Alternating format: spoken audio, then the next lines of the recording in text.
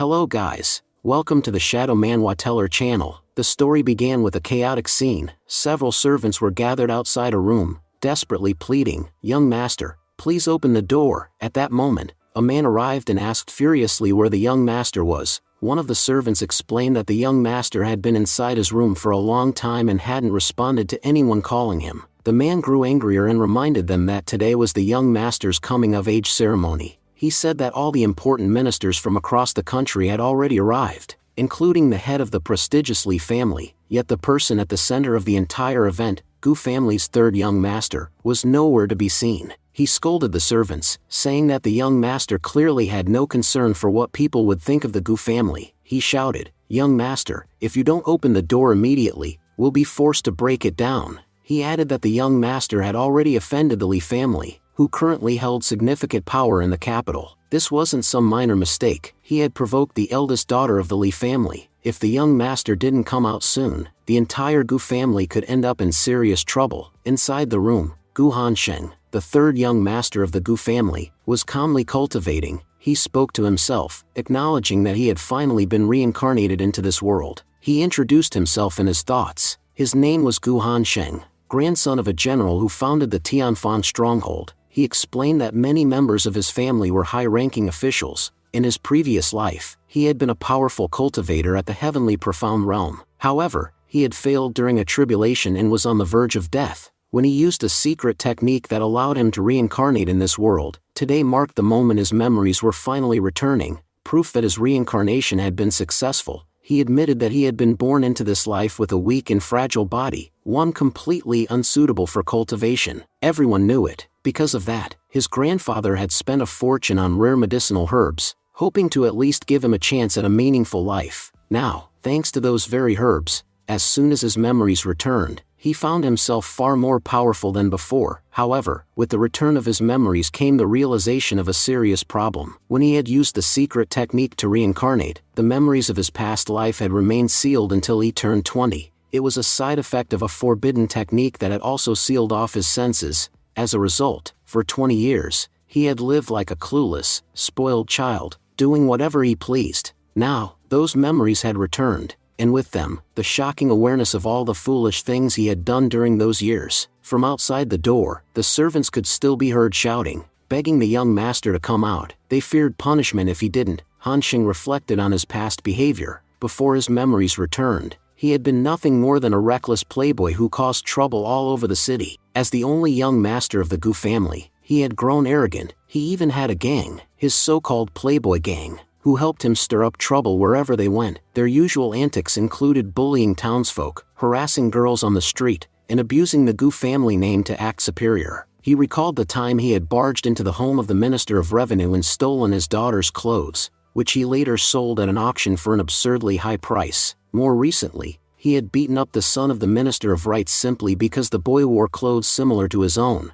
Hansheng had ordered him to change, but when the boy refused, Hansheng assaulted him. Since then, no one in the entire city dared to wear the same color as him. And then came the worst incident. About a month ago, at the urging of his friends, he had infiltrated the Lee family's residence. There, he bullied their eldest daughter, a mute girl, even going so far as to mock her, saying she looked beautiful but was worthless because she couldn't speak. He admitted to himself that he had always believed no matter what he did, his family would protect him. But this time, he knew he had gone too far. Now that his memories and senses were restored, he had decided to take full responsibility for all the problems he had caused. He vowed to fix everything with his own hands. The servants were overjoyed when Hansheng finally stepped out of his room. He teased them, asking why they were crying and reminding them he had just been sitting inside, not dead or anything. He had heard that the Lee family had arrived at the estate and told them to take him to them. He wanted to see what they had to say for themselves. The servants whispered among themselves, saying that the young master looked completely different, like a changed man. The scene shifted to the grand hall of the Gu family, where Hansheng arrived and respectfully greeted his grandfather. Grandpa Gu was visibly pleased and told him to greet all the high-ranking officials who had gathered.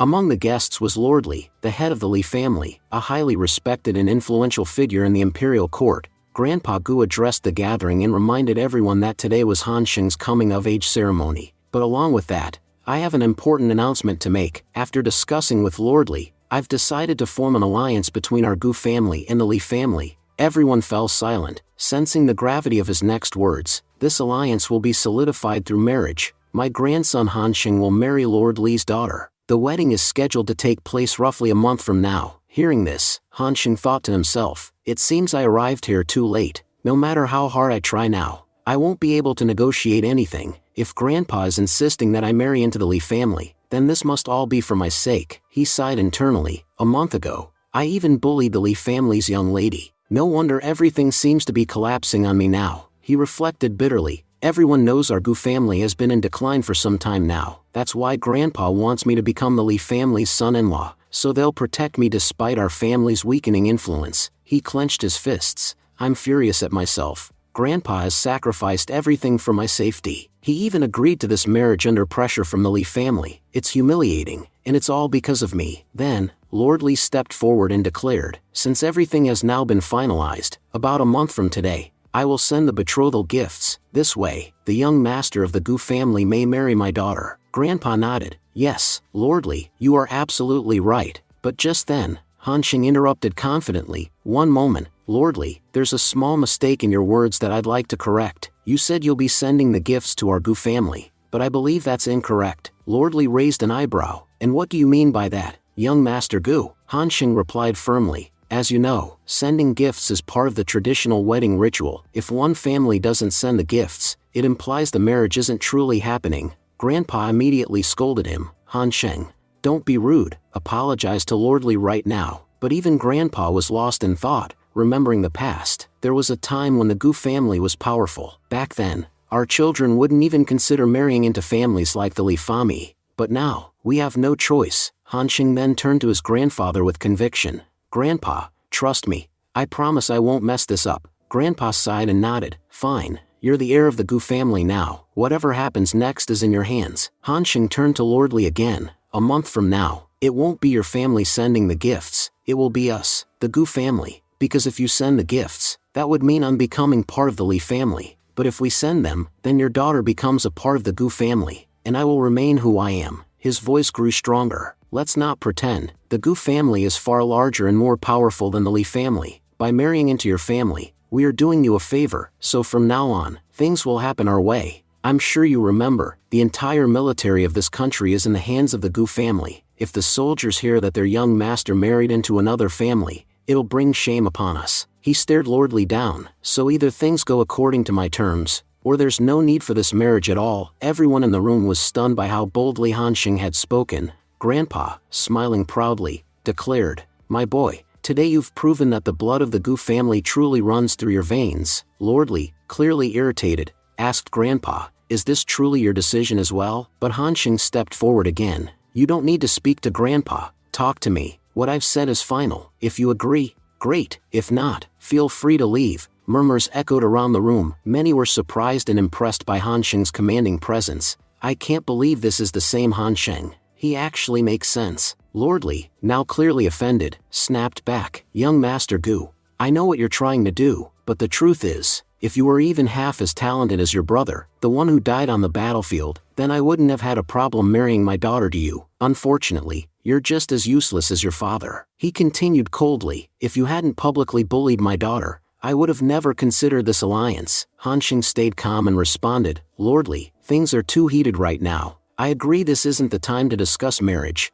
I've made many mistakes, especially in the way I treated your daughter and your family. If punishment is due, I will accept it, and if you require an apology, I will give it. But as of now, I won't be doing anything further. As Lord Li turned to leave, he said sharply, this matter ends here for today. We'll continue this discussion 1 month from now. That night, Hansheng sat quietly in his room, reflecting, finally, my senses have opened. I can cultivate again. After cultivating for some time, he smiled to himself. It feels like I've reached the profound realm. A few more days and I might level up again. Just then, someone entered the room, a teary-eyed young man. Brother, have you lost your mind? How could you speak to Lord Li like that? It's a miracle you're part of the Gu family. If anyone else had done what you did, they'd be dead by now. Hansheng rolled his eyes. All right, stop crying already. You're not a kid anymore. Don't you feel embarrassed? The young man was Han Rian, grandson of the Minister of War and Hansheng's childhood friend. They had caused plenty of mischief together growing up. Still teary-eyed, Han Rian said,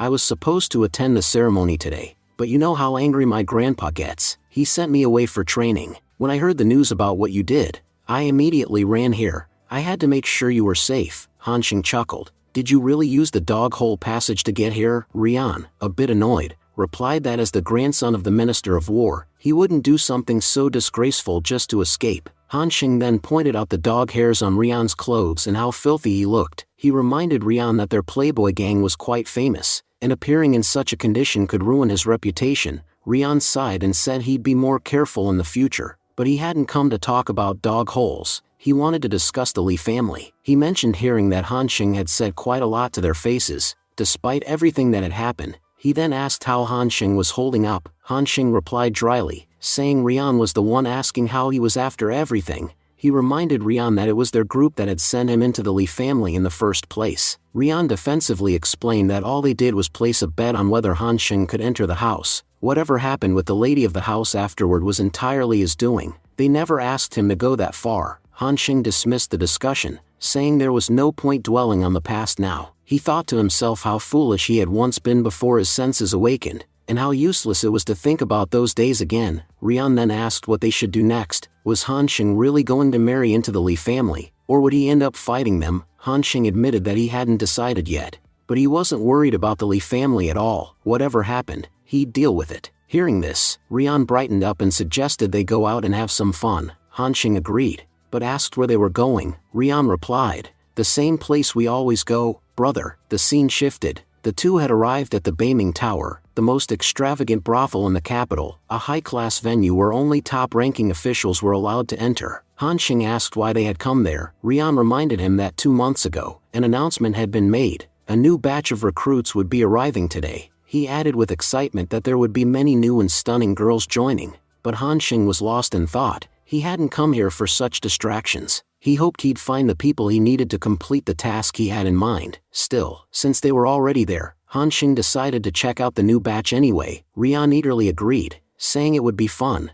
As soon as Han Xing stepped into the Beiming Tower, the entire place went silent in shock. People gasped and whispered, "Young Master Gu is here." Everyone was panicking internally, thinking that every time this guy showed up, trouble was sure to follow. The worst part was, no one could stop him. After all, the Gu family was the most powerful family in the capital. Some people started checking their clothes, relieved their colors didn't match Han Xing's. Had they matched, they might not have survived the encounter. Han Xing noticed the fear on everyone's faces and thought to himself that his reputation must truly be awful. After all, he had once beaten up the Minister of War's son over something as petty as clothing. In that context, their fear made sense. Meanwhile, Rian was watching the scene with pride. He thought to himself how awesome his brother Gu was. As long as he was around, no one dared to bully him. Seeing everyone's terrified expressions was giving Rian a lot of satisfaction. Nearby, Fang Jiang was trembling at the sight of Han Xing. He muttered to himself that Lord Gu usually stayed on the rooftop, enjoying himself alone.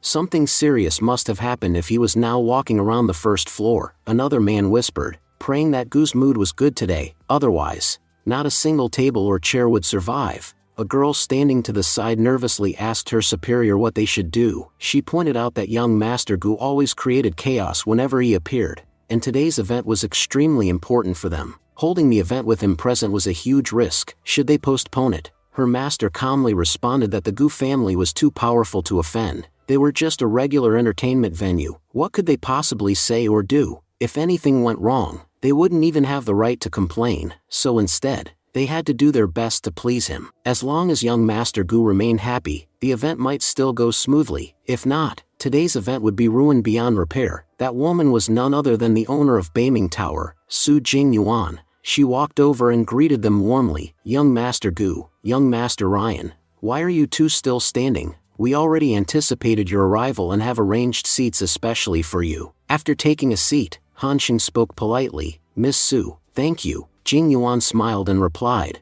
"Young master, I'm truly glad I got to do this for you. Please wait for just a couple of minutes. I'll go ahead and begin the ceremony." As she walked up to the stage, Jing Yuan addressed the audience. "As all of you are aware, a new batch has arrived at our Beiming Tower. You're free to place as many bids as you like on them. The highest bidder will win the person of their choice." Soon, the new recruits stepped onto the stage and began performing one by one. Han Rian whispered to Han Xing, "Brother Gu, look at those girls. Aren't they absolutely stunning? One of them kept staring at me intensely. Han Xing responded sternly, Rian, what kind of face are you making? You should mind your manners while sitting here. Rian chuckled and said, Brother Gu, are you serious? Since childhood, we've never cared about manners, and now you're preaching about them? Don't you remember the golden rule of our Playboy gang? Manners are useless. The only thing that matters in life is showing off. Just then, some people in the crowd were overheard commenting, this batch is incredible, all of them look amazing, especially those two guys standing in the center, they seem extraordinary. Han Xing heard them and wondered, who are they talking about?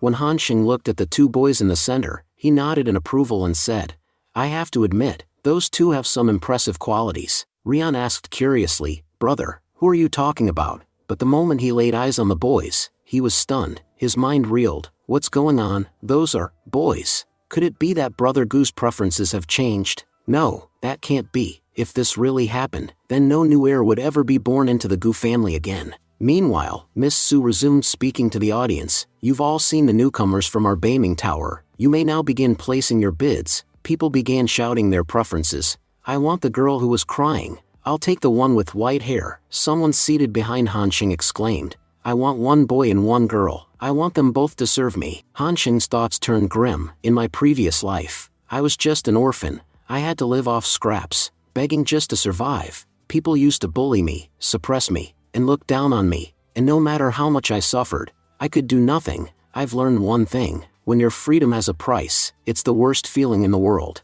These people are literally buying someone else's freedom. I can't let them live such a filthy life while I stand by and watch. Rian leaned toward Han Xing and said, You know, Brother Gu, our family has strict rules. If they didn't, I'd be bidding too. But even if we do manage to buy someone here, what good would it do us? The moment we get home, our families would break our legs. Suddenly, Han Xing stood up and declared loudly, I want the entire batch. Miss Su, shocked, asked, Master Gu, did I hear you correctly? You want all the girls from this batch? Han Xing corrected her, you misunderstood. I want everyone in this batch, every single one of them. The surrounding attendees started murmuring among themselves. Isn't it a rule in the Gu family that they never purchase servants for themselves? Looks like young Master Gu has broken yet another family rule. I wonder how much more he'll tarnish the Gu family name. From behind Han Xing, some men called out, Han Xing, if you buy everyone here, what's the point of us even coming? Another added, yeah, and don't forget what you did with the Li family. They're still angry at you. If you break another Gu family's rule, things won't end well for you. Han Xing turned toward them coldly and said,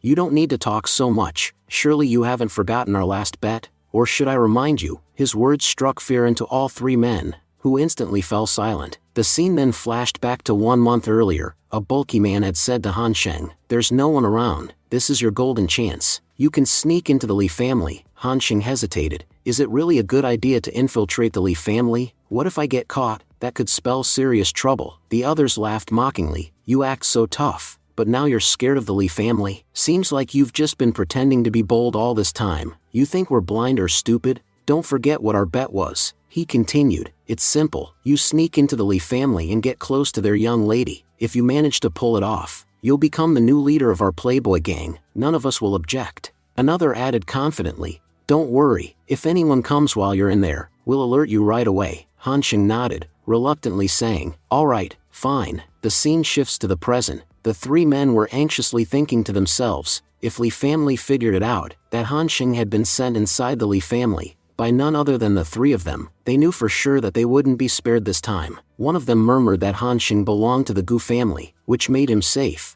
but their own family didn't have enough power to protect them from the wrath of the Li family. Han Xing, overhearing them, said firmly that it seemed they had forgotten his warnings. If that was the case, he would personally go to the Li family and explain everything. As he started to leave, the three men quickly blocked his path and pleaded, Brother, please wait. Han Xing asked coldly if they were trying to pick a fight with him. They quickly shook their heads and replied, No, boss. Why would we do that? You're free to buy whatever you want here. Compared to you, we're nothing. If you want all the newcomers, take them, we won't stop you. After all, we're your little brothers, aren't we? How could we ever defy you? Rian, standing nearby, thought to himself that he had also been involved in that whole mess. Fortunately, he was quite close to Han Xing. Otherwise, Han Xing wouldn't have spared him either. Han Xing then turned to Miss Su and asked her opinion on the deal, saying, As you can see, everyone has agreed to it. Miss Su responded respectfully, saying that if the young master had given his word, then everything was final. Everyone in the city knew that no one dared defy young Master Gu.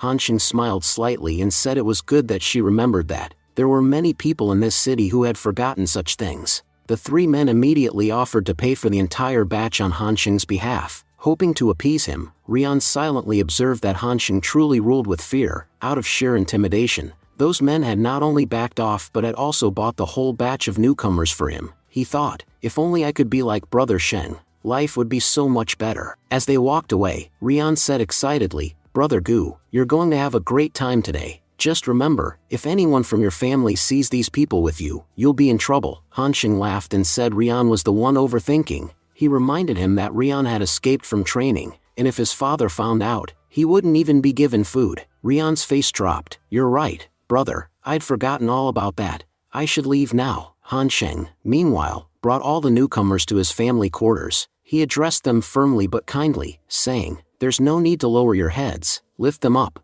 I want to see all of your faces. After examining their faces one by one, Han Xing admitted aloud that the Beiming Pavilion had indeed gathered some extraordinary beauties. Not only were they all young, but they were also incredibly talented. Suddenly, one girl stepped forward, visibly frightened. She pleaded, Master, please don't hurt us. We'll do anything you ask. Han Xing told her to stand up and asked when he ever said he was going to hurt them. He then made an announcement.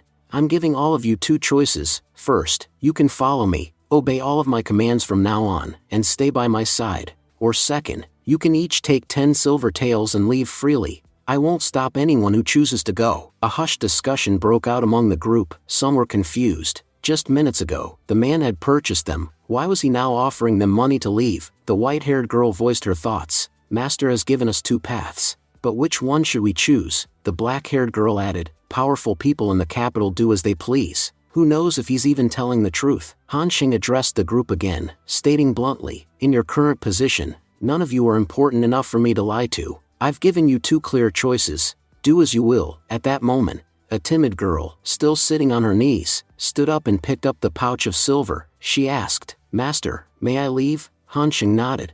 I said you could. You may go. One by one, more people began picking up the silver and leaving. Han Xing thought to himself that he had given them a chance, and they had made their decision. Whatever happened to them in the future would be their own responsibility. Soon, everyone had taken the silver except for two girls. Han Xing asked them why they hadn't left. You have a rare opportunity for freedom here. Why won't you take it? The black-haired girl replied honestly, Master, if I may speak frankly, we're just low-level people. It doesn't matter how far we go. Someone else will eventually capture us and sell us at another auction. We were lucky to have met you. Most young masters aren't as kind. If it weren't for you, who knows what would have happened to us? Han Xing asked. So you think I'm a kind person? He silently reflected that in his past life, he had been a cruel cultivator. If he were honest, he had probably killed over 1,000 people with his own hands. A good man was not a title that suited him. The white-haired girl stepped forward and said, Master, I have a clear reason for staying. Since you brought us here, you haven't hit us or abused us. In fact, you're even giving us the option to leave. For someone like me, that makes you a great benefactor. There's no one else in this world I could compare to you, no matter what happens. I'm not leaving you. Han Xing looked at her and asked, What's your name? I really like your attitude. From today, you'll be in charge of everyone here. The girl's eyes lit up with joy. With gratitude, she replied, My name is Gong Jin, Master. Thank you so much for giving me this incredible opportunity. Han Xing looked to the side and said, Didn't you all choose money over everything? Then why are you still here? At that moment, one of the girls replied, Master, we want to become like you. Still gazing off to the side, Han Xing asked again, Then tell me, why haven't you all left yet? The two boys standing nearby stepped forward and said with determination, Master, we want to be like you. We want to become strong, so strong that no one can bully us again. One day, we want to stand fearlessly, just like you, and to achieve that goal, we're ready to do whatever it takes. Han Xing thought to himself, in my past life, I must have been about their age when I first began my cultivation journey. That's when I truly started progressing along the path of greatness. Speaking aloud, he said,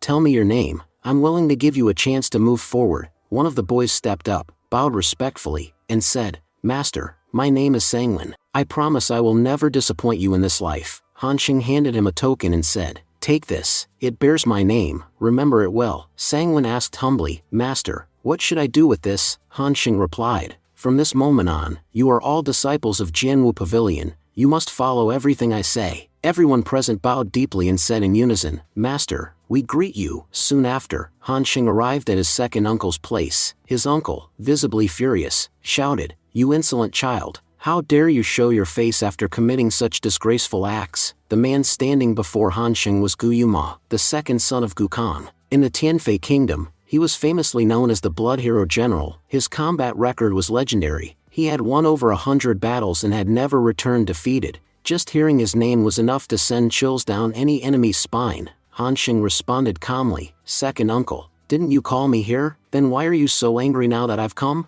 Gu Yuma snapped, "You think I shouldn't be angry? You've bought off every new batch of Beiming Pavilion. Did you forget that our family doesn't keep slaves? And in trying to buy them, you've offended several young masters." He continued, his tone sharp, "Dear nephew, you've already caused a stir across the kingdom, and you ask me what you've done wrong? What do you expect? Praise." Han Xing replied coolly, "Second uncle, this is a small matter. You know I understand my limits. I would never do anything the Gu family couldn't handle." Gu Yuma scoffed, "You think you know your limits? If that were true, the entire capital wouldn't be turning against the Gu family because of you. Fortunately, our family has immense power, enough to keep others in check. Otherwise, you would have already disgraced us completely." He added, "At your age, your grandfather and I had already achieved so much, and here you are, ruining your family's reputation." Suddenly, mid-sentence, Gu Yuma started coughing. Seeing him falter, Han Xing quickly dropped to his knees and said with sincerity, "Second uncle, please believe me. From now on, I'll never do anything wrong again. Whatever mistakes I've made, those were my last.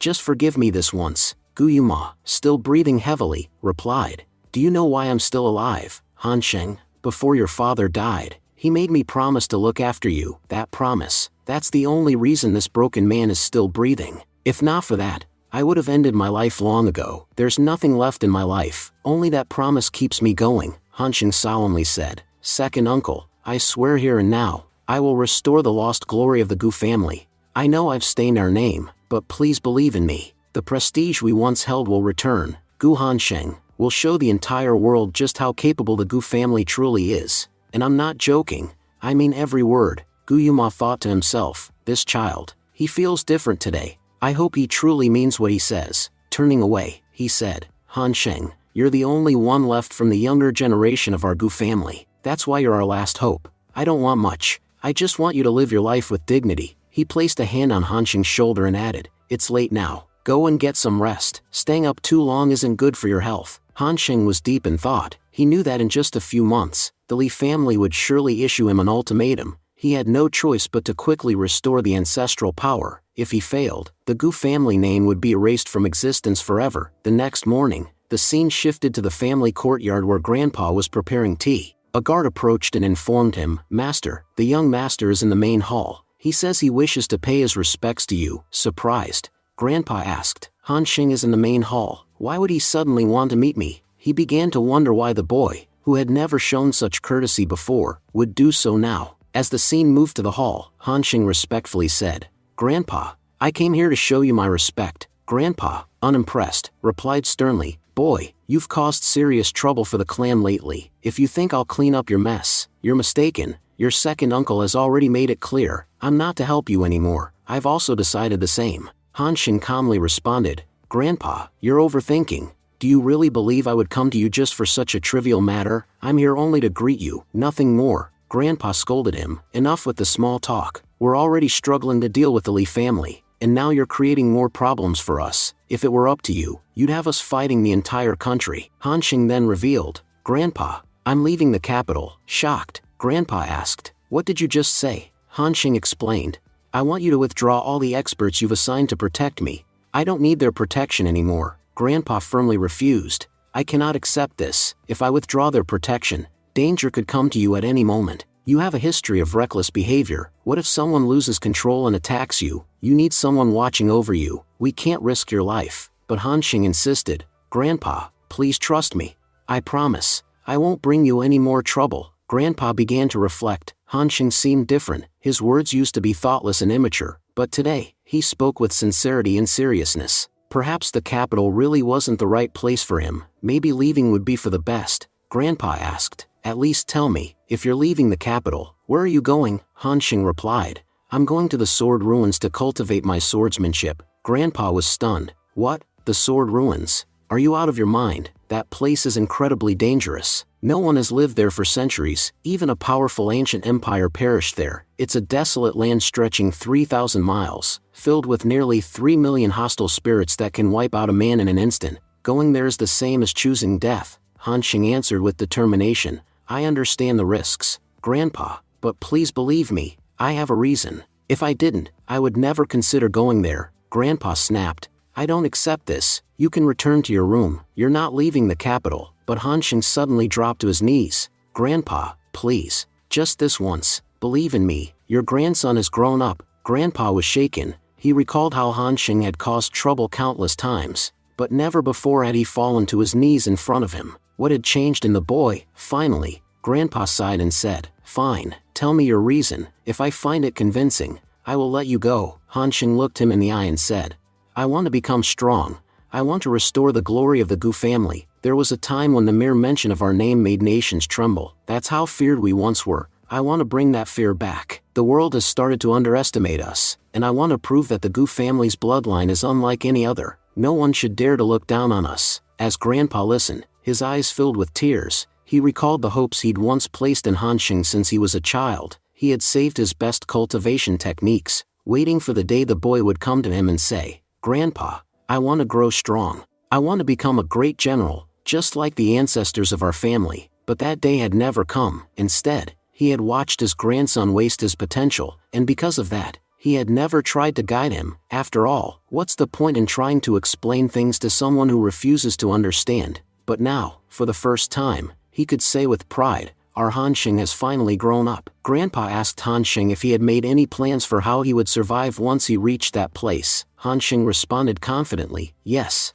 Grandpa, I've made a plan. Grandpa nodded and said, All right, then you can go. But remember, you must return within a month. Han Xing smiled with determination and replied, I'll remember that, Grandpa. Just as Han Xing was about to leave, Yi Bo, one of the Gu family's butlers, appeared behind Grandpa. Yi Bo was once a fierce warrior who had fought many battles alongside the Gu Kong and was considered the right-hand man of the Gu family. Yi Bo addressed Grandpa, Master, Sword Dunes is an extremely dangerous place. If I accompany the young master in secret, I can ensure his safety. But Grandpa refused firmly. There's no need. If this boy doesn't return within a month, I'll take my army of millions and go collect his bones myself. Accept this, our Gu family will be finished. He is our last hope. If he can't survive on his own, then once we're gone, the world will devour him. It's better for him to face the reality of this world while we're still in it. Grandpa silently prayed, Han Xing, I just hope you come back alive. Later, Han Xing returned to his sect. The disciples asked him, Master, is this the cultivation technique you wish to teach us? Han Xing replied, This is a very basic technique suitable for humans at the foundation realm.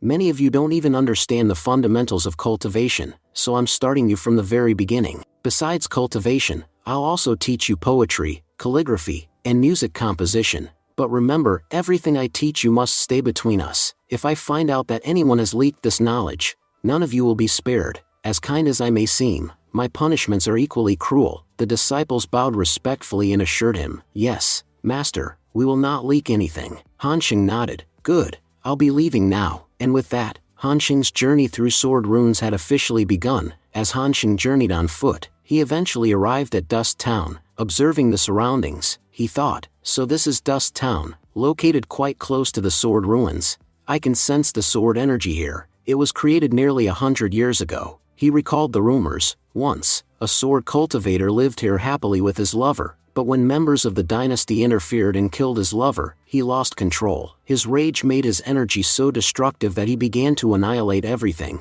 They said his sword swings were so powerful that a single swing could kill 1,000 people. In one furious strike, he turned this capital into a graveyard. Everyone who had wronged him was slaughtered. That's why the sword energy here is so deadly, Han Xing thought. To have destroyed a 3,000-mile area with just his sword, that master must have been incredibly powerful. They say he reached the celestial profound realm, but I believe he surpassed even that. His cultivation was truly extraordinary. Looking ahead, Han Xing noticed smoke rising. He was puzzled. As far as I know, after Dust Town was destroyed, No one stayed here, so why is there smoke coming from that lodge? Could it really still be active? Curious, he entered the lodge and saw an old man working inside. Just then, a young woman walked out and said, "Grandpa, we have a guest. Why didn't you welcome him? Why are you just standing there?" The old man remained silent. The girl turned to Hansheng and said politely, "Young master, forgive us. May I ask what you need?" Hansheng replied, "Just some food and wine."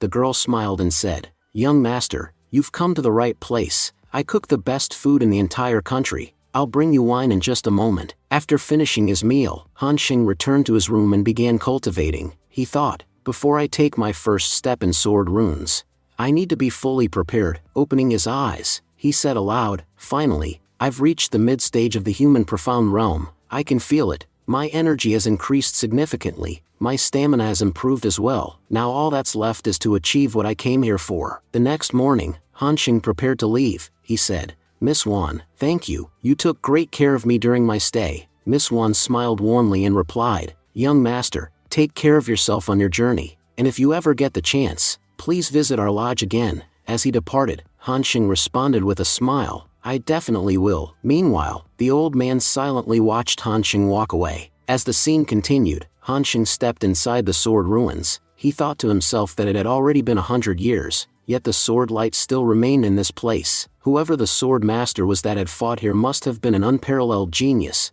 Hansheng didn't believe anyone could surpass that individual in swordsmanship. The sword attacks left behind were so intense, they resembled nuclear strikes, wounds that hadn't healed even after a century. Reflecting on his previous life, Hansheng admitted that while he had learned many things, he hadn't mastered any one path completely. He had worked hard in cultivation, reaching the celestial profound realm, but deep down, he always felt that not mastering a single path was a grave mistake. After reaching a certain point in his journey, he had no idea what direction to take next. Determined, he resolved to reclaim his ninth sword of Ki. If he wanted his body to comprehend the true essence of sword cultivation, then he would have to fuse with his sword. Until his sword and body became one, they wouldn't be able to attain true power. As he moved forward into the sword ruins, the dense sword energy began to tear into his body, leaving cuts on his skin. But Hansheng was determined. He vowed not to make any mistakes in sword cultivation this time. If he wanted to become a sovereign in swordsmanship, he had to become as sharp and unyielding as his sword. He needed to forge this fragile body into a true sword body. Only then could he become truly powerful. As he walked further, he began using the Blood Moon sword body technique. This technique was known to be brutal. Only those whose bodies could withstand its effects would survive. But those who did became incredibly powerful. Even a human cultivator at the profound realm could fight evenly with someone at the earth profound realm, and if one managed to perfect the technique, there would be no one below the celestial realm capable of matching them. The technique was extremely rare and considered high class. Hardly anyone in the martial world possessed it. As time passed, night fell, and Hansheng continued his training within the ruins. He sat down and began mastering the ninth sword of Ki, a basic earth tier sword technique. If he mastered it, he would be able to cause massive explosions using his sword. Hansheng reflected that although he had only made a little progress with the Blood Moon sword body technique, it had already elevated his cultivation to the peak of the human realm. He had to admit the technique had some amazing benefits. However, he still felt that sword ruins should offer more valuable opportunities. Since arriving here, he hadn't found anything worth calling a true gain. Just then, as he looked ahead, he spotted something. He speculated it might be a remnant of sword intent left behind by the sword master. If he could acquire it, it would greatly benefit him. Advancing quickly, Hansheng grasped the sword intent. He thought that even refining it slightly would significantly enhance his ninth sword of Ki technique. It would be a major boost to his personal cultivation.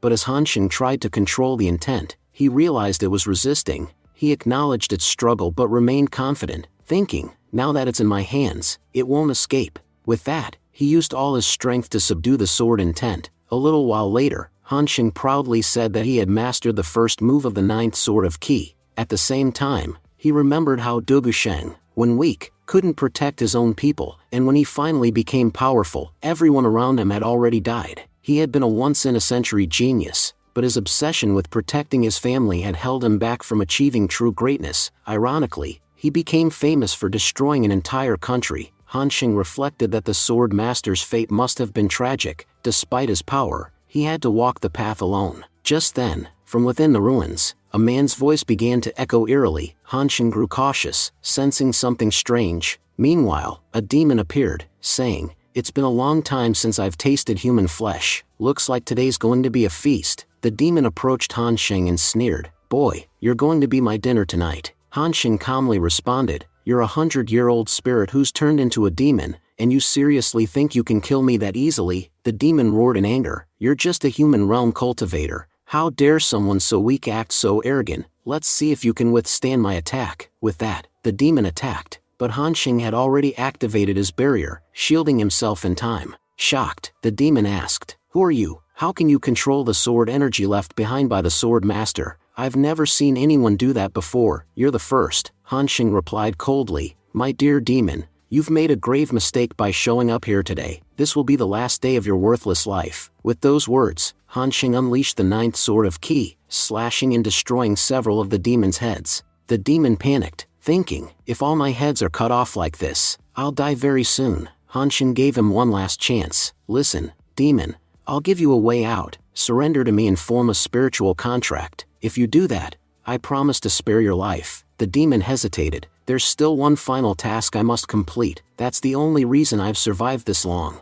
If I refuse this boy, he'll surely kill me. But if I surrender, maybe there's still a way I can live." The demon then formed a contract with Han Sheng. Han Sheng remarked that by agreeing to a contract, the demon had effectively acknowledged him as its master. He then asked the demon to reveal its true form. The demon transformed into a spiritual entity and, bowing, introduced himself as Yan Cheng. "I greet you, master." Han Sheng thought to himself that taking Yan Cheng anywhere would be much of a problem. He didn't look fully human nor entirely ghost-like. He was something in between. Han Sheng then told Yan Cheng that he would now teach him a ghost cultivation technique called Heaven's Azuri Ghost Path. He explained that if Yan Cheng mastered this technique and reached the Earth realm, his body would be restored with flesh and blood, and he could once again live as a human being. Shocked, Yan Cheng asked, "Master, with Heaven's Azuri Ghost Path, could we even challenge the heavens? After all, I was nothing more than a dead spirit, but you've brought me back to life." Han Sheng replied, "I've simply given you an opportunity. What you make of it is entirely up to you." With tears of gratitude, Yan Cheng said,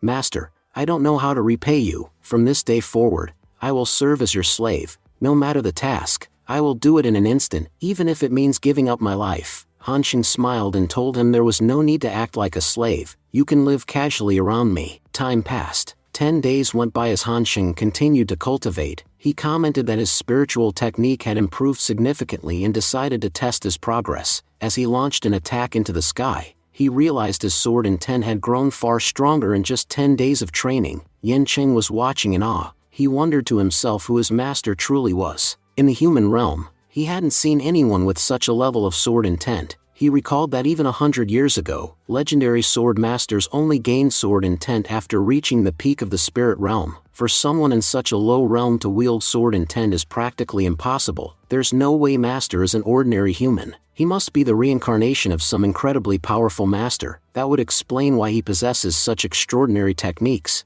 Just then, Han Sheng called out to him, "Yan Cheng, come here." "Yes, master, what is it?" Yan Cheng replied. Han Sheng said, "I'm going to conceal your spirit essence so I can safely take you out of the sect. But I must warn you, the process might be painful, and you'll need to endure it." Yan Cheng nodded without hesitation. "Understood, master, I'll do it." Han Sheng began casting a spell. As it activated, a dark aura started seeping out of Yan Cheng's body. Moments later, his entire form condensed into a pill. The scene shifted. Han Sheng returned to the lodge. Miss Wan greeted him warmly. "Young master, you're back. Would you like to taste the wine I brewed for you?" Meanwhile, Yan Cheng approached the old blacksmith and asked, "Old man, are you sharpening your sword?" Han Sheng observed the forge and remarked that the old man was using incredibly rare heavy iron. "Even while you're refining it, I can sense sword intent leaking from the blade. You must have been a master craftsman in your prime." The old man replied, "In this entire world, there is only one person worthy of wielding the divine sword I forged. No one else can even touch it." Han Sheng, intrigued, asked, "That's fascinating. Who is this person who deserves to wield your divine sword?" The old man responded, "He's the only one in the world, none other than Dubusheng." As soon as Miss Wan heard the name, her hands trembled and she dropped the wine. "Dubusheng, that's the same sword master who destroyed this place 100 years ago." Han Sheng recalled the legends of Dubusheng. a swordsman so powerful that no master across nations could match him. He had once used his power to turn an entire capital city into stone. Han Xing turned to the old man and made a request. "Old master, could I ask you to forge a sword for me?" Laughing, the old man replied, "So, you want me to forge your sword?" Han Xing said earnestly, "Master, I'm not joking. I'm being completely serious. Please give me your sword." The old man replied sternly, "Boy, do you even understand who I am? If you ask for my sword with such arrogance, do you really think I'd hand it over to you? Besides, to earn my sword, one must prove they're worthy of it." Han Xing responded with passion, declaring that using the master's sword, he would defeat every enemy in his path. He said he would travel the world, becoming a legendary, unparalleled sword master, someone others wouldn't even dare to compare themselves to. He continued, expressing his admiration for the old man's craftsmanship. "I know you've poured your heart and soul into forging these swords. Your mastery is extraordinary. I promise I'll put in even more effort than you did, so that I can make a name for myself using your blade. I'll push my swordsmanship to its peak, beyond limits no one's ever seen." The old man listened, then said thoughtfully, "Your words sound impressive, but they won't convince me. If you had real achievements, I might have considered it, but right now, forging a sword for you makes no sense." Just then, Han Xing released his sword intent. Startled, the old man thought to himself, "What? That's sword intent? To manifest it is an incredible feat. How did this boy manage such a thing at such a young age?" At that moment, Miss Wan stepped in furiously, yelling, "How dare you? You've damaged the lodge." The old man turned to her and said calmly, "Wan, stand back. You don't need to say anything to them." "But Grandpa," she protested, "they've destroyed my lodge." Han Xing looked at the old master and asked, "Now what do you think of me?" The old man, now impressed, replied, "That was impressive. You've grasped the basics of sword intent. Tell me, how long did it take you to learn it?" Han Xing answered humbly, "It took me 10 days. After 10 days of non-stop practice, I reached this stage." The old master was stunned. 10 days. That means when he first arrived here, he didn't even know sword intent. How is that possible? No ordinary human could achieve this in such a short time. He must truly be gifted. Turning to Wan, the old man instructed, "Go to my room and bring me the black sword." When she returned with it, she asked, "Grandpa, is this the sword you meant?" The old master nodded and said to Han Xing, "This is my masterpiece, the Jin Hong sword." Han Xing examined the blade. "So, this is the legendary Jin Hong sword. It's said to be capable of cutting down multiple enemies in a single strike. Let's test how powerful it really is." With that, Han Xing swung the sword, unleashing a mighty strike. The blast destroyed part of the lodge, and even the roof blew off. Holding the sword, Han Xing marveled, "My power has increased by 60%. This isn't just a sword, it's a divine weapon." Miss Wan was furious. "You bastard, you completely destroyed my lodge. Who's going to stay here now?"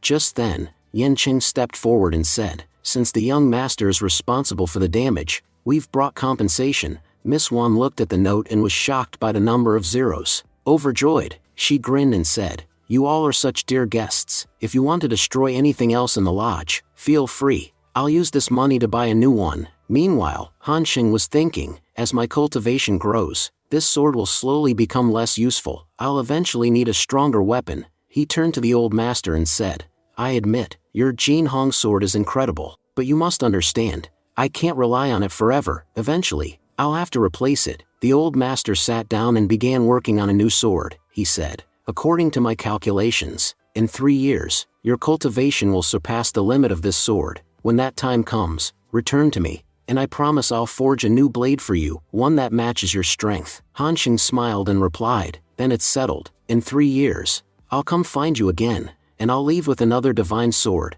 I swear, your sword's glory will spread across the world, and the one to carry that glory will be me." Scene shifted to Capital City, where Grandpa eagerly greets Han Xing. "My boy, you're finally back. Let me look at you. Are you all right?" Han Xing smiled warmly. "I'm perfectly fine. Grandpa, your grandson has returned safe and sound." Pulling him into a hug, Grandpa muttered, "Foolish child, if you'd taken any longer, I was ready to mobilize my army. I would have crossed borders just to find you. You don't know how terrified I was." Second uncle joined in, asking, "Han Xing, where did you go? Did you gain anything from this trip?" Han Xing replied with a somber tone, "Uncle, everyone used to say I was worthless, and I never believed it. But after this journey, I've realized they were right. I tried so hard, gave it my all, and still, I failed. I'm no better than I was before." Grandpa and second uncle exchanged worried glances. deeply shaken by Han Xing's despair. Second uncle then said, "If that's how you feel, then prepare yourself. In a few days, your marriage will be arranged with the Li family. You know what they want. They've promised to send gifts and officially bring you into their family. After that, you'll have no connection with the Gu family anymore." Grandpa assured him not to worry, saying he had already spoken to the Li family and no one there would bully him. As he left, Han Xing thought to himself that he owed both Grandpa and his second uncle an apology. He had lied to them. His second uncle, now angry, wondered aloud why such things kept happening to their Gu family. All the previous generations of their family were incredibly talented. Why was Han Xing the only one, who even after going to the sword ruins, had achieved nothing? He questioned how this child's fate could be this miserable. Meanwhile, Grandpa thought to himself that perhaps even the heavens wished for their family to be wiped out, that this might be the end of the Gu family. Outside, Han Xing reflected on his thoughts. He felt sorry for not telling them the truth, that he could now cultivate, but he couldn't reveal this yet because capital had become increasingly dangerous. Everyone already believed their Gu family was finished. If he suddenly started performing exceptionally well, people would become suspicious and might even target him. Even if he became powerful, fighting everyone at once would be impossible. So, he decided to keep his mouth shut until he grew strong enough to destroy anyone who stood in his way. But until that time came, he had to remain silent. Later, Han Xing went with Yan Qing to a nearby mountain. He told Yan Qing that no matter what, he had to reach Earth Realm today. He instructed him to begin his ghost cultivation and form a physical body. Shocked, Yan Qing asked if he really had to do all of this in just one night. He said that it usually took 3 years to complete, so doing all this in one night felt impossible. Han Xing made it clear, he didn't save Yan Qing because he was a good person. He saved him because he believed Yan Qing was powerful and could be useful. If Yan Qing couldn't prove himself, he wouldn't be allowed to stay. He would have to return to the Sworn Ruins. Realizing his master was right, Yan Qing thought he had been given a huge opportunity and couldn't afford to disappoint him. He promised to give his best. Han Xing sat down and explained that ghost cultivation went against both heaven and earth. He warned him to remember one thing clearly. During cultivation, past memories would surface and torment him. No matter what happened, he must not get entangled in them. If he did, he might never escape. If Yan Qing stayed focused, not even divine punishment could harm him. With that, Yan Qing began his cultivation. As his memories surfaced, he saw himself as a young child, remembering moments with his mother and father. He recalled spending beautiful times with them. Then, a girl appeared in his memory, someone he felt strangely familiar with, though he couldn't remember who she was. Suddenly, the memory turned dark. Yan Qing witnessed his parents being murdered by bandits. The bandits complained that the family had no money and killing them had been useless. If they had known earlier, they wouldn't have bothered robbing the house. Yan Qing stood frozen, watching everything. Consumed by rage, he shouted at the bandits, asking how they dared kill his parents. He swore to kill them all. After a fierce battle, Yan Qing managed to kill both men. He vowed to find the girl who was waiting for him, no matter what. When he turned around, he saw his lover standing there, crying. She said he was late and asked if he had broken his promise. Saying this, she disappeared right before his eyes. Yan Qing cried out in despair, realizing he had lost everything. Despite all his efforts, he had achieved nothing. Back in the present, Han Xing saw what was happening and panicked. He realized Yan Qing was now trapped inside his memories and wouldn't survive unless he escaped. Desperately, Han Xing shouted at him to wake up. He told him he couldn't remain imprisoned in that nightmare and asked if he really wanted to spend the rest of his life as a lost soul. He reminded him that this was his final chance to be free. He needed to come to his senses. Just then, the skies above began to crackle with a threatening light. Han Xing was deep in thought, worried that things were about to get worse. He knew the heavenly punishment would soon begin. He called out urgently to Yan Qing, telling him to get up quickly. If he didn't, they would be in serious trouble. At that moment, Yan Qing slowly began to regain control over his body. Seeing this, Han Xing sighed in relief. He thought it was a good sign. Yan Qing had achieved a breakthrough and was now in the process of reconstructing his body. Soon, he believed, Yan Qing would possess a real, complete physical form. Struggling, Yan Qing cried out that he would need more time, and warned Han Xing that a heavenly tribulation was descending from the sky. Despite that, he remained unable to move, his body still condensing. He feared the worst, that his end might come right then and there. Just as the lightning from the tribulation was about to strike Yan Qing,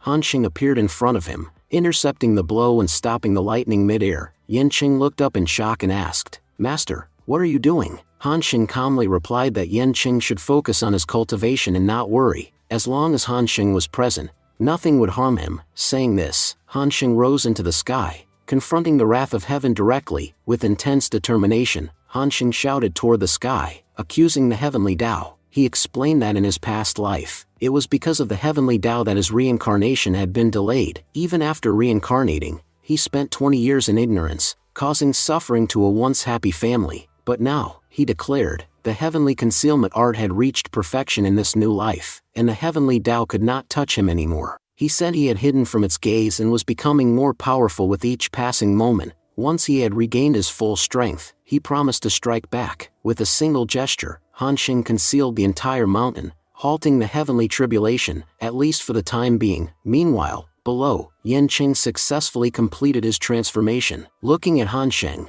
he asked with concern, "Master, are you all right?" Han Xing reassured him, saying that thanks to the heavenly concealment art, the punishment couldn't detect its target. If it couldn't see them, it couldn't attack them. However, Yan Qing voiced his confusion. Before Han Xing used the concealment art, the tribulation had still tried to strike. He pointed out that heavenly tribulation usually only falls on the intended target, so why had it attacked without cause? Han Xing explained that it was because this was his second life, a reincarnation he had achieved on his own, without divine assistance. He told Yan Qing that the heavenly Tao liked to control everything and detested anyone who went against its will. Whether it was him or Yan Qing, the heavenly Tao hated them both. But since Han Xing had defied the natural order and reincarnated independently, the heavenly Tao hated him even more. Still, he brushed it off, saying it was a personal matter between him and the heavenly Tao, and he would settle it in time. Yan Qing silently wondered just how powerful his master truly was. The way Han Xing casually talked about confronting the heavenly Tao made it sound like it was no big deal. Despite being hated by the heavens, he had managed to reincarnate and even talk confidently about defeating it. In his mind, Yan Qing was certain that in his past life, his master must have reached at least the celestial realm. Han Xing then told Yan Qing that while he had reached the peak of his current stage, he had still been trapped by a mere nightmare. It showed that while Yan Qing's body had grown powerful, his mind remained weak. He warned him that he wasn't yet prepared for this world. Ashamed, Yan Qing admitted that he deserved to die. He had been trapped in that nightmare because of a promise he had made, one that he had failed to fulfill. The regret from that broken promise had bound him. Han Xing reminded him that this life had been granted by him.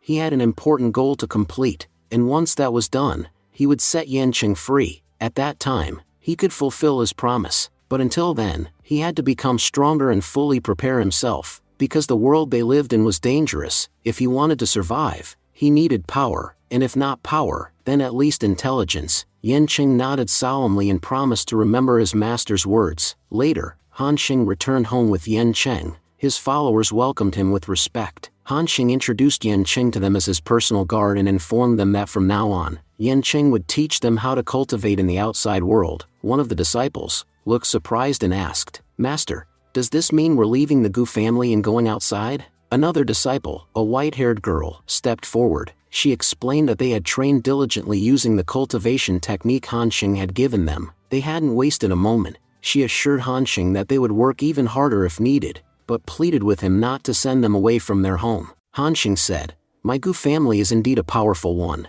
but compared to the outside world, it's nothing. If you choose to live in this house and survive forever, you'll live like an ant. But if you step out and face the world, you'll come back a real man, someone who can look into the mirror and feel proud, knowing he actually achieved something in life. And to witness that day, you must leave this house." The next scene cut to the arrival of the Li family. A maid respectfully told Han Xing, "Young master, our lord is currently a bit busy. You'll need to wait here for a short while. He'll be here in just 5 minutes." Han Xing nodded and replied calmly, "All right, I'll wait." The maid silently thought to herself, "He looks quite handsome in person, but I've heard so many negative rumors about him. Seeing him now, he doesn't seem like that kind of person at all." Just then, a man barged in, rudely shoving the maid aside. He shouted, "Move. You're serving tea to the guy who bullied my beloved sister. How could you?" The maid stumbled from the push, and Han Xing quickly stepped in. He said firmly, "You should get that hand of yours treated. If you don't, it'll leave a permanent scar." The maid nodded, "Yes, master, I'll go now." The man who had entered was none other than Li Zuan. Han Xing turned to him and asked,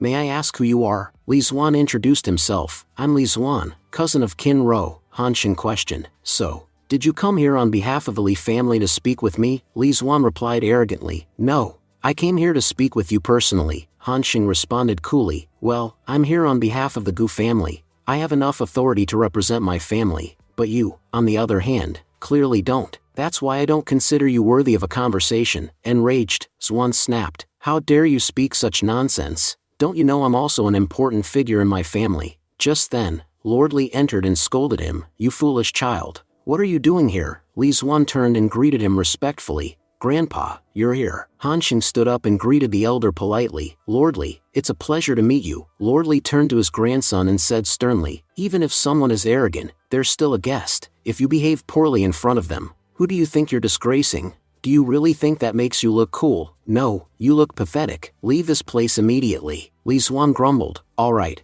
Grandpa, I'm leaving. I just ended up here while wandering around. Once Xuan had left, Lord Li turned to Han Xing and said, I already know why you're here, but let me give you some advice. Give up on your idea. Everyone knows you failed in cultivation, and they also believe you'll never succeed at it. It's already remarkable that someone like you is even being considered for marriage into the Li family. If you weren't from the Gu family, you'd never have been given this chance. Han Xing calmly asked, Are you so sure I'm worthless at cultivation? Can you guarantee that I'll never be capable of anything? Lord Li thought to himself in disbelief. How can this child speak so arrogantly? From what I can see, his body holds no special energy. He said aloud, Boy, your body is completely devoid of energy. Your dantian is empty. If anyone deserves to be called a failure, it's you. Did you really think you could come here and lie to me? Just because I'm old doesn't mean I'm a fool. At that moment, Han Xing placed his cup down and released a surge of energy. Lord Li was stunned. This boy, he's at the peak of earth-level cultivation,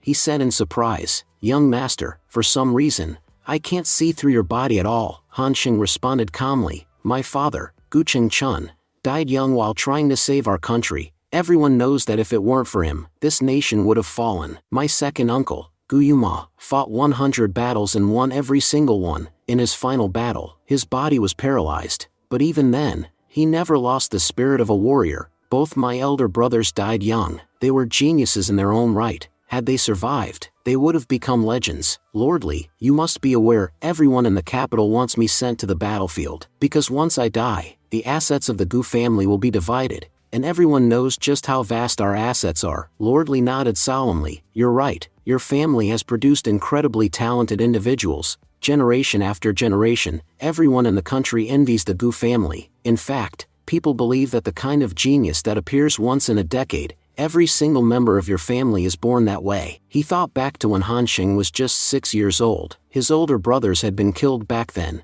It seems he's been plotting and hiding his true self ever since. For 14 years, this boy pretended to be a fool to avoid attracting threats. What he's done, no ordinary person could even imagine doing. This boy possesses a demonic intelligence. Lord Li was confronting him, saying that no one really knew the truth about young Master Gu's identity. But today, he had revealed everything in front of him. He asked if he was doing all of this just because of the marriage. Was he not afraid that she might expose him to everyone? Han Xing calmly responded, saying he could try if he wanted, but he doubted anyone would believe him. Lord Li thought to himself that the boy was right. If he told everyone that a useless playboy, someone who had done nothing all his life, had suddenly become a genius with extraordinary intelligence, who would actually believe him? Lord Li acknowledged the situation. He said that even if he accepted that the marriage conditions needed to be changed, modifying them would require the emperor's approval. And who would dare to ask the emperor for permission? Han Xing replied confidently, reminding Lord Li that everyone knew how capable he was. If he really wanted, he could easily get the emperor's decree changed. A junior like him, Han Xing added, didn't need to stress about such things. Lord Li chuckled, realizing Han Xing had planned everything from the start. He asked if Han Xing had come here with the sole purpose of persuading him. Han Xing smiled and suggested they have some tea before continuing. After all, Lord Li was quite old now, and he himself wasn't ready to hear everything just yet. Lord Li was taken aback by Han Xing's remark. He wondered what else the boy had to say, what other surprises he was hiding. Lord Li then said, let's do one thing. Come to the Li family estate tomorrow. Han Xing asked. Why? Lord Li explained that Han Xing should bring gifts to his family. In return, he would agree to his proposal. The next day, the scene shifted to the Li family residence, where members of the Gu family arrived bearing extravagant gifts. The butler announced their offerings, high-tier medical artifacts, rare elixirs, and even precious spirit herbs that were nearly impossible to obtain. Onlookers from the Li family were shocked. One of them whispered that last they heard, Gu Hansheng was supposed to marry into the Li family, but now, the marriage proposal seemed to have changed. Another guest commented in disbelief. He couldn't understand how Lord Li had agreed to marry his granddaughter to Gu Hansheng, a man considered the worst suitor in the entire country. However, he admitted one thing: the Gu family clearly had immense wealth. The gifts they had brought were worth more than what the entire Li family could earn in a lifetime. Lord Li acknowledged the grandeur of the Gu family's gesture and said it was truly impressive. The butler then explained that the Gu family respected the Li family deeply, and since this was their only young master's wedding, they spared no expense in bringing lavish gifts. The butler also reflected to himself how pleased his master had been upon hearing that Hansheng had convinced the Li family. Thankfully, he had managed to stop his master from giving away their entire treasury. Lord Li noted that, as per tradition, Hansheng should have been present at the ceremony, but he couldn't see him anywhere. The butler explained that Hansheng was supposed to come, but the emperor had summoned him to the palace. That's why he couldn't attend. Lord Li thought to himself that the emperor had likely become more aware of the situation. He had anticipated that the marriage would stir a reaction from the emperor. The scene then shifted to the emperor's study, where Hansheng arrived and bowed respectfully. He greeted the emperor, but someone beside the emperor objected, saying Hansheng shouldn't be standing while addressing the emperor. Everyone else knelt before greeting him. Hansheng casually replied that the emperor already knew he didn't take anything in life too seriously. He never really understood these overly complicated greeting rituals. He had done what he could and hoped the emperor wouldn't be angry if his greeting wasn't proper. The emperor, Tianji, approached and said he had known Hansheng since childhood. He had watched him grow up and knew exactly what kind of person he was. He then grew serious and confronted Hansheng, saying that he had lied to the emperor. Hansheng was at human profound realm, and he had committed a grave crime. As the emperor's powerful aura filled the room, even his attendant began to panic. Hansheng stood silently, sensing the gravity of the moment.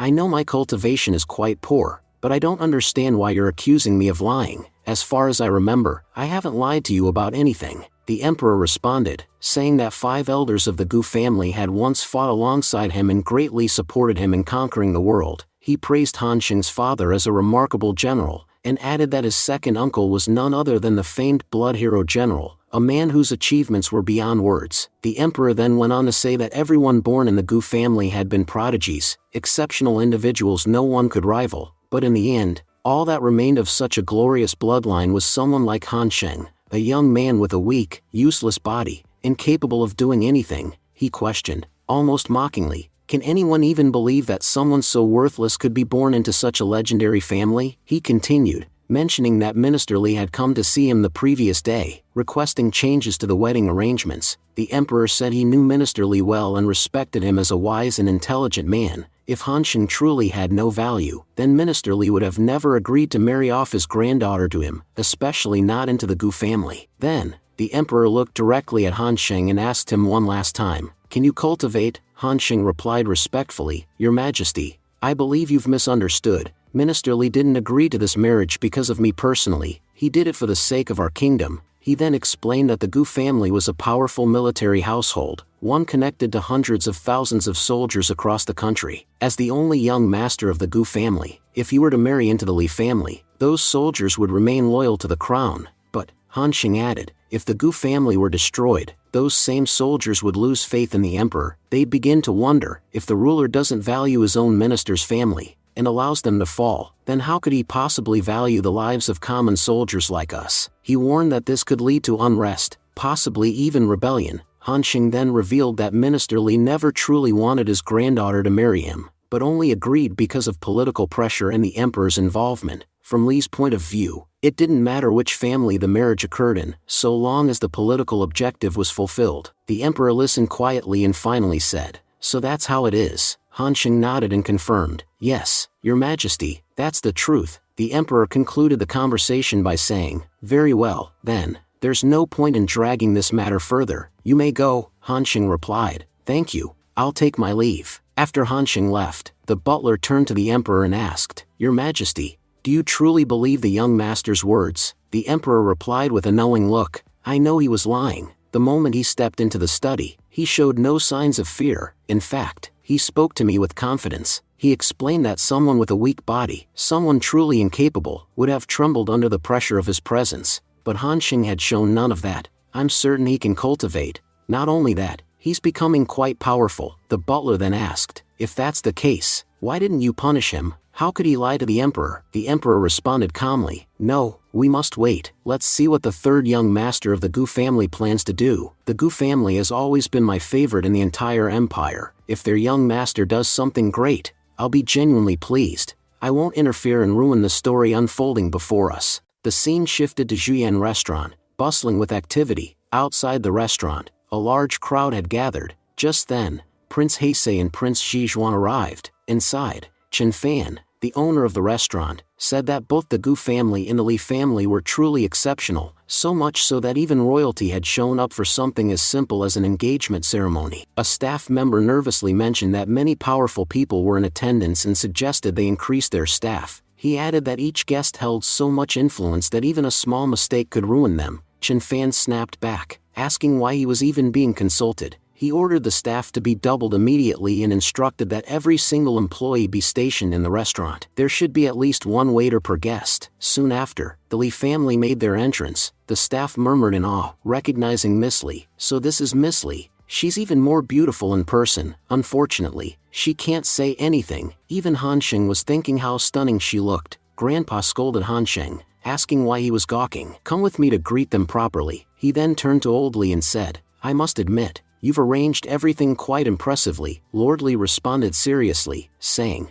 let me make one thing clear. My granddaughter is extremely important to me. I expect she won't face any trouble after entering your Gu family. If anything happens to her, I don't care how strong your military is, our Li family will stand against you. Grandpa replied sternly, remember this, your granddaughter is my granddaughter-in-law now. Maybe someone could dare trouble your granddaughter, but no one would dare trouble my granddaughter-in-law. And if your family tries to harm my granddaughter-in-law, you won't be spared either. Lord Li thought to himself, how could Han Sheng, of all people, be this clever? These old folks clearly have no idea who Han Sheng really is. What will they say when they learn that the so-called fool in their family has actually been a genius in disguise all along, even fooling a seasoned general? Then Lord Li addressed everyone, announcing, today marks the engagement between the Gu and Li families. On such a grand occasion, doesn't young Master Gu have something to say? Miss Li silently pondered, what's so special about this Han Sheng that even my grandfather values him so much? Han Sheng spoke up,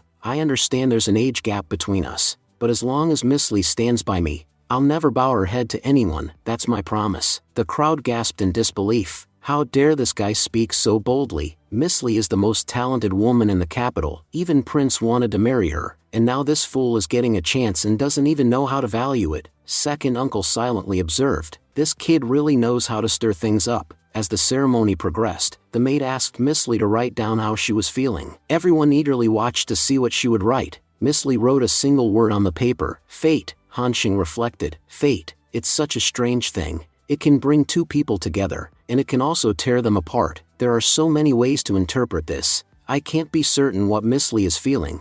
Does she want to join my family, or does she want to separate from me? If she doesn't want to, then that's fine. I won't force her, but looking at her now, she doesn't seem to have any issue with the marriage. Taking a step forward, Han Sheng said gently, Miss Li, I've made many mistakes in the past, and I hope you've forgiven me. I promise that in the future, I won't let anything trouble you. Smiling shyly, Miss Li placed her hand on Han Sheng's. Han Sheng blushed, thinking, I have to admit, she's really cute. Just then, an announcement was made, Princess Yang has arrived. Everyone murmured in surprise, wasn't she supposed to get married too? As she entered, everyone bowed respectfully, saying, Princess Yang, we greet you. Even the two princes asked, sister, what are you doing here? Princess Yang replied firmly, so you've finally stepped out of the house. Do you know how long I've waited because of you? Upon seeing Princess Yang, second uncle was visibly shocked. Then the scene transitioned into a flashback. In it, the princess said, Blood General, please take care of yourself. Second uncle said that the princess wait for his return so he could fulfill his promise to her. Princess Yang replied that although he had indeed returned from the battle, he had never fulfilled that promise. In fact, he had even refused to see her. She added emotionally, look, it's already been 5 years.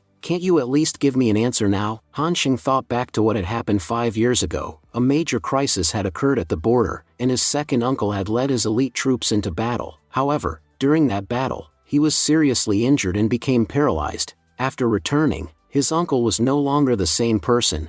he locked himself in his room and avoided talking to anyone. Han Xing remembered that his uncle had even written a letter to Princess Yang, clearly stating that he was no longer the blood general who had once made her that promise. That man was gone, killed in the war, and because of that, he couldn't fulfill the promise anymore. In the present, second uncle remained silent. Princess Yang couldn't hold back her tears. Second uncle finally spoke, saying, Han Xing, I'm exhausted.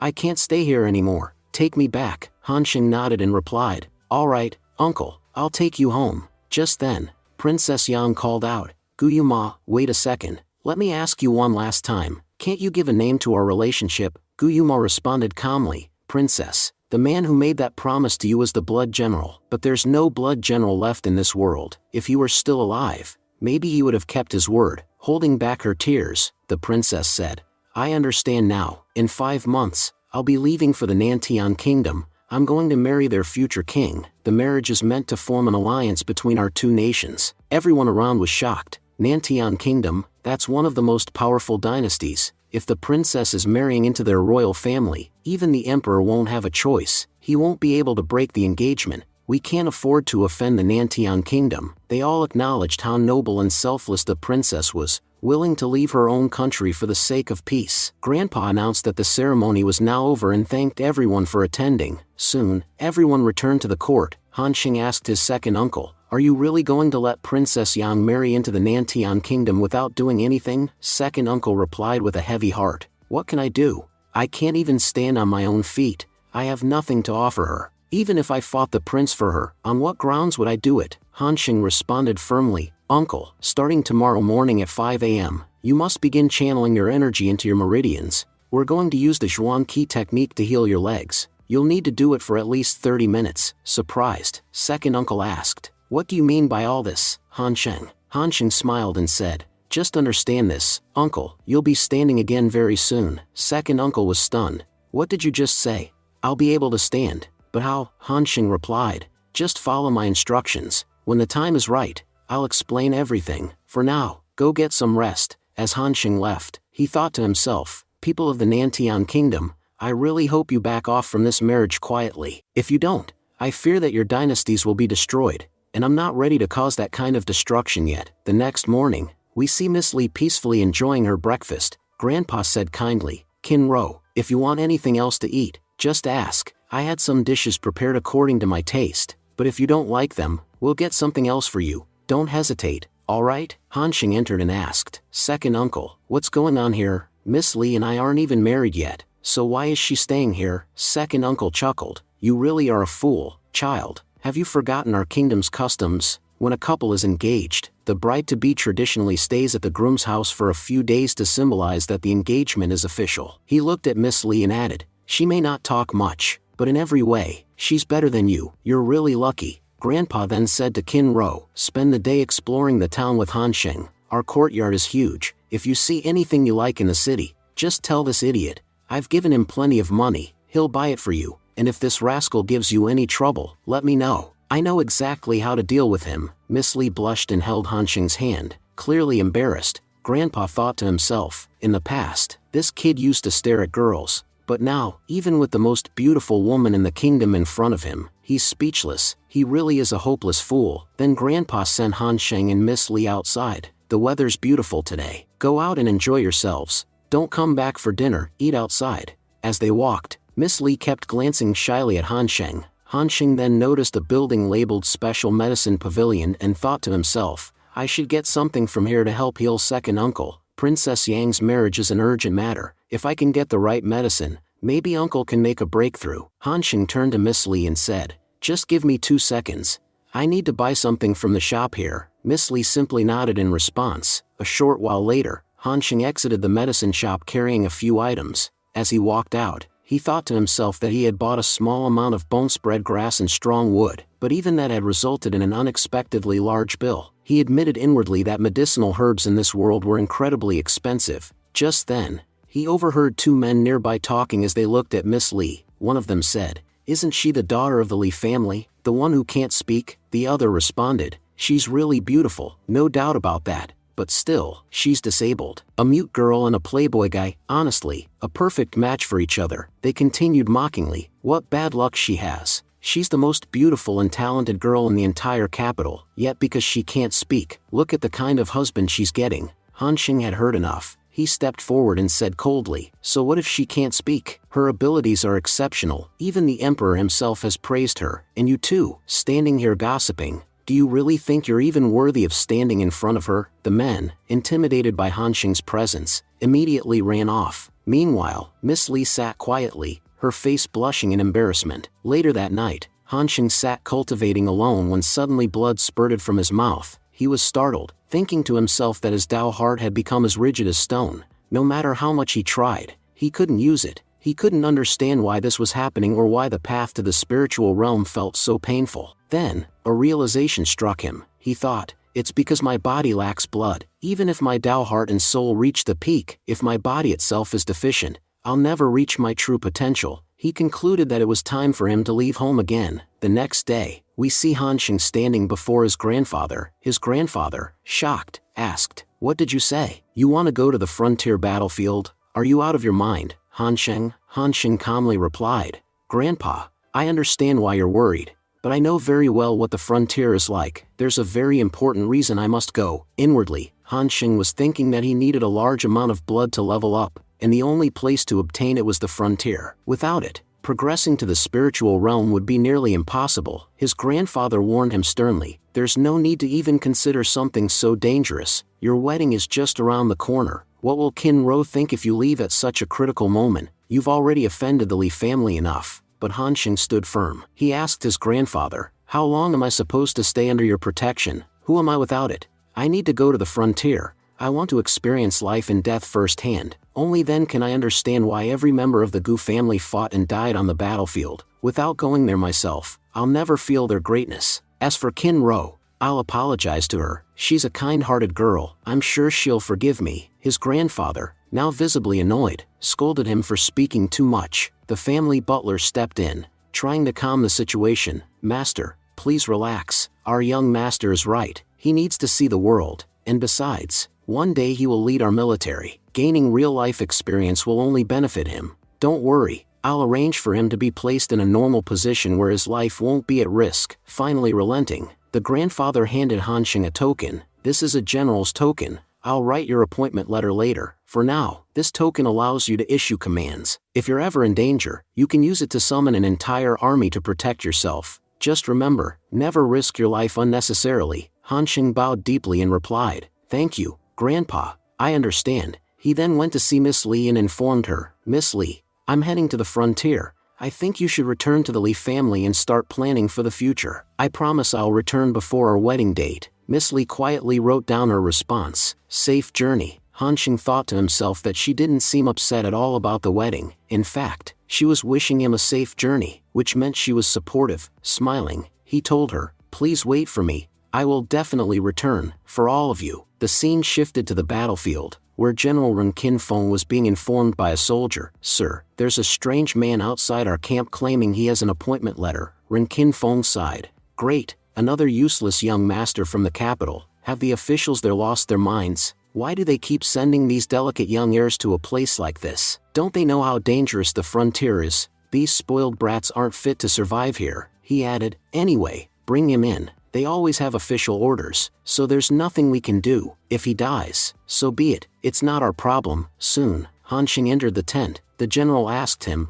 "Boy, what's your name?" Han Xing replied confidently, "General, my name is Gu Yun." In his mind, Han Xing reflected on the decision. "My real name, Han Xing, is too notorious. Everyone knows me as a playboy. That's why Grandpa gave me a new name before I came here. This way, no one will know who I really am. I'll be able to act freely without exposing my identity." Meanwhile, General Ren Qinfeng scrutinized him and thought, "This guy has no spiritual energy at all. I can tell already. He's absolutely useless. If he stays on our team, he's going to be nothing but trouble. We'll constantly be held back because of him." He decided, "I'll get rid of him and send him somewhere far away." Just then, he suggested, "Our Chufan camp is short on junior officers. Why don't we assign him there?" A soldier added, "General, a young master from the capital has been there, and now there's no need for anyone in Chufan camp." But General Ren Qinfeng snapped back, "Shut your mouth. Everyone knows that so-called young master won't last. He'll come running back in a couple of days. Heck, he might have already given up." Hearing this, Han Xing began to wonder, is there a deeper meaning behind the general's words? It's almost like he's trying to scare me into leaving on my own. The general then continued, as I said, from now on, our junior officer Gu will serve at the Chu Fan camp. The soldier responded, understood, General, I'll take him there right away. With that, he escorted Han Xing out. Ren Kin Feng commented to himself, the soldiers at Chu Fan camp are tough, it's incredibly difficult to deal with them. I know these young masters won't last there. It's better to scare them off quickly. The sooner they give up, the better. The scene shifted to the Chu Fan camp, where soldiers were undergoing intense training. Suddenly, someone was thrown out of a tent as a few men shouted, you're not even qualified to be a junior officer. First, go learn how to tie a waistband properly. Then, come back and try again. You're rejected. Get lost. Han Xing overheard this and thought, who inside is talking so arrogantly? A soldier standing nearby explained, if you're looking for the captain, that voice you heard belongs to Lu Lingwu. He's the biggest troublemaker in the entire camp. Just then, Lu Lingwu shouted from inside, who's chattering outside? If you've got something to say, come in already. Don't just loiter out there. The soldier whispered to Han Xing, Captain, let me warn you, over the past year, countless officers have come and gone from this camp, but all of them ended up running away. The reason is none other than Lu Lingwu. He respects no one,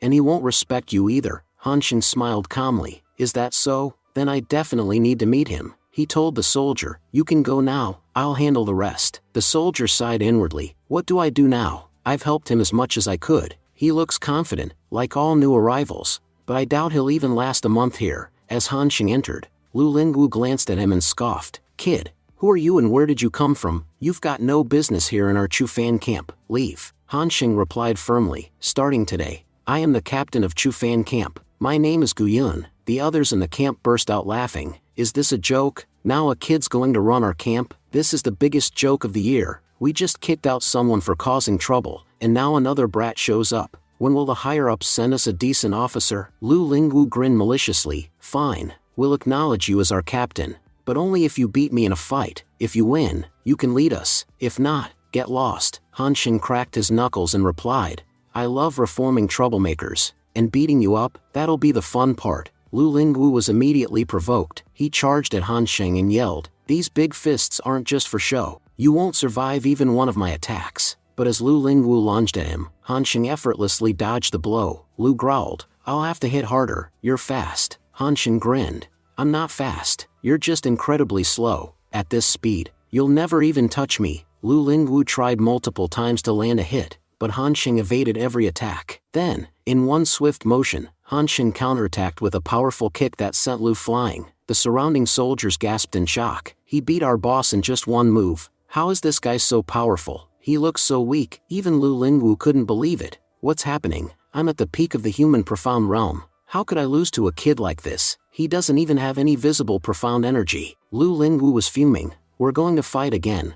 I refuse to accept such a disgraceful defeat. Han Xing, calm and composed, replied, a fight is a fight, but honestly, I don't have time to waste on you. I've already proven myself, just as they asked me to. There's no point repeating the same task. As the tension settled, people around began to cheer. Captain, please take care of yourself. Lu Lingwu, meanwhile, was lost in thought. This isn't over yet. The scene shifts to General Ren Kin Feng, who asked, what did you just say? Lu Lingwu lost to Gu Yun. A soldier confirmed, yes, General, I saw it with my own eyes. Our Captain Gu defeated Vice Captain Lu with just one move, and right in front of the entire squad. In fact, all the soldiers accepted him as their new leader. The general frowned, thinking, Lu Lingwu is a fool. He still doesn't know how to properly use his mind. But in terms of raw strength, he was quite powerful. He was already at the final stage of the human realm. So how could someone as young and seemingly powerless as Gu defeat him? Did you manage to learn what level Captain Gu was at? The soldier shook his head. We still don't know. I even asked the Chu Fan camp's men, but none of them could sense any energy coming from Captain Gu, as if his body holds no power at all. General Ren Kin Feng mused. This Gu Yun is truly intriguing. I have a strange feeling about him. He might be destined to become a big shot one day. The scene to Lu Lingwu, standing with his men. Boss, one of his soldiers warned, you should drop this matter. If you lose to Captain Gu again, it'll ruin your reputation. You won't be able to raise your head in this lifetime. Besides, another added, he beat you fair and square last time. It won't be any harder for him to do it again. But Lu Lingwu snapped, "Stop talking nonsense. That guy just got lucky yesterday. I'm sure that if we had a proper fight, no matter how hard he tries, he won't be able to beat me. That's why I brought you all here, to prove that he won out of luck, not strength." Suddenly, a soldier interrupted. "General Ren Qinfeng is approaching." Lu Lingwu straightened and greeted him respectfully. "General Ren, it's an honor." General Ren got straight to the point.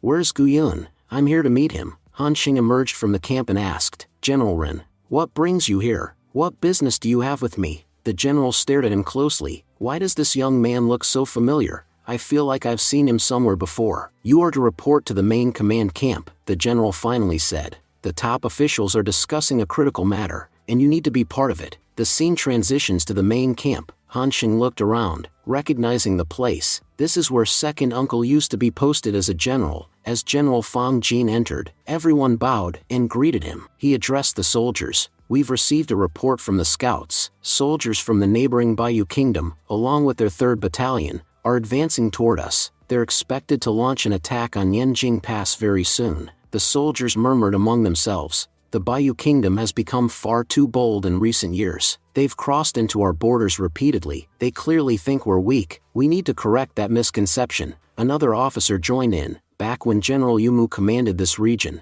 the Bayou forces never dared step near our borders. If that incident 5 years ago hadn't happened, we would have destroyed their kingdom by now." Han Xing clenched his fists. "They're right. It was because of the Bayou army's ambush that second uncle was injured 5 years ago. They had sent a squad of elite Earthrealm warriors. Uncle fought them off alone, but an arrow pierced his leg. He never gave himself time to recover. Obsessed with protecting the border, he ignored the injury, and because of that, he lost his leg. After retiring, his uncle had fallen into deep depression. He rarely left his room anymore. He didn't deserve to go through all that. If those bastards show up again, I won't let a single one of them escape." Commander Fang Jin continued. "That battle is history now, but tell me, are you ready to give your lives to defend Yanjing Pass?" Without hesitation, the soldiers shouted. "We swore an oath. We will protect this place to our dying breath." "Good." Fang Jin nodded. "Then prepare yourselves. War is upon us." Back at the camp, Han Xing noticed everyone was quiet.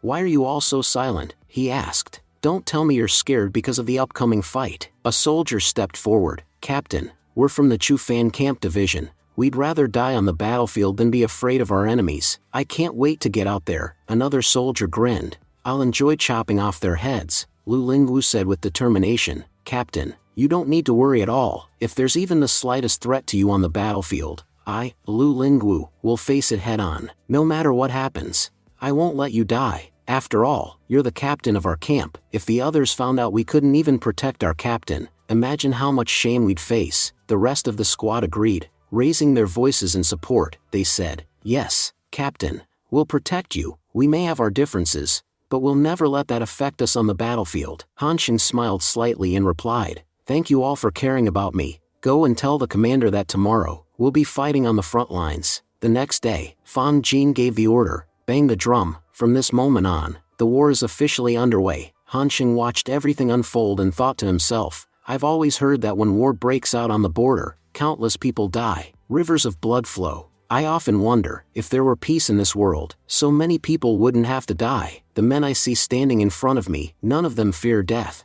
but they deeply value their honor. Each one of them would rather face all the danger themselves than let any harm come to their loved ones. Only the army can embody such spirit. Meanwhile, a soldier arrived breathless and reported to the commander, "Commander, the Bayou Kingdom army is just 10 miles away. They'll be here soon." The commander responded, "Tell General Su to lead 10,000 soldiers outside the city. They'll be the first to engage the enemy." Han Xing analyzed the situation and thought, compared to the enemy army, we actually have more men. It makes sense to send out a few of our own to weaken their forces before they reach us. Looks like the commander has made a smart plan. We can rely on this. As the troops moved out, General Su shouted, "Soldiers, follow me. Before the enemy even reaches the gates, we'll strike them down." Soon, the battle erupted between both armies. Soldiers clashed fiercely, and people were falling one after another. In the heat of the battle, General Su's horse was badly injured and collapsed. Throwing him to the ground, unarmed and wounded, he muttered in despair, "I've fallen,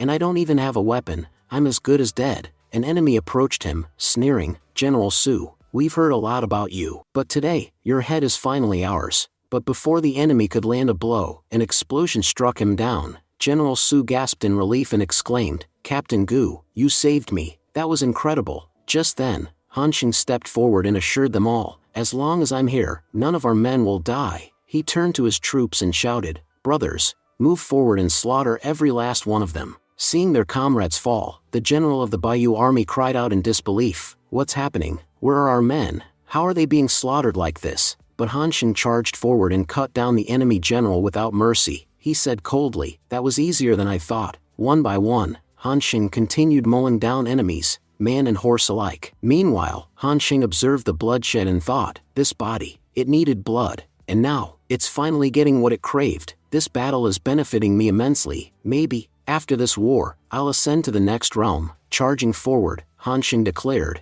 "It was because of this army that our family prestige fell. My second uncle was the last one who upheld the honor of our Gu family, but when they injured him, everything crumbled. Now, by killing these men, I declare that the Gu family shall rise again, and this time, we will not bow to anyone." Lu Lingwu shouted with excitement, "This is unbelievable. Our Chufan camp and Captain Gu are unstoppable." The commander, astonished, asked, "Captain Gu, if he's so powerful, why am I hearing about him for the first time?" General Ren explained, "His name is Gu Yun. When he first arrived at the camp, he had no cultivation at all. I observed him closely many times, but there wasn't even a hint of energy in his body. But somehow, he's now at the peak of human realm cultivation, and he's tearing through enemies with ease." The commander nodded in amazement and said, "This kid is extraordinary." General Ren, "Captain Lu, take your men and support his fight. Today is our golden opportunity to take revenge." Lu Lingwu shouted to his comrades, "Brothers, charge forward and support our Captain Gu. Let's kill every one of these bastards. We finally have the chance to avenge the war from 5 years ago. Not a single soldier from the Bayou Kingdom will be spared." A brutal battle began. Scene shifted to Gu family. Grandpa, stunned as he heard the news, he exclaimed, "What? The Yanjing Pass has been attacked, and now the 3rd Division soldiers are fighting. Quickly, take our army and go. Get Han Xing out of there safely." The war had turned terrifying. Han Xing had never seen such violence before. His life was in serious danger now. Grandpa immediately ordered Lao Hui to gather the others and bring Han Xing back safely. He also instructed his Lao Hui to head straight to Yanhan Pass and alert the soldiers there to send reinforcements. He recalled that 5 years ago, a similar delay in reinforcements had led to great tragedy. His own son, Gu Yuma, had lost both his legs. If help had arrived on time back then, none of that would have happened. The butler assured him he would handle everything. Back on the battlefield, we saw Han Xing in intense combat. Just then, Han Xing broke through to the Earth Realm stage. Han Xing felt a barrier within himself finally shatter. He had now ascended to the Earth Realm, and defeating the enemy soldiers would be much easier. He reassured his uncle Yuma in his thoughts, vowing to take revenge. He would personally hunt down every last enemy who came here. Suddenly, someone from the Bayou army threw a deadly spear. Lingwu narrowly dodged it and was relieved, realizing just how fast and powerful the attack had been. He warned the captain to watch out. As another attack was headed his way, Han Xing noticed how fast the incoming attack was but managed to dodge it just in time. The resulting blast was massive. The Bayou soldier who had attacked acknowledged Han Xing's skill, saying he was the first person to ever survive an attack from his spear. No one on the battlefield had ever escaped it before, and now he wanted to know Han Xing's name so he could remember it after killing him. Then we come to know that this guy is the commander of Bayou Kingdom. Han Xing introduced himself as Gu Hansheng, from the Gu family of the Tianfan Kingdom. He reminded the commander that the Gu family was well known, and how much everyone feared his family. The enemy commander was visibly shaken and asked if he was joking. He mentioned that the Gu family supposedly had no heirs left. Gu Yuma, the last one, had already fallen. Han Xing calmly clarified that he was the grandson of Grand Marshal Gu, the son of Great General Gu Chengchun, and the nephew of the legendary blood hero General Gu Yuma. He asked if that was enough to convince them of his lineage. Everyone on the battlefield was stunned. Soldiers murmured among themselves, confirming that he truly belonged to the Gu family of the Tianfan Kingdom. One of them said he had only heard rumors about how formidable the Gu family was in battle. Once a Gu family warrior entered the battlefield, not even gods could stand in their way. They were practically invincible, and today, everyone was witnessing that legend in action. The captain had single-handedly taken down so many enemies that it left everyone stunned. They couldn't believe that an outsider, a young master, could possess such overwhelming power, but the truth soon became clear. He wasn't just any outsider, He was the young master of the legendary Gu family. Hearing this, Lu Lingwu asked in disbelief, could he really be Gu Hansheng, and he truly does belong to the Gu family? The commander, visibly moved, expressed hope, saying, our country's fate might finally turn around. The legendary Gu family, who disappeared from the battlefield 5 years ago, has returned. I can now say with confidence that our nation has a bright future ahead. We no longer need to worry about protection or survival. However, the commander from the Baiyu Kingdom found it hard to accept. He declared, this is impossible. Everyone, both inside and outside the Tianfan Kingdom, knows that the last known heir of the Gu family, Gu Hansheng, was a complete fool, a disgrace to the family. He ruined their reputation entirely, and now you're claiming that you are Gu Hansheng? I don't believe it. Even if you are from an enemy nation, I'll admit, you're talented, which is precisely why it's impossible for you to be Gu Hansheng. He continued, there's no need to lie here under the name of the Gu family. Tell us the truth. Where are you really from? Releasing his aura, Hansheng responded coldly, you're my enemy. I owe you no explanations. Whether I'm from the Gu family or not, you'll find out soon enough. Every member of the Gu family was born to kill enemies. And now, it's your turn. With that, Hansheng charged forward to attack. The Baiyu commander, despite his growing anxiety, tried to reassure himself, thinking, my army is doing well on every front, except against this Gu Hansheng. If I back down now, people will say I fled because of a child's threats. I'll lose all authority and respect. But deep down, he was afraid. He knew all too well, fighting the Gu family was no different from embracing death. Still, he reasoned, he's just a boy. If he truly is Gu Hansheng,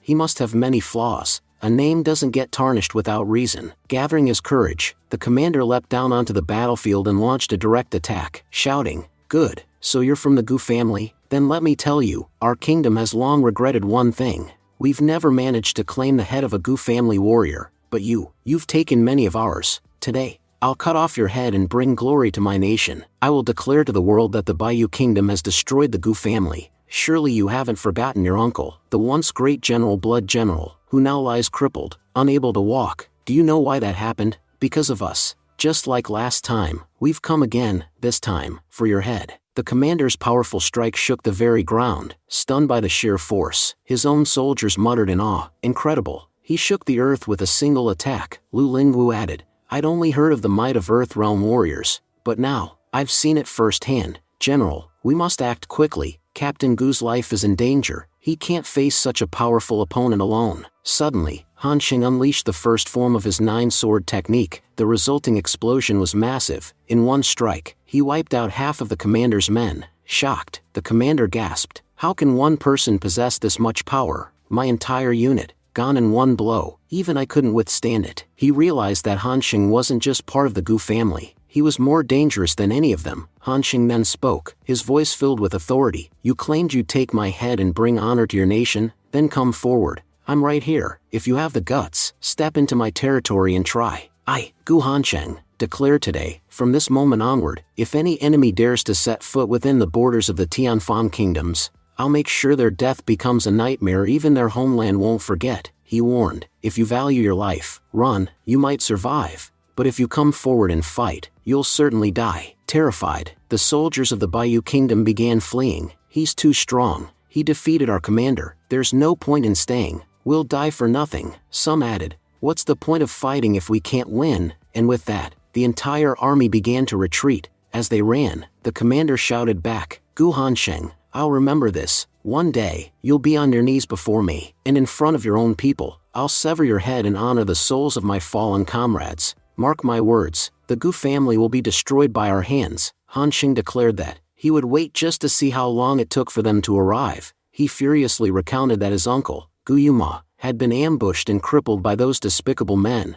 which led to Blood Hero suffering a life full of pain and torment. He said that whatever suffering his people had gone through because of them, he would return it all, tenfold. Hansheng reminded them of their earlier claim, where they arrogantly said that they would remember his name. He assured them that they would remember, because it would be that very name, Gu Hansheng, that would bring about their end. Not just theirs, but the downfall of their entire nation would be at his hands. He proclaimed that he was the last descendant of the Gu family, and as long as he stood, they would never again invade their borders. Once the war ended, everyone returned to their respective camps. Hansheng observed the aftermath with a heavy heart. He saw countless soldiers injured, While many others had died, he thought to himself that war was truly the most despicable thing in the world. Because of the greed of a few, so many innocent lives had been lost. In his mind, Han Sheng reflected on a harsh truth. The only rule in this world was power. If you weren't powerful, you wouldn't survive. That's why he vowed to make his army the most powerful in the world, so that no harm could ever come to them again. The commander and others came forward and bowed before Han Sheng. The commander announced that Fang Jin of the Blood Red Army shows respect to you. Blood Red Army had originally been founded by the Grand Marshal Gu. It was known as the strongest military force in the entire Tianfan Kingdom. It was said that only members of the Gu family had the right to command the Blood Red Army, and as long as the army served under the Gu family, surrounding nations lived in constant fear, with none daring to declare war against them. However, after the fall of the Gu family, when no one was left to lead, the army eventually dissolved. Its members were scattered across different battalions. Fang Jin was one of them. Han Sheng told the commander that there was no need for him to bow. After his father's death and his uncle's illness, he had often wondered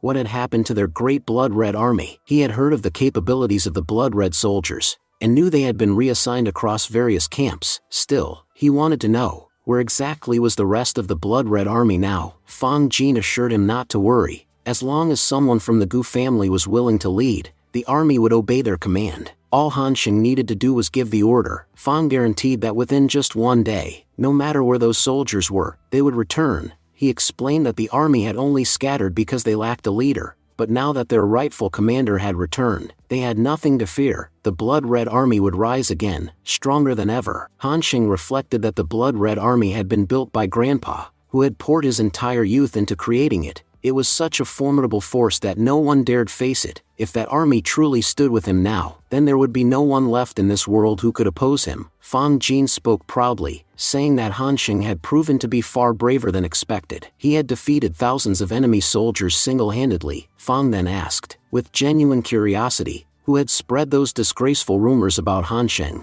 Until now, they had only heard that Han Sheng was a disgrace to the family, a useless man who brought trouble upon the Gu family's name. But reality was far different. Upon seeing him, Fang knew Han Sheng was more than worthy of being the young master of the Gu family. He swore that if he ever found the person responsible for spreading those lies, he would kill them for daring to tarnish the name of their great young master. Han Sheng smirked silently, thinking how lucky he was that they do not know that he was the one who had spread those very rumors. Fang Jin then expressed how glad he was that the Gu family's authority remained intact. He stated that he would now head out to deliver a formal military report. It was time for the capital and the world to know how great their young master truly was. He wished for the name of the Gu family to shine brightly once more. Scene shifted to Imperial Court. A guard entered, announcing to the emperor that a military report had just arrived from Yanjing Pass. The emperor asked to hear it, curious to know what had happened there. The report began. Your Majesty, we have achieved a remarkable victory at Yanjing Pass. General Fang Jin had strategically stationed 10,000 troops outside the city to weaken the enemy forces,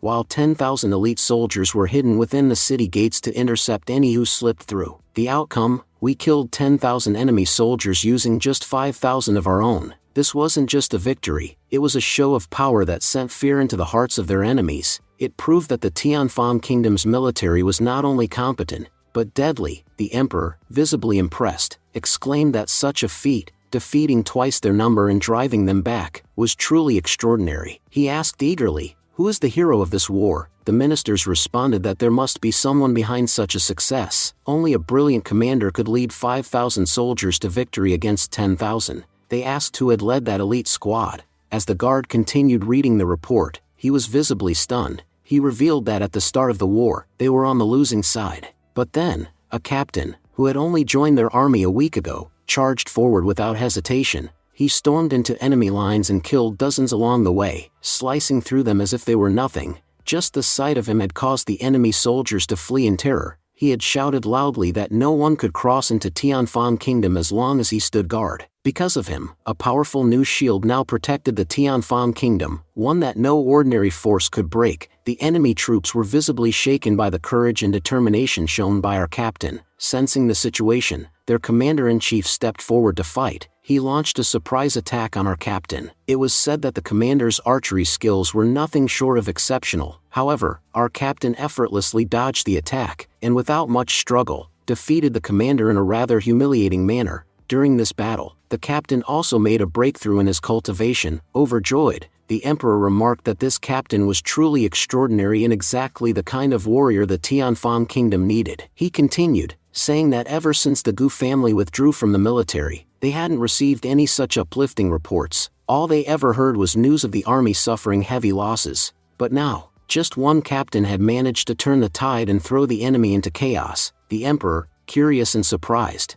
asked urgently, "Who is this remarkable captain?" The guard explained that before leaving, the enemy commander had asked the young warrior his name, the one who had caused such devastation to their army. To this, the captain had proudly replied, "I am Gu Hanxing of the Gu family, from the Tianfang kingdom." Stunned, Grandpa Gu Khan reacted, "What did you just say? What's the captain's name?" The emperor immediately ordered the report to be brought to him, saying he wanted to verify the truth for himself. As he took the scroll in his hands and read the name, he confirmed aloud, "Marshal Gu, he is right. Come and see for yourself." Hanxing accomplished this, overwhelmed with pride. Grandpa Gu Khan exclaimed, "So it really was Hanxing? I always knew no loser had ever been born in the Gu family. That family cannot produce anyone weak. Our young master has truly done something extraordinary." Meanwhile, several ministers chimed in, admitting that they had heard many negative rumors about Gu Hanxing. They recalled how, just a month ago, he had caused significant conflict with the Li family. Some had even heard that he was unable to use qi. But today, they discovered that he was already in the early stages of Earth-level cultivation,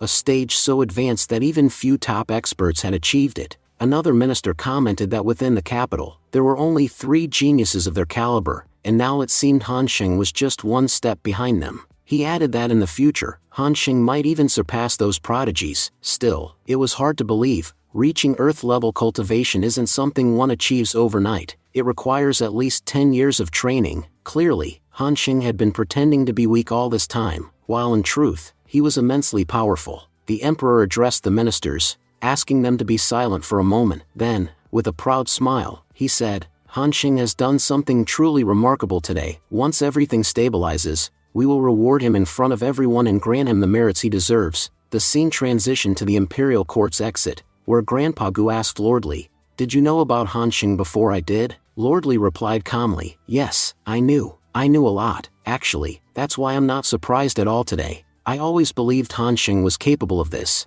Grandpa Gu narrowed his eyes and muttered, "You cunning fox, I knew something was off. Everyone in the country knows that you never act without a motive. You even went so far as to completely rewrite the marriage agreement. I bet Hanxing showed you just how powerful he really is." Lordly smirked and said, "You've raised Hanxing for 20 years. He lived with you all that time, and yet, you never noticed how powerful he was. Admit it, your own grandson fooled you completely." Fuming, Grandpa Gu shouted, "Let him come back. He clearly enjoys keeping secrets. That brat, I swear, I'll beat him with a stick. If he had just told me everything earlier, I wouldn't have had to stress over any of this." Lordly laughed and said, "Isn't it better this way? He kept everything hidden, and now you get to enjoy this overwhelming pride. You haven't felt this happy in a long time." Scene shifted where Miss Li is sitting and writing. Suddenly, her maid comes rushing toward her. The maid exclaimed breathlessly, "Miss, I have some huge news." She went on to explain that brother-in-law had gone to Yanjing Pass to fight, but while he was there, the enemy army launched a surprise attack. Amidst the chaos, he revealed his real cultivation level in front of everyone. He's in the early stage of Earth Realm, and get this, he managed to scare off an army of 1,000 men all by himself. The enemy troops were so terrified that they retreated immediately. Our brother-in-law is truly incredible. His name is spreading throughout the entire country. People are saying another genius has emerged from the Gu family. Hearing this, Miss Li was deep in thought. Did I forget he was going to fight? Everyone used to say he was just a waste. But how can someone in the early stage of Earth Realm be considered useless? And how could a mere waste scare off 1,000 soldiers? Realization dawned on her. Perhaps the reality he showed us wasn't real at all. This is his true self. Just like the others in the Gu family. He's a genius too. Meanwhile, Hanxing was thinking to himself, finally, after this battle, I've reached Earth Realm. Maybe it's time to go back home and heal Uncle's legs. It's been a while since I came here anyway. He then remembered, in 4 months, Princess Yang is getting married.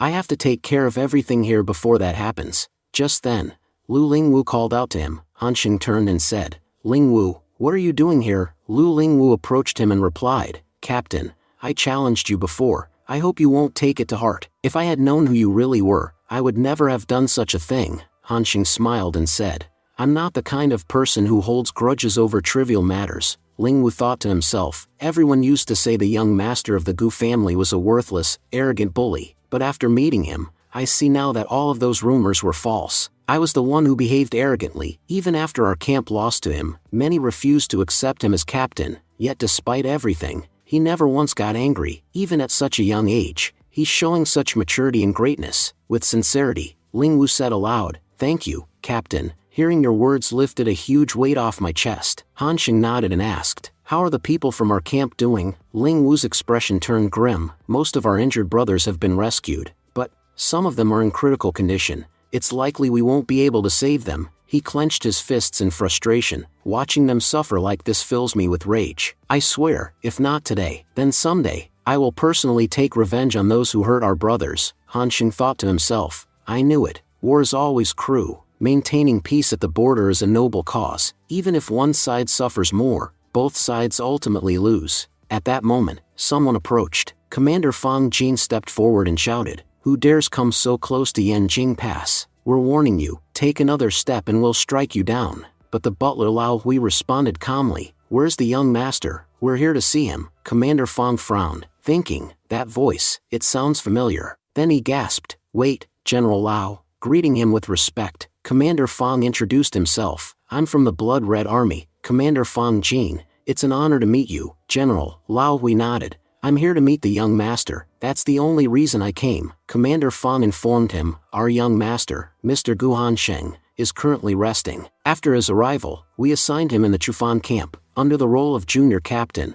I'll take you to him. As they walked off together, one of the soldiers whispered, Who was that old man? Why was the commander treating him with such respect? You'd think he was some big shot or something. The other soldier replied, You really don't know who that was. That old man is one of the most respected and powerful figures in our country. He's none other than General Lao Hui, right-hand man to Grand Marshal Gu Kang. Back in the battlefield days, Lao Hui stood by the marshal's side in every single war. In fact, General Lao Hui practically raised several of our most famous battle generals. You could say they were his disciples. The first soldier was stunned. What? That was the General Lao Hui. I didn't even greet him properly. What if I offended him? His friend shrugged. Good thing he was in a good mood today. If he'd wanted to kill you, no one would have said a word. Scene shifted to Han Sheng, who stood up, shocked. Uncle, what are you doing here? Tears welled up in General Lao Hui's eyes. Young master, when we heard that a war had broken out at Yanjing Pass, and that you were here too, the master became extremely worried. He immediately ordered me to come here, find you, and bring you back safely. You have no idea how terrified he was. But now, seeing you here with my own eyes,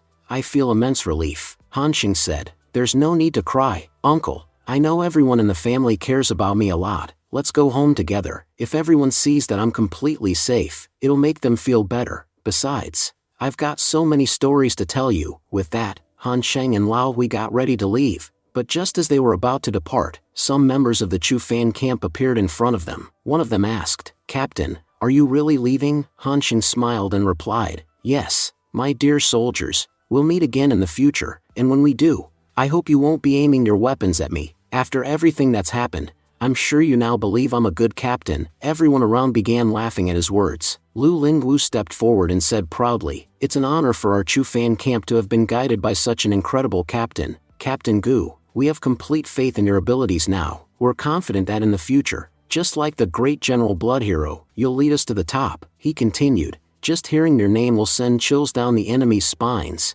just like General Blood Heroes used to. And now, no country would even dare to attack us. All the soldiers saluted and called out in unison, Captain, we'll wait for you. We are now truly loyal to you. Accepting anyone else as our captain is impossible. Meanwhile, the butler was watching the emotional scene and thinking, It feels so good to see this today. If Master were here, he would have been so proud. He'd proudly say that the blood of the Gu family isn't worthless. Just like the rest of the family, this young man has become an outstanding general. He will surely make the Gu family proud. The scene shifted to the Gu family. Everyone was eagerly waiting for Han Xing's return. Suddenly, second uncle spotted someone approaching. Look, he exclaimed, Uncle Lao Hui is back. Overjoyed, Grandpa rushed out and welcomed them warmly. My child, you've finally returned. Tonight, our legendary grandpa-grandson duo will drink until you pass out. That's how happy I am to see you again. Han Xing chuckled and said, If you're so happy, Grandpa, then why are you squeezing my shoulders so hard? Grandpa grinned mischievously.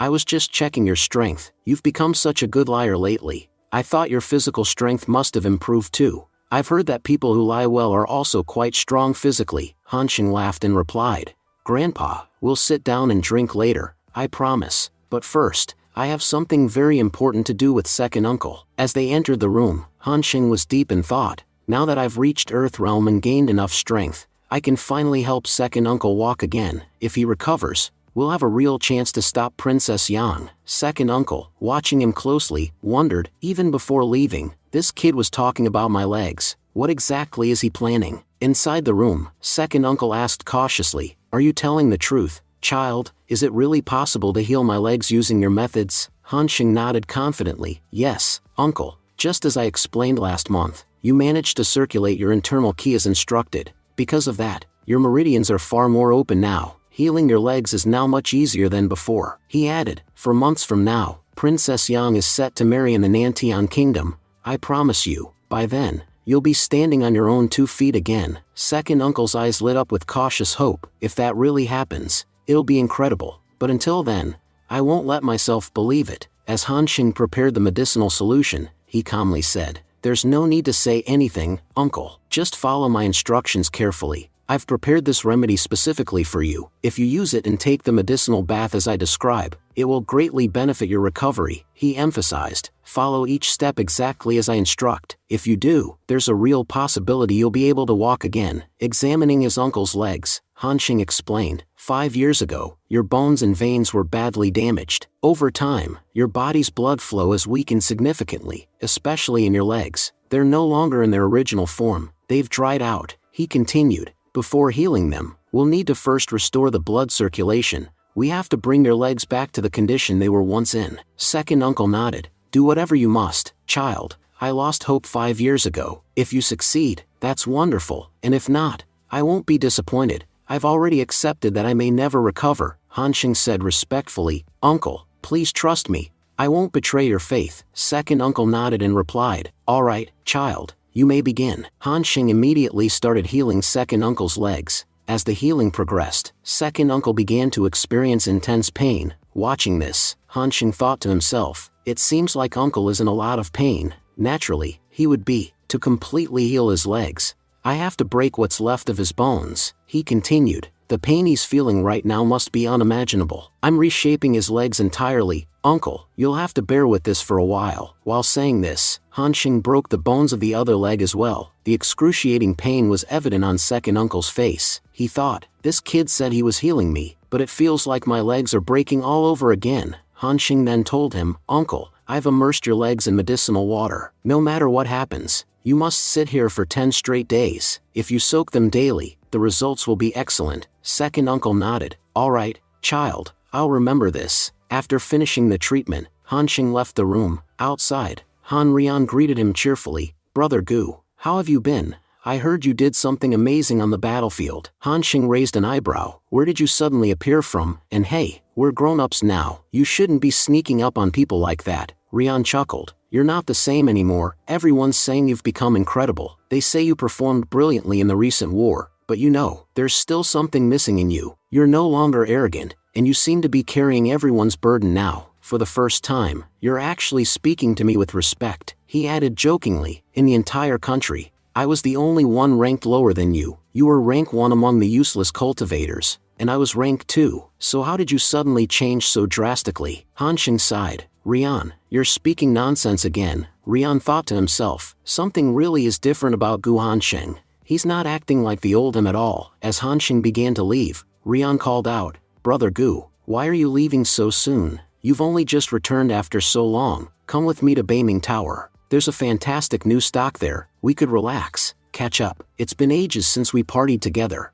But Hansheng responded seriously, Rian, you should start taking your practice seriously. We're not kids anymore. It's time we took responsibility for our family. If we continue wasting time, who will look after our clan? He continued, our ancestors have given us everything. Now, in their old age, it's our duty to bring them peace and pride. So I'm telling you, train hard. Even the Minister of War will appreciate it. Rian thought to himself, why is he talking like Grandpa now? It's so weird hearing this from him. He voiced his confusion. Brother, weren't you the one who once told me we were born to do something great in this world? That practicing like commoners wasn't meant for us. Han Xing silently reflected. This kid's condition is even worse than mine. At least I've regained my memories. But he grew up idolizing me, following in my footsteps, without realizing that I was never in control of my own senses. He sighed internally. Because of that, he's suffered too much. I need to find a way to help him grow and cultivate properly. If I fail, the Minister of War will be disappointed,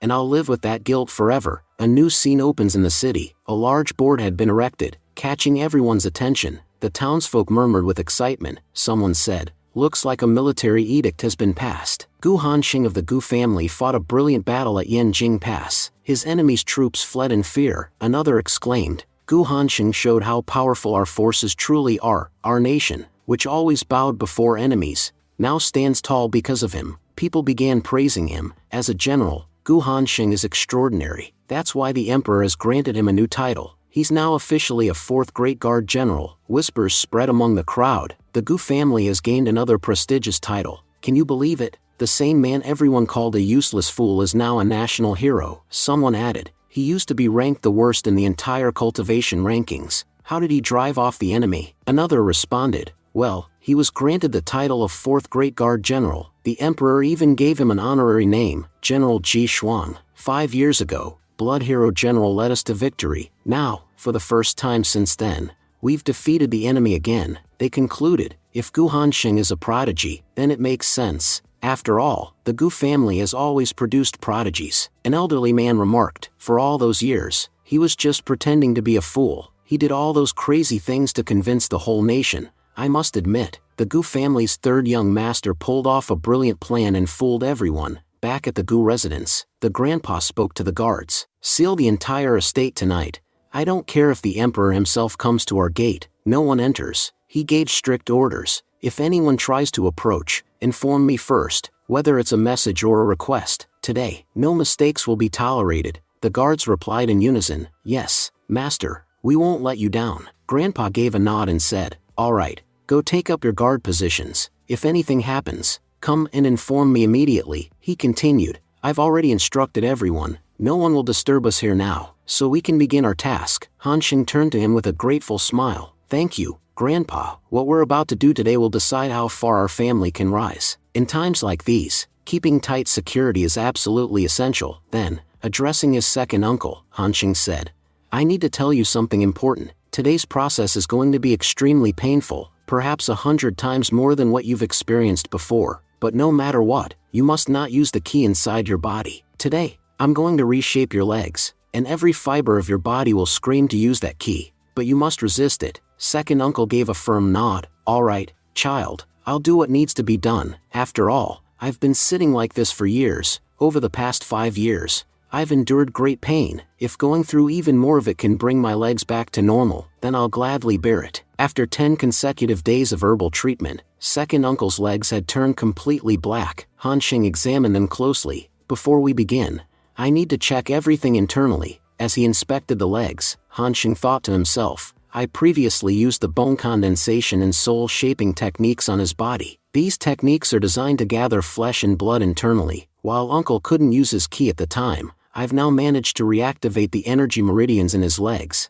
I even altered his luck using this power, because everyone knows that luck plays a major role in everything. If luck favors you, you can accomplish anything. He silently hoped, please, let this work. Let his legs recover fully. With renewed focus, Hanxing restarted his technique. As the process began, uncle's legs slowly started to regain mass. Watching the change, uncle murmured to himself, This is how my legs used to look. But after 5 years of not using them, they had completely shriveled. I had come to accept they would never work again. Then he asked hesitantly, Hanxing, do you think I can stand up now? Hanxing replied with encouragement, yes, uncle, give it a try. The more you try to move, the more energy will flow through your legs. Uncle placed his feet on the ground, and suddenly, energy surged through them. He gasped, I can feel my legs again. This sensation, it's been years.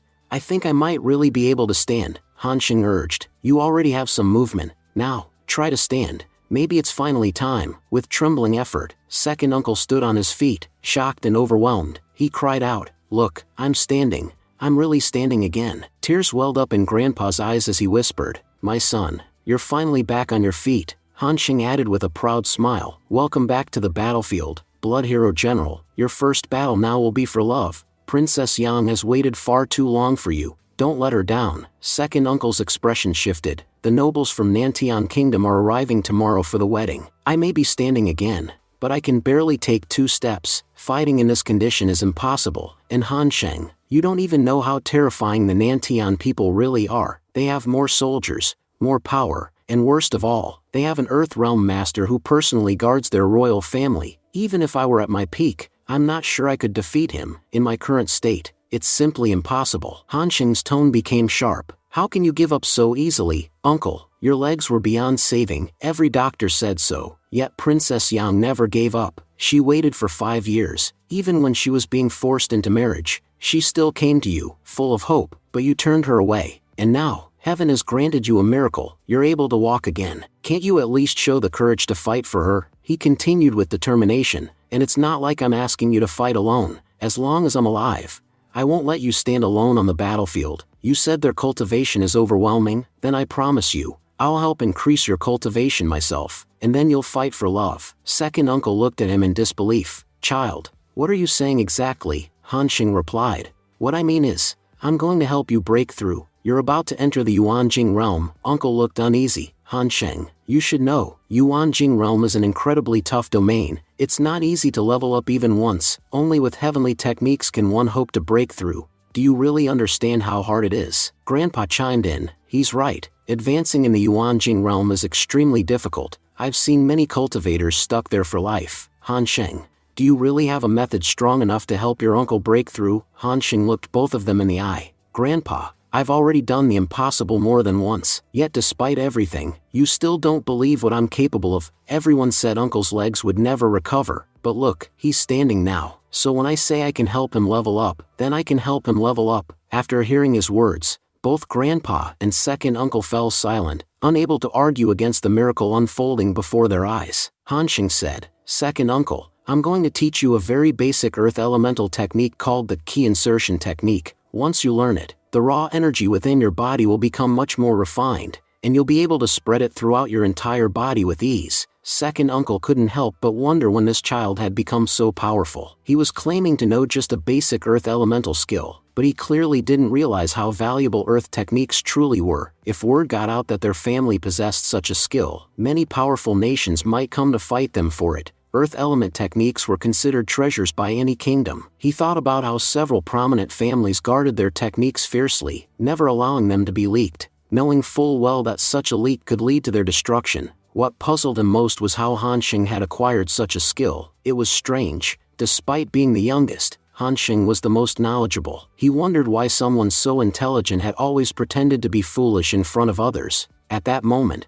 Han Xing began transferring energy into his uncle's body. He instructed, "Uncle, circulate this energy through your chakra points. If your body absorbs it properly, your meridians that have been blocked for 5 years will reopen. Your wisdom and clarity will increase significantly. This could even trigger a breakthrough in your cultivation, both mentally and physically." Nearby, Grandpa quietly remarked, "Tonight is going to be long. All I can do is pray that what Han Xing says comes true. If it does, our family's fate will be completely transformed. Our declining Gu family might rise again and reclaim its former glory." The scene shifted to the emperor, who was being approached by Princess Yang. She said she was ready to leave. The emperor ordered everyone to prepare for the princess's departure. The royal butler announced, "Today, Princess Yang is undertaking a significant mission. She's going to marry into the Nantian kingdom. This marriage will establish peace between our 2 kingdoms and bring an end to the war." He added that Princess Yang had made a great sacrifice for their country, something the people would never forget. The emperor then instructed the deputy commander to escort the princess with 3,000 soldiers. He said that once the wedding was complete, the prince and princess would return to their kingdom, and the remaining ceremonies would take place. The commander acknowledged the order, and soldiers began playing ceremonial drums. The royal announcer declared that Princess Yang,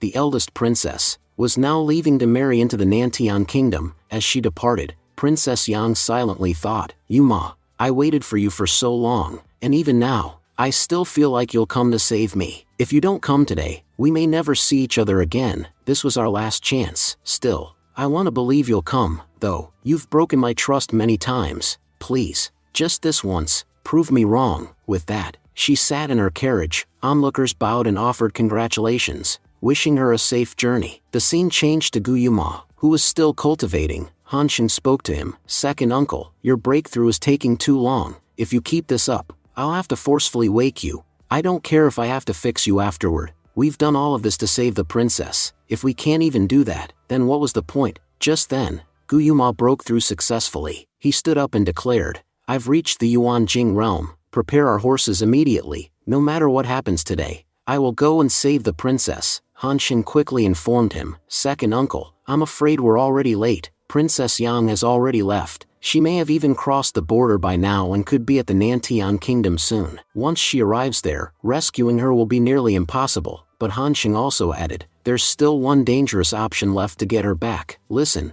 once she arrives in the Nantian kingdom, it'll be like we're stealing their bride. They might see it as an act of war. If they retaliate, the consequences will be severe." Guyuma thought to himself, "This child is asking me to provoke the royal family of the Nantian kingdom. If they catch us, we won't survive. They'll never let us return alive." Still, he said aloud, "So what if we're stealing a bride? This problem started because of me. If I had taken responsibility from the beginning, none of this would have happened. Now that I'm capable again, I'll take full responsibility for everything. I'll fix my past mistakes, no matter the cost. I'll go alone if I must, but I will save the princess." Hansheng nodded and said, "Princess Yang is a woman full of pride. Honestly, I really respect her. She deserves it. I, Gu Hansheng, will accompany my uncle and bring back my future aunt no matter what." Second uncle told Hansheng not to say foolish things. He reminded him that he was the last heir of the Gu family. If anything were to happen to him, the Gu bloodline would end forever, regardless of what danger lay ahead. The family couldn't afford to take that risk. "Imagine I go there and something happens to me. It's fine. You'll still be here to take care of everything. But if something happens to you, there will be no one left. That's why I'm saying it clearly. You cannot go." Hansheng responded firmly. He said he wasn't about to abandon his second uncle, not until the matter was resolved. He insisted on staying by his side and declared that if risks were to be taken, they would face them together. Their uncle-nephew duo would show the world just how powerful the Gu family really was. He said that when two great generals fought side by side,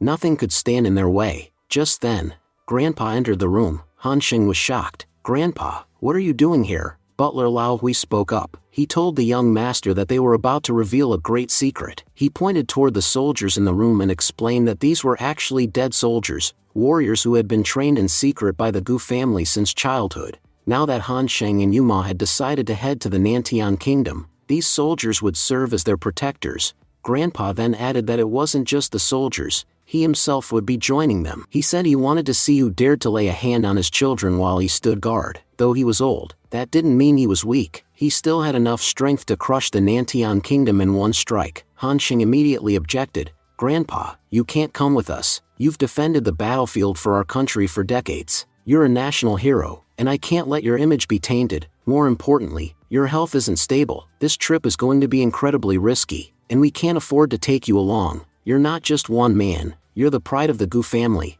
Grandpa struck Hansheng lightly and scolded him for speaking nonsense. "What do you mean I'm sick? I'm not that old." He turned to everyone and reminded them that the Gu family had always been united, no matter how many branches it had. He pointed out that since they had decided to make Princess Yang his daughter-in-law, she too was now part of the family. If you say our family is in danger, how can the head of the family just sit back and hide? A family head must always step forward and take on the family's burdens. And if I fail to do that, then I have no right to be the head at all. He then said that since the issue was with the Nantian kingdom, there was no need to worry. They would enter, steal the bride, and leave. Besides, he had dealt with the Nantian kingdom plenty of times in his day. Second uncle spoke again. "You're not just a martial artist, you are the only martial commander of our country. The entire army answers to your command. You even hold the position of governor. If you personally lead an operation into the Nantian kingdom and steal their bride, it will appear as an official military act. It would provoke them into believing that our country initiated the aggression." He continued, explaining that if it were just him or Hansheng, it wouldn't be such a big deal. Hansheng had only recently begun his military journey. Before that, he was considered a useless man who was good for nothing. As for himself, 5 years ago, he had been a great general, but in the past 5 years, most people have forgotten me. So if we do this mission, it won't raise any red flags. Everyone will think we acted out of personal interest. But if you, Grandpa, take part, it could spark a full-blown war between the two countries. And we all know that a war, no matter when it starts, is never a good thing. Grandpa thought silently to himself. By now, the Emperor must have received the letter. He already knows what we're about to do. Grandpa told them not to worry at all. He had already taken care of everything in advance, so there wouldn't be any problems completing their task here. The scene shifted to the Emperor, who was reading the letter written by Gukong. He muttered to himself, "Brother Gukong, what have you done? I never expected this from you." The Emperor seemed troubled and thought that he no longer had any options left. He realized he could no longer see Gukong as a friend but had to think like an emperor now, because his entire kingdom was at stake. Shouting, he called for his butler to come immediately. The butler rushed in and asked what the matter was. The Emperor, visibly furious, said that the Gu family had made a grave mistake. They had gone to the Nantian kingdom in an attempt to bring Princess Yang back. The Emperor stressed that no matter what, they had to stop them from accomplishing this mission. He ordered the best military force in the kingdom, the Blood Red Army, to leave immediately and intercept the Gu family. They were to bring them back and present them before him. How could the Gu family act like this? They were once a dignified and respected part of our kingdom. If they behave this way, what will the rest of the world think of us? The butler acknowledged the order and said he would issue it right away. But once outside, he appeared deep in thought. The butler wondered what exactly was going through the Emperor's mind. Everyone knew that the Blood Red Army was fiercely loyal and courageous. They would do anything for their emperor, but that loyalty only extended within the kingdom. The moment they crossed the border, they would likely side with the Gu family. After all, the real control over the army lay with the Gu family, not the emperor. He thought that the army would never turn against the Gu family, no matter what. I thought the emperor understood that too. Then why send the Blood Red Army? He wondered if the emperor actually had a hidden plan. Perhaps he was secretly trying to protect the Gu family. Only a few of their members had gone to fight, and if the Nantian Kingdom forces launched an attack, it would be incredibly hard for them to escape unharmed. On top of that, the princess's life was now in serious danger. The emperor might not want to lose both his allies and the princess all at once. Maybe that was why he had deployed the Blood Red Army, not to capture them, but to protect them. Still, the butler couldn't say for sure. Only the emperor knew his true intentions. It was possible he genuinely wanted to arrest the Gu family, or perhaps he just wanted to keep them safe under the guise of an arrest. Even though the emperor had appeared angry, he also seemed deeply concerned about the Gu family. Gu Hansheng had caused many problems in the country and had even provoked major figures, like the prince. Yet, the emperor had never once punished Hansheng. That's why it didn't make sense that the emperor would suddenly turn against the Gu family. But then again, the Gu family had committed a major offense, practically going against the entire kingdom. There was a real possibility that their actions could spark a full-scale war. The butler admitted to himself that he was completely confused. What would happen next was uncertain. The scene then shifted to the Nantian kingdom, where a grand announcement was being made. It was the wedding day of Princess Yang and the crown prince of the Nantian kingdom. The day was being celebrated as a momentous occasion. Princes from great nations such as the Dafin kingdom, Daisen kingdom, and Dayan kingdom had all arrived to attend the royal ceremony. They brought lavish gifts and blessings for the couple. Just then, the emperor of the Nantian kingdom declared that this was not merely a marriage between two individuals, it was the union of two nations, the Nantian kingdom and the Tianfan kingdom. He proclaimed that a strong bond was being established between the two countries, one that could be called a lasting friendship. He added that from now on, there would be no need for soldiers to die on the borders. Both kingdoms would be able to coexist peacefully. Truly, it was a historic day for both the Nantian and Tianfan kingdoms. Guests from various nations congratulated the royal families, and expressed their joy at seeing peace finally prevail over past enmity. The official then announced the arrival of the bride and groom. The groom, Crown Prince Heian, stepped forward. The butler proclaimed that once the ancestral rites were performed and the king was served, the wedding would be officially recognized. Eager to complete the ceremony, the crown prince asked for the wine to be brought to him, ready to perform the ritual. Suddenly, a voice rang out from the back. "Stop right there. If you value your life, don't drink that." The voice warned that the wine was dangerous and could cost him dearly. Princess Yang, in tears, looked toward the voice and cried, "You finally came. If you had been even a moment later, nothing would have been left to save." At that moment, Han Sheng and second uncle arrived at the venue. The guards of the Nantian kingdom were outraged. "Who are these people? How dare they interrupt this wedding? They declared that the intruders would be taught a painful lesson. Second uncle stepped forward and introduced himself. I am Gu Yuma of the Gu family. The name shocked the royal butler, who rushed to the emperor and said, Your Majesty, this is the same Gu Yuma who was once known as the bloody hero general. Surely you remember him. He killed 10,000 of our top warriors. The emperor nodded slowly and said, How could I forget the blood hero general? He defeated our army in countless battles. But I heard that 5 years ago, during his final war, his legs were destroyed. If that's true, how is he standing here today? Han Xing then spoke sternly, Enough of this pointless chatter. We are here for an important reason. Princess Yang cannot marry your son. We've come to take her back. The crown prince, growing more agitated, snapped, How dare you speak such nonsense? Do you think we'll just do whatever you say? Father, look at how boldly they're acting. First, they entered our country without permission, and now they want to take the princess in front of all these guests. He continued, All these foreign dignitaries have come to witness our wedding. If they walk away with the princess now, what respect will we be left with? Father, I say we kill them on the spot. If we let them go, we'll be humiliated. But Princess Yang stepped forward and pleaded, No, please don't do this, Emperor of the Nantian Kingdom. I beg you to forgive them. If you do, the Tianfang Kingdom will forever be in your debt. The crown prince, visibly angry, lashed out, saying she was pleading on behalf of that very general. Didn't she know how many people that man had killed, especially soldiers from their own country? He reminded her that in one of the bloodiest battles, the general had commanded only 1,000 troops, yet annihilated their entire force of 10,000. They had never been able to avenge that defeat. Now that the general was finally within their grasp, the crown prince made it clear they wouldn't let him go. He warned her not to make any requests for these people. She no longer belonged to the Tianfang Kingdom. She was now a member of their Nantian Kingdom, and it was time she let go of her past, along with the Tianfang Kingdom and everyone from it. Hearing this, the princess stood there stunned. She thought to herself, What are they even talking about? Long before this marriage was even arranged, it had been agreed that both kingdoms, Nantian and Tianfang,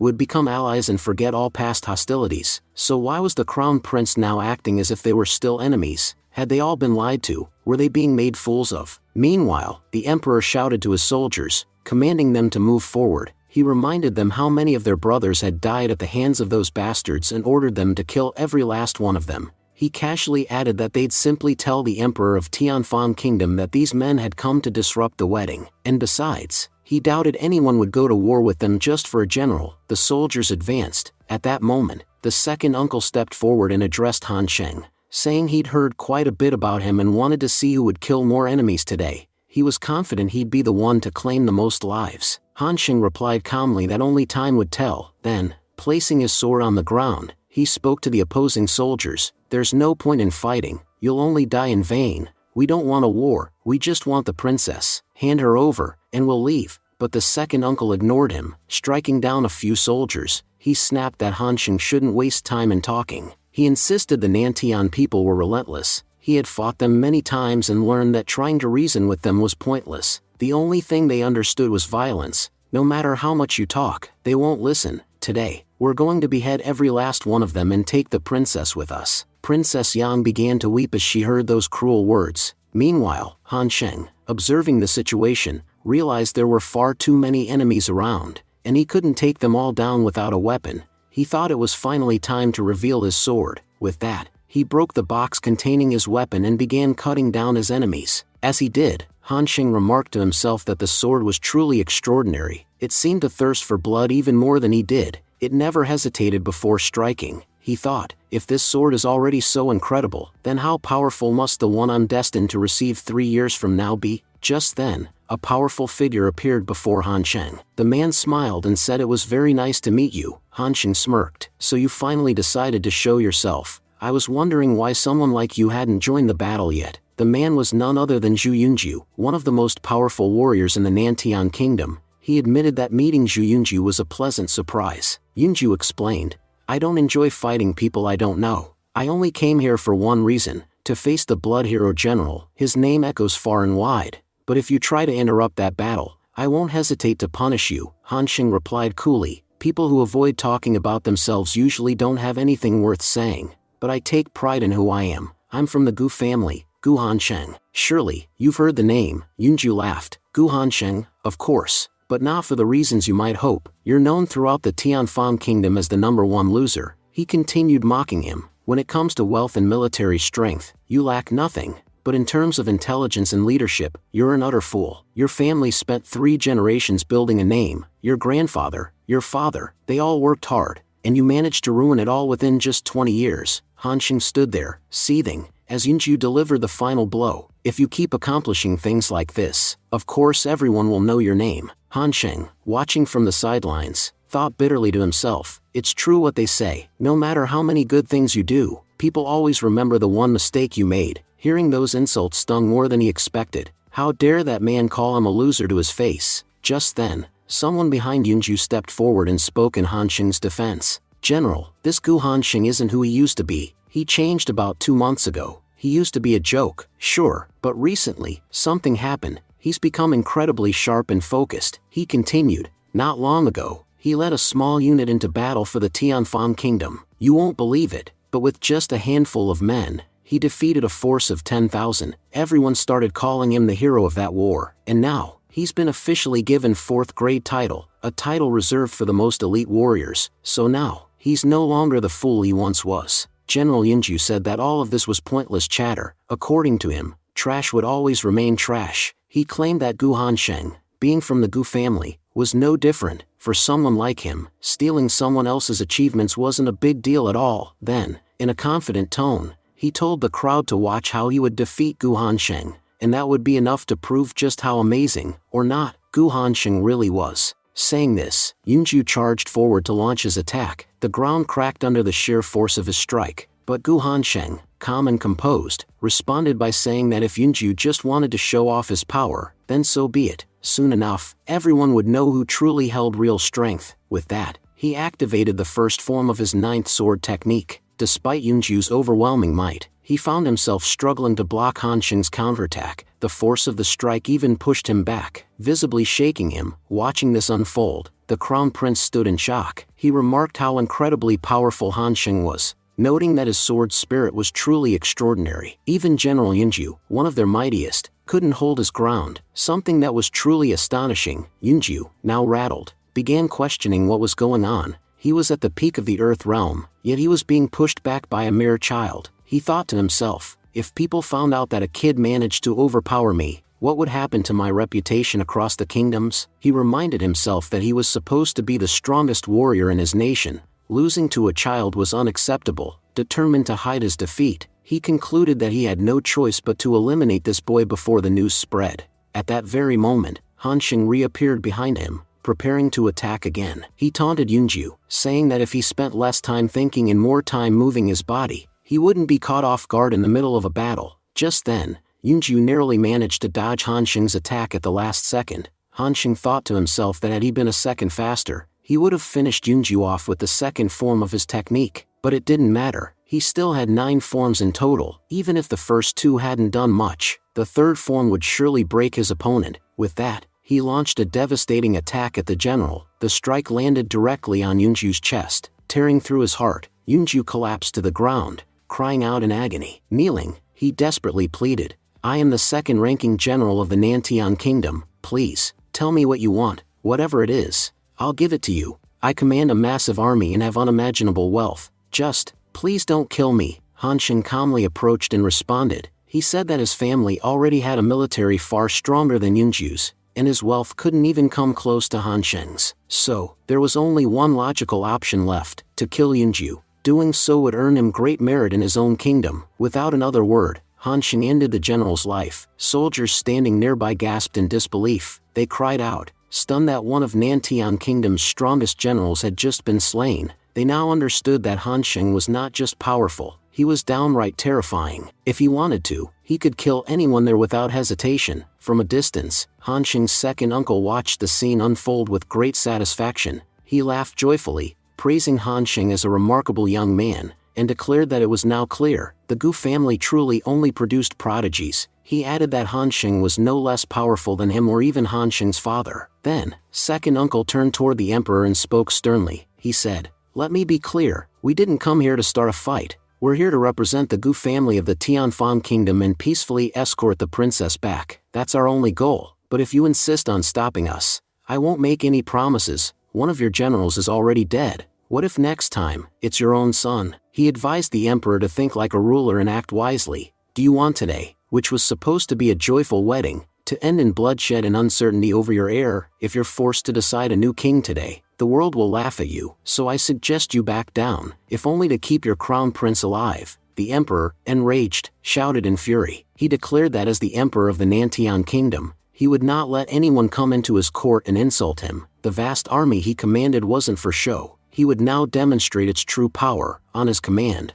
a large group of soldiers surrounded Han Sheng and second uncle. The emperor turned to General Bloody Hero and taunted him, saying that although the general had never lost a single battle in his life, he could guarantee that today, he would face a brutal death. He accused him of making a grave mistake by stepping into the palace. Just then, a massive army entered the palace grounds. Han Sheng smirked, thinking to himself how reliable his backup was. They were never late. The emperor, stunned, recognized the troops and exclaimed, "That's the bloody Red Army," and leading them is none other than Gu Kang, the only marshal of the Tianfang kingdom and a man undefeated on the battlefield. Furious, the emperor demanded to know the meaning of this. He asked Gu Kang if the appearance of such a military force meant the Tianfang kingdom was declaring war against them. After all, Gu Kang only appeared in large-scale wars and had long retired from battle. If you've come here to fight, then this will be a battle to the death. Only one kingdom will survive. He went on to accuse the Tianfang kingdom of betrayal. The emperor claimed that the Tianfang kingdom had deceived them. If war broke out today, it would become endless, and he swore that the battle would not stop until one of their kingdoms was completely annihilated. Gu Kang declared that the Blood Red Army belonged to him and his family. He explained that both the Gu family and his army had violated the laws of the Tianfang kingdom, which was why they had been exiled. Because of that, whatever was happening now had nothing to do with the Tianfang kingdom. It was solely the actions of the Gu family and their army. Therefore, the responsibility for everything occurring at that moment rested entirely on them. He also emphasized that there was no longer any connection between them and the Tianfang kingdom. Hence, he advised the soldiers not to hold any grudges against Tianfang kingdom. The soldiers, visibly shocked, questioned how such a thing could even be possible. They all knew that the Blood Red Army was the most powerful force in the Tianfang kingdom, and without them, the kingdom was nothing. They couldn't understand how the kingdom could exile its most powerful army and family. Another soldier agreed and said removing the Blood Red Army from the kingdom was as if the emperor had cut off his own arm. It would take immense courage to make such a decision. They all wondered why the emperor had sent the Blood Red Army away, especially knowing how loyal they were to Gu family. Even when stationed at the border, the Blood Red Army had never betrayed the emperor, but once the Blood Red Army crossed the borders of the kingdom, they were no longer loyal to the emperor, they were loyal only to the Gu family. This act showed that even the emperor didn't want to eliminate the Gu family. On the contrary, it seemed like he was secretly supporting them. Still, the question remained, why would an emperor go to such lengths for one family? Emperor Nantian remarked that the Gu family had clearly held a special place in the emperor's heart. That's why, despite publicly exiling them, the emperor was covertly supporting them. He then added, with a hint of regret, that the Gu family had made a grave mistake. No matter how powerful a family may be, they should never challenge a kingdom. Escaping from this situation was now impossible. Gu Kang responded, asking if Nantian really thought the Gu family's army couldn't afford to fight back. He reminded him of the past, how, during his time, he had massacred the people of Nanshan's country. Later, during his son's time, they had survived all attacks, and now, even his grandson had turned out to be exceptionally capable. Gu Kang warned that as long as the three generations stood united, no one could defeat them. He confessed that he didn't know how much trust Nantian placed in his own kingdom, but he had complete, unwavering faith in his family and his soldiers. If just one of his men lost control, they could slaughter 10 of theirs. That was why he advised Nantian one last time to retreat, because it was the wisest option left. Emperor Nantian reminded Gu Kang of an offer he had made nearly 25 years ago. Back then, he had asked Gu Kang to leave the Tianfang kingdom and join his army. He had promised him 10 times the respect he enjoyed in his own land. He said that in his country, Gu Kang's honor would be equivalent to the emperor's own. As a general, Nantian confessed, he had always admired Gu Kang, and today, that same offer still stood. He proposed that if Gu Kang and his people left their kingdom and joined his, he would pardon both his son and grandson. They would be welcomed and allowed to live peacefully in his country. Nantian added that although he couldn't offer Princess Yang's hand in marriage, He would provide Gukong with everything else he desired, but he also warned that if Gukong refused the offer and chose to stay loyal to his own kingdom, they would all be annihilated. Gukong sincerely thanked the emperor for such a generous offer. He reminded him, he was a general who would happily die for his country. As long as he lived, he could never betray his nation to serve another. He firmly stated that betraying one's family and betraying one's country were one and the same, and something he could never do. He once again thanked the emperor for making such a significant offer even in these dire circumstances and acknowledged that, as an emperor, Nantian was indeed a kind-hearted man. The emperor addressed his people, declaring that he had done everything within his power for them. Then, with firm resolve, he ordered, "People of my nation, prepare yourselves. The time has come to show the world that the Nantian kingdom's army is not weak. Anyone who dares enter our borders shall not leave victorious." As he spoke, the battlefield erupted into chaos. Han Sheng, while fighting, muttered that the war seemed like it was going to last a long time. Meanwhile, Gukong rallied his soldiers, shouting, "Get ready. Today, we prove how powerful our bloody red army truly is." One by one, warriors on both sides began falling. Han Sheng, facing a large number of enemies, told himself that he needed to eliminate them all at once. With deadly precision, he slashed through his foes. Pushing forward, he thought, even if countless ants swarm a man, he can still crush them. And to me, these soldiers are no more than ants. Elsewhere, the entire Gu family found themselves surrounded by enemy forces. The emperor turned to Gukong and offered one last chance, saying, "Gukong, I'm giving you another opportunity. Surrender now, and I'll spare your lives. If not, you will all die." But Gukong, defiant, replied, "I've fought all my life. Do you really think the sight of a single emperor would make me cower? If this war has begun, it won't end quickly." And with that, the battle resumed even more fiercely. The elders of Nantian Kingdom approached the emperor with concern, saying, "Your Majesty, we're suffering heavy losses. The Gu family has already killed many of our people. If this continues, we will face catastrophic losses." But the emperor dismissed their worries. "It doesn't matter how much we lose today. This is about the prestige of our kingdom. If an entire kingdom loses to a single family, how will anyone ever respect us again?" Meanwhile, Princess Yang stood in silence, lost in thought. She believed that the war was happening solely because of her. Innocent people from both kingdoms were dying for no reason. She wondered, if I weren't here, wouldn't everything return to peace? Tears welled up in her eyes as she made a heartbreaking decision. "I've made up my mind." Then, walking to the side, she snatched a sword from a soldier and pressed it against her neck. "I will end my life here and now, so that a war between two nations will never happen because of me. I never wanted people to die for my happiness." Just then, the crown prince appeared and shouted, "Princess Yang, what are you doing here? You're a princess. You cannot take your own life." Han Sheng and second uncle stood in shock, unable to understand what had driven her to this point. Yu Ma, rushing toward her, cried out, "Princess, what are you doing? Please,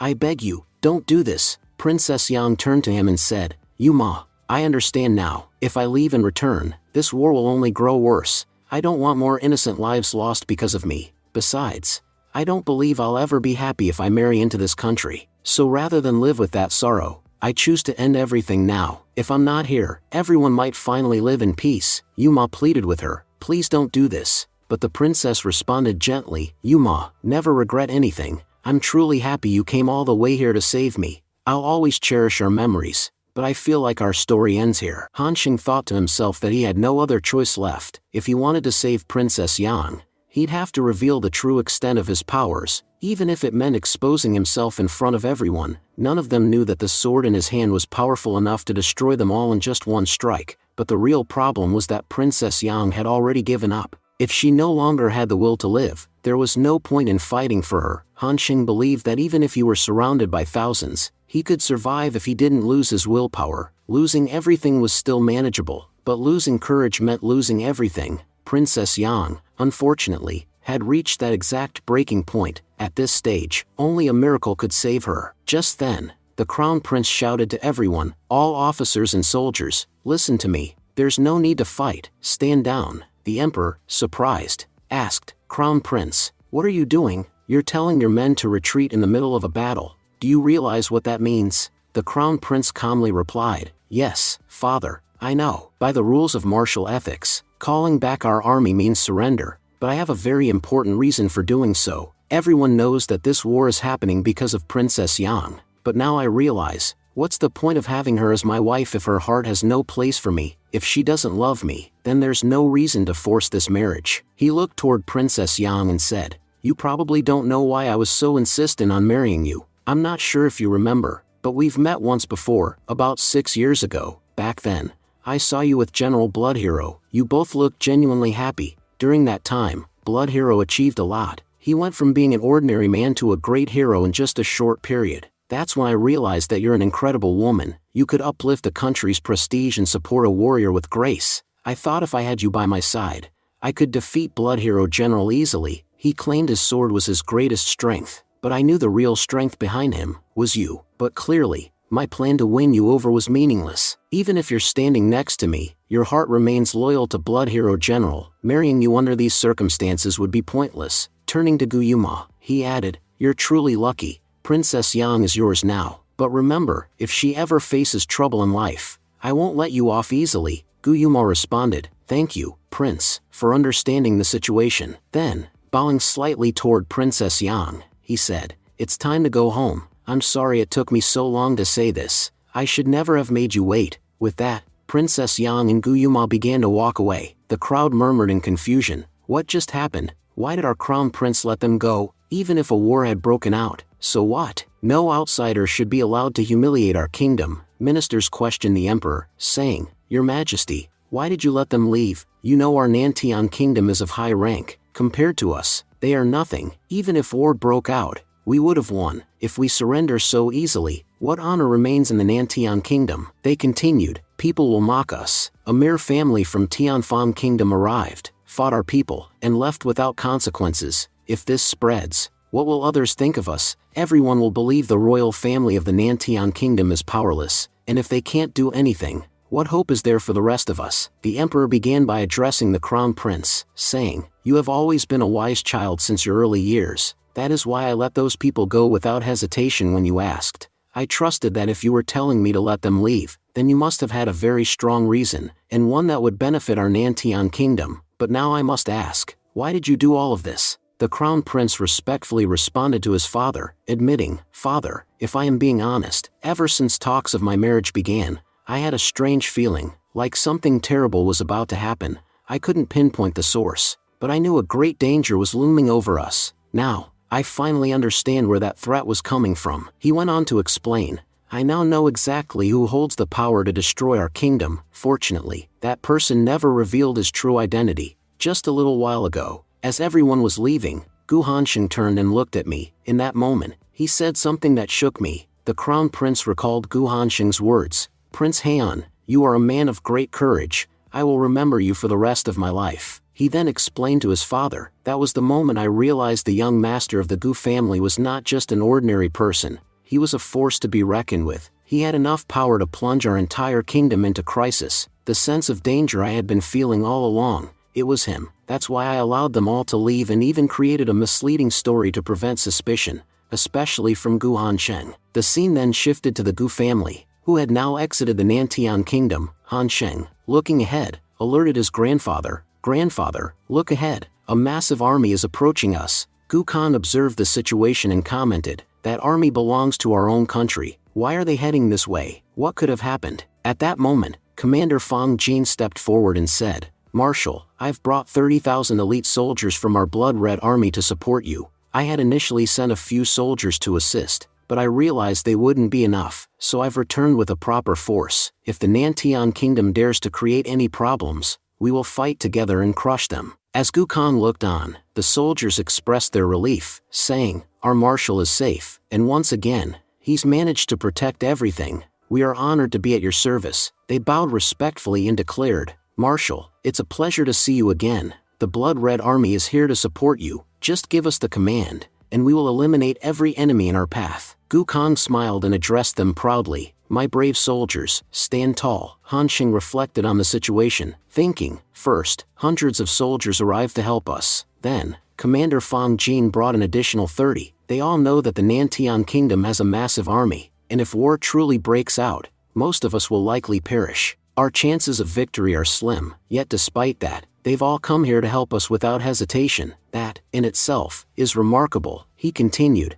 I can confidently say that my grandfather has built an incredibly loyal army as a marshal, an army where every soldier is ready to sacrifice their life for him. What's even more amazing is that none of them regret serving under him. Gukong, still smiling, said warmly, seeing you all here brings me great joy, but there's no need to fight. Our job here is done. It's time to return home. With that, Gukong and his people headed toward the city gates. As they approached, Gukong thought to himself, now that we've crossed Yanjing Pass, we've entered the boundaries of the Tianfan country. Before leaving, I never imagined our Gu family would come safely after so close to destruction. Even if I had said something before leaving, it wouldn't have mattered. We didn't have enough power to stand alone against an entire kingdom, but it's truly a miracle that all of us have returned alive, and the best part is that not a single life was lost on our side. He added, right now, the real issue isn't who's safe and who's not. The bigger problem is the Emperor. He once considered me a close friend and ally, but after what we did,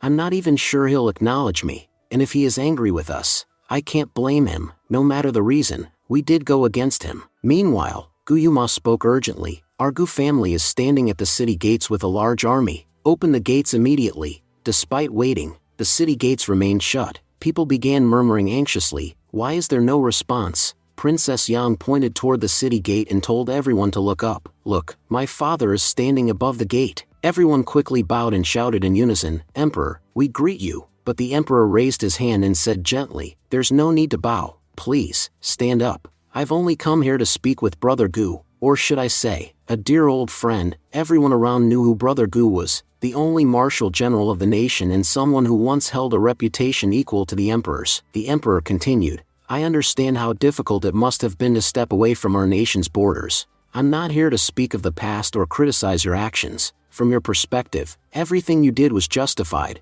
You've already made a great sacrifice by leaving. Blaming you for anything now would be unfair. Gukong stood silently, tears welling in his eyes. He thought to himself, before this nation was even founded, the Emperor and I were close friends. Together, we laid the foundation of this country brick by brick, side by side. Yet after he became Emperor, he never again called me Brother Gu. It's been years since I last heard him say those words. I never questioned him about it, but deep down, it always hurt. But today, as he heard the Emperor once again call him brother, his heart stirred. Perhaps, Gukong thought, he is still the same person I once knew. My friend has never truly changed. He just had to maintain the dignity of his position. Standing firm at the city gate, Gukong declared, I am Marshal Gukong, standing here with my family and soldiers. Emperor, I ask for permission to enter. We've brought a detailed report regarding our mission, which we will present to you upon entry. The Emperor nodded and ordered the guards, open the gates immediately for the marshal. The very foundation of our kingdom stands outside,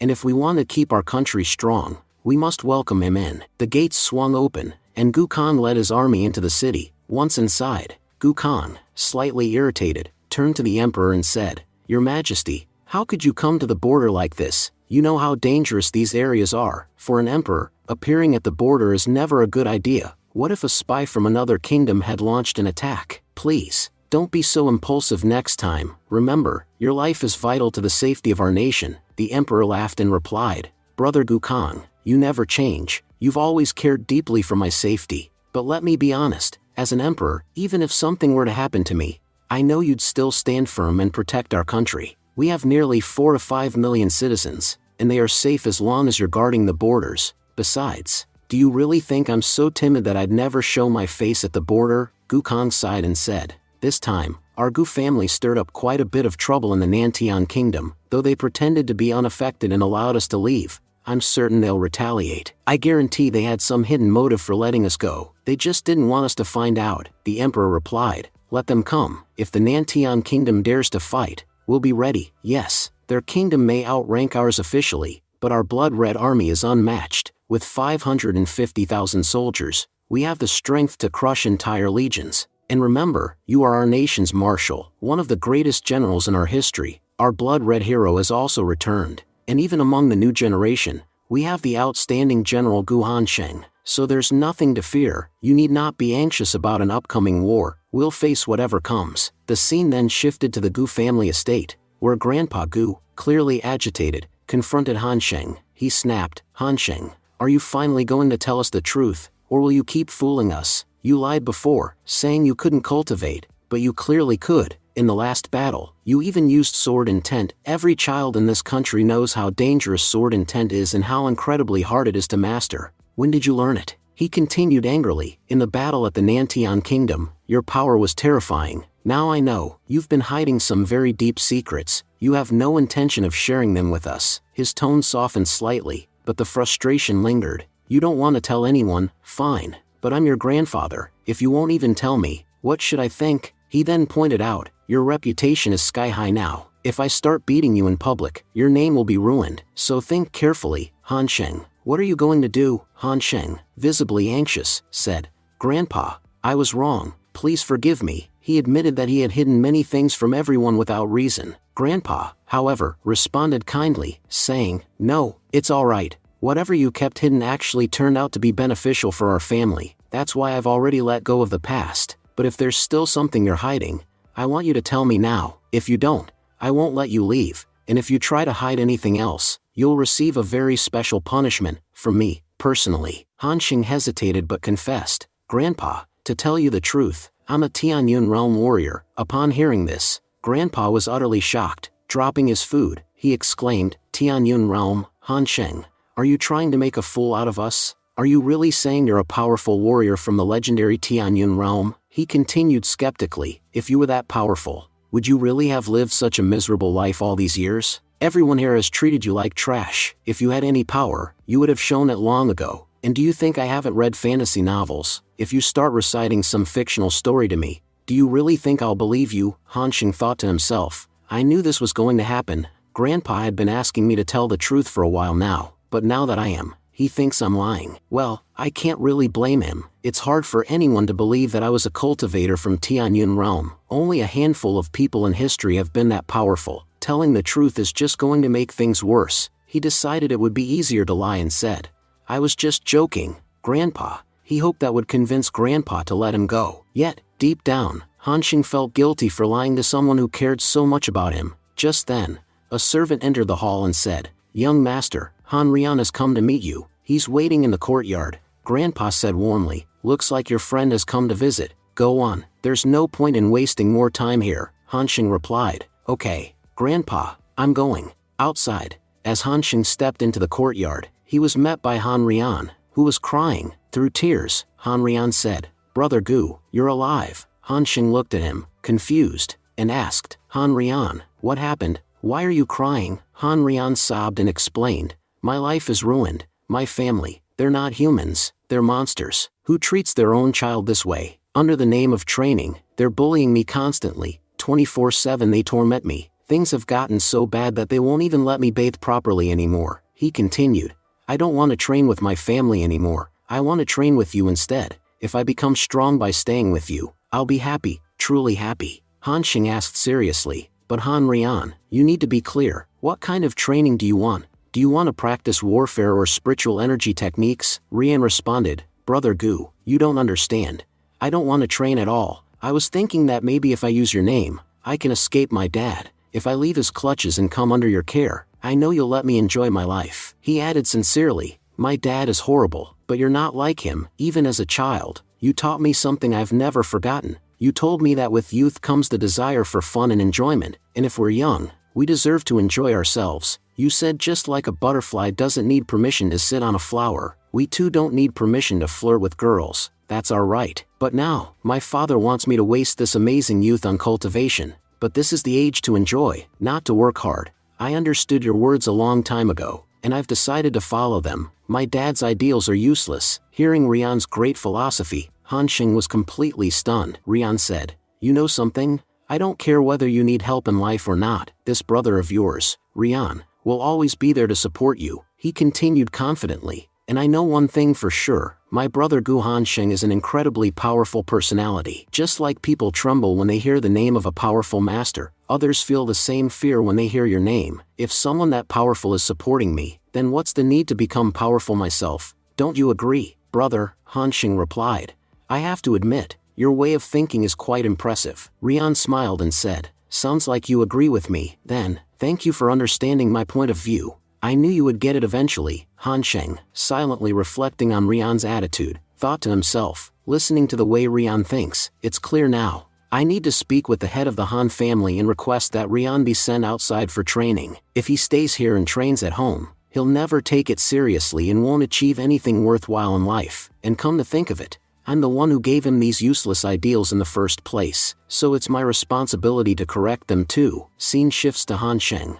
who had gone into the forest to meet his people. As he arrived, everyone respectfully greeted him. Looking at the group, Han Sheng thought, just a few days ago, these people couldn't even cultivate properly, but now, it's clear their cultivation has improved significantly. Gong and Xinguang have already progressed on the path of cultivation. He further observed, most of these individuals are currently in the human realm, 4 of them have even reached the 4th stage of the Lingwan realm, and 9 others have reached its early stages. I must admit, they're all doing exceptionally well in their cultivation. Han Sheng then addressed Chen. Choose one person from among them who has the highest level of cultivation and also has a strict character. Chen nodded. Yes, Lord, I already have someone in mind. Pointing to a man, he said, this is Ji Jinping. He's currently in the mid-stage of the Lingwan realm. Among everyone here, he's the smartest, and his character is also extremely strict. I believe he's exactly the kind of person you were looking for. Ji Jinping stepped forward and said, Lord,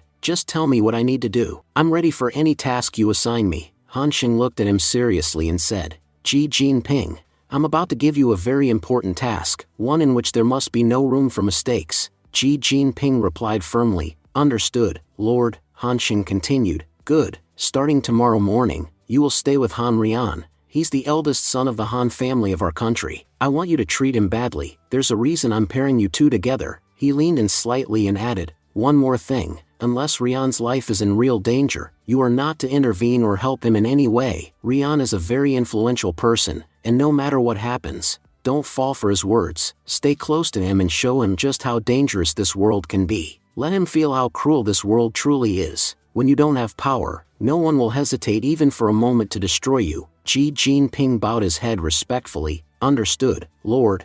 I know exactly what I need to do. The next day, Han Sheng was sitting calmly in a courtyard, sipping tea, when Chen approached him. Chen reported, Lord, earlier this afternoon, Han Rian and Ji Jinping left the city, but while passing through forest, they were kidnapped. Trouble has already struck at the very start of their journey, and we believe this won't be the last obstacle. They're likely to face many more challenges ahead. Han Sheng sighed.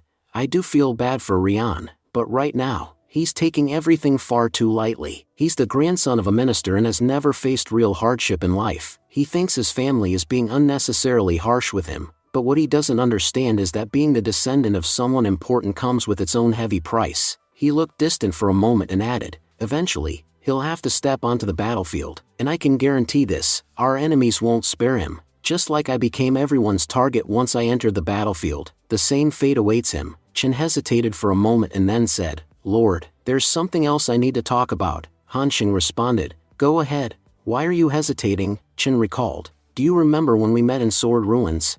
I told you I needed to fulfill a promise. I have to visit an old friend of mine in Moyan country, so I came here to ask if I could leave today. If I'm being honest, going there is extremely important for me. Han Sheng looked at him seriously and replied, you do realize that Moyang is far more advanced than both the Tianfang and Nantian kingdoms. It's one of the most powerful countries on the continent, which is home to over 100 kingdoms. Very few people across all kingdoms have reached the peak of the Earth realm, but Moyang has many such experts. Han Sheng warned, it's extremely dangerous for you. There are people there who might uncover your true identity. So, I'm asking again, are you sure you want to go? Chen replied with resolve, Lord, I've thought this through 100 times. I know it's dangerous, and that the people there could easily kill me in an instant, but my promise is more important to me than anything else. I have to fulfill it. Han Sheng sighed and admitted, to be honest, I initially considered accompanying you to ensure you stayed safe, but unfortunately, I have far too many responsibilities at the moment. If you're willing to delay your journey,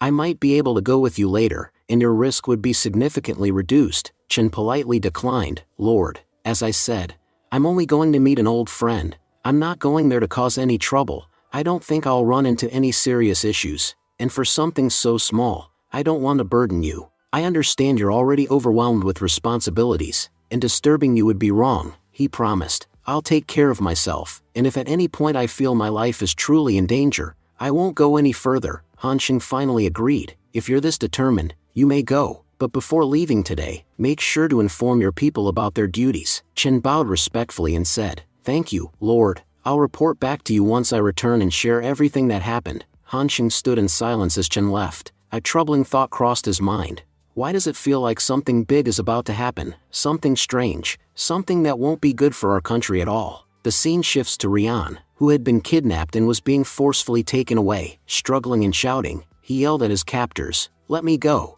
Do you even know who I am? I'm the Minister of War's grandson." He warned them furiously, "If Grandpa finds out you've tied me up, none of you will be spared. You'll all die miserable deaths. You've made a huge mistake." Rian continued to scream, "My father has his own private army, with a single command. They'll come for you. I'm giving you one last chance. Let me go or face the consequences." Half an hour passed. Rian's shouting had turned into sobbing. Tears streamed down his face as he pleaded, "Please, let me go. We're already far from my home. Whatever you want, I can give it to you." He begged, "My family has a lot of money. As the young master, I hold a lot of value. If you demand a ransom, they'll give you anything you want. You could even get a job. There's no need for kidnapping." He tried to reason with them. "My father has powerful connections. He could get you official positions. Whatever you want, you can have it. Just let me go." His captor, clearly irritated by the non-stop whining, snapped, and without saying a word, delivered a brutal kick to Rian's face. The kidnapper sneered, "Shut your mouth, you little rat. It hasn't even been an hour since we kidnapped you, and you're already driving us insane. At first, we thought we'd let you go since you're just a kid, but you've been screaming non-stop the entire way. If you don't shut up, we'll cut off your tongue, then you'll never speak again for the rest of your life." But Rian kept pleading. He said he was the grandson of the war minister and begged them to release him, insisting he had done nothing wrong. "Why am I being punished if I haven't committed any crime?" The scene shifted to the Li mansion, where Han Xing had just arrived. Han Xing greeted Mr. Li respectfully, saying, "Sorry to bother you again, sir." Mr. Li's face lit up with joy. "Han Xing, you're here. Why are you standing there? Come in, have a seat, let's talk properly." Mr. Li then praised him warmly. "I must say, your courage is truly remarkable. What you did in the Nantian Kingdom, no one from Tianfan Kingdom could have pulled that off. It seems like General Qi Shuang is going to be very popular in this world, just like your family. Ever since you stepped onto the battlefield, your name is on everyone's lips. Many have already acknowledged that you could be a prodigy. After all, not a single member of your family has failed to accomplish something extraordinary." He continued,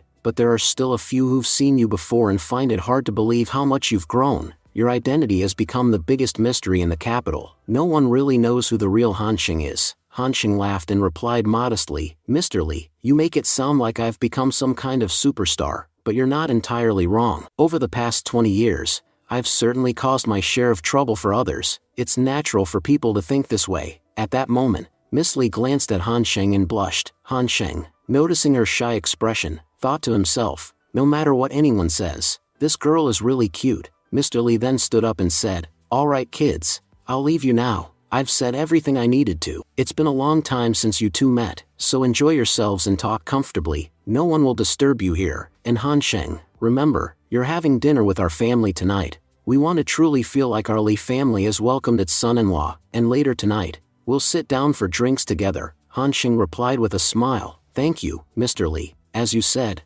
I'm not going anywhere unless you allow it." After Mr. Li left, Miss Li used her finger to trace words on the table with drops of water. She wrote, "Are you okay? I heard you went to war recently and even fought against the Nantian Kingdom for Princess Yang. Were you injured at all during that time?" Han Xing reassured her, "Thank you for worrying, but I'm fine.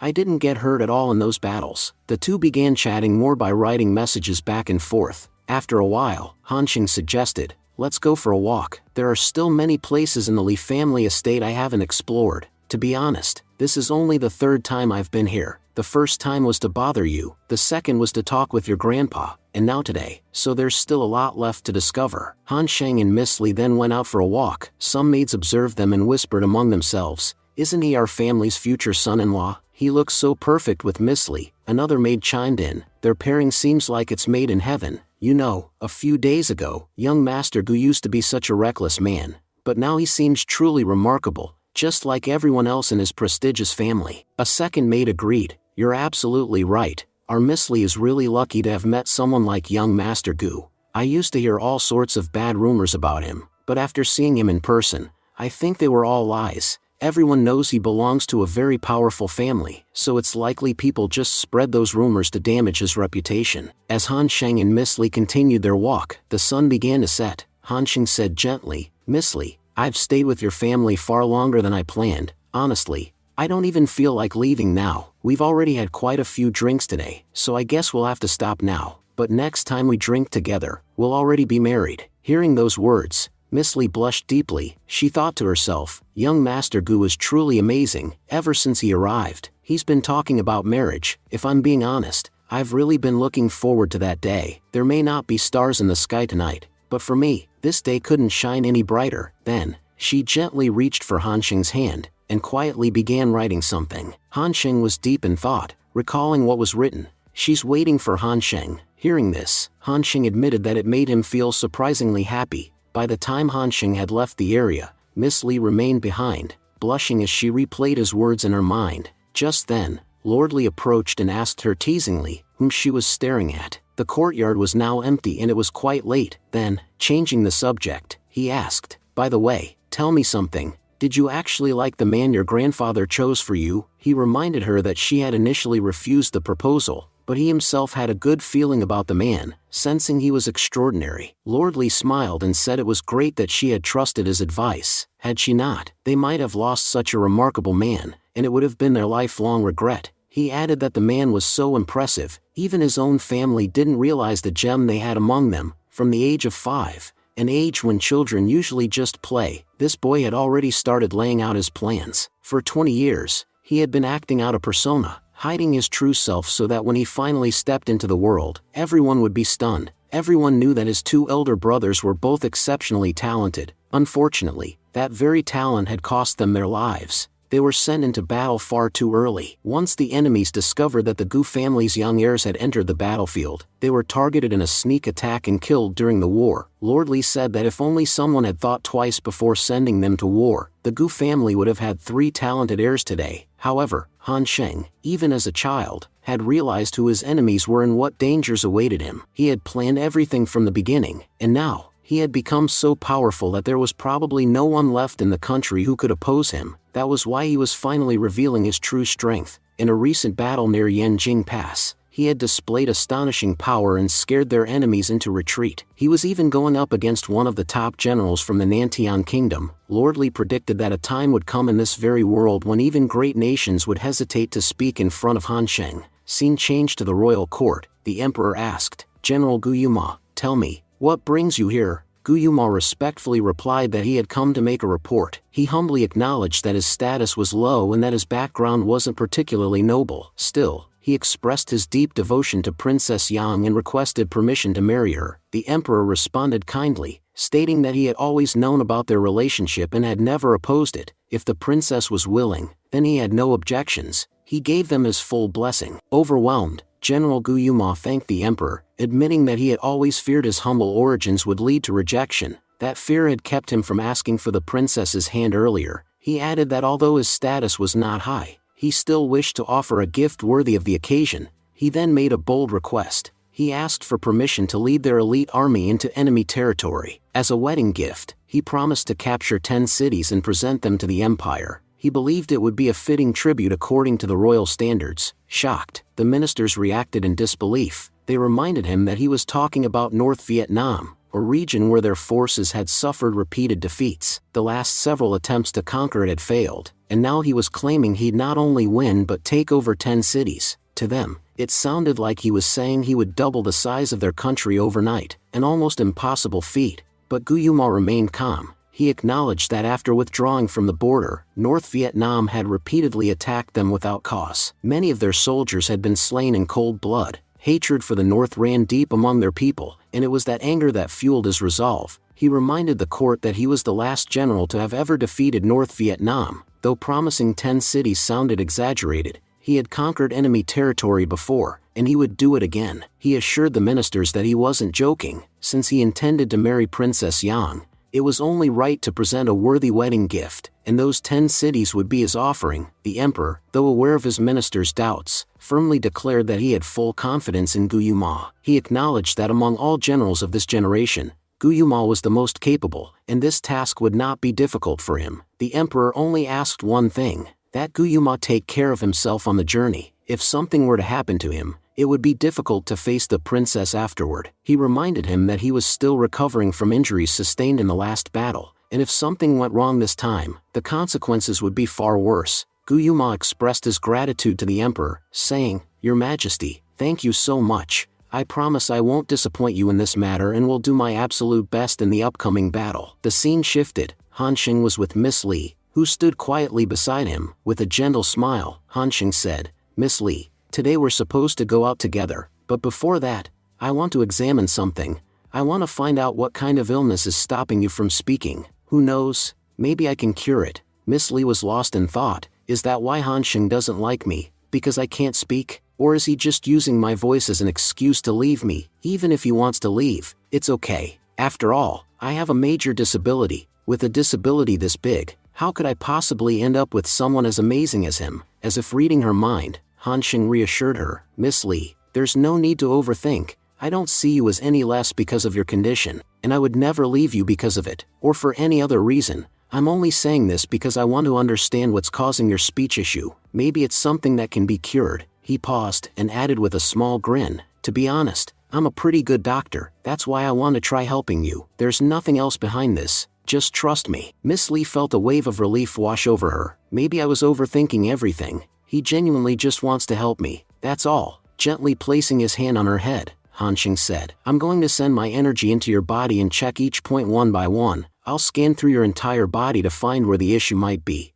But I should warn you, this process might be a little uncomfortable. You'll have to bear some pain if you truly want to heal." He looked into her eyes with conviction. "If you can endure it, there's a good chance this could really help you." He began the diagnosis. As his energy flowed through her, Han Xing thought to himself, there are 7 chakra points in the human body. They're crucial, far more important than just meridians and nerves. Most people only talk about meridians, but the real key might lie in the chakras. He continued his internal analysis. Perhaps the root of Miss Li's problem is in her chakra points. That's why no one has been able to heal her so far, because very few people in this world even understand the role chakras play in how the body functions. As he examined her body, Han Xing muttered, "This part seems fine, and so does this." Most of her body appears normal, but he couldn't hide his confusion. If everything looks fine, then why can't she speak? A doubtful thought crossed his mind. Could it be that she's been pretending, just like I used to, that she's actually capable of speaking but chooses not to? He shook the thought off immediately. No, that can't be it.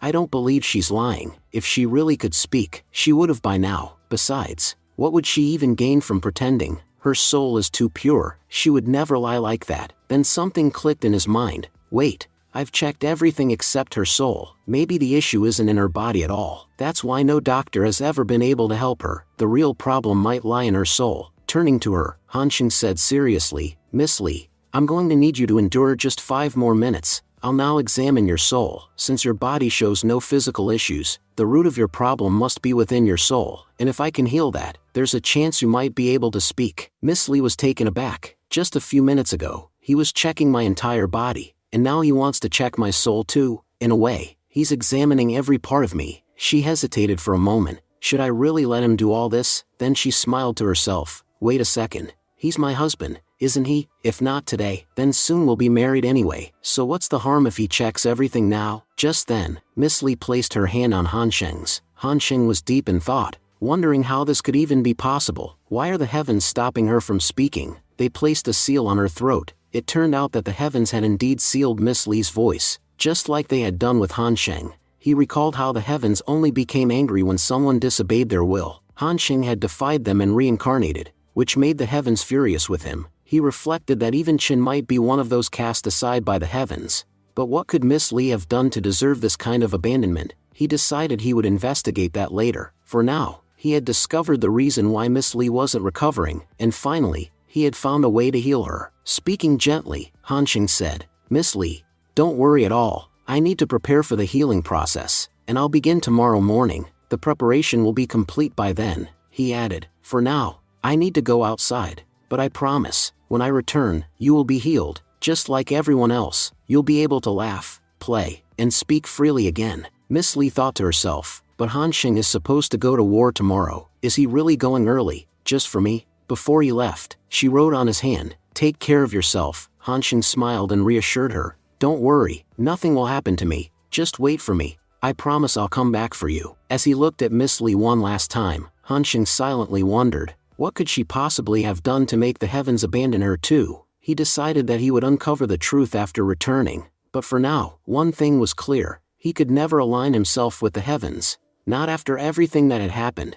Not after what they had done to him, his wife, and so many others like him. Even he had chosen to walk a path that defied the heavens, and he knew that one day, the heavens would come for revenge. At present, the battle he was fighting alongside his comrades felt easy, but when the real attacks came from the heavens, he knew he'd have to be far more careful. The next day, the scene shifts to the battlefield. Guyuma, who had already arranged his entire army in formation, standing before his soldiers, he addressed them with a fiery voice. "All of you already know what the North Vietnam have done to our country. Those bastards killed countless of our brothers without reason. If our men hadn't sacrificed their lives, they would have taken the Yanjing Pass from us." His voice turned sharp with anger. "They've done terrible things to our people, and for the past 5 years, we've remained silent. But now, I believe the time has come to strike back." Raising his sword, he declared, "Today, your blood hero, General Guillermo, tells you, we will take revenge for our country. The people of North Vietnam have grown arrogant. It's time we teach them a lesson they'll never forget. Today, their heads will bow before us, and if anyone dares not bow, we'll cut off their heads."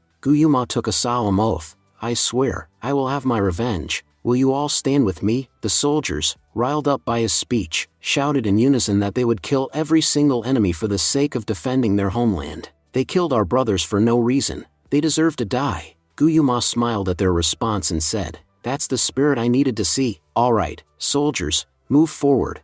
With that, Guyuma and his army marched out. Meanwhile, Princess Yang stood in silence, watching them depart. Guyuma paused and turned back to her. "Princess, I promise you, I will return safely this time and fulfill the vow I made to you." The princess thought to herself, "You said the exact same thing 5 years ago, but for some reason, I truly believe you'll return victorious this time." 4 days later, the scene shifted. Soldiers approached the emperor and reported that General Qi Shuang, who had left with the bloody army, had managed to force the surrender of 300,000 North Vietnamese soldiers. Furthermore, their own blood hero general had killed 50,000 enemy troops. In contrast, only 5,000 men had fallen on their side. General Qi Shuang was performing remarkably in this war, having already conquered 5 North Vietnamese cities. The officers praised the blood hero general. They had expected great things from him, but Qi Shuang had even surpassed the achievements of his own uncle. The emperor, filled with pride, remarked that after so many years, he was finally hearing good news from the military front. Until now, the reports had always been about border attacks and how their soldiers were unable to respond effectively. He continued, saying that the Gu family of the Tianfan kingdom was truly a blessing. Any country guarded by the Gu family need not fear anyone. I want all of you to get used to this new era, because the Gu family has now entered the battlefield, and we are going to reap immense benefits from it. The scene then shifted again to North Vietnam's Shuling City. Guyuma stood facing the North Vietnamese army. He addressed them coldly. "Just yesterday, we killed 50,000 of your men, yet you're still foolish enough to come here with more troops." "Fine, yesterday it was 50,000, today we'll make it another 50,000. North Vietnam is a vast country, and it seems you have no shortage of men. Keep sending them, we'll keep cutting them down." The opposing commander glared at Guyuma and said, "Meeting you in person is truly disappointing. If I'm being honest, you've made a huge mistake coming here. At least back home you were safe. Now, your death is certain. Talk all you want, it will be the last words you ever speak." That man was Gong Liangji, the Minister of War of North Vietnam. He declared that he had brought with him an army of 300,000 troops. "Once my forces surround yours, you'll have no escape. Let's see how arrogantly you behave then." Guyuma calmly responded, "I've been on the battlefield since the age of 10. I've spent 30 years fighting wars. I've seen everything, many times. I've come within inches of death. People say I've never lost a war, but that doesn't mean I haven't been close to dying. Death has often brushed past me, but never taken me. And you think your 300,000 soldiers will be enough to stop me? You think you can kill me?" He stepped forward and added firmly, "Let me tell you, you're not even qualified to kill me." With that, Guyuma charged forward to strike, but Gong Liangji drew his sword just in time to block Guyuma's spear. Gong Liangji shouted to his troops, Do not fear, if you focus only on your own survival in this battlefield, you'll surely die. We're facing the blood-red army, it's unlikely we'll survive. But since we're going to die anyway, why not fight a glorious war, one that will be remembered in our nation's history? Let's become heroes for our country. Swear now, you will not let these invaders step foot into our cities. Kill them all before they do. At the same time, Guillemot commanded his army to hold their formations and fight according to plan. No one breaks formation. The battle between Gong and Guillemot began in full force. Gong shouted in frustration, "Where are the defenders of Shuling City? If they don't arrive soon, how are we supposed to fight?" He ordered his men to quickly bring reinforcements and called for an aerial assault on the enemy forces. "These air attacks will give us a crucial advantage." Guillemot looked around and muttered, "Are they launching an aerial attack?" He quickly warned his troops, saying that everyone needed to stay alert because the enemy was going to use arrows. As expected, a deadly barrage followed, and many of the blood-red army soldiers were taken down by the rain of arrows. Watching this unfold, Gong laughed and said with satisfaction, "This is so satisfying to watch. Guillemot, coming here was your biggest mistake. I've been preparing for your defeat from the start. What you just experienced was only the first surprise. As you move forward, you'll continue to lose more men." Just then, someone used his spear and managed to kill many of Gong's soldiers in one strike. Shocked, Gong questioned, "Who is this guy who's so skilled with a spear? He took down 10 men in a single throw. And how is this even possible? We had the enemy surrounded.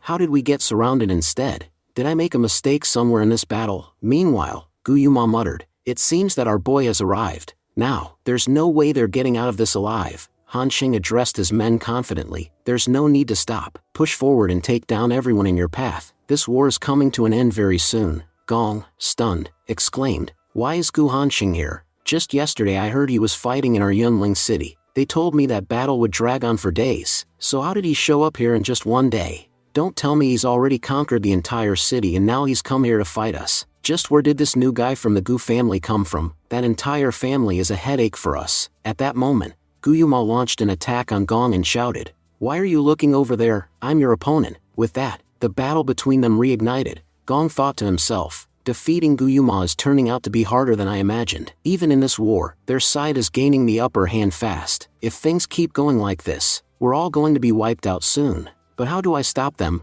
Just then, a new voice echoed across the battlefield. "What's going on here? Why all this noise?" Hearing that voice, Gong froze in fear. His eyes widened as he whispered to himself, "The drunken master. He's here." Han Xing stared at the newcomer, baffled. Who is this strange man? He just appeared out of nowhere in the middle of the battlefield, and none of us even noticed. How did he break through our formation so easily? We had everything tightly sealed, and the strangest part is, his body isn't emitting any energy, no fluctuations at all. It's like he's just standing there, completely still, without a single trace of power. Panicking, Gong called out to the drunken master, "Please, help me. This guy, he's our enemy. If you help me kill him, I'll give you all the wine you want. For the next whole year, you'll get wine for free. I promise I'll serve you the finest wine you've ever had, better than anything you've tasted in your life." The drunken master's eyes lit up. "The world's best wine, something I've never tasted before. I'd do anything for a wine like that. Killing one man, that's nothing.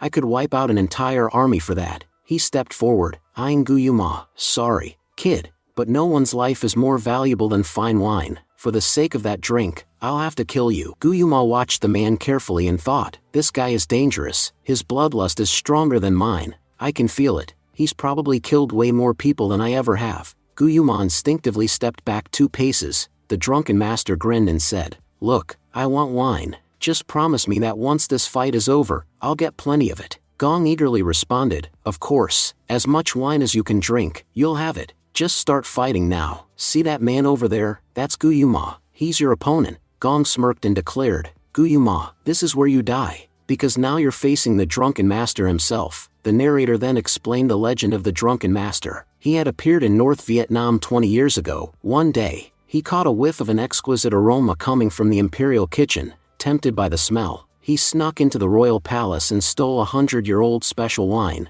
a rare vintage that the emperor himself loved. It took a long time to produce, and its value was unmatched. Once the theft was discovered, the entire capital erupted in rage. Thousands of elite soldiers were dispatched to capture the thief. 10,000 men chased after him, but none succeeded. Even Gong, who was young and powerful at the time, tried to take him on, only to be seriously injured. It became clear to everyone that the drunken master was an immensely powerful man, one that even an entire army couldn't take down. So, Gong made a deal with him. He learned that the old man's only desire was wine. Since then, Gong had provided him with the most luxurious wines from time to time. That's why the drunken master had remained in their country all these years. Back then, North Vietnam wasn't as powerful as it is now, but the drunken master's presence resolved their border tensions. Whenever enemies attacked, he alone would defend the borders. This allowed the rest of their army to go out and expand their territory. Everyone knew, for wine, the drunken master would do anything.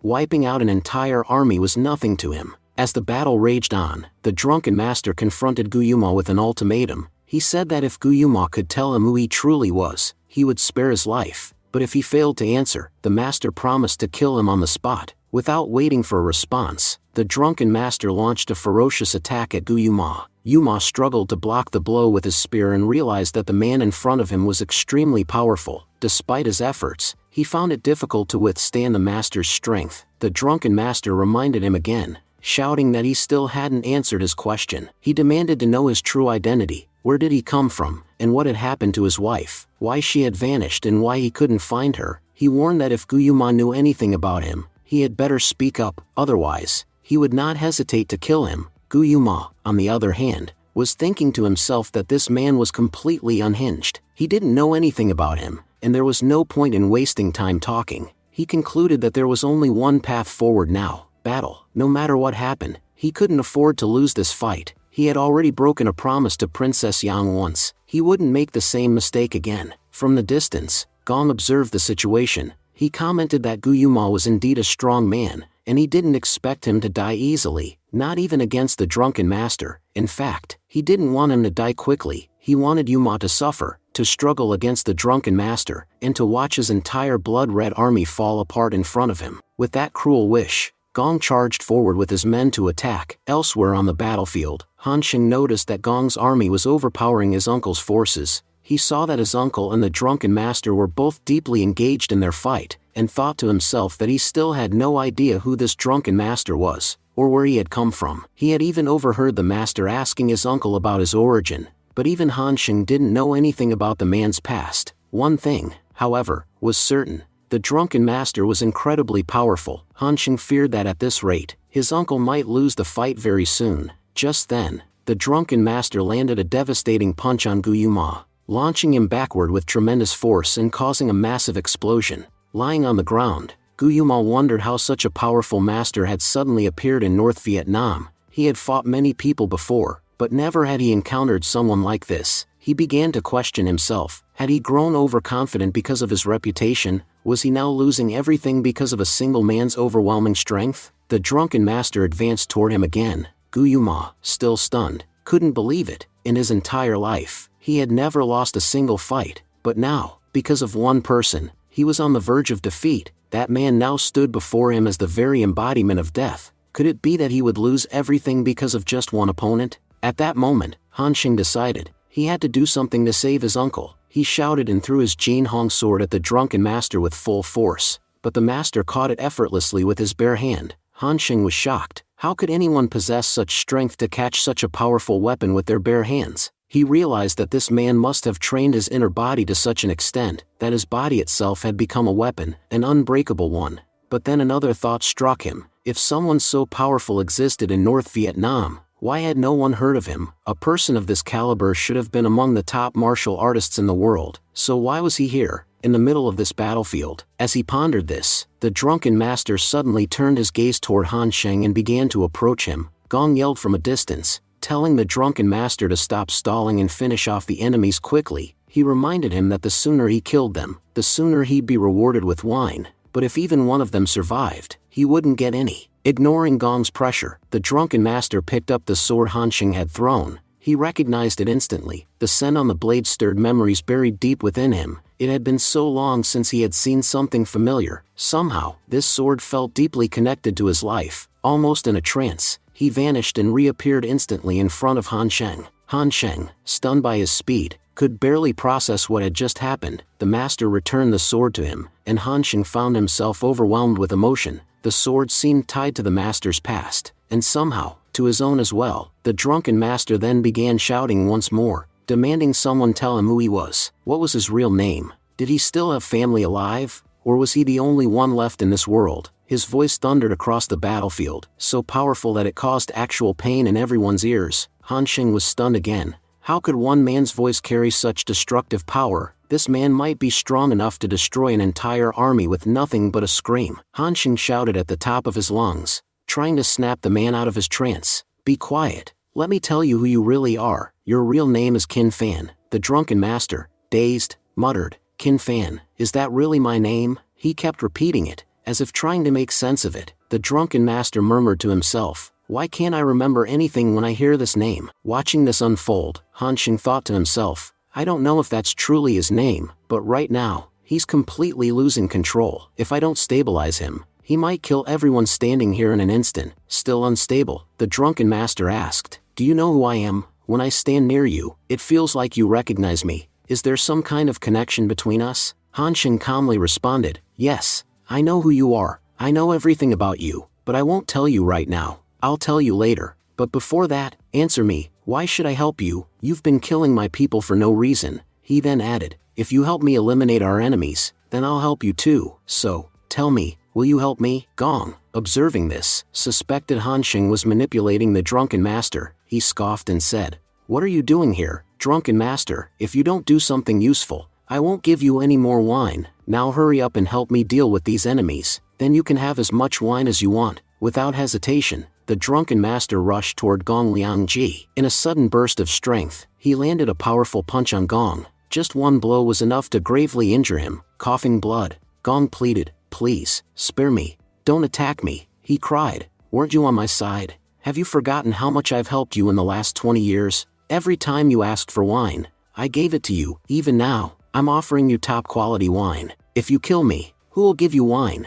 Trying to negotiate, Gong begged, let me go. Help me kill these people instead. I'll keep supplying you wine and even help you discover the truth about your past, where your family is, and who you really are. The drunken master seemed intrigued. You'll give me wine and help me learn about my family and identity. Han Sheng intervened. Drunken master, I already know everything about you, and don't worry about the wine. I have even better quality wine than he does. As much as you want, there's no need to listen to Gong's lies. Join us instead. Hearing this, the drunken master landed another devastating punch on Gong. The impact was so powerful that the ground itself cracked, and Gong was buried beneath the rubble. Nearby soldiers watched in shock. What's going on here? The drunken master was helping us just moments ago, and now he's killed our commander, Han Sheng declared. Second uncle, it's time to end all of this. Order everyone to advance and take the city under our control. Once we conquer Shuling City, the entire kingdom will belong to us. Gu Yuma shouted. The enemy commander is dead. Everyone, move forward and capture the kingdom. The soldiers, fired up, shouted with joy. We're about to win this war. They charged ahead and began attacking the northern Vietnamese troops. The enemies, overwhelmed, exclaimed, these people are monsters. If we don't flee now, we'll all die. Panicked, the enemy forces retreated, abandoning the battlefield. Han Sheng's army entered the city. Later, we saw Han Sheng and the drunken master standing aside,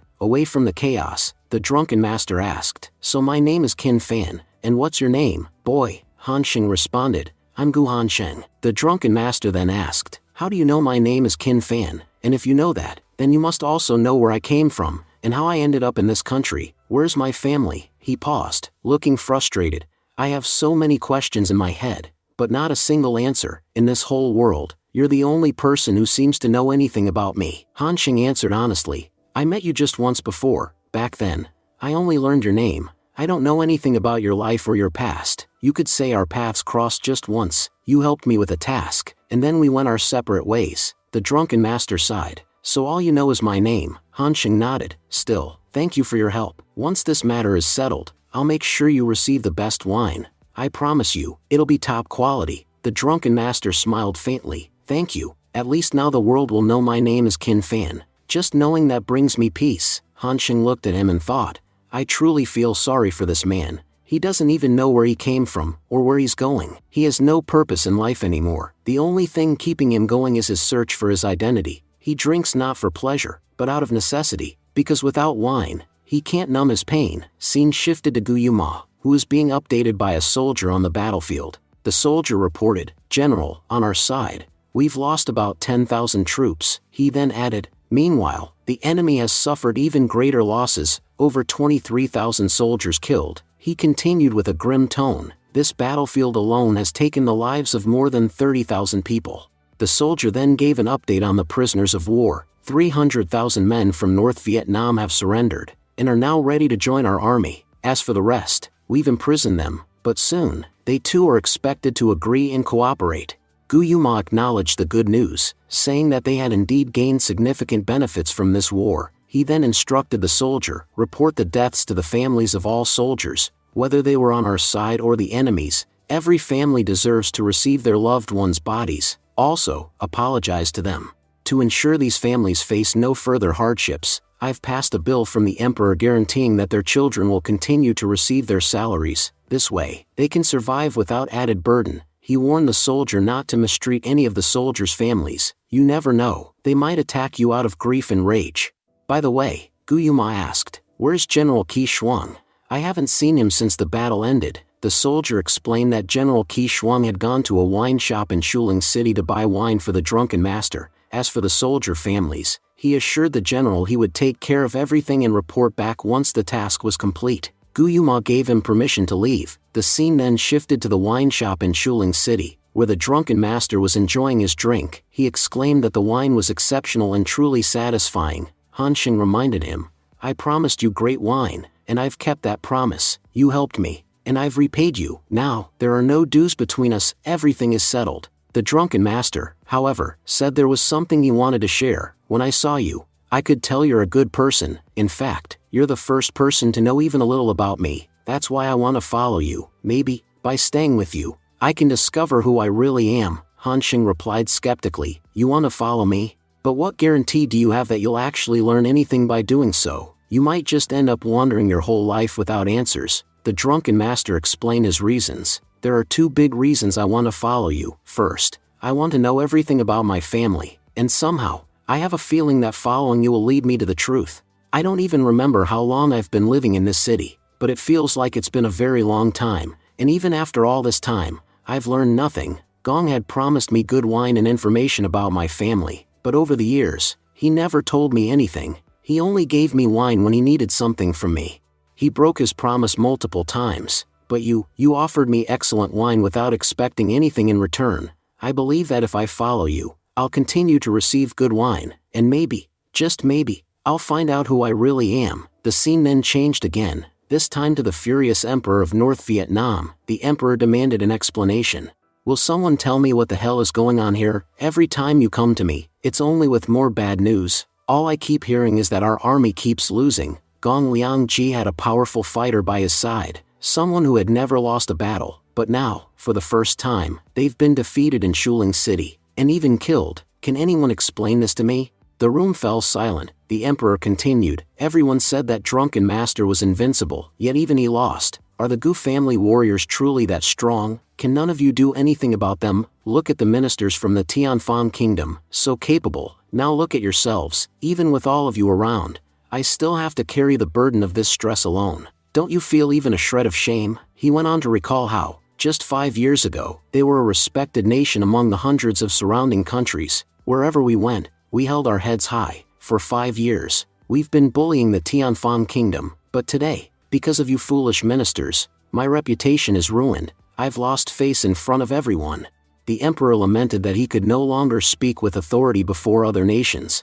"I sent 300,000 soldiers to fight the Tianfang kingdom, our best warriors, and what happened? All of them were either killed or surrendered. Now those same soldiers are willing to work under the enemy. What's the point of being the emperor of a country whose army itself has no loyalty left?" Suddenly, one of the ministers said, "Your Majesty, please calm down." But the emperor, visibly enraged, snapped at him, "Shut up, you fool, Minister Jian. Do any of you even have the courage to say we'll win this war? We've been losing from the very beginning. All you ever do is sit here and talk nonsense. None of you are actually doing your jobs." The ministers bowed their heads and replied, "Please forgive us, Your Majesty. We are working to correct our mistakes." The emperor then barked, "Pass my decree immediately. Those Tianfang kingdom scoundrels attacked us first. Now, we will do whatever it takes to conquer their nation, mobilize our entire army. we will launch a massive counterattack.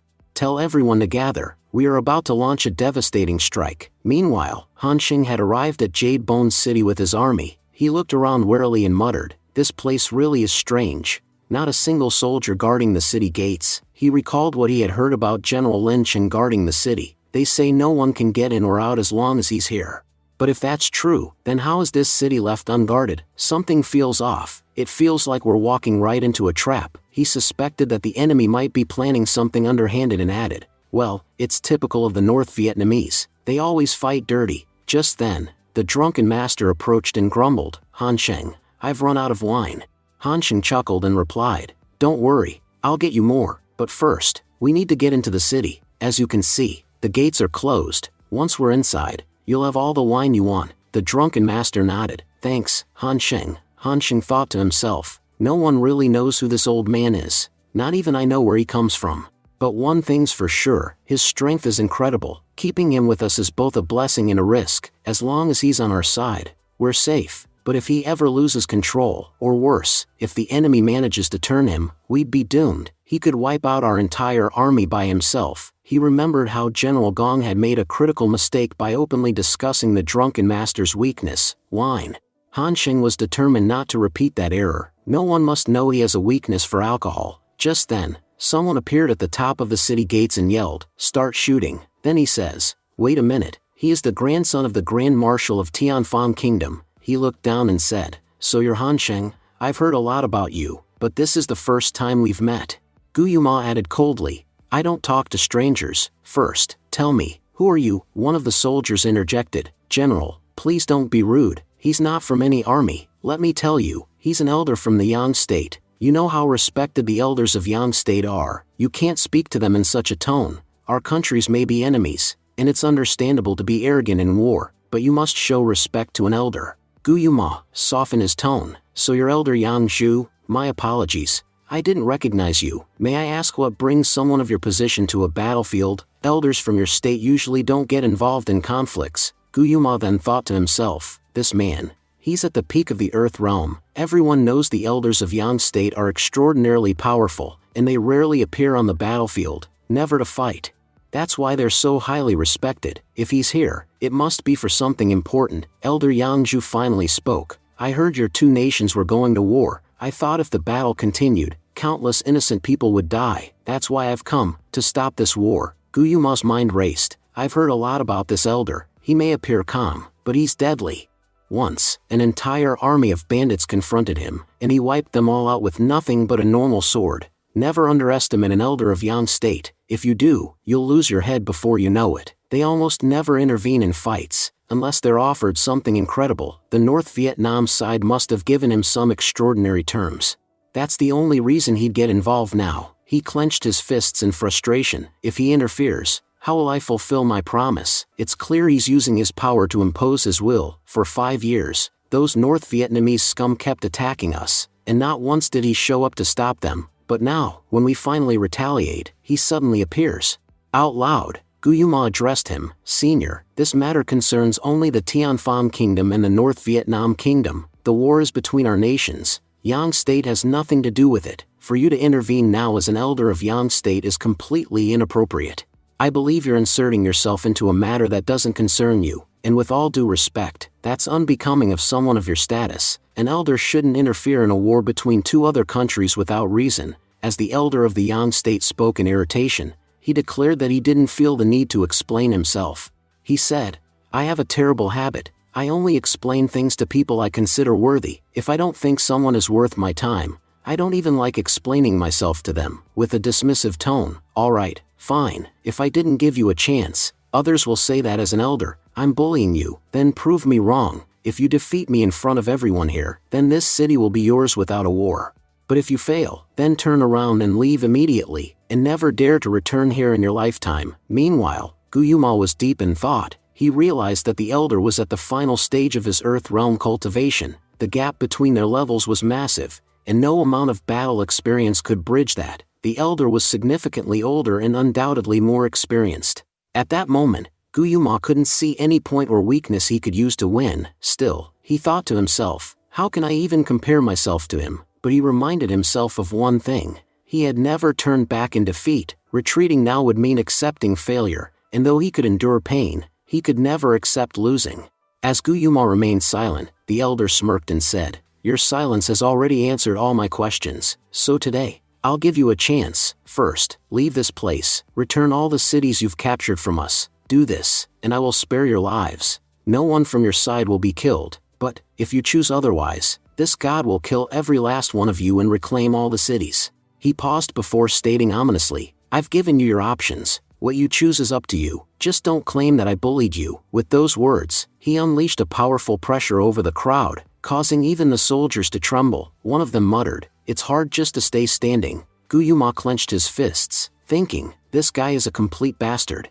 He's pretending to be righteous in front of everyone, but in truth, he's just using his power to bully us for his own gain." At that moment, Hanxing shouted defiantly, "Old man, you're getting way too arrogant. Sure, you've got power, but don't be so full of yourself. One day, someone might just forget your status and chop off your head without you even knowing it."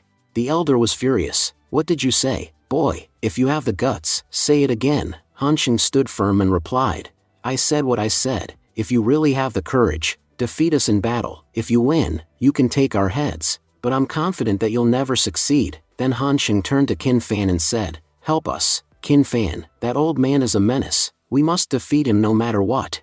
And if you do, I'll reward you with the highest quality wine I have. It's over 100 years old. They say, the older the wine, the better it tastes. You'll enjoy it a lot." Qin Fan smirked and replied, "Make it 5 bottles. I'll need 5 to get the job done." Hanxing shook his head. "You'll get only 3. Drinking too much isn't good for your health." The drunken master laughed. 3 bottles it is. I can manage with that." Meanwhile, the soldiers from the Blood Red Army were in disbelief. Is that old man seriously saying he can beat the Yang State Elder just like that? The elder, now enraged, shouted, "Are you mocking me? Everyone here knows how powerful I am, and you think some old drunk will defeat me for 3 bottles of wine?" Glaring at Qin Fan, he growled, "You filthy-looking old man, how dare you speak such nonsense? I know you're doing this just to insult me. I might have spared you earlier, but now, I won't leave a single one of you alive." With a roar, the elder began releasing his terrifying energy. Guyuma rushed over to Hanxing and asked in concern, "Are you alright? The elder's energy is dangerous. It could seriously harm your body. You should leave this place. There's a high chance of dying here, and I don't want you to die for nothing." Hanxing replied with determination, "Don't worry, uncle, none of us will die here. I'm sure of it." Just then, the elder descended, ready to fight. "None of you are going anywhere. You're all going to die by my hand." Before he could strike, the drunken master stepped forward to confront him. The elder was shocked. "Who is this man? His speed is incredible. Why have I never heard of him before?" The elder warned, "Don't play tricks with me. I hate tricksters." With that, he launched a powerful punch into the air, but to his shock, Qin Fan blocked it effortlessly with his bare hands. Astonished, the elder exclaimed, "You stopped my punch. With your bare hands? How is that even possible? Tell me, who are you? If you don't tell me right now, I'll kill you and everyone with you." Qin Fan calmly replied, "You want to know who I am? My name is Qin Fan." Elder Yang Zhu was skeptical. He told Qin Fan there was no need to lie. He knew the names of all the powerful masters in the neighboring countries, and Qin Fan was not one of them. He warned the drunken master not to lie, suggesting that if he didn't want to reveal his identity, that was fine, but he should not disrespect the martial arts world by hiding his name. According to Yang Zhu, a true martial arts master should have ethics, and hiding one's identity violated those principles. The drunken master, visibly annoyed, repeated with frustration that his name was indeed Qin Fan. Yang Zhu dismissed him, saying he was good at talking nonsense but hadn't proven anything yet. Qin Fan sarcastically told him that if Yang Zhu thought he knew better, then he should tell him what his real name was. Yang Zhu suddenly realized that Qin Fan had tricked him. While pretending to chat, he had moved dangerously close to Yang Zhu, preparing for an attack. Yang Zhu declared that he wouldn't fall for such cheap tricks. He had fought many masters who relied on deception to win battles. As for the drunken master's name, Yang Zhu said it didn't matter. Not revealing his name would only result in his body not being returned to his homeland after death. Angered, the drunken master yelled that Yang Zhu was insane. Once again, he asserted, "I told you, my name is Qin Fan." Then, with immense force, he launched a powerful attack at Yang Zhu. The blow was devastating. Yang Zhu lost one of his arms, and the wall of the city behind him began to crumble. Debris rained down on him. As the dust settled, Qin Fan stood in confusion. He muttered to himself, wondering why everyone kept questioning his name. If I'm not Qin Fan, then who am I? He had believed he had discovered something about himself, but now he felt completely lost. Meanwhile, Han Xing observed the situation nervously. He realized that Yang Zhu had planted a seed of doubt in the drunken master's mind. If Qin Fan continued to question his identity, things could become dangerous. Han Xing worried that if Qin Fan came to him for answers, he wouldn't have any to give, and that could lead to Qin Fan turning on him in anger. After all, this man had just destroyed Yang Zhu with a single punch. Han Xing understood that if they didn't calm Qin Fan down soon, everyone could be killed. It was imperative to defuse the situation before it spiraled further out of control. Elsewhere, soldiers from the North Vietnam were in disbelief. One of them exclaimed, "What's happening here? Our elder Yang Zhu was defeated with just one punch. Who is this old man? There's no one in our country strong enough to fight him. We must flee immediately, or we'll all die." Despite this, the drunken master, still dazed, continued muttering, "I told them my name is Qin Fan. Then why are they calling me drunken master? If that's not my real name, then who am I? How do I even explain who I am to others?" He recalled how people used to say he was a nameless man, someone who couldn't even tell others who he truly was. Things were just as difficult now as they had always been. Nothing made sense to him anymore. His name, his family, his identity, all felt like distant illusions. He asked himself if there was anyone in this world who could give him the answers he so desperately needed.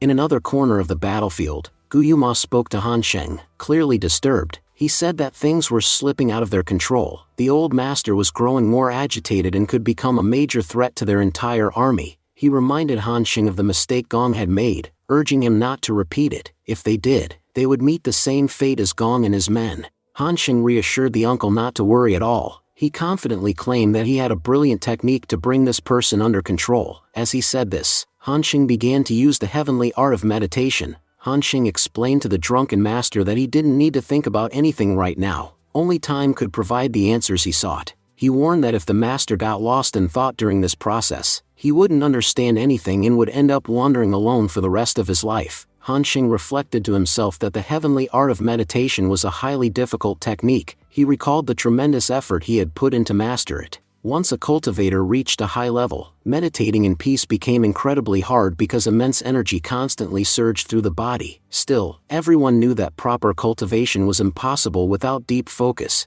That's why he had learned this technique in the first place. By using this technique, he could bring a high degree of control over his words and make others easily understand his intentions. In fact, through the power of words alone, he could influence and even partially control a person's mind. At that moment, Han Sheng was attempting to use his words to calm the drunken master, and it seemed to be working. Han Sheng thought confidently that this technique was once created to even calm the gods, so it was bound to work here. A short while later, the drunken master indeed appeared much calmer. He asked, "Who am I?" "I'm Qin Fan. These people didn't even know about me and were just rambling nonsense." Turning to Han Sheng, the drunken master said that he had shouted quite a lot and now felt thirsty. He asked if Han Sheng could do something about it. Han Sheng responded with a bright idea. They should go to the city and drink some wine. That would surely quench the master's thirst with ease. The drunken master agreed enthusiastically. He said Han Sheng was absolutely right. Wine was indeed the answer to their thirst. Meanwhile, Gu Yuma was silently wondering who this old man really was.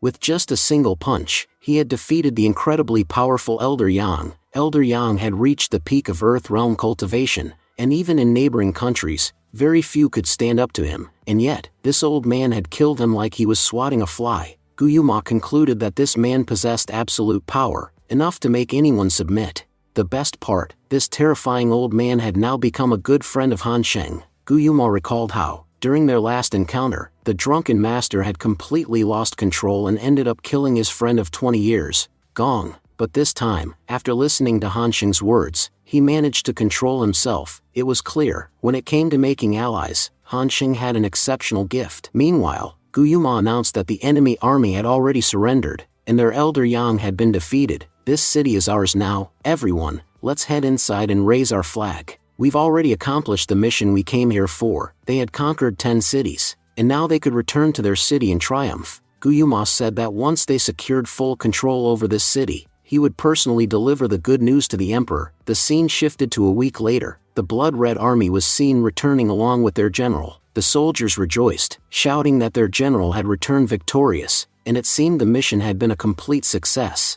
Guyu proudly declared that their general had marched into enemy territory and planted their flag. He ordered the gates to be opened immediately, saying he had to speak with the emperor. Soon after, Guyu and Hansheng arrived at the palace to meet the emperor. Guyu addressed him, "Your Majesty, before leaving for this campaign, I made a promise to you, and today, I can gladly say that I have fulfilled that promise." He reminded the emperor that he had pledged to win 10 cities as a dowry gift for marrying Princess Yang, and he had already done it. "We've conquered 10 cities in North Vietnam," he said with pride. But that wasn't all. Guyu added that he had also added 100,000 more people to their army, not as soldiers, but as labor slaves. He reminded the emperor that the people of North Vietnam had bullied them for the last 5 years, and had even taken the lives of many of their brothers. "But we've avenged all of them. We've killed nearly 100,000 enemy soldiers." He then respectfully asked, "Your Majesty, now that this mission is complete, can I finally marry Princess Yang?" The emperor responded warmly,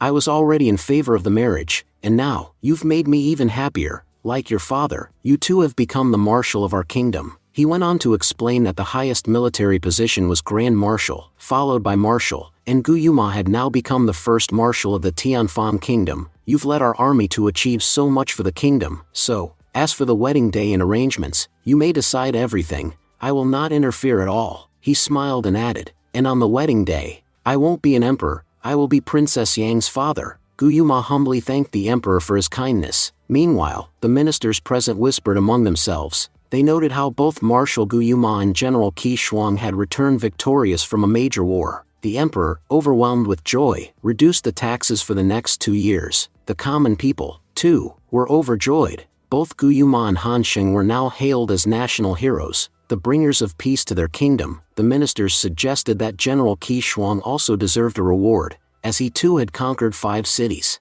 They emphasized that Qi Shuang's achievements could not be overlooked. The emperor agreed wholeheartedly. He praised General Qi Shuang, saying, "He is a blessing to our nation. The gods must have been very kind to us to have such a brilliant general born in our land." The emperor admitted that he was at a loss for words when it came to praising General Qi Shuang. "He's a dangerous force. I believe within the next 20 years, this boy will become a god of war." He reminisced about the old days when the Gu family army was feared across nations. Back then, whichever land the Gu army passed through was claimed as part of Tianfan Kingdom. The Gu army was known as an unstoppable force. As long as the Gu family stood with the Tianfan Kingdom, no one dared challenge us. However, after the fall of the Gu family, everything changed. The other nations began to bully them, and their kingdom's value declined drastically. But with Hansheng's return, everything had started to change once again. The emperor declared that Hansheng was not only a blessing for the kingdom but also for his own Gu family. Hansheng thanked the emperor for his kind words and said he hadn't really done much to deserve such praise. At that moment, Emperor spoke up, insisting that Hansheng shouldn't downplay his own efforts. He reminded him that not only was he well aware of Hansheng's accomplishments, but the entire world now knew what he was capable of. He pointed out that ever since Hansheng's first appearance during the battle at Yanjing Pass, his achievements had been nothing short of extraordinary. While he had expected Hansheng to perform well, no one had imagined he would accomplish so much. He noted that in terms of military merit, Hansheng had earned more recognition than anyone else in the entire nation. Because of that, he announced, Hansheng was being promoted from a 4th-grade general to a 2nd-grade general. In addition, he was being awarded the title of Pillar of the Tianfan Kingdom. From now on, Hansheng held more value than even his top ministers. He emphasized that Hansheng no longer needed to bow before him and could speak casually in his presence. Everything he had received was fully deserved. Hansheng once again expressed his sincere gratitude to the emperor. Then, Guyu turned to ministers and declared that they now stood before the great pillar of the Tianfan Kingdom, urging them all to show him the respect he deserved. Guyu reflected to himself that this was the first time he had ever felt so happy for someone else's success. Since the death of his brother, he had lived with guilt, believing he had failed to raise the last child of their household well, but seeing Hansheng succeed so greatly filled his heart with joy. He had always prayed for the boy's success, and now, with pride, he could say that Hansheng was the greatest successor in the history of the Gu family. He believed that under Hansheng's leadership, their family would rise to new heights. He also thought to himself that Hansheng was far more capable than both himself and his brother. and that this young man had brought their broken family back together again. The emperor then turned back to Han Sheng and stated that although his military merits were already impressive, he had done what needed to be done. Still, if Han Sheng wanted anything else as a reward, he only had to ask, regardless of what it was. Whatever he desired would be granted on the spot. The emperor assured him that any request he made would be honored. Han Sheng hesitated, then said that there was something he wanted but felt a bit embarrassed to ask.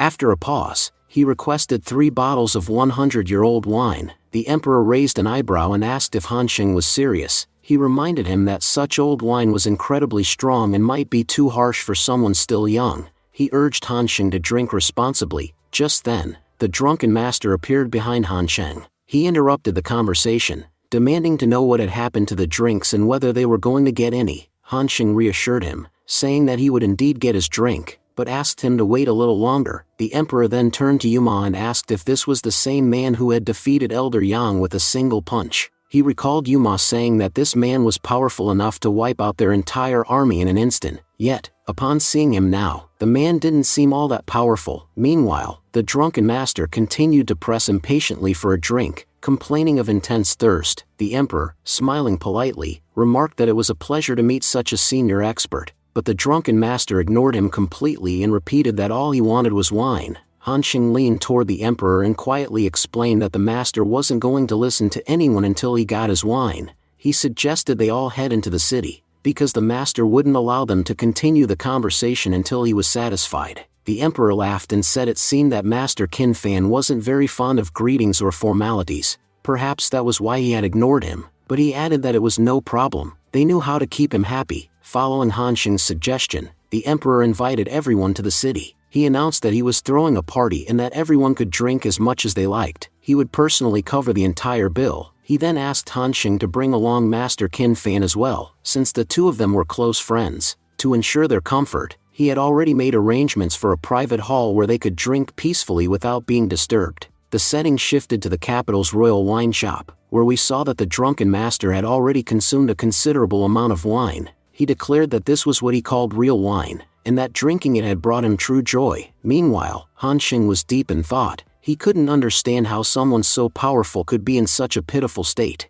It puzzled him. How could such a master lose his memory? Whoever had harmed him must have been terrifying, since an ordinary person couldn't possibly overpower someone like him. Han Sheng was certain that the master's background was extraordinary. After all, achieving such power required intense training and dedication. There had to be a long story behind this mysterious man, yet strangely, no one seemed to know him, nor was there anyone around who recognized him. Just then, a guard approached Han Sheng and addressed him respectfully. "Young master, I have a report for you," Han Sheng asked. "What is it?" The guard informed him that the young master of the Han family had just entered the city and wanted to meet him first. Han Sheng smiled and said, "There's no issue. Rian is my friend. If he's here to meet me, that's perfectly fine." Moments later, Han Sheng spotted Rian and greeted him warmly. "My friend, it's really good to see you after so long." But the moment he saw Rian up close, his expression turned to shock. Rian stood before him, badly injured. His face was bruised, one of his arms was in terrible shape,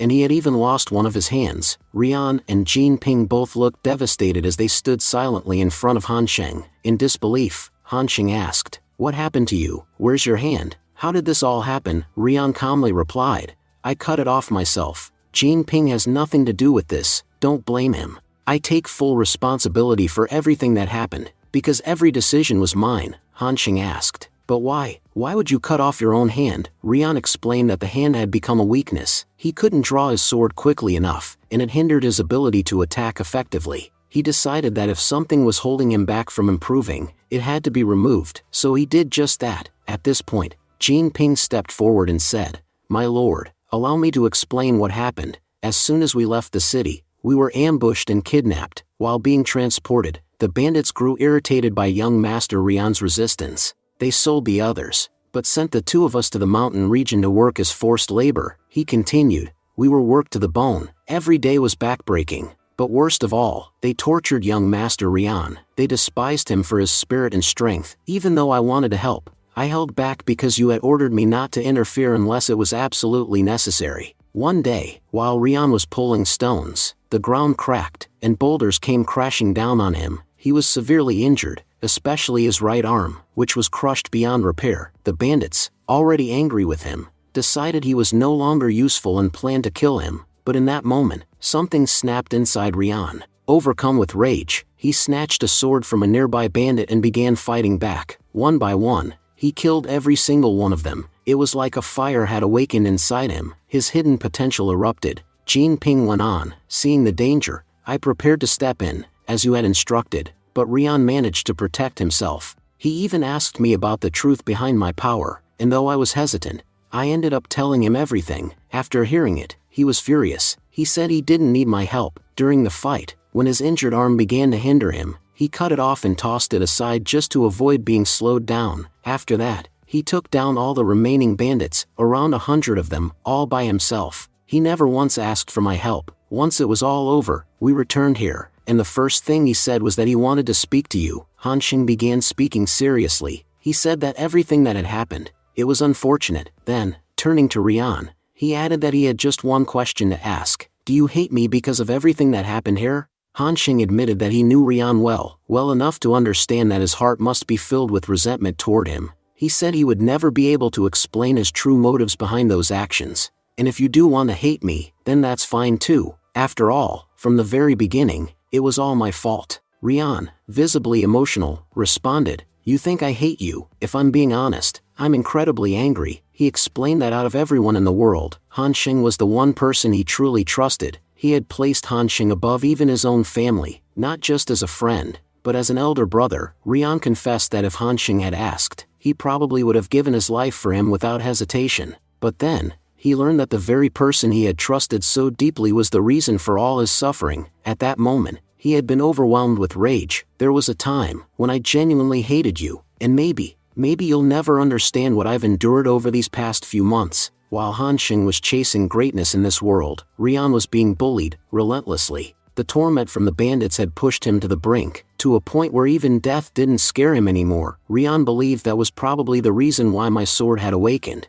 and he was finally able to defeat those tormentors. Han Xing quietly acknowledged his mistakes. He admitted he had done terrible things and that there may have been other ways to accomplish his goals, better ways. But in trying to make Rian understand, he chose the hardest path. Because of that choice, you had to suffer a tremendous loss. I don't have anything else to say. All I can do now is apologize. Because in the end, it really was all my fault. Rian replied calmly. He said he understood now. Han Xing's motives were fulfilled. He finally realized how cruel the world could be. He explained that no matter how powerful the people around you are, their strength doesn't belong to you, and if you don't possess power yourself, you can't protect yourself, or those you love. You made me face the harsh reality of this world. Until now, I was living in a fantasy, but today, I've seen the truth. He continued, saying that things like his grandfather's name, his family's prestige, and the people around him didn't truly matter. What matters in the end is my own strength, and for helping me realize that, I thank you. He admitted he had tried, really tried, to hate Han Xing, but I just couldn't. Even now, you're still like an elder brother to me. That's why Rian asked Han Xing one final question. You've broken my trust once before, but can I trust you again? Will you ever betray that trust again? Han Xing stood silent for a moment, overwhelmed by Rian's words. Then, with determination in his voice, he replied, For you, Rian, I would do anything. I promise, from today, I will never break your trust again. Whenever you need me, I, Han Xing, will always be there for you. Rian smiled slightly. He admitted that he still wasn't sure if he could fully believe those words, but hearing them, it made him feel safe. It feels like someone finally has my back. Maybe now, I won't have to face life's challenges alone anymore. He concluded with a firm voice, saying, I'll never forget this lesson you've taught me. In this world, strength earns respect, and that's why having power of my own is more important than anything else. Just then, Drunken Master spoke up, saying, Kid,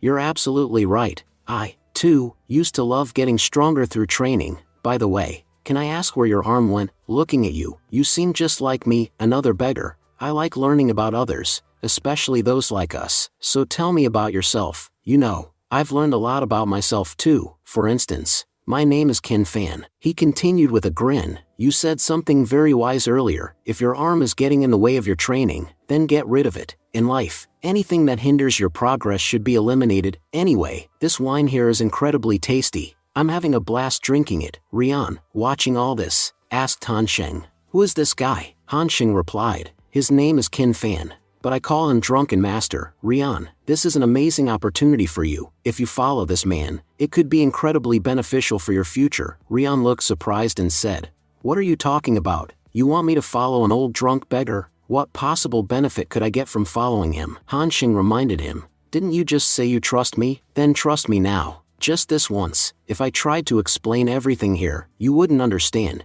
Just know this, following this man might turn out to be the best decision of your life. Drunken Master then interrupted. Is the wine finished already? I need more. Drinking without wine just isn't fun. Can someone bring me more wine? I've only had 10 bottles so far. Hearing this, Rian dropped to his knees and respectfully said, Master, your disciple Rian is showing you respect. Please accept me as your disciple. Drunken Master raised an eyebrow and asked, a disciple? What could a disciple possibly do for me? Rian quickly responded, this disciple can bring you the finest quality wine. From now on, you won't have to drink alone. You'll always have a loyal disciple to drink with you. Drunken Master laughed heartily and said, so you'll bring me wine? All right then, from now on, you're my disciple. We'll drink together as master and disciple. Han Sheng, watching the scene, thought to himself, Rian, this is a once-in-a-lifetime opportunity I'm giving you. I know staying with master is going to be incredibly tough. You'll only have two paths. Either he'll lead you to death, or he'll mold you into the greatest minister of war this world has ever seen. A powerful figure who never bows before anyone. The real story of your life begins the moment you start following him. Only then will we see how truly great you can become. The scene shifted to Li Mansion, where Han Sheng was seen asking, Lordly, where's Miss Li? Lordly replied, we weren't expecting you today. Please wait just a second. I'll ask the maid to call Miss Li. But Han Sheng stopped him and said, no need to inform anyone. I've come to surprise Miss Li. If you tell her, the surprise will be ruined. I'll go see her myself. Lordly nodded and said, all right. She's in her room. You may go see her. As Han Sheng walked away, Lordly thought to himself, before the wedding, everyone was against it. But now the entire Li family is overjoyed. Every time I see Han Sheng, I feel at ease. There couldn't have been a better match for my granddaughter. Thanks to this marriage, our family's future looks brighter than ever. Truly, it was fate that Han Sheng bullied our granddaughter that day. If that hadn't happened, we would have never met someone like him. Scene shifted to Miss Li was standing by the pond when Han Sheng approached her and playfully said, guess who's here? Hearing his voice, Miss Li turned around and thought to herself, that sounds like Han Sheng. He's back. Han Sheng smiled and said, so, did you like my surprise? I'm back, safe and sound. But Miss Li, what's wrong? Your body looks weak. Haven't you been resting properly? I told you rest is really important for you. Your mind seems completely unsettled. You shouldn't stress about anything. Everything is going to be fine. Look, even after the war, I've come back without a scratch. He continued, by the way, second uncle is getting married soon, and as a wedding gift, we had to offer 10 cities. That's why we had to rush to the frontier. It took me a whole month to return. I was so busy that I couldn't even reply to your letters. Please don't take it the wrong way. Miss Li, blushing and holding back tears, said, no, I don't mind. Just then, Han Sheng gently kissed her on the forehead and walked away. Miss Li, touching her forehead, thought, what just happened? Whatever it was, it felt really nice. Finally, the day of second uncle's wedding arrived. Envoys from various nations had gathered to attend the celebration. Han Sheng walked up to the couple and said, second uncle, second aunt, congratulations on your wedding. Wiping away tears of joy, Grandpa Gu said, my child, you've endured so much hardship, but now I'm happy, knowing your life is finally filled with joy. I pray that both of you have an amazing future ahead. Yuma was speaking with a smile. Yes, Dad, you're right. Grandpa Gu started teasing, saying, everyone else is married now, it's your turn next. If you want to drink at the wedding, then hurry up and get married already. Han Sheng responded with a chuckle. Grandpa, what's the rush? For now, just enjoy Uncle's wedding. You can think about my marriage later. Just then, Han Sheng felt a strange sensation. He said, Grandpa, I just remembered something really important from work. I'll need to step out for a bit. Please wait for me. I'll be back in 5 minutes. Grandpa Gu called out behind him. Go quickly, but come back fast. You're part of this family, and we won't start the wedding without you. Everyone will be waiting. As Han Sheng walked away, his thoughts turned serious. I just sensed Cheng's presence. Something is definitely wrong. His soul is almost on the verge of shattering. I need to reach him as soon as possible. He recalled Cheng mentioning that he was headed to the Moyen Kingdom to meet someone. I have to act fast. I'll take the drunken master with me and head to Moyen. Cheng has done so much for me. I won't let anything happen to him. Soon, Han Sheng and the drunken master arrived near Moyan Kingdom. Han Sheng said, I sense Cheng's soul right around here. He must be nearby. The drunken master, clearly uninterested in the situation, asked, You promised me some wine, so, where is it? Han Sheng replied, Let's finish what we came for first. After that, I'll give you all the wine you want. At that moment, Han Sheng looked ahead and spotted a grand estate. He recognized it instantly. That's the mansion of the Prince of Moyan Kingdom. I had sensed Cheng's soul from right here. That must mean Cheng is inside. But then a question arose in his mind. Why would Cheng's soul be inside the prince's mansion? Just then, he introduced himself, saying, I am Gu Hansheng from the prestigious Gu family, hailing from the Tianfang Kingdom. Please inform your lord that General Hansheng has come to meet them. I have a significant reason for visiting, which I will explain to them personally. The guard, clearly nervous, asked for proof. You say you're General Gu, but do you have any proof? I can't just accept anyone's claim without evidence. Hansheng responded by releasing a burst of his aura. Go and inform them immediately. Frightened, the guard bowed and replied, Yes, General, I'm on my way. Please don't be angry, calm down. Once inside the mansion, Hansheng was met by butler Zhao, who informed the prince, I recently attended a wedding of the Gu family, and I can confirm that this is indeed General Gu Hansheng. I saw him there myself. He's an extremely powerful general who recently conquered 10 cities in North Vietnam. He added, building a good relationship with someone like him would be extremely beneficial. People of his caliber can be of great help in many situations. Even if he isn't a member of the royal family of the Tianfang Kingdom, the status of the Gu family is no less significant. They command an army of 200,000, capable of crushing a 500,000 strong force without much effort. So, he deserves the same level of respect we show our own royal family. The prince nodded and greeted the guest warmly. General, you've come a long way to see me. Why are you still standing? Let's sit down and talk properly. I apologize for the behavior of my guards. They didn't know who you were. Hansheng replied respectfully. No need to apologize, Prince. Your guards were only doing their job. They can't just believe someone's a general based on their word. It's good that they're cautious. It means they take their duties seriously. A soldier should always stay alert. The prince then asked, You wouldn't have come here without a reason, General, so may I ask what brings you here? Hansheng smiled and said, You're sharp, Prince. Yes, I've come with a purpose, but before that, I wanted to ask you something. Has a special guest arrived at your mansion recently? Someone you're meeting after a very long time? The prince looked puzzled. I'm sorry, Mr. Gu, but I'm not sure what you're trying to say. Hansheng leaned forward and said firmly, I'm from the Tiandang Kingdom. We don't beat around the bush. I'll ask directly. Has someone named Yanchen come here recently? It's extremely important for me to know. He continued, If you know anything about Yancheng, please tell me. And even if you don't, it's fine. I trust that you're an honest man and won't lie to me. The prince replied, To be honest, this is the first time I've heard that name. I don't know anyone called Yancheng. Hansheng narrowed his eyes.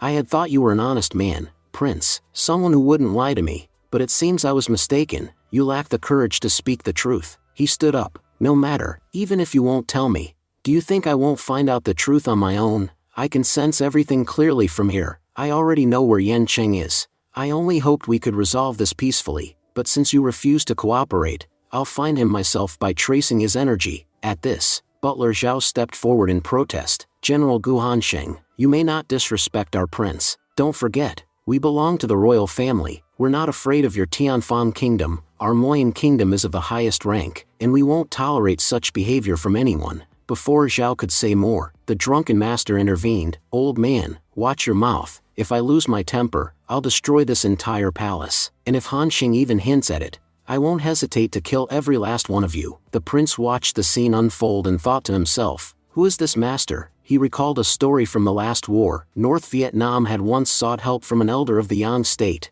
a man named Yang Zhu. That elder was feared across neighboring kingdoms for his terrifying power. It was said that in a fit of rage, he once wiped out entire armies. Yang Zhu had reached the peak of Earth realm cultivation, and very few masters in the surrounding countries could rival him. But when he went to confront the Blood-Red Army, he was killed in a single blow. Rumors claim that a mysterious and incredibly powerful master had struck him down in one hit. The prince now stared at Drunken Master. Could this Drunken Master be that same person? The one who defeated Yang Zhu with a single punch? The pressure emanating from Drunken Master's body was still terrifying. He looked like someone who wouldn't hesitate to kill without a second thought. Prince Bai said that Han Xing had come all the way to his home just to provoke him. He asked Han Xing if he even realized how dangerous it was to come to the Moyan kingdom and threaten its prince in his own palace. Prince Bai pointed out that Han Xing had provoked him publicly in front of everyone, and the consequences could be severe. He warned that such actions could potentially spark a war between the Tianfang kingdom and the Moyan kingdom. He reminded Han Xing that he wouldn't want that because the Moyan kingdom was significantly larger, while he acknowledged that the Gu family had a powerful army, perhaps even stronger than most. He emphasized that sheer numbers also mattered in war. Prince Bai assured Han Xing that no matter how strong his generals or soldiers were, they couldn't win against the might of the Moyan kingdom. He claimed that in any battle, numbers mattered most, and their army was 4 times larger than Han Xing's. Even if Han Xing's men could kill many of theirs, in the end, the Moyan kingdom would still emerge victorious. In response, Han Xing said that he didn't care what happened as a result of provoking the prince. Everything the prince had just said sounded like mere self-praise. Han Xing admitted he had never heard of anyone successfully provoking Prince Bai and facing dire consequences, despite the many stories the prince shared. He added that while these tales sounded impressive, he doubted the king of Moyan would go to war just because of Prince Bai. Han Xing then told him to step outside and ask around who Han Xing really was, and to find out what happened to those who dared provoke him in the past. He warned that Prince Bai didn't know enough about him, and it would be wiser not to provoke him, as it could be very dangerous. Prince Bai replied that there was no need to fight here. All Han Xing needed was to go meet Yan Cheng, and Prince Bai was willing to take him there himself, for the good of both kingdoms. Han Xing agreed and said that, for once, Prince Bai had said something reasonable. The scene shifted. They were now on a snow-covered mountain. Han Xing was puzzled. He asked why there was such a massive iceberg in a country like Moyan, which was typically hot, especially during summer. He wondered why the ice hadn't melted yet. The atmosphere felt entirely different from the rest of the kingdom, as if they had stepped into another world. He asked what was going on. Prince Bai explained that there was a reason he hadn't wanted them to come here. This location wasn't open to outsiders. He revealed that this place had been created by his father 100 years ago. Inside the massive iceberg lay an ice coffin, crafted with a powerful and mysterious technique. Within that coffin rested his aunt, his father's biological sister, who had been preserved there for a century. Her name was Manhwa. Han Xing asked if she had any connection to Yan Cheng. Prince Bai confirmed it. Not only were they connected, but their bond was deeply emotional. When Manhwa was young, she had accepted Yan Cheng as her husband. At one point, their love story had been the most famous in the entire kingdom. This happened 100 years ago. Back then, Prince Bai's father and aunt were considered the most beautiful people of their generation. Their beauty was so renowned that people from other kingdoms would come just to see them. One day, Manhwa met a man who defeated her in battle. But it wasn't just the fight she lost her heart to him as well. They began meeting frequently, and their lives seemed perfect. However, their happiness didn't last long. That young man belonged to the Qing tribe. One day, the entire tribe was wiped out by bandits. When the man found out, he was furious. He returned home and hunted down every last one of the bandits, but in the process, he lost his sanity. Manhwa did everything she could to find him. She searched far and wide. But then something terrible happened. The sword god appeared. Angry with his own kingdom, the sword god unleashed devastation across a 3,000-mile radius. The young man was caught in this destruction. As the sword god's attacks rained down, the young man disappeared. When Manhwa learned what had happened, the news shattered her. Her cultivation, once immensely powerful, declined drastically. Her health began to fail. Everyone believed she wouldn't live much longer. It was as if she had lost all hope and will to live. But she couldn't bring herself to believe that he had truly died. She begged Prince Bai's father to seal her inside an ice coffin, so she could wait, internally and eternally, for the man she loved to return. And even now, she continued to wait. But even after 100 years, no one came. Prince Bai confessed that even he had once believed the man could never return. After all, how could someone return from death? But that belief shattered a few months ago. When Yan Cheng appeared before him, Prince Bai admitted he had always wondered why his aunt waited so long for that man. But now, after meeting Yan Cheng, he understood. Even after death, that man had returned, for his aunt. And so, the moment Yan Cheng appeared, Prince Bai gave him directions to this place. But what happened to Cheng afterward was just as much a mystery to him. He admitted he was about to find out the truth for the first time himself. As soon as they opened the gate, they were left stunned. They saw Cheng's body, slowly turning to ice, while Manhwa remained sealed inside an ice coffin. Shocked by the sight, Han Xing muttered in confusion, wondering what is going on here. Prince Bai questioned aloud what exactly Yan Qing had done. Why was his body freezing? Had he attempted to break the coffin? Didn't the fool realize that tampering with the coffin could cost him his life? Bai grew furious, demanding to know how this bastard dared disturb Anhua's resting place. He acknowledged that their story might have been old, but insisted that no one had the right to behave like that with Anhua. Just then, Hanxing told Prince Bai to shut his mouth, warning him that saying anything further could prove dangerous for him. He said it was obvious that Cheng cared more for Anhua than Prince Bai ever could, and from the look of things, Cheng would never let any harm come to her. He pleaded for a chance to investigate what had happened. As they moved closer, Hanxing spoke, saying that Cheng had been a complete fool, letting emotions take over and committing a terrible mistake. He suggested they use their powers to wake Cheng up and question him about his actions. Turning to Cheng, Hanxing warned him that if he didn't wake up soon, there would be nothing he could do to help him. About 30 minutes later, Cheng finally opened his eyes.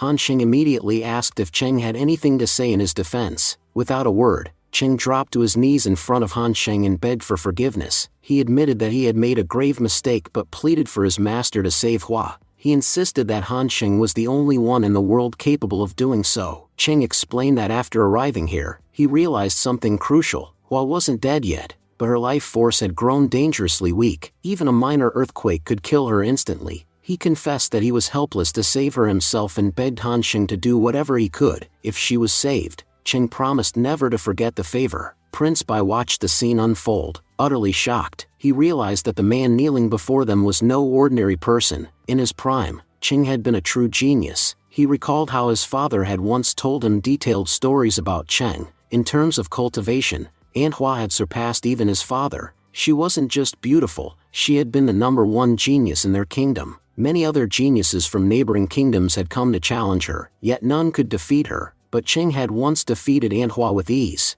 earning the title of the #1 genius in the Moyen Kingdom. Rumor had it that Cheng could beat anyone effortlessly. He could have survived in sword ruins as well, but he had lost his mind and refused to fight. That was why he had disappeared after being struck by the sword god's attack. Prince Bai wondered how such a great genius could call a young man like Gu Hanxing his master. Clearly, Gu Hanxing wasn't someone ordinary. Otherwise, someone as brilliant as Cheng would never submit to him. Prince Bai told himself he would have to be much more careful around Gu Hanxing now. After all, Gu Hanxing's story was strange too. Not long ago, he was considered a complete idiot. Everyone believed the Gu family was doomed because of him. Even though many children of the Gu family had been born with great potential, Gu Hanxing had been the sole disappointment, and many thought he alone would bring ruin to the family. But then, when Gu Hanxing revealed his true abilities to the world, everyone was stunned. People had now accepted that Gu Hanxing was the #1 genius of the kingdom. As a general, he was said to surpass even his uncle, grandfather, and father. Bai thought to himself that someone who could hide his abilities so well couldn't be underestimated. He couldn't make assumptions about him anymore. Hanxing then addressed Cheng, reminding him that Anhua had waited for him for 100 years. If she hadn't held on to hope, why else would she have asked the emperor to bury her alive back then? She could have easily chosen death. Instead, she endured 100 years of pain. Cheng had no idea what she had gone through, but during every moment of those years, she had longed for him. Now that he was finally about to meet her again, throwing his life away would be the ultimate foolishness. If she ever found out that he had sacrificed his life to save her, she would never forgive herself, and she might even lose all hope. That's why Hanxing promised he would save her. But first, Cheng had to stabilize himself. Hanxing admitted that freeing her from the ice coffin had become extremely difficult. Normally, people could survive inside for up to 10 years, but she had been sealed for over a century. Technically, her body had become no different from a corpse. The only reason her body hasn't decayed is because it was sealed using magic. Her hope, that sheer force of will, is the only thing keeping her soul tethered.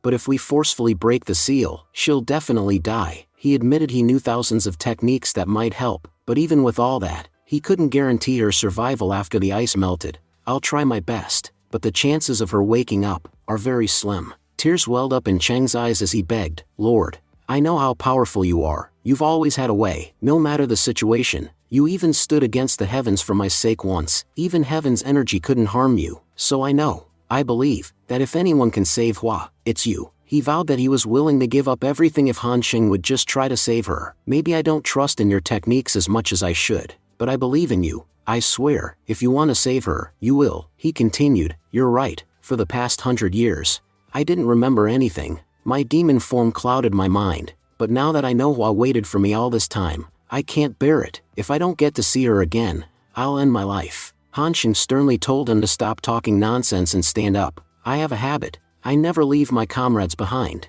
and when it comes to saving those I care about, I'll go to any lengths. He placed a reassuring hand on Cheng's shoulder and added, if Hua is your family, she's my family too. I'll give it everything I've got, but in return, you'll need to stay strong. If you fall apart now, then nothing will work. Getting to his feet, Cheng bowed deeply. Thank you, Lord. You don't know how much your words mean to me. Even the Crown Prince was moved. General Han Sheng, can you truly use your power to awaken my aunt? I've tried everything, consulted countless experts, and every one of them said it was impossible. But if you can do it, our entire Moyen Kingdom will forever be indebted to you. The Moyen Kingdom's royal family will become your closest allies. For your sake, we'll live and die by your side. He added, you don't know how hard we've worked, how many times we've tried and failed. If you can awaken her, it'll be the greatest favor anyone has ever done for us. As emotions ran high, Han Xing stepped forward and began channeling his energy. Turning back briefly, he explained, there are 3 ways to save her. I've examined her body carefully. In my estimation, there are 3 specific herbs. If used together, they just might be able to bring her back. However, he also mentioned a second method,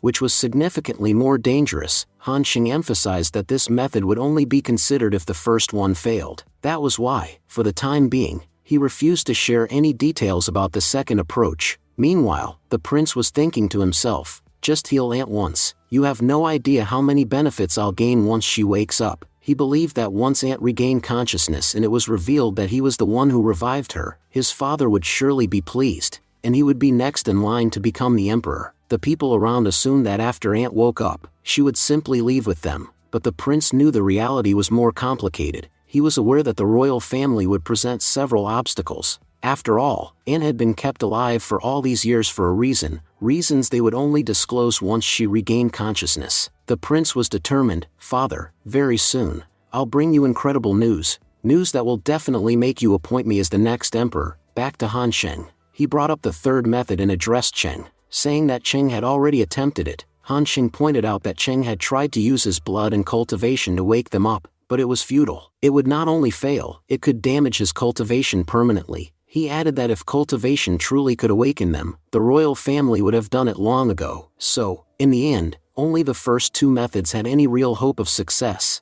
Cheng asked, Lord, you mentioned that the first method uses herbs. Could you tell us exactly which herbs are required? He also mentioned hearing the name 3-flower medicine of death for the first time. Prince Bai then asked what specific medicine was needed to cure Aunt, promising that the royal family would use all its power to find it. Han Xing explained that the cure required 3 primary herbs, Manhwa, Vumu, and Yutang. In addition, he said he would need a plant called jade poison grass to neutralize the aura surrounding Aunt. He went on to explain that for the past 100 years, the mountain had been unusually cold, causing a dangerous buildup of Yin energy. Before they attempted to revive Aunt, this energy had to be dispersed, otherwise, it might attack her upon awakening. He added, Yin energy is the energy of death, and it tends to accumulate in cold places. Han Xing emphasized that although only 6 herbs were needed, finding them would be extremely difficult, perhaps even impossible within the nearby 100 kingdoms. He instructed everyone to begin the search immediately and gave a final warning.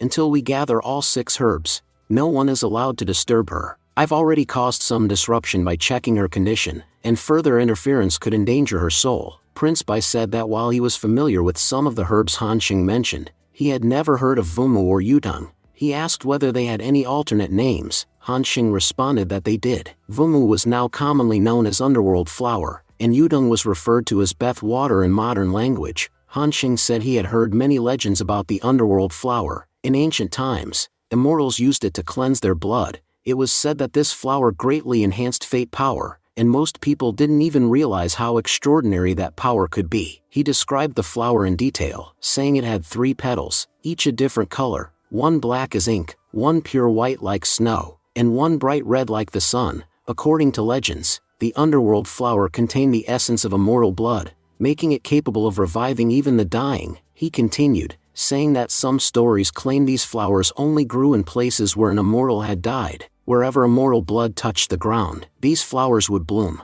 Cheng finally spoke up, saying he had noticed that Master Han Xing kept mentioning immortals. He asked whether immortals really existed in their world. Personally, Cheng admitted, he had never seen one, nor had he ever heard of a mortal cultivator actually becoming immortal. He said he had heard many stories, but never any proof. Han Xing responded calmly, saying that the things written in stories often didn't reveal themselves so easily. He asked, "What makes you think an immortal would show himself to you?" It was entirely possible that the immortals had their own world, one separate from theirs. Prince Bai then declared with determination that no matter the price, he would find that flower. But Han Xing stopped him. "You can't go. It wouldn't be right for you to leave." Meanwhile, Han Xing was deep in thought. He had never seen the underworld flower in this life, but in his previous life when he had become the ruler of that world he had used the flower for himself. Now, he found himself in a much lower tier world. In the higher realms, such flowers were considered quite normal, but in this lower world, obtaining such a flower could prove extremely dangerous. It might drastically increase someone's cultivation,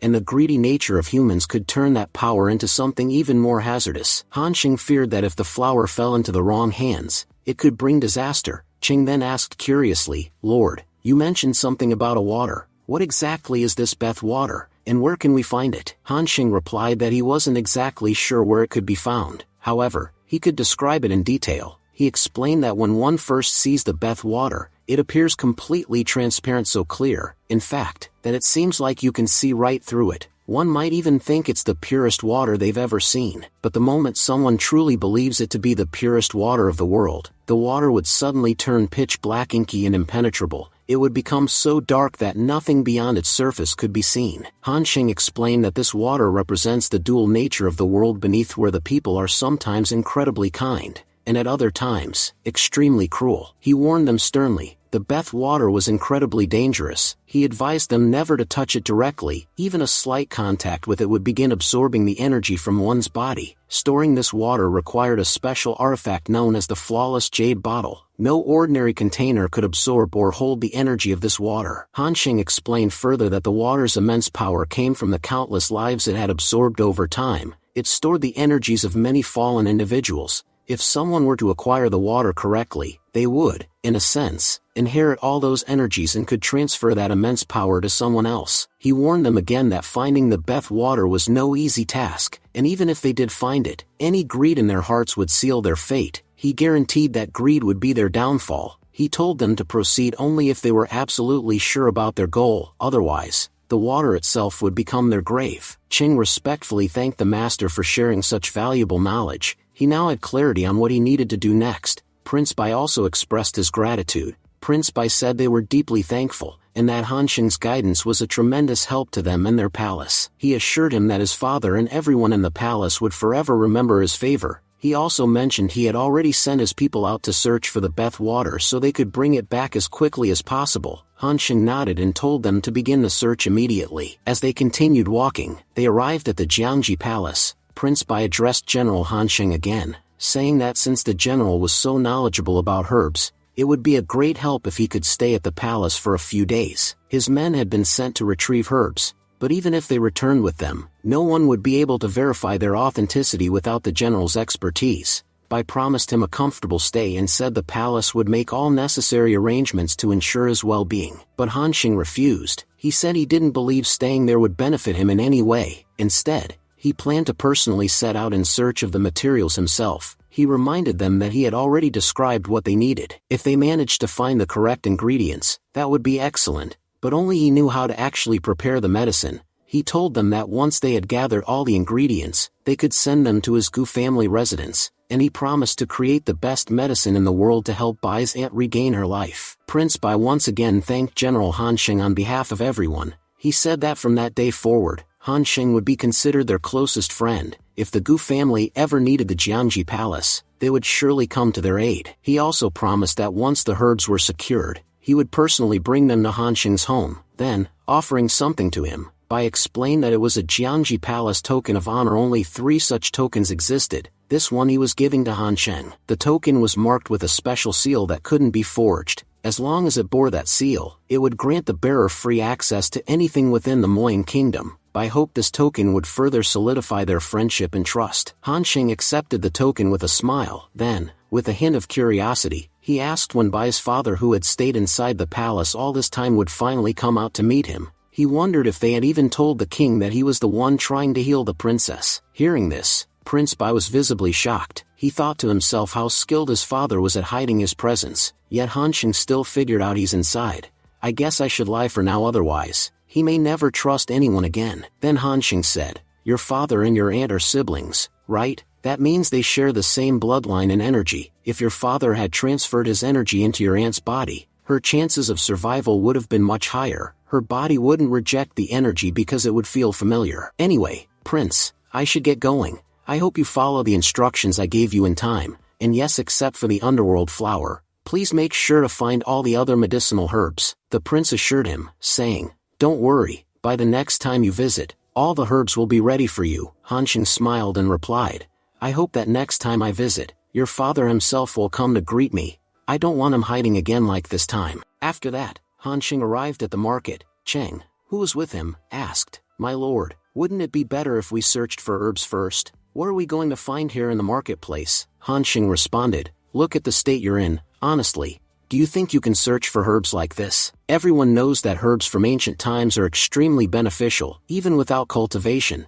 they can make a person incredibly powerful. But the more useful the herb, the harder and riskier it is to obtain. If you go out looking for them without healing properly, I can guarantee you won't return. And if something happens to you, saving the princess would be meaningless. Cheng nodded and said, you're absolutely right, my lord. Suddenly, Hansheng asked, where did the drunken master go? He was just with us. Cheng looked around and replied, there he is heading into the wine shop. Inside the shop, the shopkeeper was announcing, today's wine bidding has been won by Mr. Muin. He receives our 100-year-old, top-quality Baihua wine. I'm confident that after tasting this wine, everyone will feel amazing. Mr. Muin, please come forward and accept your prize. The people standing nearby began to murmur, Mr. Muin has tons of money. No one in the entire city can match his wealth. That's why he gets the best wine today. Just then, the drunken master stepped forward and grabbed the wine from the shopkeeper's hands. Delighted, he exclaimed, this is delicious. The shopkeeper, irritated, shouted, how dare this beggar cause trouble in our shop? Guards, throw him out immediately. I don't even know how you let such a filthy beggar in.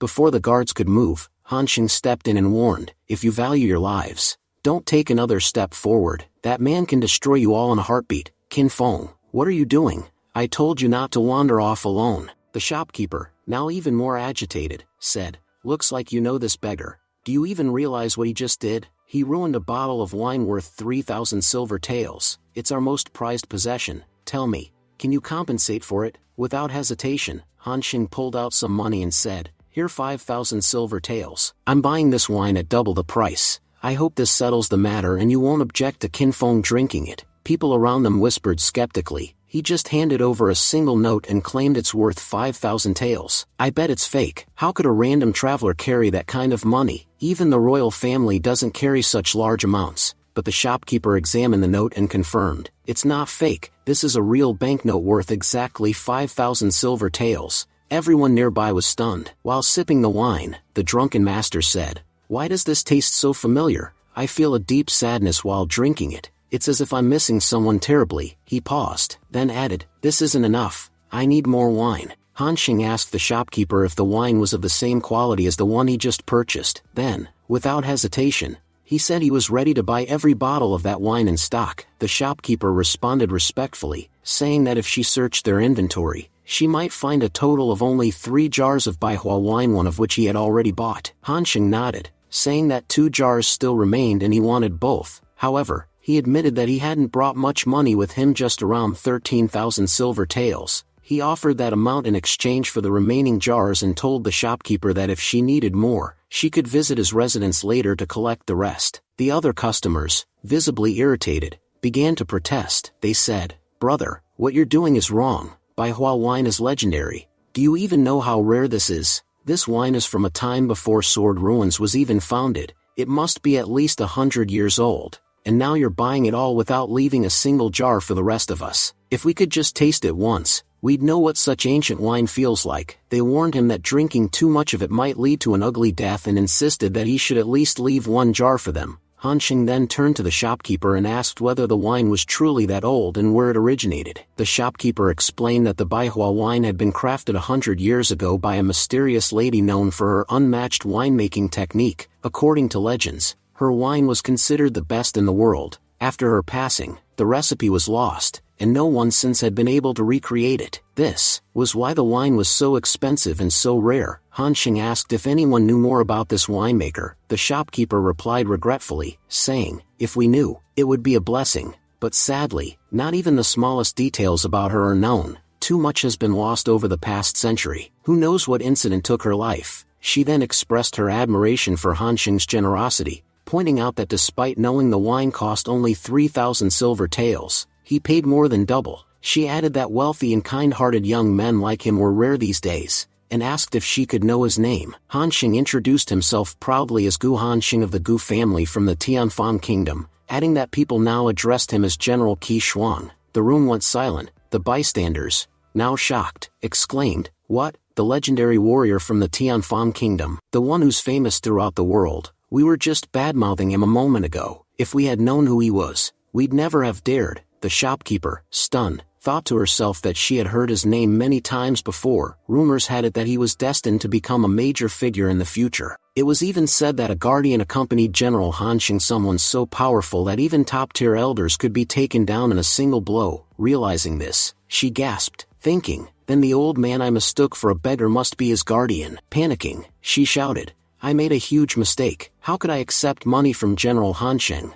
She quickly instructed her assistants to return his payment and bring out the last 3 jars of Baihua wine that had been hidden away for special occasions. A general of his stature must be welcomed properly. But Han Sheng, smiling kindly, told her not to return the money. He said she had preserved the wine for 100 years, and that kind of dedication deserved proper compensation. Later, Han Sheng and the drunken master prepared to return home. Sensing something was off, Han Sheng asked, "Qin Feng, why do you look so troubled, and why have you kept this last jar of wine aside?" Qin Feng looked down and admitted, "I'm afraid that if I drink it, it'll be gone forever, and something about this wine, it feels familiar, like I've known it before. I don't have the courage to finish it here." Han Sheng was surprised. "I've never seen the drunken master like this. Could there be some connection between him and this Baihua wine? After all, the wine is 100 years old. Maybe he knew the creator." Qin Feng suddenly murmured, "Who am I? Am I really Qin Feng, or is my real name Jean? Why can't I remember anything clearly?" Confused and overwhelmed, he questioned his very identity. Han Sheng tried to calm him, telling him not to overthink, but despite his efforts, the drunken master remained restless. Still lost in thought, Qin Feng kept repeating, "Who am I? Am I truly Qin Feng?" Then, with tears in his eyes and emotions boiling over, he shouted and suddenly ran off at high speed. Watching him disappear into the distance, Ching said softly, "Lord, drunken master has left us. Should we follow him?" But Han Sheng shook his head and replied, "No, there's no need. He joined us of his own will, and if he chooses to leave, we shouldn't stop him. Honestly, is there anyone in this world who could stop the drunken master if he really wanted to go?" Han Sheng concluded that the drunken master must have remembered something from his past. He believed the master was now on a journey of rediscovery. "If fate allows it, we'll meet again. Let's not dwell on this any longer. We should return home. There's still a lot of work waiting for us." Scene changes to the Li family's estate. A maid was speaking politely, "Young miss, General Han Sheng has been away for a long time. There's no news of when he'll return. Please don't worry too much." Miss Li nodded silently, though her thoughts told a different story. She, too, knew that Han Sheng was exceptionally capable, but the problem was that he constantly took on dangerous missions. That was what truly worried her. Just then, she heard footsteps behind her. She turned around, and to her shock and relief it was Han Sheng. With a smile, Han Sheng teased, "Did you miss me?" Scene shifted to the wedding day. The venue was grand, and dignitaries from various nations had arrived with wedding gifts for Han Sheng. The delegation from the Ning Kingdom had even brought their most valuable treasury item. Shortly after, the butler of the prince arrived and respectfully declared, "I bring wedding gifts from the Moyen Kingdom for General Han Sheng. Congratulations, Grand Marshal, on your grandson's marriage." Smiling, Grandpa Gu replied warmly, "Aren't you General Jia? It's been a long time since we met, ever since you left the battlefield." The butler responded respectfully, "Grand Marshal, I am no longer General Jia. Today, I serve as a butler for the Jiangji Palace." Grandpa Gu placed a hand on his shoulder and said with pride, "Even if you've left the battlefield, in my eyes, You'll always be an outstanding general, the one who protected the southern borders of Moyen Kingdom and now loyally serves the royal family." The butler, clearly moved, replied,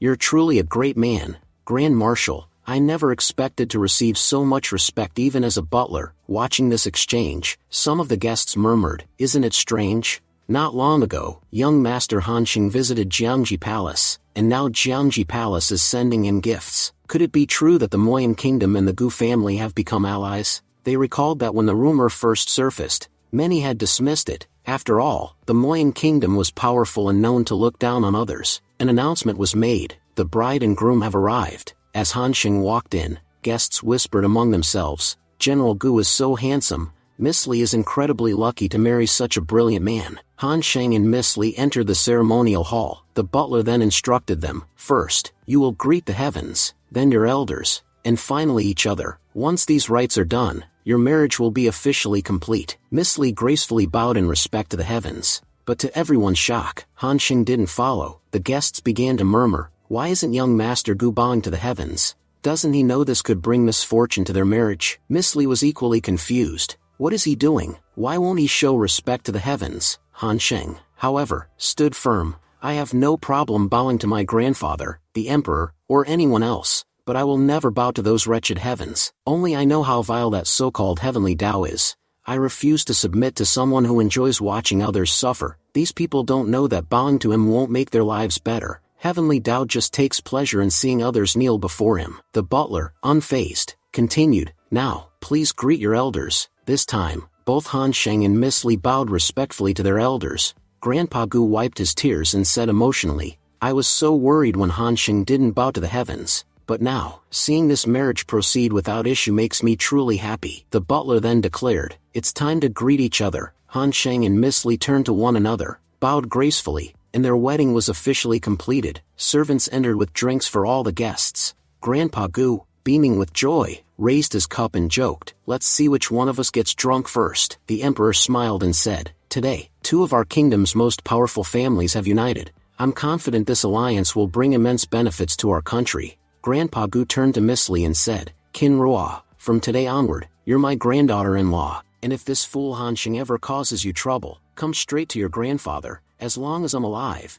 he won't dare make things difficult for you." Lord Li added warmly, "Hanxing, you've always been a good child, rarely needing advice, but there's one thing I must say. Can you call me Grandpa instead of Lord Li? If you don't, it just won't feel right." Hanxing chuckled and said, "All right then, just like my grandpa, I'll start calling you old man. That's the best I can do for you." Hearing this, everyone around burst into laughter, saying, "General Hanxing really is amazing. He always does whatever he wants." As the group continued praising both Hanxing and Miss Li, suddenly, Miss Li collapsed and fell unconscious. Hanxing immediately caught her and shouted in concern, "What happened to you? How did you suddenly faint like this?" Grandpa, visibly panicked, cried out, "What's going on?" Old Li quickly added, "Call the doctor immediately. She's never fainted like this before." Without wasting time, Hanxing began checking Miss Li's pulse and aura. He soon noticed that the mark on her soul had grown significantly larger. He realized that if it continued to spread, her soul would soon be destroyed.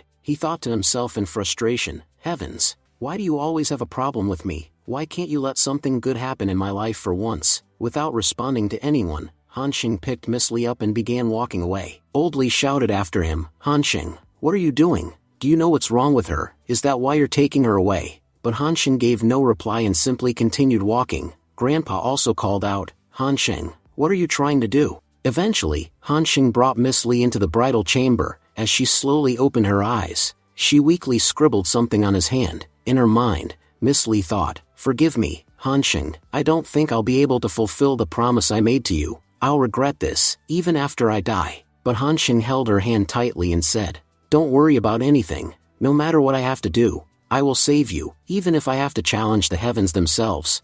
Miss Li then wrote one final message on his hand. "I couldn't keep any of my promises, except one. There's still one last promise we can fulfill together." Moved by her words, Hanxing gently kissed her. Shortly after, Miss Li lost consciousness again. Hanxing whispered, "Wait for me, Miss Li. I'll return soon, and we'll be together again." As he opened the door to leave, Grandpa and Old Li were waiting outside. Old Li shouted, "Where's Miss Li? Do you even know how to save her, and why did you bring her here without saying a word?" Han Xing replied calmly. The truth is, she's unconscious. And there's no one here who can help her. There's not a single doctor in this world who can heal her now. There's only one way left to save her, and I'm going to use it very soon. Until then, please, take care of her. With that, Han Xing stepped aside and summoned Cheng. Cheng arrived and asked, Yes, Lord Han Xing, what do you need? Han Xing handed him a glowing stone and said, Look at this, it's called the Heaven-Defying Stone. I need you to gather as many of these as possible, as quickly as you can. Get everyone we have to help. No one should be slacking right now. These stones are crucial. Cheng, upon hearing this, recognized the stones. He realized they were the same ones his master had once used to help him. That led him to believe that his master was once again preparing to go against the heavens. Meanwhile, Han Xing had arrived at a waterfall. He was deep in thought and admitted to himself that he had once believed he had plenty of time, but in truth, he realized he had been completely wrong. He questioned how he could ever have thought his life could be peaceful, as long as the heavens existed. That damned heaven never allowed him to be happy. He recalled how, in his past life, he had brought rivers of blood, destroying everything that stood in his way, killing millions, all in the pursuit of power. But in this life, he had chosen a different path. He had decided not to chase power anymore, hoping to live a good life where no one suffered because of him. Yet, there were still those who seemed disturbed even by his mere existence. So now, he felt that he had no choice but to return to the path of power. He had to show them that he hadn't become weak by accident, that regaining his strength was always within his grasp. Standing by the waterfall, he resolved to use its power to rebuild his body into a spiritual vessel. He was prepared to endure any amount of pain, because he knew that a powerful body would be crucial in the battle against the heavens. Han Xing sat beneath the crashing waterfall, its pressure pounding against his body with incredible force. He believed that the intensity of the water would sharpen and strengthen him. Eventually, he allowed the entire waterfall to fall directly upon him. On the other side, Lord Li was seen sitting beside Miss Li. He spoke gently, reminiscing about how his granddaughter had always been a good child since childhood. But, he added bitterly, the gods had never been just to her. She had been exceptionally talented, yet her inability to speak had brought her nothing but emotional suffering since she was little. And now, just when her life had started to improve, the gods had taken even that away from her. With grief in his voice, Lord Li questioned how the gods could be so cruel to such an innocent child. He declared that if the gods had truly wronged his granddaughter, he would never offer prayers to them again. Grandpa Gu tried to calm him down, saying there was no point in discussing all this right now. Uncle Gu Yuma added that since Han Xing had gone to find a way to heal Miss Li, they should believe in him. He would definitely find a cure. Just then, Han Xing entered the room. Everyone, shocked and concerned, asked where he had been for the past 10 days, and whether he had found anything that could help Miss Li. Lifting her gently, Han Xing replied that he was sorry, but there was no time to explain. They had already wasted 10 precious days, and now, not a single second could be lost in waking Qin Ro. Right then, Cheng arrived carrying a bunch of stones. He informed Han Xing that they had collected all the heaven-defying stones from within a 100-mile radius. Han Xing nodded and thanked him, then walked toward Miss Li. Grandpa asked what he was planning to do. Placing Miss Li within a formation circle, Han Xing apologized and warned that what he was about to do would be risky. He requested Grandpa, Uncle, and everyone else to step back. Being near him during this process could be dangerous. Han Xing, thinking to himself, began setting up a 9-palace 8 diagram formation. He explained internally that this formation could protect any person from the heavens, as long as they remained within its boundaries. Using it, he could ensure Qin Ro's safety while he fought the heavens and also find the chance to destroy her soul mark. He began chanting spells and poured his blood onto the stones. The moment he activated the formation, a barrier formed around Qin Ro. Han Xing was relieved, knowing she was now completely safe for the time being. Both her body and soul were protected. It was finally time to begin the real task. Suddenly, Han Xing began to release an intense, dangerous energy. The weather began to shift violently in response. Grandpa and Uncle were stunned by the sheer power, wondering how Han Xing could contain such terrifying energy. It was so powerful that even the sky began to change. Facing the heavens, Han Xing shouted that they had a problem with him and his family. They never stopped troubling them without reason. He demanded to know what right the heavens had to constantly interfere in their lives. He admitted he could understand if they held a grudge against him, but Qin Ro, she was innocent. She had never done anything wrong. He confessed that he had once sworn never to go against the heavens, and to live a peaceful life. But now, they had deliberately provoked him, forcing his hand. So be it. If it was a fight they wanted, then a fight they would get. he challenged them to come and test their strength against his. Just then, the heavens began unleashing a barrage of lightning, shaking the skies with divine fury. Shocked by the sudden storm, Grandpa muttered in disbelief, wondering aloud what was happening. He questioned if the heavens were truly enraged by Han Sheng's words, and why the boy was speaking such nonsense in the first place. Han Sheng, on the other hand, was deep in thought. He recalled a forbidden technique in his possession, a technique so powerful it could grant immense strength in a short span. It was this very technique that had once drawn the ire of the heavens. The last time he used it, his power had grown so rapidly that he nearly reached the level of the heavenly Tao, and because of that, they had ended his life prematurely. Han Sheng admitted to himself that he had always known using this technique was wrong, which is why he had sworn never to use it in this life. But now, the circumstances had pushed him too far. The situation had become so dire that he had no other choice. It was time to unleash his most powerful technique, the ultimate breakthrough. He resolved that as long as he kept fighting, he would continue to break through. No matter how powerful his opponent was, he would match their strength and continue rising. As Han Sheng began his breakthrough,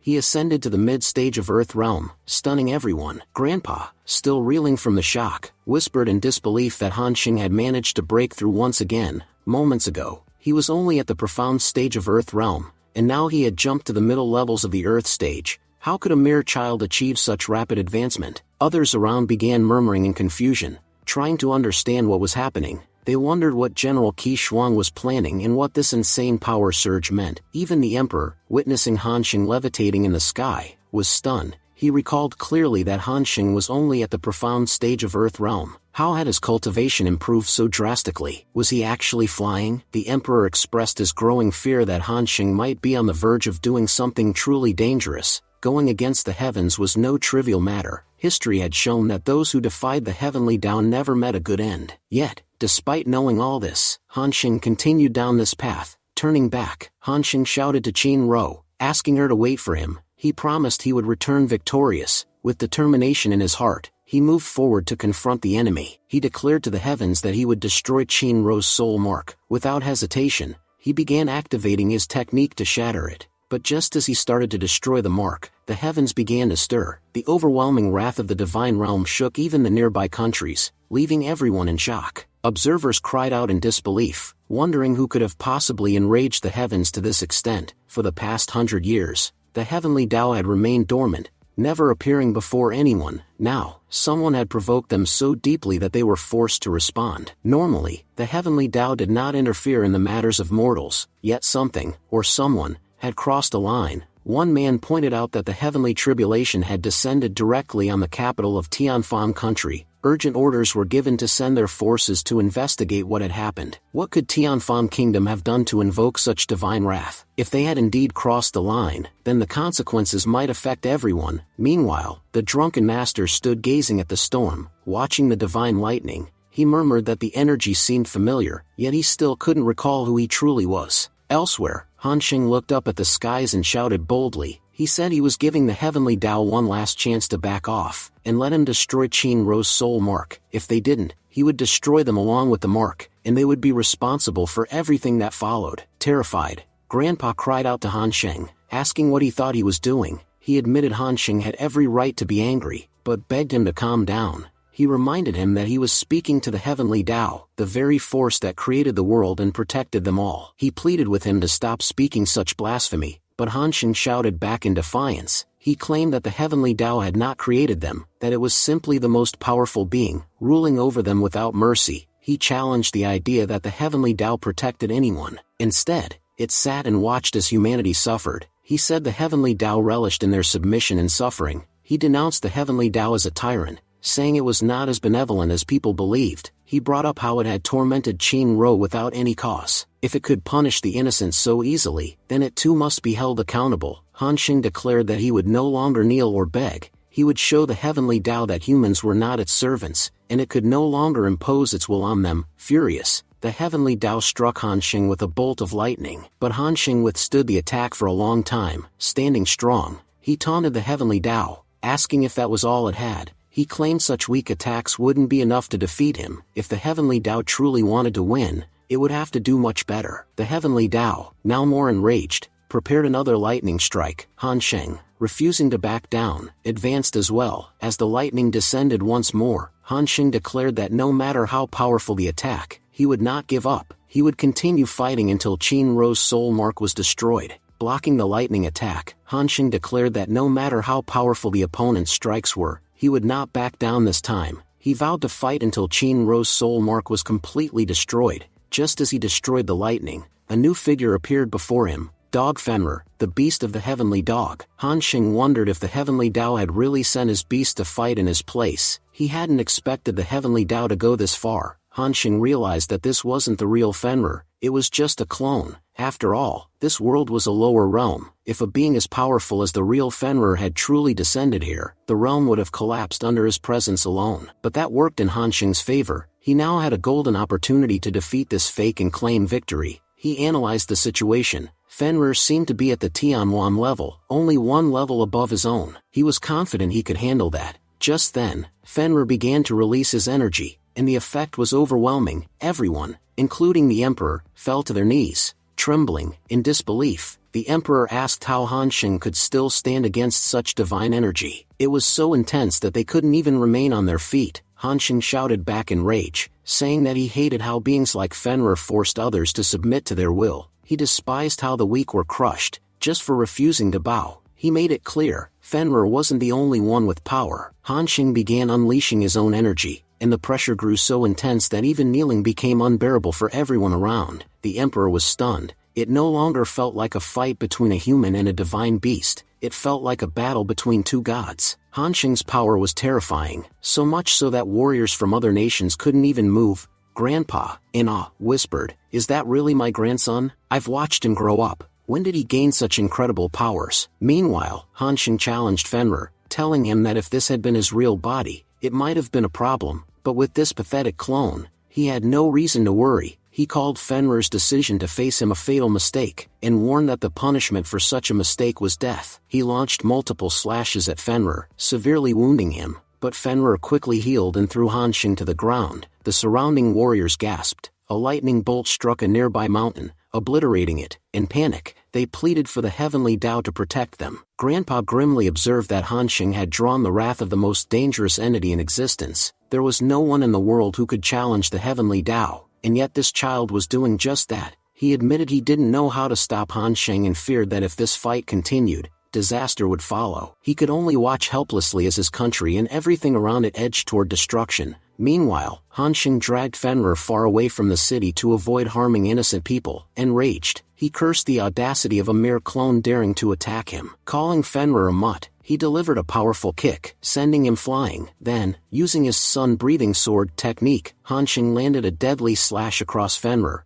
But it wasn't enough. He realized he needed to use more of his techniques. He activated the second move of his sword slash, causing a massive explosion in the sky. The impact was so immense that it obliterated all four of Fenrir's legs. Han Xing then announced his final move, one he had learned by watching their drunken master. He unleashed the broken sword style, first form. With a barrage of strikes, he completely destroyed Fenrir. A stunned onlooker in a ceremonial robe gasped, unable to believe what he was seeing. He had personally witnessed this beast descend from the heavens, a creature of immense power, one that no one in their world could defeat, and yet, a mere boy had taken it down in just 3 attacks. He questioned how such a child could possess this level of power, and wondered what kind of terrifying warriors lived in the Tianfan kingdom. Han Xing then turned toward the heavens, and declared that he had already destroyed the heavenly Dao's first pawn. He knew the enemy wouldn't give up so easily, so he challenged them to send whoever they wanted next, quickly. Because he had no time to waste, he was ready to show just how powerful he truly was. He thought to himself that he needed to keep the heavenly Dao occupied. Qin Ro's soul mark had been with her since birth, and it would take time to destroy. If the heavenly Dao noticed Qin Ro now, he might intervene and prevent the soul mark's destruction. So Han Xing issued another challenge,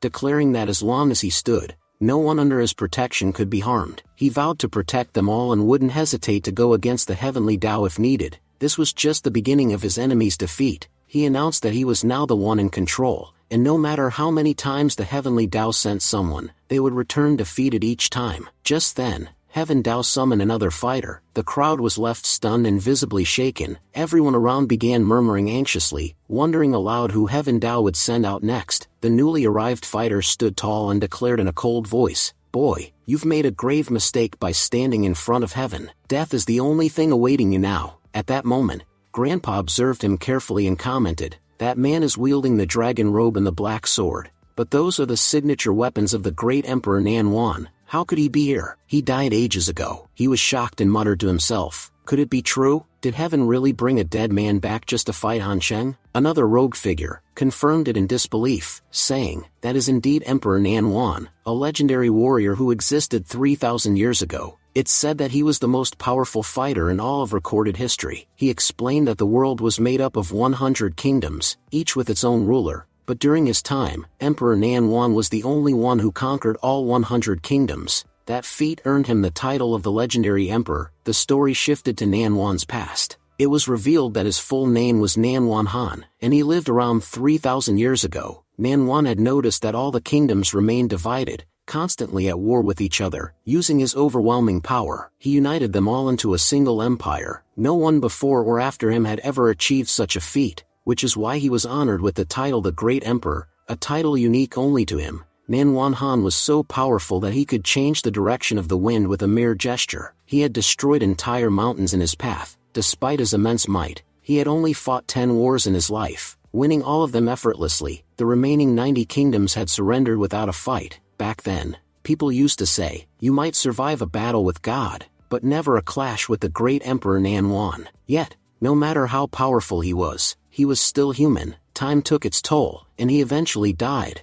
After his death, no one was strong enough to keep the kingdoms united. Gradually, the world split apart again, and the cycle of war resumed. The robed man continued, saying, "To think that Heaven Dao actually reincarnated the great Emperor Nanwan, it's unbelievable. Usually, Heaven doesn't care much about humanity, but just to defeat one person, they revived someone so powerful. What kind of offense did this boy commit to make Heaven Dao go to such lengths?" He added, "No matter how strong that kid may be, there's no way he can stand against Nanwan. They say only one warrior ever surpassed Nanwan, the Sword God, and nobody even knows what happened of him." Back in the arena, Han Sheng faced Nanwan and declared firmly, "I don't care who you are, but let me make this clear. If you interfere in this battle between me and heaven, you won't survive either." In response, Emperor Nanwan released a powerful burst of energy and spoke with authority. "You dare to teach me? I am the great emperor of this world. There is nothing I haven't conquered. I've come here today to end you, because you dared to defy heaven." As Nanwan unleashed his energy, the sheer force made the ground tremble and sent shivers through everyone nearby. Han Sheng smirked and said, "So, you won everything in your era. That makes you think no one today can defeat you? Let me tell you, the only reason you were undefeated was because I wasn't around back then." He released his own energy and continued, "If I had been alive in your time, you would have never won. I've heard people say you were never defeated. Then here's my advice. Don't fight me, because after today, that record of yours won't remain unbroken." He sneered and added, "And what's the point of being so powerful? If you came here as heaven's dog, I'm sure they threw you a biscuit to get you to fight." Hearing that, Nanwan frowned. Unleashing another surge of power, he retorted, "You talk far too much. Do you even know who you're standing in front of? If you had the slightest idea, you wouldn't dare run your mouth like this." Han Sheng stood his ground and replied, "Oh, I know exactly who you are, the great Emperor Nanwan, the man who once ruled this entire world. But greatness means nothing to me. Today, I will defeat you, and end you." He pointed at Nanwan and declared, "The whole world will witness this. You were never invincible. Your era was just full of weaklings, who couldn't stand against someone like you." Meanwhile, the crowd watching the fight murmured in disbelief, "What is this kid thinking? Is he seriously talking back to Emperor Nanwan like that?" One of them whispered, "Does he not understand how terrifying Nanwan was? Not even the heavens can save him now." Just then, Emperor Nanwan began preparing to launch an attack. Nanwan, speaking confidently, told his black sword, "Show them that even today, you haven't rusted. Prove to them how extraordinary a sword you still are." Watching all this, Han Sheng sarcastically remarked, "Who puts on so much drama just for a normal attack?" As Nanwan launched his strike, Han Sheng countered with his own technique, and successfully blocked it. Shocked, Emperor Nanwan thought to himself that he had never expected such a young boy to be able to stop his attack like that. Maybe he wasn't just showing off after all. He seems incredibly capable. But Nanwan wasn't fazed. "No matter, I haven't used my full power yet either." As he moved forward, he shouted, "My great army, come forth. The time has come for us to unite once again, and win another great war." Suddenly, Nanwan's entire army appeared before everyone's eyes. One of the observers, the man in the cloak, was stunned. Until today, I had only read about Manhwa in books. I'd also heard rumors about his golden army, but now I've seen it with my own eyes. What a powerful force he commands. No wonder no one could stand against him during his time. Emperor Nanwan stepped forward and addressed Han Xing directly. The one who protects you, you've betrayed him, and for that, I will kill you here and now. With that, he ordered his army to attack Han Xing. But Han Xing just smirked. Do you really think you're the only one with an army? He then activated his sword technique, and one by one, began taking down the enemy soldiers with brutal efficiency. The emperor watched in disbelief. So you can summon a rain of swords. Impressive. But that alone won't be enough to defeat my army. Once again, waves of soldiers charged toward Han Xing. But on the other side, Han Xing responded with even deadlier attacks. He muttered, "This fool thinks that ruling this world is some great achievement. What he doesn't know is that I've killed more people than this world's population combined. I've slain so many that I don't even remember the number anymore." He continued, "I never wanted to unleash my terrifying true self, but now, I have no choice." With that, Han Xing began releasing his killing intent. The sheer intensity of his killing intent turned the entire sky blood red. He declared, "My killing intent is so deadly, it could flood this world in blood. Now they'll finally see what my real power looks like." Even Nanwan's mighty army began to struggle before killing intent. Shocked, the warriors around them cried out, "How is this possible? How can a mere human possess so much power?" At that moment, Han Xing breaks through his limits, and ascends to the peak of the earth realm. Witnessing the blood-red sky, everyone around was left in utter shock. The emperor, visibly disturbed, muttered, "What in the world is happening? Why is the entire sky soaked in blood?" Meanwhile, the robed man remarked in disbelief, "Just how many people has this young man killed, for his killing intent to take such a bloody form? To develop such a terrifying presence, he must have slaughtered more people than exist in this world." Suddenly, Han Xing launched a devastating attack on the army. Moving at blinding speed, he began wiping them out. As he roared in fury, he shouted, "I've been holding back for too long, but because of all of you, I've been forced to go all out today. I swear, none of you are getting out of here alive." With that, Han Xing charged toward Emperor Nanwan. Shocked but defiant, the emperor said, "You dare try to kill us? Boy, you're dreaming. Today, you shall witness the true power of the real Emperor Nanwan."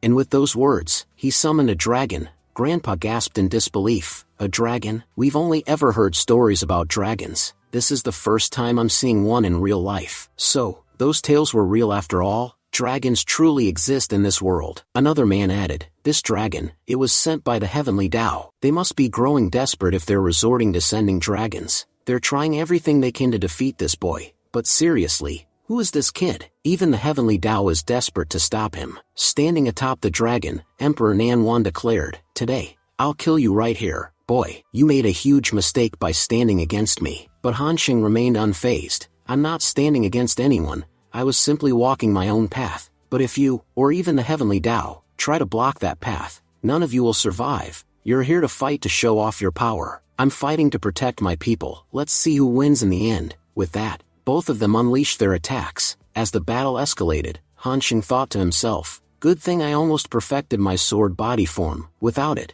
no matter how much experience or energy I had, I wouldn't be able to fight like this. A strong body is essential. Thankfully, I still haven't hit my limit. I can keep fighting a little longer." But he knew trouble was ahead. Now that Emperor Nanwan is a dragon, things are going to get tough. I'm only at the peak of Earth realm, while that dragon is at the heavenly realm. Defeating both at once, it's not going to be easy. But no matter what, I won't give up. Either I perish today, or I destroy them both. With that resolve, Han Xing began condensing his aura. The sky began raining blood once more. He growled, "I'll give everything I have to win this fight." Stunned by Han Xing's power, the robed man exclaimed, "How is he doing all this? Just a moment ago, he wasn't even at the Earth realm, and now, he suddenly is." The technique he's using is insanely powerful. Normally, someone below heavenly realm couldn't even activate this. Does that mean he's already reached the heavenly realm? How can a human possess such immense strength? He continued, "If someone like this really exists, someone who can break through at such speed, then I'm certain he could even challenge the gods. He's already defeated the heavenly dog Fenrir, destroyed Emperor Nanwan's army, and even forced the heavens to send a dragon. At this point, whether he lives or dies doesn't matter anymore. He has become a symbol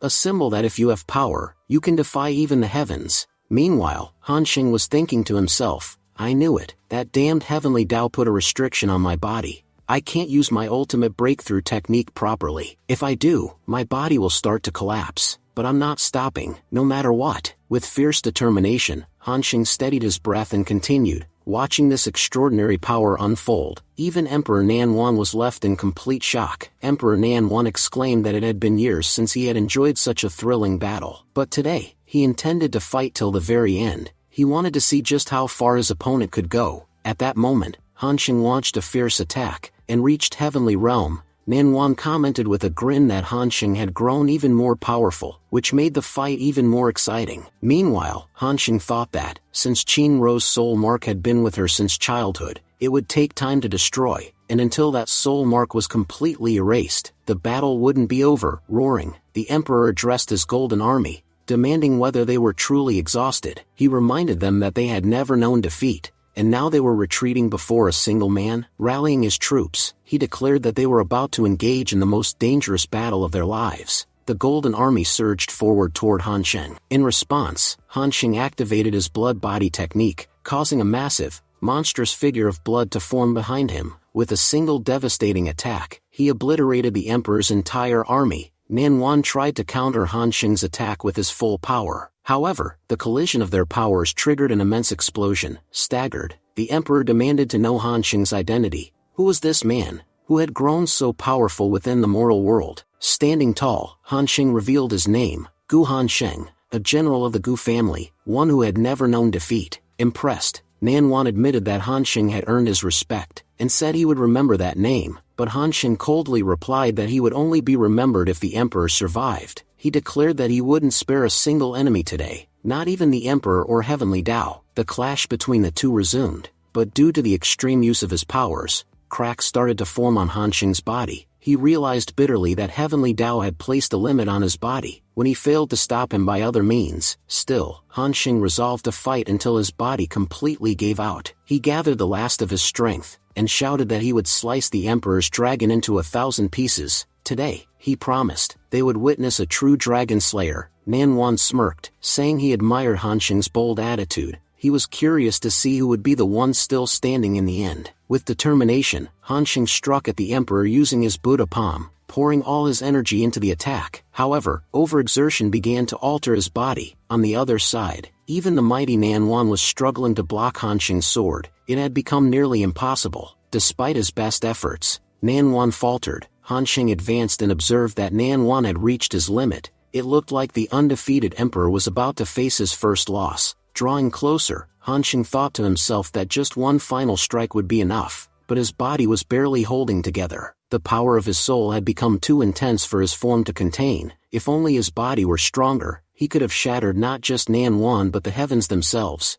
Nanwan, sensing Han Xing's struggle, commented that although Han Xing still had power left, his body had clearly reached its breaking point. He advised Han Xing to stop resisting and accept defeat. Their final clash resulted in a thunderous explosion. Bruised and bleeding, Han Xing lamented that if he had just a little more time, he could have perfected his body. Had he done so, no one, not even the Emperor, could have stood in his way. He regretted abandoning the path of power for the path of peace. Alone or not, on the path of power he had never lost. He questioned if this truly was his end, if he was really going to lose to the Heavenly Tao. Just then, a voice rang out. He addressed Emperor Nanwan, noting that it had been a long time since they'd fought. Their last battle had ended without a victor. He proposed they finish what they started, promising that this time, it would be far more entertaining. Shocked, Han Xing wondered who this man was. Nanwan, equally stunned, shouted and asked who dared interrupt, and how it was possible for anyone in this world to have fought him. The mysterious man replied that he was the only one who could match Nanwan. He asked if Nanwan had truly forgotten him. Hearing this, Nanwan's expression changed. He couldn't believe it. Years had passed, and yet this man was still alive. The stranger smiled and asked if Nanwan still had the courage to fight him. If not, he'd gladly come to Nanwan himself.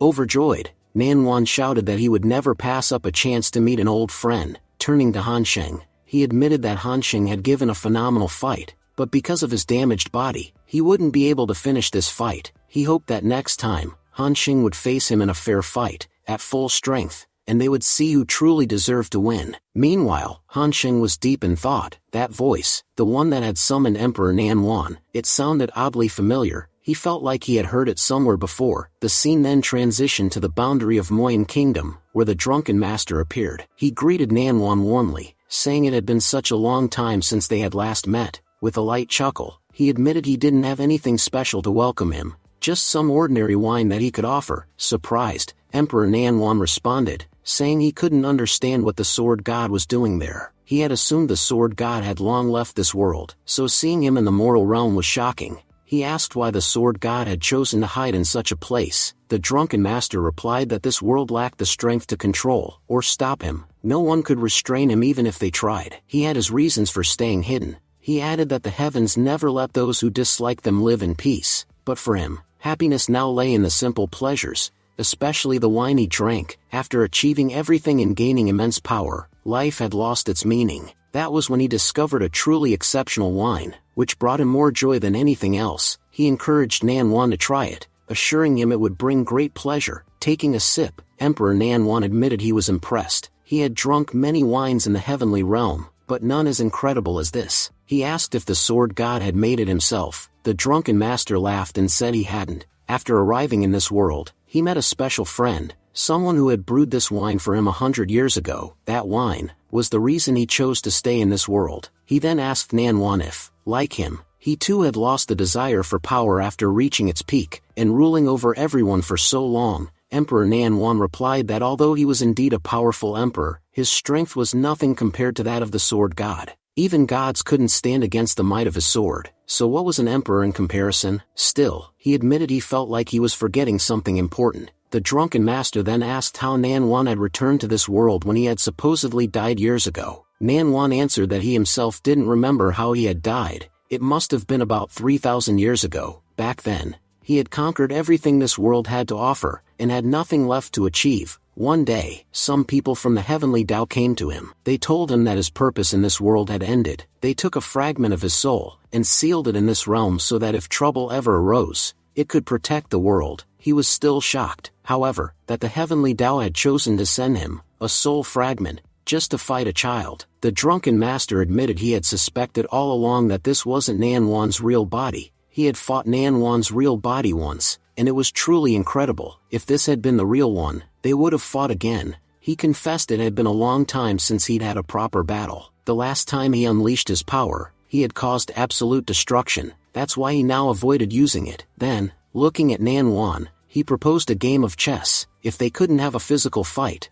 a mental one would do, and at least it wouldn't cause any harm to the world. Emperor Nanwan said, "Sword God, do you really take me for a fool? I'm only sitting here because of your position. But make no mistake, I know clearly that you're stalling for time, just to save that boy. You want to prevent me from killing him, don't you? Look, Sword God, I don't have the courage to fight that boy while going against you directly. I respect you too much for that, so I'll play along with your little game, for now. But to be honest, the heavens have no intention of letting that boy go. I've seen their fury with my own eyes. They truly hate him. No matter the condition, they will not spare him." Just then, the drunken master added with a confident grin, "There are very few things I trust in this world. The one I trust the most is my own strength, because I know there's no one alive who can defeat me. And the second thing I trust is this boy, Gu Hansheng." He looked ahead with deep conviction. This kid is extraordinary. Sure, he hasn't yet peaked in any one aspect, but in terms of overall power, he's on our level. If he had access to his true potential right now, things here would have been completely different. I guarantee it. Even with his weakened state, the heavens won't be able to kill him. His fate won't end here. That's why I'm standing by him. I want to see just how far this kid can go. Meanwhile, lightning crashed violently down on Hansheng, but he stood firm, declaring, "No matter how many attacks you throw at me, you can't defeat me." Harnessing the second form of his sword technique, Hansheng launched a counterattack toward the heavens, but the blow only enraged them further. In retaliation, they summoned a deadly burst of purple lightning to strike back. Hansheng smirked through the chaos. "So now you're using your most powerful lightning? First, you used your beasts, then Emperor Nanwan. None of that worked. So now you've resorted to purple lightning. Do what you must, but I'm not letting you harm Qin Ro. Not today." As the lightning surged through him, Hansheng's thoughts grew grim. "This lightning, it's devastating. My body is deteriorating rapidly. Honestly, if I were at my peak, or wielding mystic realm power, no one would have been able to touch me. Standing here with this frail body, is like signing my own death sentence. His body began to crack and fall apart. Still, he thought with determination, the lower realm has its limits. These heavens can't keep using that purple lightning recklessly. They only have 3 strikes. One's been used. If I survive the next 2, Shinruo will be saved. He sat down, focusing deeply, and summoned his most powerful defensive technique, the Buddha body, to shield himself from the remaining attacks. But before he could recover, the heavens unleashed their next deadly strike. Once again, Hanxing's body began to shatter. Blood spilled from his lips as he thought, time's running out. One of his arms started to disintegrate. He muttered, I guess this is my limit. There's nothing more I can do now. Despite the pain, he braced himself for the final blow. No matter what, I made you waste 2 of your attacks, and now, I'll take this last one head on and defeat you. Even if I die here today, Heavenly Tao, I've tasted the thrill of pushing you to your limit. Turning back slightly, he whispered, Shinruo, I'm sorry. I may not be able to keep my promise, but if I'm honest, I have no regrets. In my past life, I killed millions, and I still died full of remorse. But this time, I'm dying for a different reason, to save someone, and for that, I have no regrets. I may have broken one promise, but I've fulfilled another. I hope you live a good life after I'm gone. Then, Hanxing turned to his sword, Jin Hong's sword. Thank you, for staying by my side all this time. It's been nearly a year now, and we've won countless battles together. You're truly remarkable, but I don't want you to be destroyed with me. Please, leave. Go find yourself a worthy master, someone who deserves you. Until then, no one should be able to lift you again. With those words, he threw Jin Hong's sword far away. On the other side, the heavens had fully charged their final strike. Seeing their readiness, Hanxing smiled and shouted, So you're ready? Then so am I. With unwavering will, he began gathering all of his remaining power. I used an ultimate breakthrough technique earlier, shattered through multiple levels at once. That's why my body is collapsing. But no matter, it's because of this power that I'm still standing here, facing the heavens head-on. Hanxing then summoned his blood sword and launched a deadly attack towards heavens. Hanxing declared that he would keep amplifying his realms until his body completely collapsed. He revealed that he had gathered his entire blood intent in one spot and unleashed it on heavens. No matter how strong heavens was, he wouldn't be able to withstand it. At the same time, heaven created a lightning cannon and struck Hanxing directly. Emperor Nanwan remarked that it was the most dangerous lightning he had ever witnessed. He said that no matter how hard the boy tried, there was no way he could survive it. Drunken Master, however, calmly stated that he still believed in the boy. He told him there was no need to pay attention to the current happenings because, technically, Emperor Nanwan had died 3,000 years ago. Had he not made a deal with the Heavenly Tao, he wouldn't even exist in this realm today. In fact, he might have had powers equivalent to Drunken Master's own. Emperor Nanwan admitted he didn't remember anything about the contract he had made with the Heavenly Tao. All he knew was that a fragment of his soul remained here, and he had left it behind to protect the people of this world. He revealed that the Heavenly Tao had once warned him that no one must be allowed to reach the mystic realm. If someone did,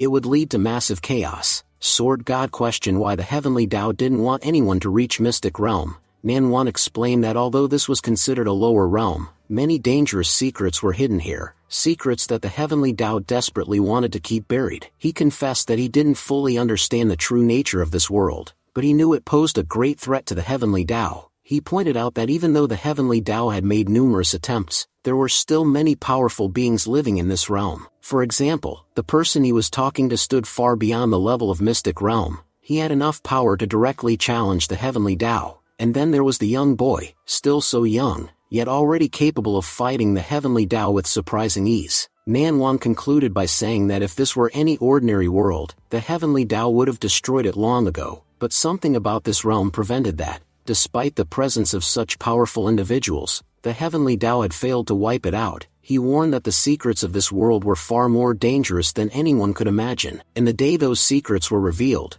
no one could predict what might happen. Meanwhile, Hanxing was speeding toward the lightning at full force. He thought to himself that even if he didn't survive the attack, he wouldn't let that bastard from the heavens kill Shinruo. No matter what, he vowed to destroy the soul mark and swore to protect her. The best part was that he was just moments away from destroying it. With determination in his eyes, he unleashed all his power and charged into the lightning. Hanxing prayed that his body would hold out just a little longer. He didn't want even a drop of lightning to pass him. Channeling all his energy, he managed to stop the lightning, and as a result, the sky began to clear. Overwhelmed with relief, he exclaimed that the soul mark had finally been destroyed. Despite the Heavenly Tao's best efforts, they still couldn't defeat him. However, his body had weakened severely due to all the heavenly attacks. He realized he didn't have much time left and wouldn't even make it back to the others. He was certain that he would die soon, and likely wouldn't be able to see Chin-ro one last time. "Forgive me, Chin-ro. I couldn't keep my promise." Meanwhile, Chin-ro was slowly recovering. Uncle Guyuma stood by her, worried. He assumed Hansheng had gone to battle the heavens,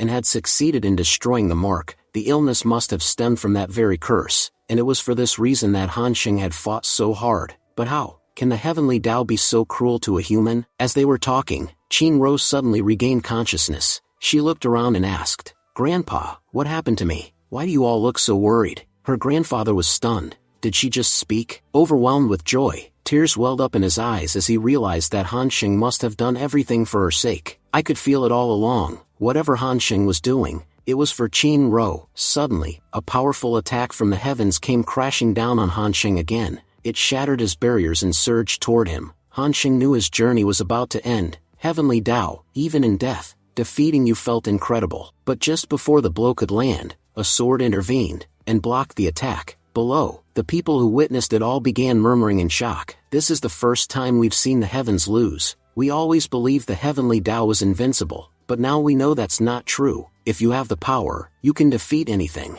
They also began to question where Gu Hansheng had gone. Was he killed in the battle with the heavens? What a tragedy it would be if such a brilliant genius died in vain. Suddenly, someone pointed toward the sky. "Wait a second. Whose sword is that floating up there? Isn't that the legendary sea sword used by the sword god? What's it doing here? Could it mean the sword god has returned?" The sword, having blocked the attack, slowly returned to its owner, and flew straight to the drunken master. Emperor Nanguan turned to him and said, "There's definitely something special about you and your sword. Every time I meet you, your aura and strength keep increasing." The drunken master replied, "I've wandered this world for the last 100 years, and in all that time, I never once met someone who made me feel the need to draw my sword. I've drifted from one land to another, aimlessly, but looking at you, I can tell you're a worthy opponent. If you're up for it, we could have a great fight. I promise I won't disappoint you." Emperor Nanguan smiled sadly and said, "If I were still alive, I'd take you up on that offer, but right now,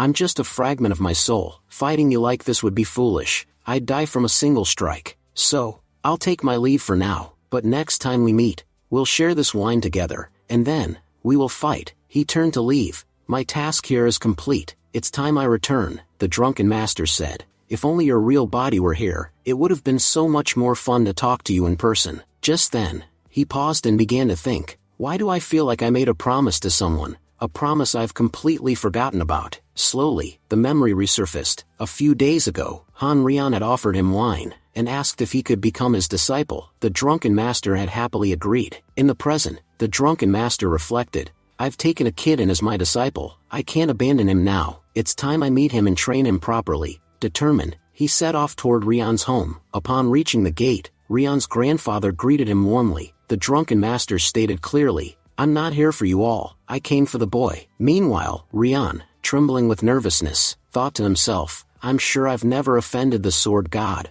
Wait a second, his face, it looks so much like my drunken master's. Could it be? Could they be the same person?" Just then, the sword god spoke. "Seems like my disciple doesn't even recognize me. Have you forgotten your master already? Boy, when you see your master, you should be on your knees in respect. Don't tell me you forgot about me in just a few days." Shocked, Rian stammered, You're my master?" Bowing immediately, he added, "Please forgive me, master, it took me a moment to recognize you." Rian remembered how, just days ago, Brother Gu had encouraged him to accept the drunken master as his teacher. At the time, he wasn't fully convinced. He didn't think anything significant would come of it, but he had trusted Brother Gu's judgment. And now, it turned out that his master was none other than the legendary sword god, a name revered for over 100 years. No one had ever been able to match his strength. "Now that he's my master, I will work hard. I will grow powerful." He recalled how Brother Gu had done so much for him, but when Brother Gu needed him most, Rian had been too weak to help. Maybe I'll never see him again, but as his friend, it's my duty to become strong and protect his family, the sword god said. "As I told you before, you're now my disciple. I came here specifically to give you this 1 hour, your chance to decide. If you come with me, I'll take you across the world, and teach you everything I know about the sword. I will train you until you reach my level, so tell me, boy, will you come with me? Rion nodded solemnly. At first, I didn't know you were the sword god, but when Brother Gu told me about you, I accepted you as my master. He always wanted me to become strong, and now, I've decided, I will travel with you, and I will become powerful, to fulfill Brother Gu's wish. Rion then walked up to his grandfather. Grandpa, I'm leaving now, please take care of everyone in my absence. His grandfather, tears flowing, said, Go, my child, show the world just how amazing you truly are. Meanwhile, at Miss Lee's residence, Mr. Lee was in disbelief. Chin Ro, you can speak again, my child, it feels so good to hear your voice. But then Chin Ro noticed her grandfather sobbing uncontrollably. Turning to him, she softly asked, Han Sheng, where did you go? Yet from Mr. Lee's reaction, she realized the painful truth. Han Sheng was gone. Stepping outside, she cried out, Han Sheng, please don't joke with us, everyone's waiting for you, come back. You promised me you would come with me to see the snow. How can you leave without keeping your promise? Han Sheng, if you can hear me, please come back. A month later, Miss Lee watched the snow fall and whispered, It's snowing again. I wish you were here. Han Sheng, the narrator begins explaining that after the incident with Han Sheng, Miss Lee had moved into the Gu family. She declared herself the daughter-in-law of the Gu family, and vowed to stay there forever, waiting for Han Sheng's return. Everyone else had given up hope. They believed Han Sheng would never return, but Miss Lee still held on to faith. She was certain he would come back one day. Since Han Sheng's disappearance, the world had changed. It seemed as if the fall of the heavenly Tao had brought some peace to the land. In another country, deep within the mountains, a man spoke warily. For days now, I've heard terrifying noises coming from the forest. I think a dangerous beast is lurking nearby. If I had found firewood outside, I wouldn't have come this deep. Just then, he noticed someone lying in the middle of the forest, badly wounded and barely conscious. It was Han Sheng. The man, clearly shocked, remarked that despite having so many wounds, the boy was still alive. He wondered how someone so young could have survived. As the scene unfolded, it was revealed that Han Sheng's one arm had been completely destroyed, and half of his body was buried in the dirt. The man then noticed that Han Sheng's lips were moving. Realizing the boy was still alive, he thought to himself that he had to save him no matter what. The story then jumped forward to a few months later. The farmer who had rescued Han Sheng was shown again. He told Han Sheng that the ginseng he brought was extremely beneficial for his recovery. He added that it had taken a whole year to grow. Han Sheng replied that such a thing must be very expensive, and urged the farmer to sell it, saying it would fetch a good price. But the farmer scolded him, asking what nonsense he was talking about. He explained that he had recently consulted a doctor, who informed him that Han Sheng's condition was quite serious, and that he needed the best nourishment to recover. Eating the ginseng could significantly aid his healing. Han Sheng silently reflected that little brother Hai Jia had not only saved his life, but had also been taking care of him ever since. He gathered herbs from the mountains, and prepared food every day, giving everything to Han Sheng. Han Sheng thought Hai Jia was truly a good person, an orphan who worked hard alone to farm and sell herbs just to survive, and yet, he had spent all his money on Han Sheng's recovery. Hai Jia then cheerfully mentioned that although he had heard a lot about ginseng, this was the first time he had actually held one in his hands. He believed it would have a great effect on Han Sheng's body. Han Sheng expressed his deep gratitude, saying, Thank you so much, Hai Jia. But internally, he thought about the lie he had told. He hadn't revealed his real name. Hai Jia still believed his name was Gu Yun. Han Sheng had done this deliberately, knowing how weak he currently was. Even a normal person could kill him in this state. He had many enemies in the world, and if anyone discovered that he was lying here in such a vulnerable condition, he couldn't imagine what they might do to him. Worse, it might even put Hai Jia in danger. Just then, Hai Jia returned home and excitedly told Han Sheng that it had taken him a while to get back, so he must be starving. He happily showed him the food he had bought and asked him to try it. Han Sheng, concerned, asked why Hai Jia kept focusing on him. He was sure Hai Jia hadn't eaten yet either. Hai Jia tried to brush it off, saying he had eaten earlier while waiting for the food to be packed. But just as he said that, his stomach growled loudly. Hai Jia thought to himself that meat buns were expensive, and he had very little money. But if he didn't feed his brother proper food, how would he ever recover? Moved, Han Sheng broke his bun in half, and offered it to Hai Jia. He said firmly that if Hai Jia didn't eat, he wouldn't either. If you truly consider me your brother, how can you let yourself go hungry? Hai Jia, touched by the gesture, accepted the food and began eating. Then Hai Jia told Han Sheng that he had been bedridden for nearly 1.5 months, but he could finally walk again. He had always wanted to take him to the nearby city. It was a big and beautiful place. He hoped that during their trip, they might even discover something about the spiritual herbs. Han Xing looked at his own reflection and thought, even though my face is marked now, I'm still recognizable. If any of my enemies see me, things could get dangerous. He decided it would be safest to continue hiding his true identity. He was confident he would recover in a few more months. As he thought this, he wrapped a cloth around his face to conceal his features. When they entered the city, they saw a large crowd gathered. Han Xing wondered what was going on, and thought they should check it out. As they got closer, they saw people staring at a question posted on a wall. Everyone was confused and shocked, commenting that the question was strange and pointless. They wondered why such a ridiculous question would be posted on a wall. Just then, a girl walked out of a nearby building, and addressed the crowd. She announced that the Inju Tower was offering something exciting. She pointed to the question on the wall, and said that anyone who could answer it would be taken to the 3rd floor of the tower, and could stay there for 3 days. The crowd gasped in disbelief. One person said, even booking a room on the 2nd floor is incredibly difficult, and they're offering a stay on the 3rd floor just for answering a question. Someone else added that the girls on the 3rd floor were said to be stunning, and of much higher quality than those on the 1st floor. This was a rare opportunity to spend 3 whole days there, provided they answered the question correctly. The tower girl handed out papers, and explained that everyone had one chance to write their answer. Only the person with the correct answer would be allowed to go upstairs. However, no one could figure out the answer. Then, one man stepped forward confidently, saying the question looked hard but wasn't actually that difficult. Yet, after reading his response, the girl announced bluntly that his answer was completely wrong. Just then, another person stepped forward and submitted their answer, but the girl quickly rejected it, saying it was incorrect. One by one, many people came forward to attempt the answer, but none of them succeeded. Eventually, most of them walked away in frustration. Some even claimed that the question itself was flawed, impossible to answer correctly. Hai Jia expressed his disappointment, saying it was frustrating that he couldn't solve the question.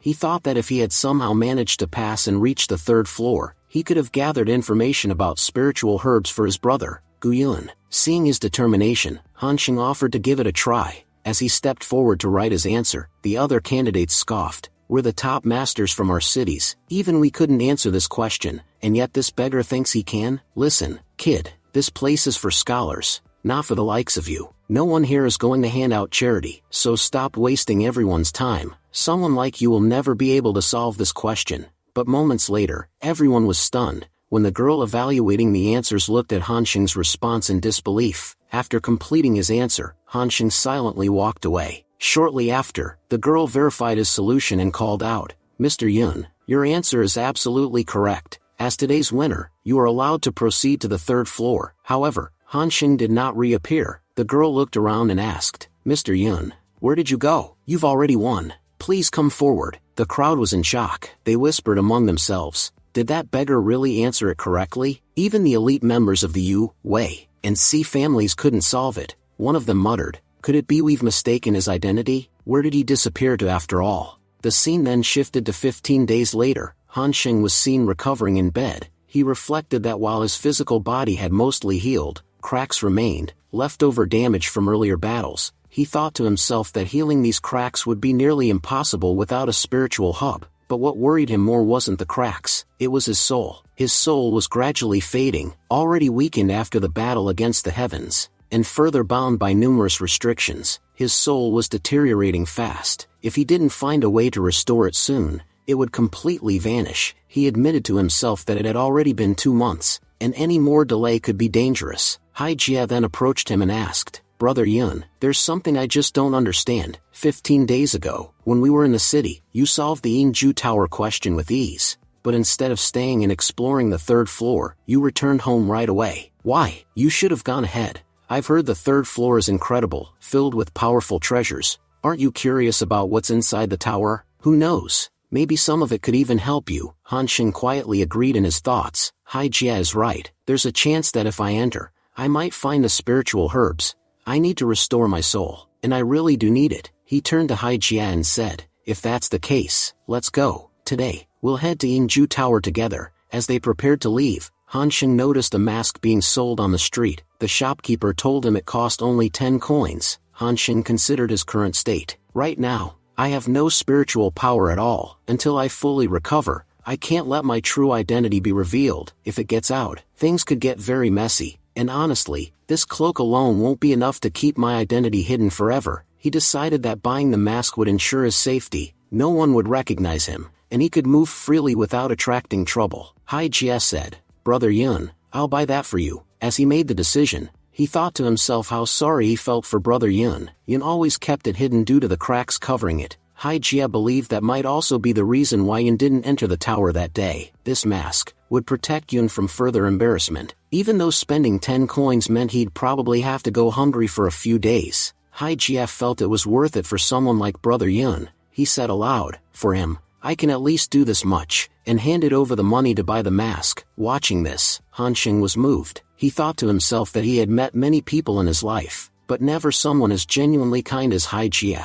Despite having no real reason, Haijie had saved his life, taken care of him for an entire month while he was bedridden, and was still doing everything he could to help. Hanxing promised himself that once they returned home, he would drastically improve Haijie's life. He vowed to repay every bit of kindness Haijie had shown. As they continued walking, the two of them noticed a notice board on a nearby wall. Haijie pointed it out and said, "Brother Yun, look, this notice was put up by the people from the tower. They're still searching for you. I can guarantee that they'll be thrilled to see you." Hanxing nodded. "Even I'm hopeful." Soon, they reached the entrance of the tower. A familiar woman spotted Yun and addressed him, saying, "Mr. Yun, you're wearing a mask today, but because of your robes and attire, I still recognized you. If you had changed your clothes, I might not have recognized you at all. Come in. We've been waiting for you for a long time." As they entered, Haijie was stunned. He had never seen a place like this before. People inside were murmuring, "That must be Miss Mu. But who are those men with her?" Someone added,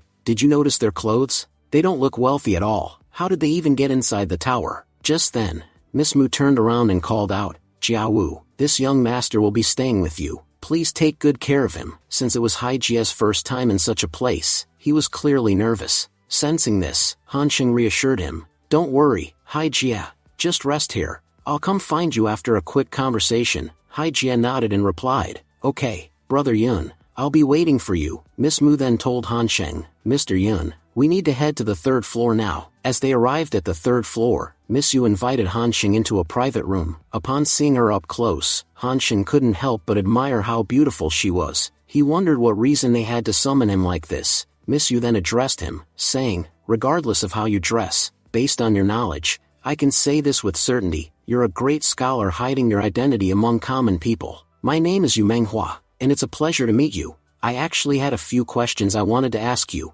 Hanxing replied, "Go ahead, ask whatever you want." Manhwa said she had heard a lot about enlightenment, how a person transforms after attaining it, but she wanted to know which path one should take to achieve it. She wondered why, if the path were so clear, everyone hadn't chosen it. History had only a few individuals who followed that path and succeeded, while countless others faded into obscurity, their names long forgotten. Hanxing replied that every person had their own path, and to be honest, attaining enlightenment was more of a journey than a destination. One begins the journey in their own way, and by the end, the path becomes uniquely theirs. The destination and the journey both belong to the traveler. So, asking someone else which path to take to reach one's goal was pointless. One could never know without trying. Nervously, Manhwa asked, "But what if I get lost?" Hardly anyone succeeds when they choose their own way. What if I end up like the others, misguided and forgotten, with all my efforts wasted? Hanxing responded calmly, asking, "How can you say you'll fail without even trying?" He told her that if she was so afraid of failure, then she shouldn't attempt it at all, because someone who lacks courage can never achieve anything.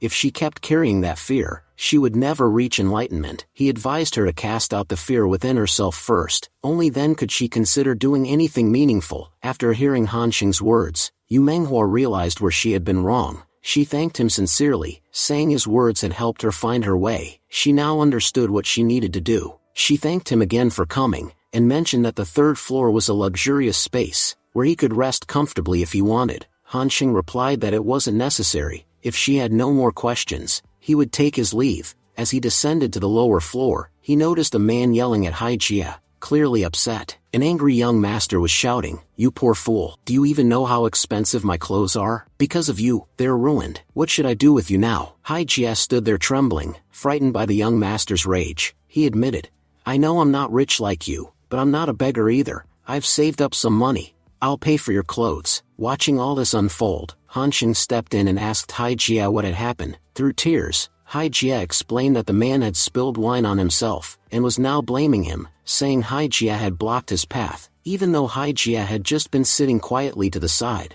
Despite not being at fault, Hai Jia had offered to pay, but the young master threw his money aside in disgust. The young master scoffed, "You think that pathetic amount can even cover a corner of my clothes?" Picking up the money, Hai Jia said softly, "This is all I have, all my savings." Seeing this, Han Xing stepped forward and said firmly, "Hai Jia, stop crying. As long as your brother Yun is standing here, no lowly young master can do anything to you. Trust me, and stand tall." Encouraged by his words, Hai Jia stood up. Watching the scene, Miss Wu was visibly shocked. She demanded to know what was going on. "Jiao Wu, what happened here? I told you to look after them. What is all this chaos?" Jiao Wu explained, "As per your instructions, I had arranged a nice seat for this gentleman, but because he was seated in the main hall, the other guests grew angry, saying they wouldn't sit near a beggar. I had no choice but to move them to the side. While I was serving the others, everything suddenly went out of control." Irritated, Miss Wu snapped, "I told you to take care of them, you idiot.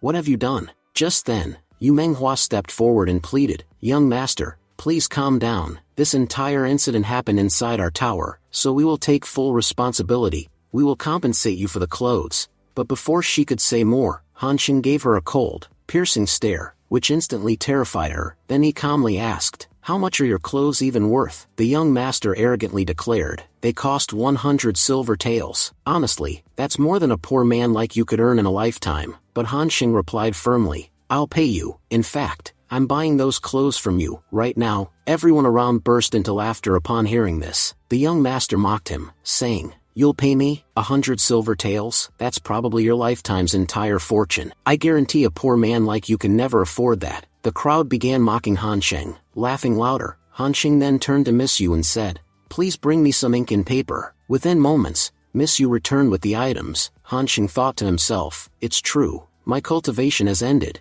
and my body is now weaker than even a normal person's. But one truth remains. My aura and my soul are still intact, and the knowledge I've earned over the years, through relentless effort, is mine to command. People like them can't bully those I care about." He then began to craft a piece of calligraphy, releasing such a powerful wave of energy that everyone nearby was stunned, eyes wide. People exclaimed, "This aura, it's incredible. Only a great Confucian scholar could release something like this. We can feel not just the power of literature, but actual sword energy in his writing." Someone added, "I've never seen such breathtaking calligraphy in my entire life." Manhwa, visibly shocked, murmured, "Just as I suspected, this man is an extraordinary scholar. His aura alone reveals how dangerous he could be. Honestly, within all 100 kingdoms, there are very few who could match this level of presence. I might even say this calligraphy represents the peak of literature. It's so masterful that it could easily be considered a national treasure in any country. I remember, the last time someone displayed such power through calligraphy, that person became the prime minister of the Yuchu kingdom. And in that kingdom, the prime minister holds more power than even the king.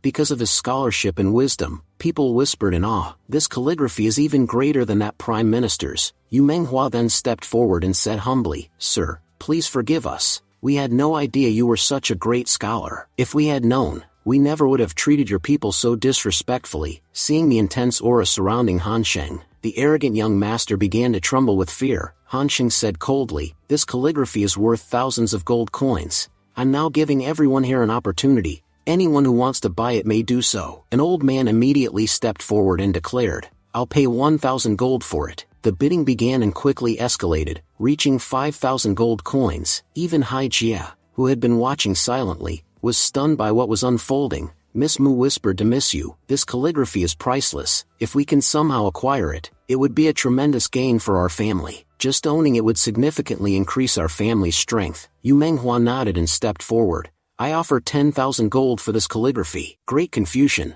I beg you, please give it to me. And if gold isn't enough, I am even willing to offer you this entire tower, everything I have. I'll give it to you in exchange for this masterpiece." But Han Xing replied firmly, "Your tower is worthless to me. I have no interest in such things. For now, just bring me the 100 gold coins." Manhwa responded immediately, "Of course, I'll get them right away." Then Han Xing turned toward the young master and said, you said your clothes were worth 100 silver taels. Well, I'm now buying them from you for 100 times that amount, 100 gold coins. So technically, those clothes are now mine. Take them off. The young master, visibly shaken, begged, please don't be angry. I'll remove them right away. After that, Han Xing threw the gold coins in front of him and commanded, pick up every single copper coin that's fallen, and return them respectfully to my brother, Hai Jie. Remember this, for every missing coin, I'll take one of your fingers, so find each one carefully. The terrified young master began crawling on the floor, collecting every single coin, and handing them over to Hai Jie. Trembling, he said, brother, I'm truly sorry. I had no idea who you really were. I sincerely beg for your forgiveness. Along with the copper coins, I've added some gold coins as well. I don't want anything else, just your forgiveness. Hai Jie accepted the coins, and the young master fled the scene in panic. Manhwa stepped forward again and pleaded, great master, please forgive us. It was entirely our fault. If we had treated your friend with the respect he deserved, none of this would have happened. Han Xing looked at her calmly and replied, there's no need for apologies now. But before I leave, let me tell you something, learn to respect your guests, otherwise, the day this building becomes empty will come before you even realize it. After that, Hashan quietly took Hai Jie back home. Miss Mu remarked that it seemed they had offended Mr. Yun, and she admitted it might have been the biggest mistake of their lives. Manhwa agreed, saying that people would go to great lengths just to stay on good terms with such a great master. But instead, they had offended him, and sent him away from their doorstep. She feared this mistake would bring great consequences upon their Yu family. The scene then shifted to Hai Jie's home. Hai Jie, excitedly talking to Brother Yun, said they had received a lot of money, and wondered aloud what they were supposed to do with so much of it. He worried that if the mountain bandits found out, they would surely come to attack them. Han Xing reassured him confidently. He told Hai Jie not to worry and that, after everything that had happened today, no one in the entire country would dare mess with them. He added that this was just the beginning. Many more people were likely to send them money as gifts. These 100 gold coins are just the start. Soon, we'll have 10,000 more. Hai Jie beamed with joy, praising Brother Yun for being so incredible. He admitted he hadn't realized Yun's calligraphy could be worth so much. Meanwhile, Han Xing silently reflected on how much this boy had helped him, and felt happy that he was finally able to repay the favor, even if only a little. Hai Jie then declared he would go to the village that night, and bring back some chicken for both of them. Han Xing, filled with hope, thought that things were finally starting to look up for them. Hai Jie was especially excited that they could now afford medicine, and new clothes for Brother Yun. He said Yun no longer had to wear those worn-out clothes anymore. However, Han Xing kept an important truth to himself. He knew no one could find out who he really was, or what condition he was in. If people learned his true identity, he was certain it would lead to a wave of attacks against him. For now, his disguise as Yun was a valuable cover, and he was determined to show the world what a great Confucian he truly was. No one would suspect that he was also capable of fighting. By keeping his secret, he could protect both himself and Hai Jie, and maybe even build a better life for them both. The scene then shifted to a grand mansion, where a man rushed in and reported, "My lord, there is incredible news. A highly revered scholar named Mr. Yun has emerged in Wangjin town. He performed calligraphy at the Yingju Tower, and it was so powerful that people said a radiant aura emerged from it. Some even claim it surpassed the Prime Minister's calligraphy. Many are still shocked by what they witnessed. Some even believe the power within that calligraphy could change the world itself." Shocked, the Lord exclaimed, "A great Confucian has appeared. Do you realize what that means? The emergence of even one Confucian in a country is enough to change its entire fate." Recognizing the importance of this news, the Lord quickly ordered his men to prepare. "We're leaving immediately to meet this Confucian." 2 days later, the story returned to Han Xing and Hai Jie. Since receiving the money, Hai Jie had been gathering rare herbs for Han Xing, who used them to prepare a medicinal bath. This bath was designed to help his body recover quickly. Han Xing submerged himself in the bath. After 3 hours, the cracks on his body had significantly faded. He noted with satisfaction that the cracks on his face had fully healed. Only some remained on his body. Fixing his physical wounds wouldn't be too difficult. With a few more medicinal sessions, he could heal completely. But he was deeply concerned about the damage to his soul. Healing that would be far more challenging. Later, Han Xing told Hai Jie it was time to return to the tower. Hai Jie asked him to wait just 2 more seconds, then quickly dressed Han Xing in new clothes he had bought. "I got these just for you. Look how great they look on you." Touched, Han Xing asked, "Why didn't you get anything for yourself?" Hai Jie shrugged, saying he wasn't used to wearing nice clothes, and that what he had on was good enough. Han Sheng looked at him seriously. Hai Jia, never forget this. You're no longer the same person you once were. Your life is about to change completely, so start getting used to the finer things. Soon after, they arrived at the tower. Hai Jia grew nervous seeing the large crowd gathered outside. Miss Mu greeted them warmly and said, "Sir, welcome. The moment we heard you were coming, we made sure everything was ready for your arrival." They were served an elaborate feast. Manhwa smiled and said it brought them great joy to see him there. Just then, loud noises echoed from outside the tower. Concerned, Manhwa wondered what was going on and who could be arriving. Han Sheng looked toward the gate and thought to himself, "Those two men, they're from the royal palace. It seems my presence is no longer a secret in this country." He could sense the tension. Even Manhwa looked visibly anxious. The first man stepped forward and introduced himself. "My name is Jian Bei, and I serve as the Grand Tutor of the Chu State. I heard that an extraordinary scholar is currently residing in this city's Inju Tower. Out of deep respect, I have come personally to visit." The second man then added, "We are truly fortunate. It is rare to have such a great Confucian scholar within our country, and even more rare to be given a chance to meet him in person." Miss Mu stood silently, reflecting on how she never imagined that being a scholar could be so remarkable. Two high-ranking officials had arrived from the royal palace, one representing the civil court, and the other, the military. The presence of a great Confucian was so influential that even the royal family couldn't ignore it. They were compelled to come here and meet him in person. In response, Han Sheng humbly said, "There's no need for such formality. I'm just a simple man living in this town. If you needed something from me, you could have just asked. There's no need to flatter me like this." The officials replied respectfully, "Our Chu state is in great need of someone like you. That's why we've come, to request that you return with us to the capital." But Han Sheng calmly declined. "Think about it. If I were after power, why would I choose to live in such a remote town? I have no desire for influence or authority. That's why I cannot accompany you to the royal court." The general then stepped forward and said, "If you're unwilling to come with us, we understand. But, sir, may I ask if you would do a calligraphy piece at my request?" Han Sheng paused for a moment, then thought to himself, "So this is a test, to see if I'm truly a scholar or not." He responded politely, "If that's your request, General, then I won't refuse." The general smiled. "That's wonderful to hear. I've made all the necessary preparations. It would be an honor for us to witness your calligraphy in person." Han Sheng then sat down, ready to begin, and asked, "What word would you like me to write?" The general replied,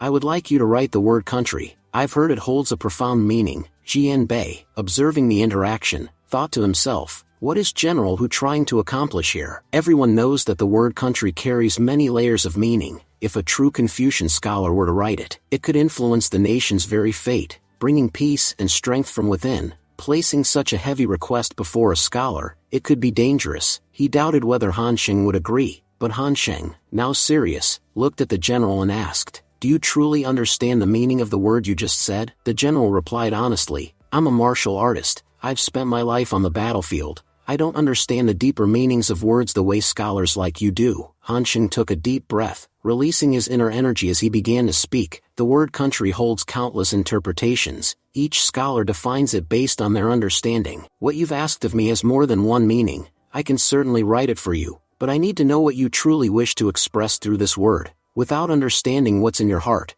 I cannot bring your intent to life on paper. His words left General Hu stunned and unsure. He replied, "I honestly don't know what I want to express. Please write whatever you feel is right." There's no need to focus specifically on the word country. Moved by the sincerity, Han Sheng finally began writing. As he placed his brush to paper, a powerful pressure burst forth. The energy that radiated from his movements was so intense that many around him found it difficult to even remain standing. Soon, Han Sheng completed the piece. From the scroll, a powerful surge of energy erupted into the air. Witnesses were in awe. "This is the power of heaven and earth. We've never seen anything like this before." Jian Bei spoke with conviction. "I can feel it. This is the power of growth. What he has written will allow our country to flourish." General Hu, overwhelmed with joy, added, "This means that our country's strength and prosperity will now grow, and our people will be able to live in peace." He fell to his knees and spoke with deep gratitude. "Sir, thank you. To be honest, I only came here to test whether you were truly a great Confucian, but instead,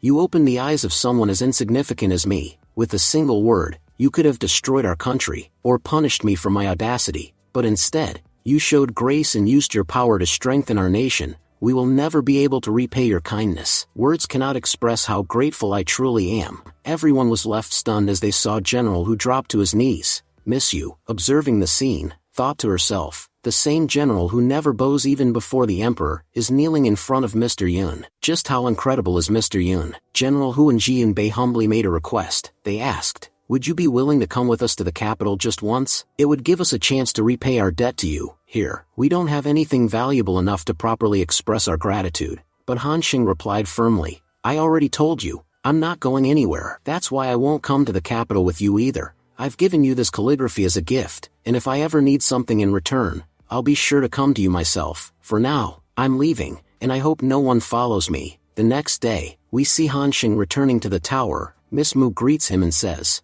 Miss Manhwa is waiting for you on the 3rd floor. As Han Xing climbs up, Miss Manhwa welcomes him warmly, and serves him the finest wine from her tower. Smiling, she said, please try this, sir, I'm sure you'll really enjoy it. Taking a sip, Han Xing nodded and said, yes, this is excellent. By the way, Miss Yu, do you know why I came here today? You see, just days after I first arrived at the tower, every detail about me somehow reached the royal family. If I think logically, the villagers aren't capable enough to send that information so quickly all the way to the palace. You understand what I'm implying, don't you? Manhwa admitted, yes, I understand. When you came here a few days ago, and demonstrated your talents, I was truly impressed. It was I who passed that news to the royal family. Han Xing's expression grew serious as he said, if my guess is right, you're from the capital too. That explains how you know the royal family so well. In fact, I'd even say that among everyone in this city, your status is far above the rest, and you've done a remarkable job hiding your true identity. Hearing this,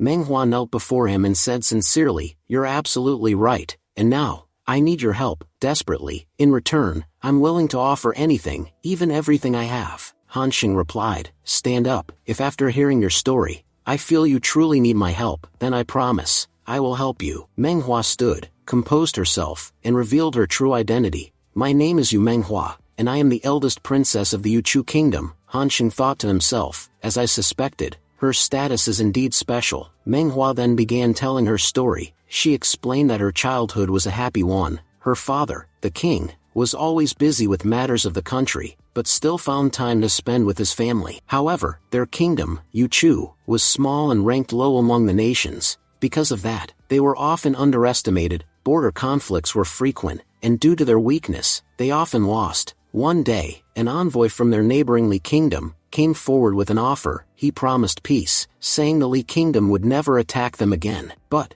in exchange, they demanded a price. The demand was that the princess be married to the crown prince of Li kingdom. This marriage would mark the end of the war and bring lasting peace to Yuchu. As the eldest princess, Manhwa had always known that a day like this might come, so she didn't refuse the proposal and agreed to go to the Li kingdom. Everything seemed to be going smoothly. The Li kingdom even sent their own people to escort her to the capital. But at the time of her departure, as the soldiers of Yuchu and her father stood by, those same Li envoys launched a surprise attack. In a single moment, her mother and father were both killed. It was only then that she realized the marriage proposal was never real. It had all been a trap, a ploy to eliminate the royal family of Yuchu. The Li kingdom had succeeded in their betrayal. That day, every single person in court who had remained loyal to her father was killed. Manhwa recalled that she wanted to die that very moment. Watching her parents murdered before her eyes, she had lost all will to live. But then, something inside her reminded her, for her country, for her revenge, she had to survive. With the help of a few loyal ministers, she was safely escorted out of the kingdom. Only one person was sent to accompany her, her trusted assistant, none other than Miss Mu. After escaping, she arrived at this town. Using the wealth her family had left behind, she built the tower. For the past 10 years, she hadn't rested for even a day. She had been steadily growing her influence, reaching out to loyal officials still faithful to her bloodline. In her heart, she knew, one day she would return to the capital, reclaim her throne, and take back her crown. Under the cruel rule of the Li kingdom, her people had suffered terribly. For a decade, life in Yuchu had become unbearable. Though she had built many alliances in those 10 years, she admitted she was still too weak to take revenge. That's why she had been hesitant, and why she had asked Han Xing that difficult question. But now, after hearing his words, her spirit had been reignited. She truly believed that with his help, victory was possible. Han Xing asked, Who currently controls Yuchu Kingdom? Manhwa answered, it's currently ruled by Yuan, the son of one of my father's concubines. Other than the two of us, everyone in the royal family was either killed, or rather, executed by the Li Kingdom. Yuan is just 15 years old. You can imagine how much wisdom a boy of that age could possibly have. The Li Kingdom uses him as a puppet, while they run the entire kingdom behind the scenes. Han Xing then asked, and what do you want after getting your revenge? I want to know what your future plans are. Surprised by the question, Manhwa took a breath and said, what do I want? Honestly, I want the throne back, the one that rightfully belonged to my father. I don't just want to drive the Li Kingdom out of our land. I want to destroy them completely. I want to wipe their existence from the face of the earth. Han Xing finally understood what Manhwa truly desired. She wanted to become the first empress in the entire history of the 100 Kingdoms. Until now, not a single kingdom had ever been ruled by a woman, and now it made sense to him why she had asked such questions earlier. She wasn't just choosing a difficult path, it was one no one had ever dared walk before. Han Xing found the idea fascinating. The thought of a woman leading an entire kingdom, it sounded bold and interesting. If she was ready to face the challenges that came with it, then he had no reason to refuse helping her. With that realization, Han Xing let out a small laugh. He then looked at her and said, if others find out what you're planning, do you have any idea what could happen? Manhwa nodded. Yes, I know exactly what could happen, and to be honest, before meeting you, I used to be afraid of what would happen to my kingdom if I failed. But now, I have only one fear left. When death finally stands before me, I want to be able to look it in the eye and say, whether I win or lose,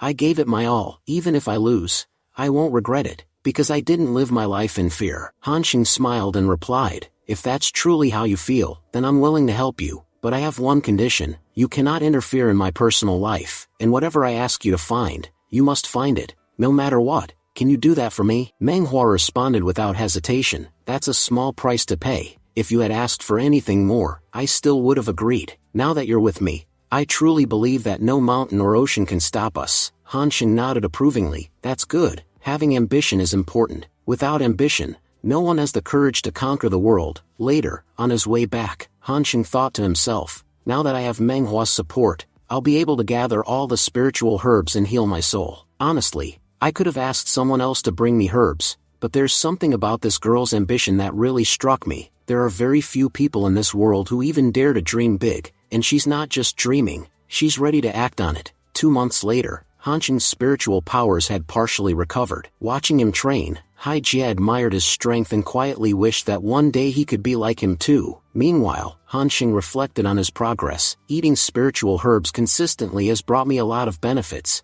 Not only has my body improved, but even the marks on my soul have started to fade. But to fully heal it, I'll need herbs of the highest quality, extremely rare ones, nearly impossible to find in this world. At this point, consuming normal spiritual herbs won't help anymore. Just then, sensing someone's presence, Han Xing said aloud, since you're already here, you might as well come out. Manhwa stepped forward and said, our kingdom's situation is getting worse. I believe it's time for us to return to the capital, and take back what should have been ours from the beginning. I hope, Mr. Guyun, you'll help me make this happen. Han Xing nodded. If you've already made up your mind, then let's go. Hai Jia, pack your things. We're heading out. Hai Jia, however, lowered his head and said, Brother Yun, I'm sorry, but I can't leave this village with you. This village, it's my home. I may not have a family of my own, but the uncles here cared for me like I was their own child. I don't have the courage to abandon them now. I'll stay here and wait for you, no matter how long it takes, when your journey ends. And if you ever think of me, you can always come back here, because I'll never forget my brother Guyun. Han Xing smiled and replied, all right, if this is your decision, I won't stop you, but remember, your brothers will always stand behind you, and if you ever need me, no matter when, just come find me. I've left a letter for you in your room, read it after I'm gone. Later, Hai Jia entered his room and found the letter Han Xing had left. It read, Hai Jia, once I finish what I've set out to do, I promise I'll come see you. You saved my life, and I consider you my brother. Check under the black pillow. I've hidden some gold coins in a book for you. I hope you find them after I leave. And hey, don't cry reading this. If you ever face trouble in the city or need help, go to the tower. The people there will always support you. I've already made arrangements for your future, so don't worry about anything. Oh, and the book I've left behind, it contains amazing medicinal knowledge, as well as an energy gathering technique. I've spent the last 2 months writing it just for you. I hope that by the time we meet again, My brother Hai Jia will have become a remarkable pharmacist. Take care, your brother, Gu Hansheng. With that heartfelt farewell, Hansheng also revealed his true identity to Hai Jia, ending their emotional parting with newfound purpose for both. The scene shifted to the capital. Hansheng was seen observing a heavily guarded courtyard, and thought to himself that this must be the place where Manhwa held her secret meetings. He realized she hadn't been lying. She had been preparing for this upcoming war for a very long time. As soon as they entered the room, many people stepped forward to greet Manhwa. She introduced them one by one, beginning with a tall, well-armored man. She said, "This is Cao Yong, the deputy commander of our Forbidden Army. He's extremely powerful and firmly on our side." Manhwa then continued introducing Hansheng to all the other individuals present in the room. Cao Yong looked curiously at Hansheng and asked, "Princess, who is this person you've brought with you?" Manhwa addressed everyone and explained, "Do you remember I once told you about a great Confucian from the west section of our Wenjing town? Well, he's the one, the very person I spoke of. Show him the respect he deserves." Everyone's expressions changed to nervous astonishment. They began thinking to themselves, is he really the great Confucian? He's already created 2 calligraphic works that have been declared national treasures. For someone like him to stand beside our princess, that alone is incredible. They say Confucians have such power in their words that they can destroy entire armies with just a phrase. They immediately bowed and said, "Sir, please forgive us for not recognizing you earlier. It's truly an honor to meet a great Confucian like you." Manhwa then turned to Hansheng and explained, "Mr. Yun, the year is coming to an end. According to the customs of our Yuchu kingdom, the heaven worship ceremony will take place 10 days from now. Every major civil and military official, as well as the great families, will gather in the capital for it. The responsibility of guarding the ceremony lies with the Forbidden Army. Over the past 10 years, I've secretly planted more than 1,000 of our own soldiers within the Forbidden Army. While they appear to serve the kingdom, in reality, they take orders from our deputy commander Cao Yong. If we're planning to strike, there won't be a better opportunity than during the heaven worship ceremony. Everyone will be present. Whatever needs to be done, it should be done then." Hansheng nodded thoughtfully and said, "Judging by what you've told me, this ceremony must be extremely significant for your people. On that day, many soldiers and commanders from the Li Kingdom will be present. Do you really think 1,000 of your own soldiers will be enough?" Manhwa replied calmly, "That's not all. While 1,000 of our men will be stationed inside the Forbidden Army, we've also secretly gathered a hidden force of 10,000 soldiers in the western region. The moment the battle begins, they will reach the capital within 6 to 7 hours. Hansheng was impressed. He thought to himself that such a large army arriving in so little time was a bold and well-structured move. He admitted it wasn't a bad plan at all. Still, he voiced his concerns aloud. "A few hours are enough for the enemy to prepare as well. We'll only have a handful of soldiers on our side when things begin. If we have to face them head-on, we'll need stronger preparations.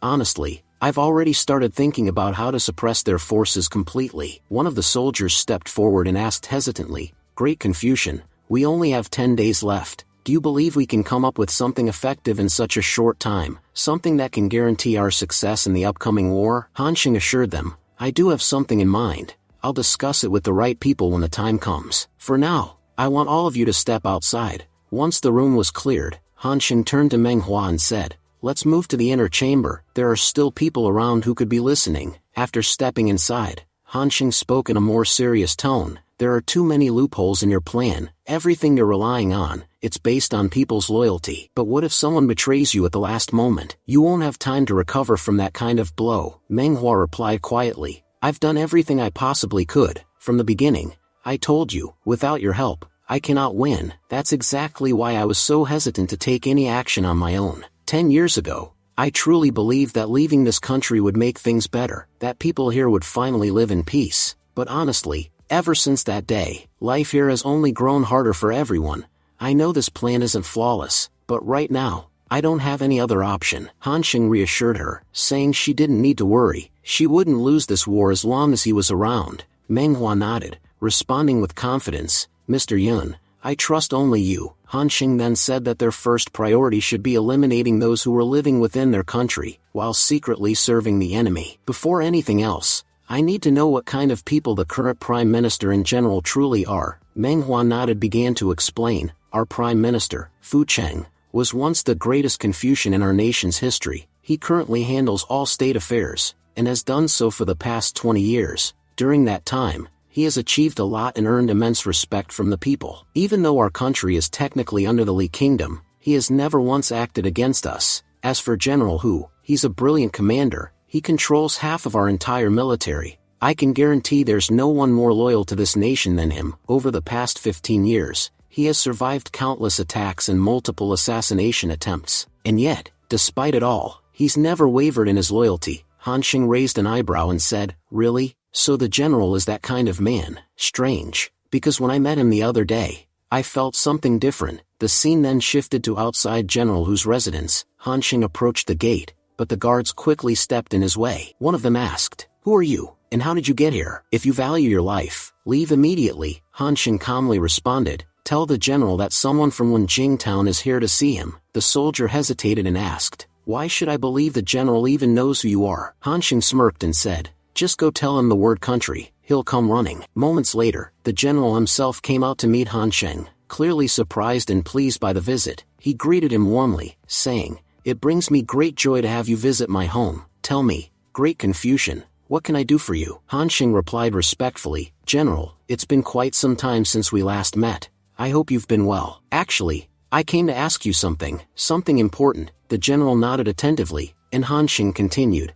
"I'd like to know more about the assassination attempts that were made on your life." The general, visibly shocked, asked how Han Xing knew about that. Han Xing said that half of the country's military power was under the general's command, and yet, he continued to be targeted. It was clear that the ones behind these attacks were agents of the Li Kingdom. Nervously, the general admitted that he was aware, but he also confessed that there was little they could do to oppose the Li Kingdom directly. He explained that if they wanted to prevent their Yuchu kingdom from falling entirely under Li Kingdom's control, they would have to endure some sacrifices. His survival was critical. If he were to die, the army would likely fall into enemy hands, and what happened to the kingdom afterward would be unimaginable. Han Xing told him that while the general was trying to protect his people, the real question was, how long could he keep doing it? The Li Kingdom's power was growing. Sooner or later, they would succeed. Before that happened, they needed to strike together and defeat them. The general, still taken aback, asked what Han Xing meant by together. Han Xing explained that the heaven worship ceremony was just 10 days away,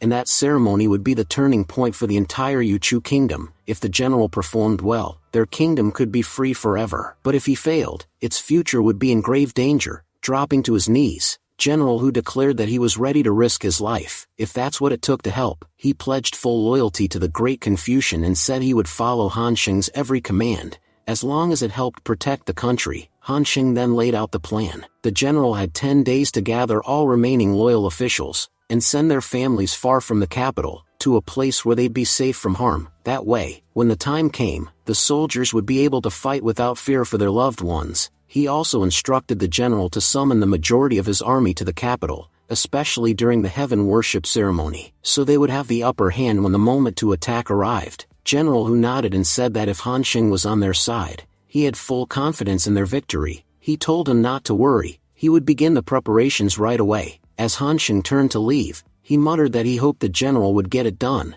and that he wouldn't have to come back to remind him again. Scene shifted to the Prime Minister Fu Cheng's residence. As Fu Cheng entered his room, he immediately noticed a mysterious box placed inside. He muttered to himself in suspicion. There was a box in his home that no one was supposed to know about. Who could have gotten past all those guards and left this here without being caught? He quickly ruled out any novice or even a high-level master artist. This had to be the work of someone extremely powerful. Then he noticed a letter placed beneath the box. The letter read, "I offer you this gift, but in time, you will have to repay this favor." Fu Cheng chuckled coldly, saying aloud, "So you give me a gift and expect a favor in return, and you were bold enough to write it outright? Let's see what kind of gift this even is that you're so proud of. I'm sure it'll be useless to me." But as soon as he opened the box, a powerful and dangerous energy burst out. His expression changed instantly. He thought to himself, "This gift is incredible. This person has truly done me a great favor. I am now indebted. When the time comes, I will return that favor." 10 days later, the heaven worship ceremony had arrived. All the powerful families of the kingdom were in attendance. The king, seated at the center, commanded that the ceremony begin. At the same time, Han Xing stepped out of his home, thinking to himself, "All the hard work we've done is finally about to pay off." The king then ordered,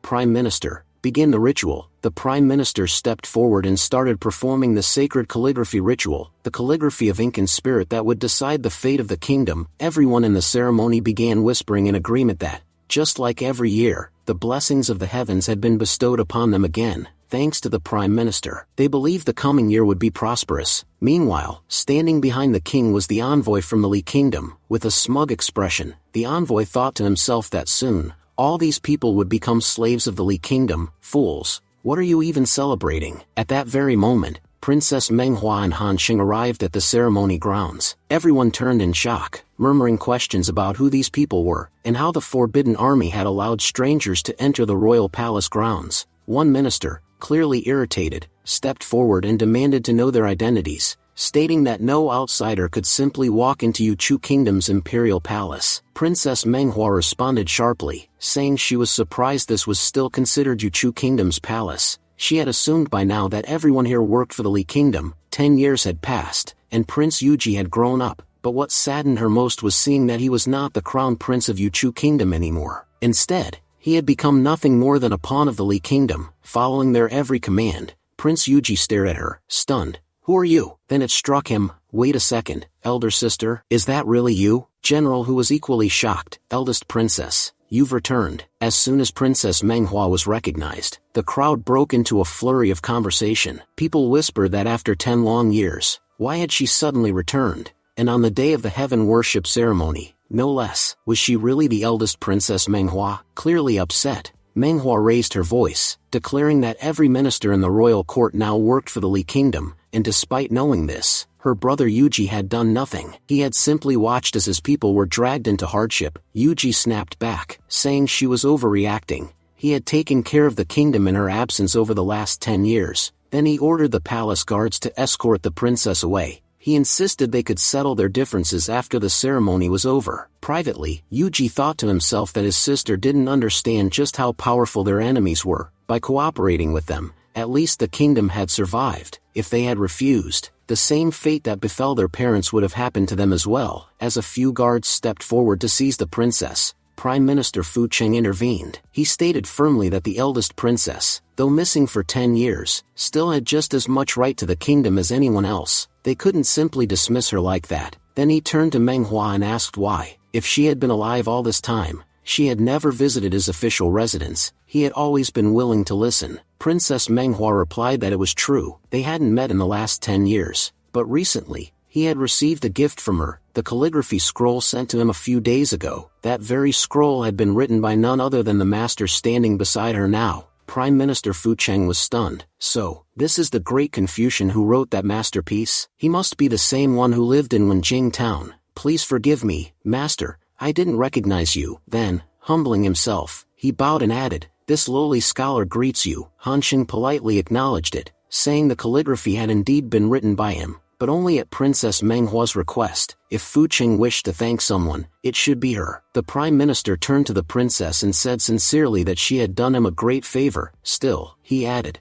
this wasn't the time to dwell on the past. He invited her to return to the royal palace, and promised to host a grand banquet in her honor after the ceremony. But Manhwa rejected the idea. Prime Minister Fu, we're not here to celebrate. We've returned to reclaim our country's freedom, and restore Yuchu Kingdom's lost glory. She turned sharply toward the Li Kingdom envoy and said, as far as I remember, you're the same traitor who came here 10 years ago and attacked my parents. The envoy smirked and replied, so you do remember me, and why wouldn't you? You witnessed everything with your own eyes. I must say, I'm quite surprised to see you alive, but honestly, you've made a terrible mistake by coming back. All these people around you, they may live in Yuchu Kingdom, but they work for me. This time, I'll make sure you're killed by your own people, and I'll enjoy every second of it. Princess Manhwa's eyes narrowed. You've committed horrible crimes against us, but today, I will free Yuchu Kingdom from the Li Kingdom's chains, and soon, I'll destroy your empire completely. Then she turned to General Hu and said,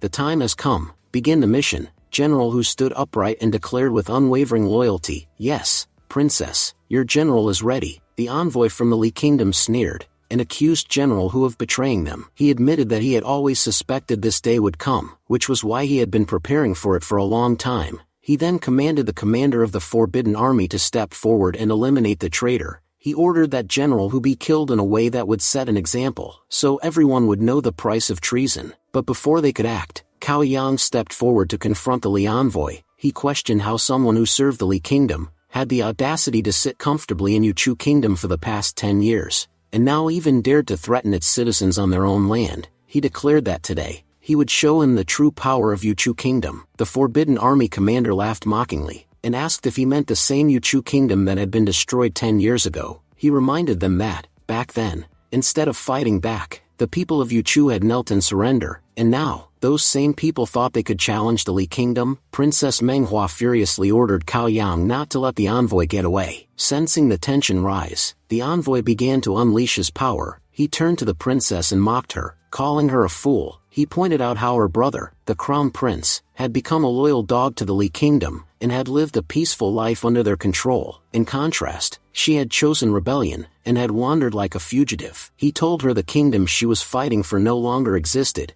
It had died 10 years ago. The land might still be called Yuchu, but it was now a part of Li kingdom's territory. He sneered that she and her ragtag group wouldn't be able to change anything. At this, Hanxing stepped forward, his aura flaring with energy. The envoy warned him not to interfere, saying this conflict was between Li kingdom and Yuchu kingdom. He even promised that once the matter was settled, the Li kingdom would welcome Hanxing with honor. Hanxing scoffed at the offer. He questioned whether the Li kingdom was even worthy of hosting someone like him. The envoy, growing angry, reminded him that he was showing him respect, not weakness, and warned that any disrespect would not end well. But Hanxing dismissed him coldly, saying he was nothing more than a dog of the Li kingdom, and insulting a dog didn't require justification. In fact, neither the envoy nor the Li kingdom held any value in his eyes. He claimed he could insult them anytime, anywhere, and they wouldn't be able to stop him. The envoy's rage exploded, and he began to raise his energy in response. Princess Manhwa observed this, and realized with alarm that this envoy was one of the most powerful individuals in the Li kingdom, an Earth Realm master at peak stage. Currently, Yuchu kingdom didn't have a single cultivator who could match him. Even their strongest warriors were only in the early stages of the Earth Master realm. But Manhwa couldn't afford to back down now. Too many people had placed their trust in her. If she faltered, what would that mean for the others who stood beside her? Determined, she turned to her generals and ordered, General Hu, General Cao Yang, show these Li kingdom dogs their place. The two generals responded immediately, releasing their energy in unison. It was revealed that both were Earth Realm masters at their early stage. General Hu addressed his soldiers, and ordered them to tie red cloth bands around their heads to avoid friendly fire. He declared that anyone not wearing a red band was to be taken down without hesitation. He reminded his troops that this wasn't just a battle, it was a war to reclaim their homeland. There would be no retreat today. As battle erupted, every soldier on the field fought with their full strength. General Hu shouted for his elite army to advance. Inwardly, General Hu reflected on his years of preparation. He had known from the beginning that the Li kingdom had experts far stronger than himself. Without resources, he could never match them in raw power. That's why he had trained 100 elite soldiers, each far more powerful than a typical warrior. Together, they could form a battle formation strong enough to stand against even the Li kingdom's elite. Soon, his elite army joined him on the battlefield. Princess Manhwa watched them and voiced her complete faith in General Hu. The general, in turn, vowed silently that no matter the cost, even if he had to sacrifice his life, he wouldn't let that despicable envoy escape today. He then roared,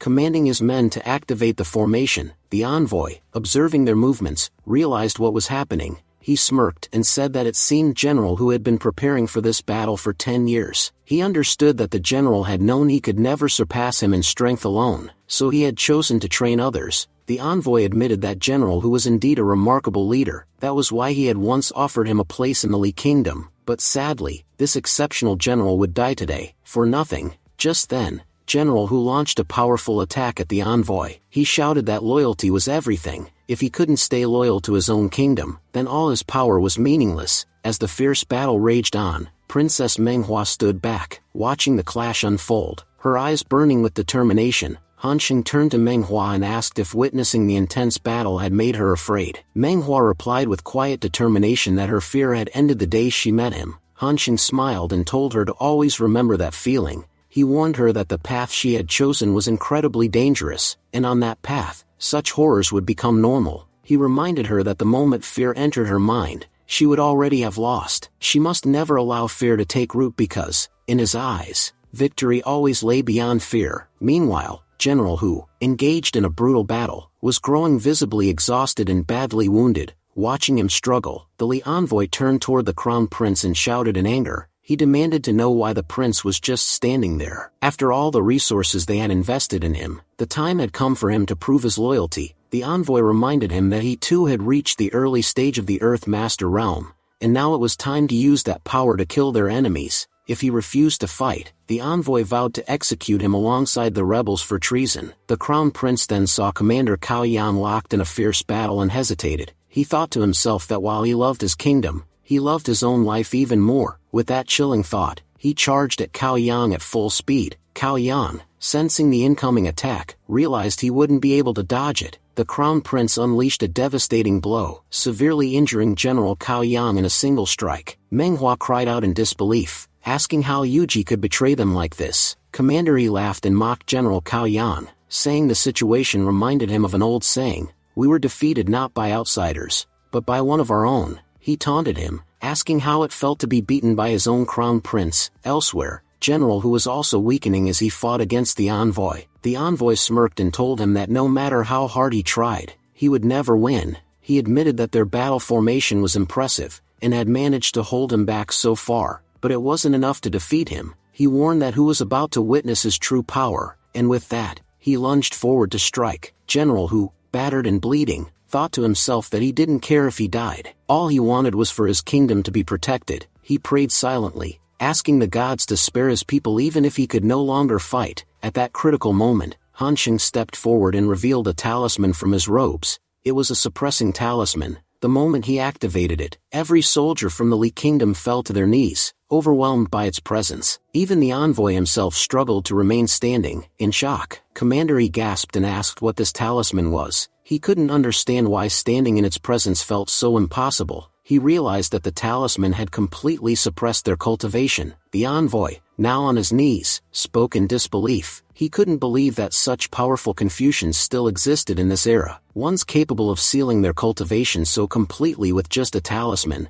He wondered aloud who Han Xing truly was, because no ordinary Confucian could possess something like this. What Han Xing held was absolute power, something rare and terrifying. General Hu saw the opportunity and declared that they wouldn't get a better chance than this. Without hesitation, he drove his spear through the envoy's body. As the envoy lay dying, he admitted that if they hadn't possessed that talisman, he wouldn't have spared a single one of them. And with those words, he died. General Hu let out a victorious cry, announcing the death of the envoy as proof of their triumph. Han Xing added that with the talisman's effect still active, their enemy's cultivation was completely suppressed. Now was the perfect time to capture them all. General Hu immediately commanded everyone to stop where they were. He declared that the envoy of the Li Kingdom had been defeated, and therefore, the remaining Li forces should surrender immediately. He pointed out that they were all from Yuchu Kingdom anyway. Fighting their own people for the Li Kingdom served no purpose. He reminded them that this wasn't just his or their victory, it was everyone's. Every citizen of Yuchu Kingdom was now free. They no longer had to bow to the Li Kingdom or live as their dogs. From this moment onward, they could live freely and peacefully. Upon hearing this, the soldiers broke into cheers. Many exclaimed that they had finally won, and their Yuchu Kingdom would now thrive. They acknowledged that if it hadn't been for Han Xing's timely interference, they would have lost. The suppressing talisman had saved them all. They were amazed at how one Confucian could possess such overwhelming power, defeating even the strongest enemy with just a single talisman. Manhwa turned to Han Xing and asked in awe when he had created such a powerful talisman. Han Xing smiled and casually replied that he could make such talismans even while talking to her. Privately, Han Xing reflected that this suppressing talisman could suppress the energy of anyone below the mystic realm level. Though his soul had grown weaker compared to the past, it was still strong enough to bring even the mightiest warriors to their knees. Manhwa found herself deep in thought. Despite Han Xing creating such a powerful talisman, he still insisted it was nothing. It made her realize that there were beings in this world far stronger than she had imagined, and that aligning with such individuals was always in one's best interest. Later, Manhwa arrived at the royal court. Addressing the ministers and soldiers gathered there, she began her speech with unwavering resolve. She reminded everyone that 10 years ago, the traitors from the Li Kingdom had betrayed them, and wiped out her royal family right in front of her eyes. For the following decade, The people had suffered under Li Kingdom's rule. Even while living in their own kingdom, they were forced to live as slaves. But today, thanks to the help of their great Confucian warrior, they had finally driven the Li Kingdom out of their lands. After 10 long years, they were finally free. She acknowledged that while many had remained loyal to the country, others, especially some ministers, had become nothing more than dogs for the Li Kingdom, and in her court, there was no place for traitorous dogs. She announced that all those who had remained loyal over the past decade would be rewarded, but those who had betrayed the kingdom would face punishment. One of the ministers stepped forward and objected. He addressed her as Your Highness, and reminded her that she hadn't been in the court for 10 years. He argued that she didn't understand how difficult it had been to manage the kingdom during those dark times. He insisted that the decisions made by ministers shouldn't be judged so quickly, and asked her to think carefully before condemning anyone.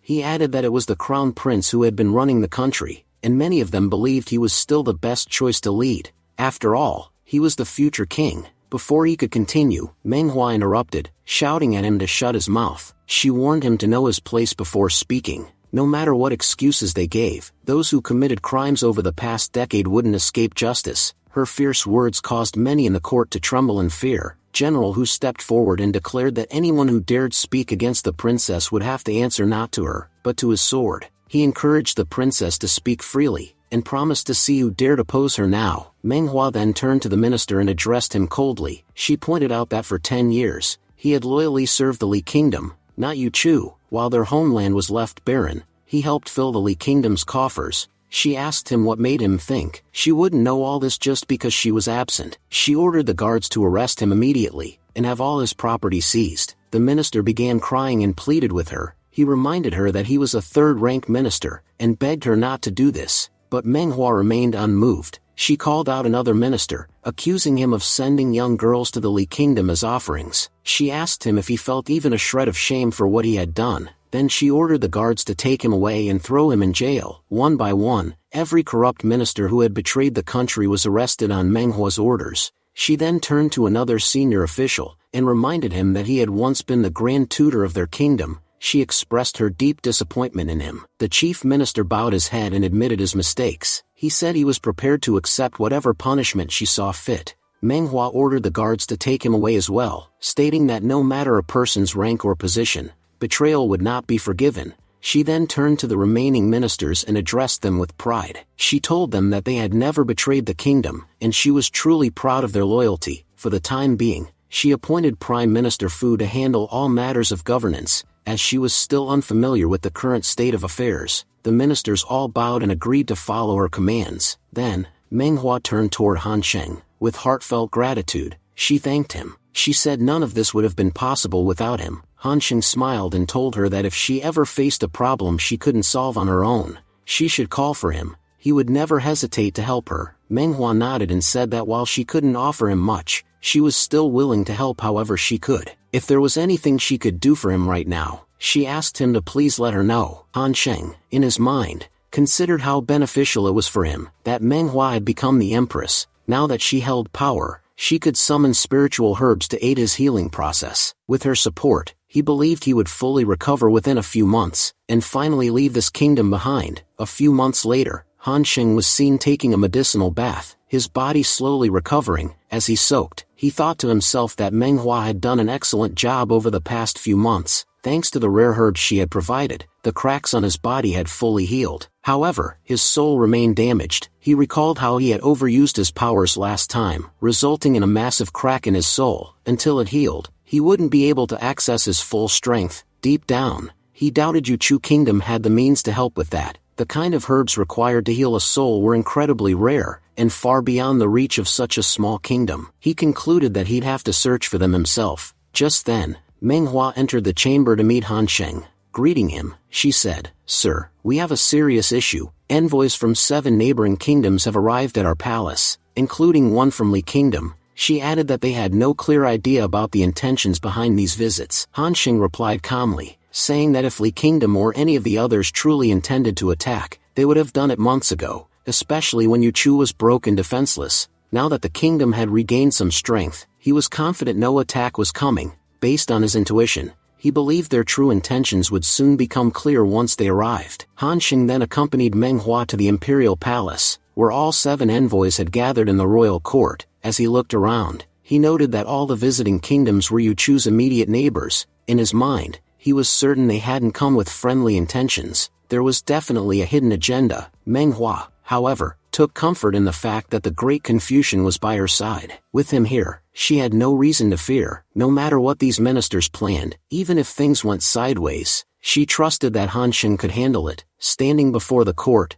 Manhwa addressed the envoys. You all have traveled far to reach us, and you must be tired. You came directly to the palace without even resting. May I know the reason behind this urgency? One of the envoys stepped forward. He explained that as soon as his king heard the lost princess of Yuchu had returned after 10 long years, he immediately sent him to offer personal congratulations. As a sign of goodwill, the Pangqi kingdom had also sent valuable gifts to welcome her back, hoping she would like them. The envoys from the remaining kingdoms all spoke up, saying they too had come for the same reason, and had brought numerous gifts for the princess. Princess Manhwa graciously responded, on behalf of the Yuchu kingdom, I thank you all. Other kingdoms have already presented their intentions. But why has the envoy from the Li kingdom remained silent all this time? I've noticed you haven't spoken a word. The Li kingdom's envoy finally replied with a stern voice. He asked how she could speak to him like that, when she clearly knew what her kingdom had done. He accused her of eliminating their general and envoy the moment she returned, and questioned if she truly thought they wouldn't find out. When every other kingdom was attacking Yuchu, it was the Li kingdom that stepped in to protect you. We safeguarded your nation for 10 long years. And how do you repay us? By assassinating our people. We treated you like family, but you betrayed us in the worst possible way. Princess Manhwa replied coldly, you mean that pathetic general, and that so-called envoy? I didn't even realize they belonged to the Li kingdom. Honestly, I mistook them for strays, wild dogs with no master, and when you don't know a dog's breed, it's best to put it down. If I'd known they were yours, I might have at least returned them in one piece. But to be honest, their filthy blood stained our soil. Consider that an act of cleansing. Her response made the Li envoy visibly furious. Meanwhile, General Hu and others chuckled and praised the princess for her bold response, saying the Li kingdom didn't deserve any respect in the first place. The Li envoy retorted, you're speaking too arrogantly, princess. You shouldn't say such things about the Li kingdom. You seem to have forgotten what we're capable of, and what it means to insult us. But Manhwa wasn't intimidated. She pointed toward the man standing behind her and said, you see him? He's not a man, he's a cannon, one capable of destroying your entire kingdom with nothing but his pen. So think 100 times before running your mouth again. If you provoke Master Confucian, even I won't be able to stop him. He doesn't need an army. One stroke of his brush is enough to erase your kingdom from existence. Manhwa thought to herself that with Master Confucian by her side, not even a high-ranked kingdom could scare her. She recalled his advice. If you want to be the first empress in history, you'll need more courage than any king, because the greatest battles are not won by swords, but by courage and wit. As long as I carry courage in my heart, no one will dare underestimate me. The Li envoy was seething with rage, but with Han Xin present, he didn't dare say another word. He knew that while Princess Manhwa may not have had the power to destroy them on her own, Han Xin absolutely did. At that moment, the envoy from the Pangqi kingdom stepped forward, and respectfully addressed the princess. We've come with a request. Your kingdom possesses the great Confucian master, and it's known far and wide that such a sage appears only once in a generation. We wish to ask if he could craft something for our kingdom as well, to help us thrive the way yours has. Manhwa thought to herself, so that's their real intention. From the beginning, I knew they weren't here for me, they were here for him. Everyone knew Yuchu kingdom wouldn't have survived without Master Confucian. Now, every nation's eyes were on him. But it's not in my hands anymore. Whatever happens next is up to him. Even I cannot override his decisions. She turned to Han Sheng and asked, Master Confucian, what do you think? Han Sheng calmly replied, so all 7 envoys are here, for me. I'd like to know, what reason have you all come with? One by one, the envoys greeted Han Sheng with deep respect. The envoy from Pangqi explained, Sir, we came to personally invite you to our kingdom. We greatly admire Confucian scholars. And since we learned of your presence, our people have been waiting eagerly to meet you. Our king has even arranged a grand celebration in your honor. The day you step into our land, we'll declare it a festival. Han Sheng responded, Is that all? Is there nothing else you wish to say? The envoy continued, If you can't visit,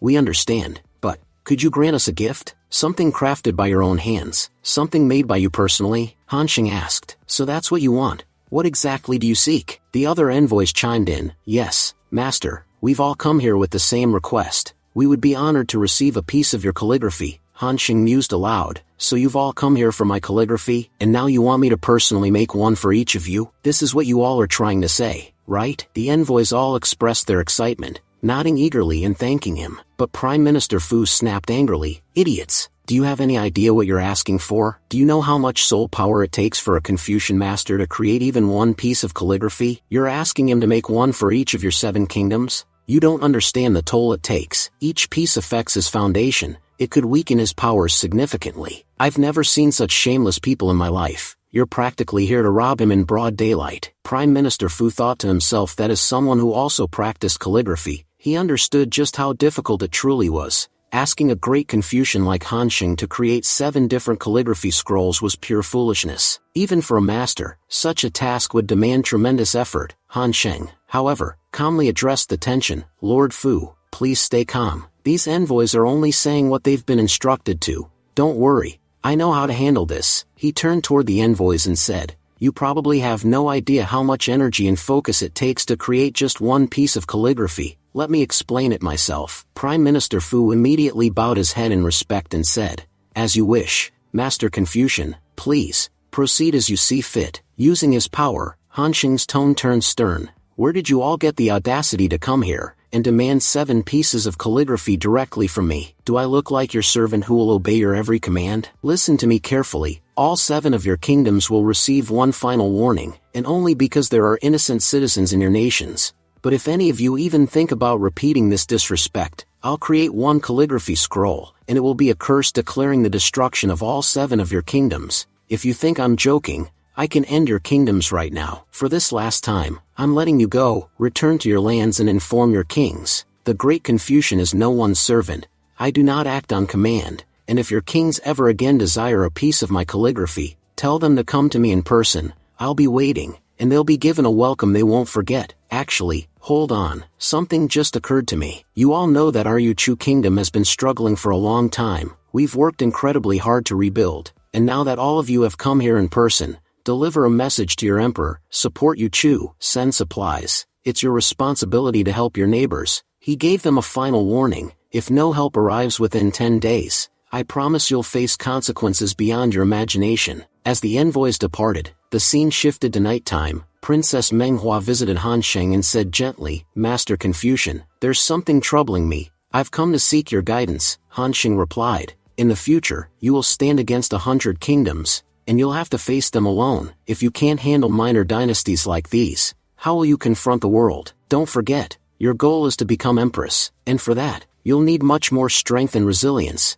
Manhwa lowered her head and said, you've already helped me so much. Honestly, our Yuchu kingdom has become much more stable. Don't worry, I won't disappoint you. I promise to rise as a powerful empress. Han Xing nodded and added one final piece of advice. There's something else. You must now learn to believe in yourself. I'm about to leave in search of the spiritual herb. From here on, our paths will diverge. You must walk yours on your own. Manhwa's expression changed. She asked softly, you're leaving, Master Confucian? Did we fail to take proper care of you? Are you upset with us in some way? If you had stayed a few more days, we would have served you even better. If the spiritual herb is what you seek, just tell us. We'll find it, no matter how difficult. Han Xing gave her a gentle smile and said, life is a journey, princess. To stop in one place is to end the journey, and you know what that means. For us Confucians, life is the search itself. We never stop. Before I go, let me tell you this. Yuchu kingdom is still surrounded by enemies. You must carry the entire kingdom on your shoulders,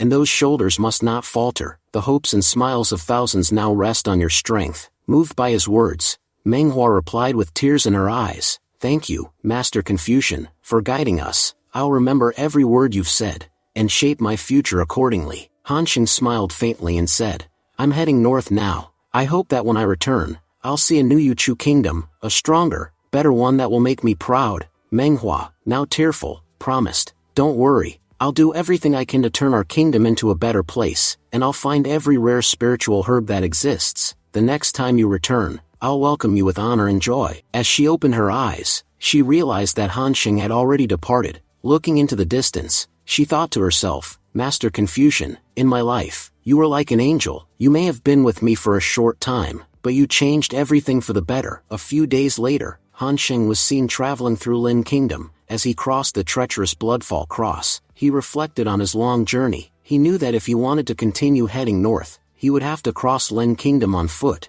a task that could take a few more days. While lost in thought, Han Sheng suddenly heard a voice from the side. Inside a nearby restaurant, a commotion was taking place. The restaurant manager pleaded, "Please, Master, leave now. We simply don't have enough resources to keep feeding you. We're already on the brink of poverty because of your meals." But the monk sitting there, unfazed, responded with a calm smile. "Don't worry, manager. I found someone today, someone my fate is connected to. From now on, he'll take care of my meals." The monk then stood up and walked straight toward Han Sheng. He greeted him politely. "My name is Kang Ji. May I join you for a meal?" Han Sheng glanced at him and thought to himself, "There's something strange about this monk. No matter how hard I try, I can't sense his cultivation level." He figured there could only be two reasons for this. Either the monk was completely ordinary, or like the sword god, he was incredibly powerful. Kang Ji began to explain, "I've come from the west. My only purpose is to guide lost souls." Han Sheng questioned him, "You're a Buddhist monk, aren't you?" "As far as I know, monks are forbidden from eating meat. So how are you eating this food?" The monk smiled and replied, "Donor, you seem to be misunderstanding something.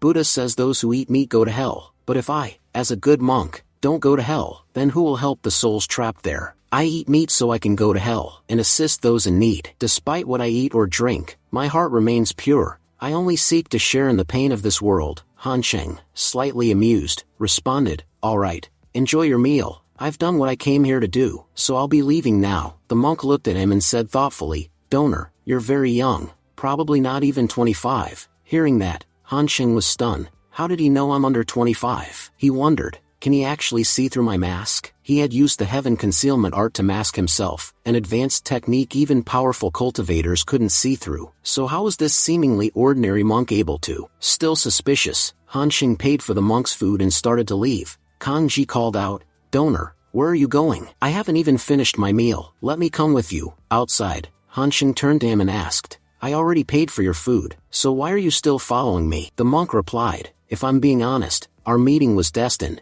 I've seen that a great misfortune is headed your way. I've come to help you avoid it. Buddha teaches us that everything that happens to us is a result of our karma. Good karma brings rewards, but bad karma brings challenges that we must face." He looked straight at Han Sheng and said, "Whatever you did in your past life, you'll have to face the consequences in this one." Shocked, Han Sheng realized that Kang Ji wasn't just seeing through his mask, he was seeing into his past life as well. This man can't be taken lightly. The monk then asked, "Donor, are you heading north?" Han Sheng replied, "Yes, I am." Kang Ji smiled and said, "Actually, I have business up north as well. Perhaps we can travel together?" Han Sheng narrowed his eyes. "And if I say no, will you stop following me?" Kang Ji laughed gently. "No, I'll follow you anyway." Han Sheng sighed. "Then why even bother asking me?" Scene shifted to northern mountains. Some men, advancing through the forest, were whispering among themselves, "Lately, there's been a dangerous surge of energy coming from this place. Today, we have to figure out what's causing it."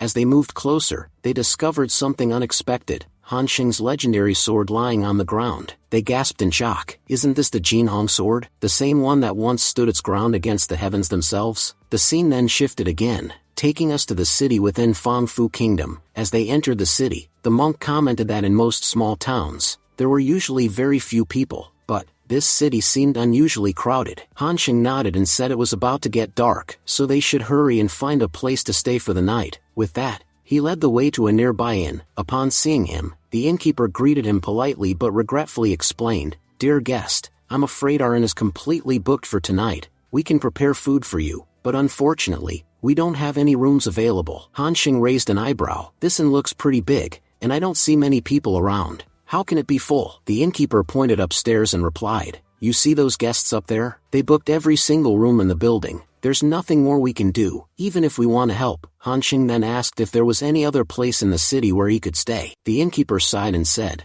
"To be honest, the sword god is expected to arrive soon in our kingdom. Because of that, powerful young masters and sword masters from over 100 surrounding kingdoms are gathering here to welcome him. That's why it's nearly impossible to find any vacant lodgings right now." Han Sheng's expression changed. "The sword god is coming here? That must mean Rian will be with him too." The innkeeper added, "They're expected to arrive at Lei Mountain nearby, so naturally, all the inns in our city are fully booked." Han Sheng replied, "All right then, Just prepare some food for us. We'll eat here. He silently thought to himself, I'll have to spend some time here. I need to wait until those people upstairs come down. This might be my best chance to meet both the sword god and Rian. Maybe if I speak to them, they'll free up a couple of rooms. Later, he approached the group that had reserved the entire inn and said, I heard you've booked every room. I've been traveling for days, and it's already quite late.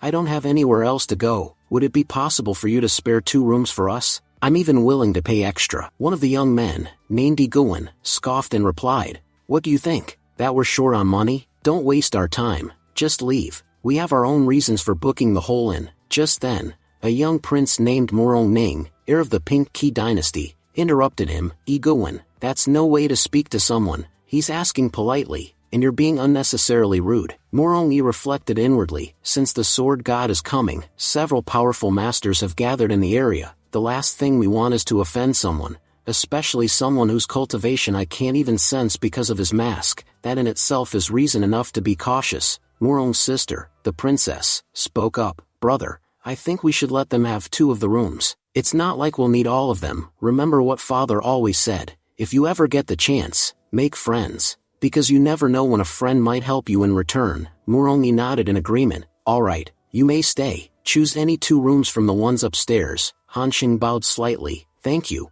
I won't forget your kindness. The next morning, Prince Morong greeted them. I hope you all had a good rest. The monk replied casually. Yeah, it was fine, I guess. The beds were pretty average though. If they'd been better quality, that would have been nice. Morong chuckled and said, That's surprising coming from you. As far as I know, monks lead very simple lives. Hearing a complaint from you feels a little odd. The monk laughed at himself. You're right. I almost forgot. Buddha teaches us that monks have no need for luxury. We should live as simply as possible. But what can I say? Sometimes I forget that lesson. Morong Yi introduced himself formally. We're from the Pink Key dynasty. My name is Morong Yi. I was curious. Did you come here because of the sword god's arrival? Han Xing responded. Not exactly. We just happened to be passing through the city, and found out about the sword god's visit. So we thought we might meet him while we're here. But no, we didn't come specifically for him. Morong Yi smiled and said, In that case, I won't keep you. Please enjoy your stay. With that, Morong Yi and his group turned and left the inn. As Han Sheng and Monk approached Mount Leiyun, they were already getting very close. Monk remarked that 100 years ago, this mountain used to be quite small. He smiled and said he was glad to see that it had grown so much over the past century, but Han Sheng didn't respond. Instead, he silently walked ahead, ignoring Monk's comment. As he neared the mountain, he saw that many people had already gathered, eager to meet the sword god. At the back of the mountain, the sword god himself was seated calmly. People in the crowd whispered excitedly, pointing, Look, that's sword god Dugusheng and his disciple. As Monk stepped forward, he spoke respectfully, Sword god, we weren't officially invited, but I hope our presence won't offend you. At that moment, the sword god slowly opened his eyes. The voice, it sounded so familiar. He thought for a moment, and then heard Monk continue, Donor Dugu, it's been a very long time since we met. I hope you still remember me. Startled, the sword god exclaimed, You're Master Kang Ji,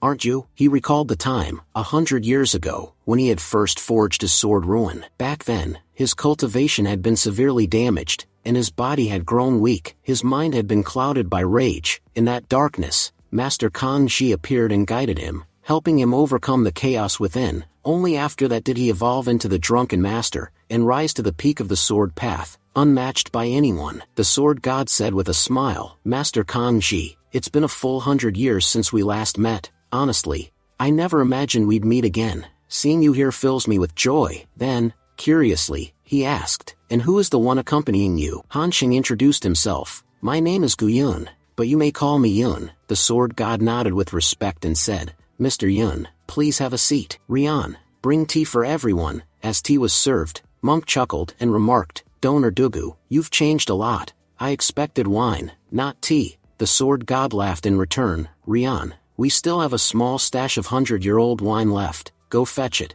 I think Master Kang Ji will enjoy it. He handed a cup to Kang Ji and said, Please try this. It's my favorite wine, and I'm sure you'll love it. 100 years ago, a dear friend used to make this wine just for me. Kang Ji took a sip and responded, I can feel the emotions in this wine. That's what makes it taste so exceptional. Han Xing added sincerely, Sword God, it's only because of you that I've had the chance to taste something this special. Thank you for inviting me. The sword god then explained. I once had 3 jars of this wine, gifted to me by a very close friend. I drank the first, I buried the second in memory of that friend, and this is the last. He grew quiet and said, everyone knows that reincarnation isn't possible in this world, that's why this wine is the final memory of that friend. Han Xing asked gently, if reincarnation were possible, would you bring your friend back? The sword god replied without hesitation, if it were possible, I'd do whatever it takes. Han Xing then posed another question, but what if your friend returns, and isn't the same person anymore? Would that still be enough? The sword god narrowed his eyes and asked, why are you so interested in this topic? Do you know something? Han Xing quickly shifted the conversation, saying, to be honest, I'm currently traveling across the north. I heard that you were arriving here with your disciple, and today your disciple might be competing against other geniuses from across the kingdoms. The sword god nodded. You already know that in the last great battle, the heavens lost. Since then, spiritual energy has been surging throughout the world, and more talented geniuses are emerging in every country. The stronger a kingdom becomes, the more arrogant it tends to grow. To avoid future wars,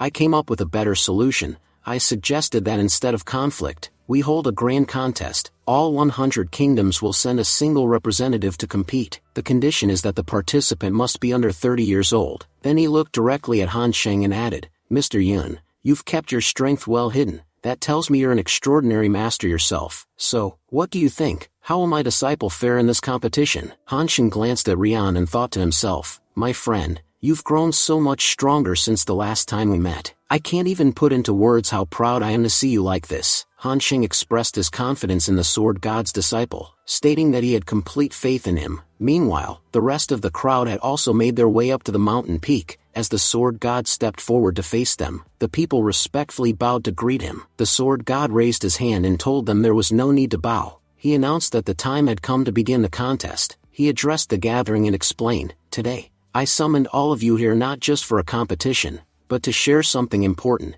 Before anything else, I want each of you to reflect on yourselves, understand what your heart truly desires. Only when you know yourself can you choose the right path, and move forward in life. He emphasized that while he was known as the sword god, it didn't mean his disciple was destined to follow the same path. Everyone must find their own way. I just want to ensure that none of you waste your potential by choosing the wrong path. Some people excel in martial arts, others in administration. Everyone has unique talents, and if you work in harmony with your gifts, you can become a better person. Just then, everyone noticed a girl flying toward the peak of the mountain. Whispers quickly spread through the crowd. Who is that girl? Does she not know the sword god is standing there? Flying in front of him is a sign of disrespect. Another man quickly scolded him, saying, shut your mouth. Do you even know who that is? That's the White Lotus Fairy, Lord Han Xing's wife. Say one more word against her, and the sword god himself might destroy you. Hearing this, Han Xing was visibly shocked. What is Qin Ro doing here? Qin Ro addressed the sword god directly. In the past, you were a close friend of Han Xing. You once said that during your journey, you would search for him.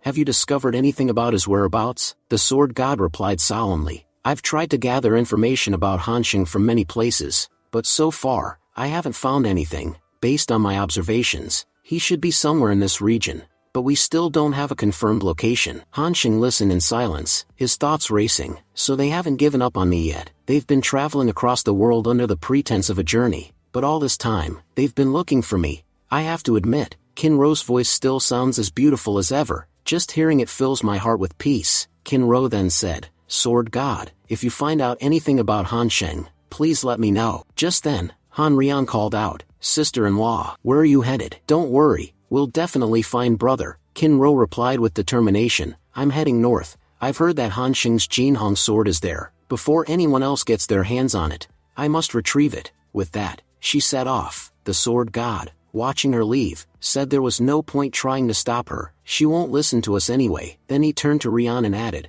prepare yourself for battle. My speech has dissipated. It's time to fight. Rian nodded with determination. Master, I'm always ready to fight. Don't worry about anything today. Your disciple won't disappoint you. I still carry the regret of not being able to help brother Han Xing.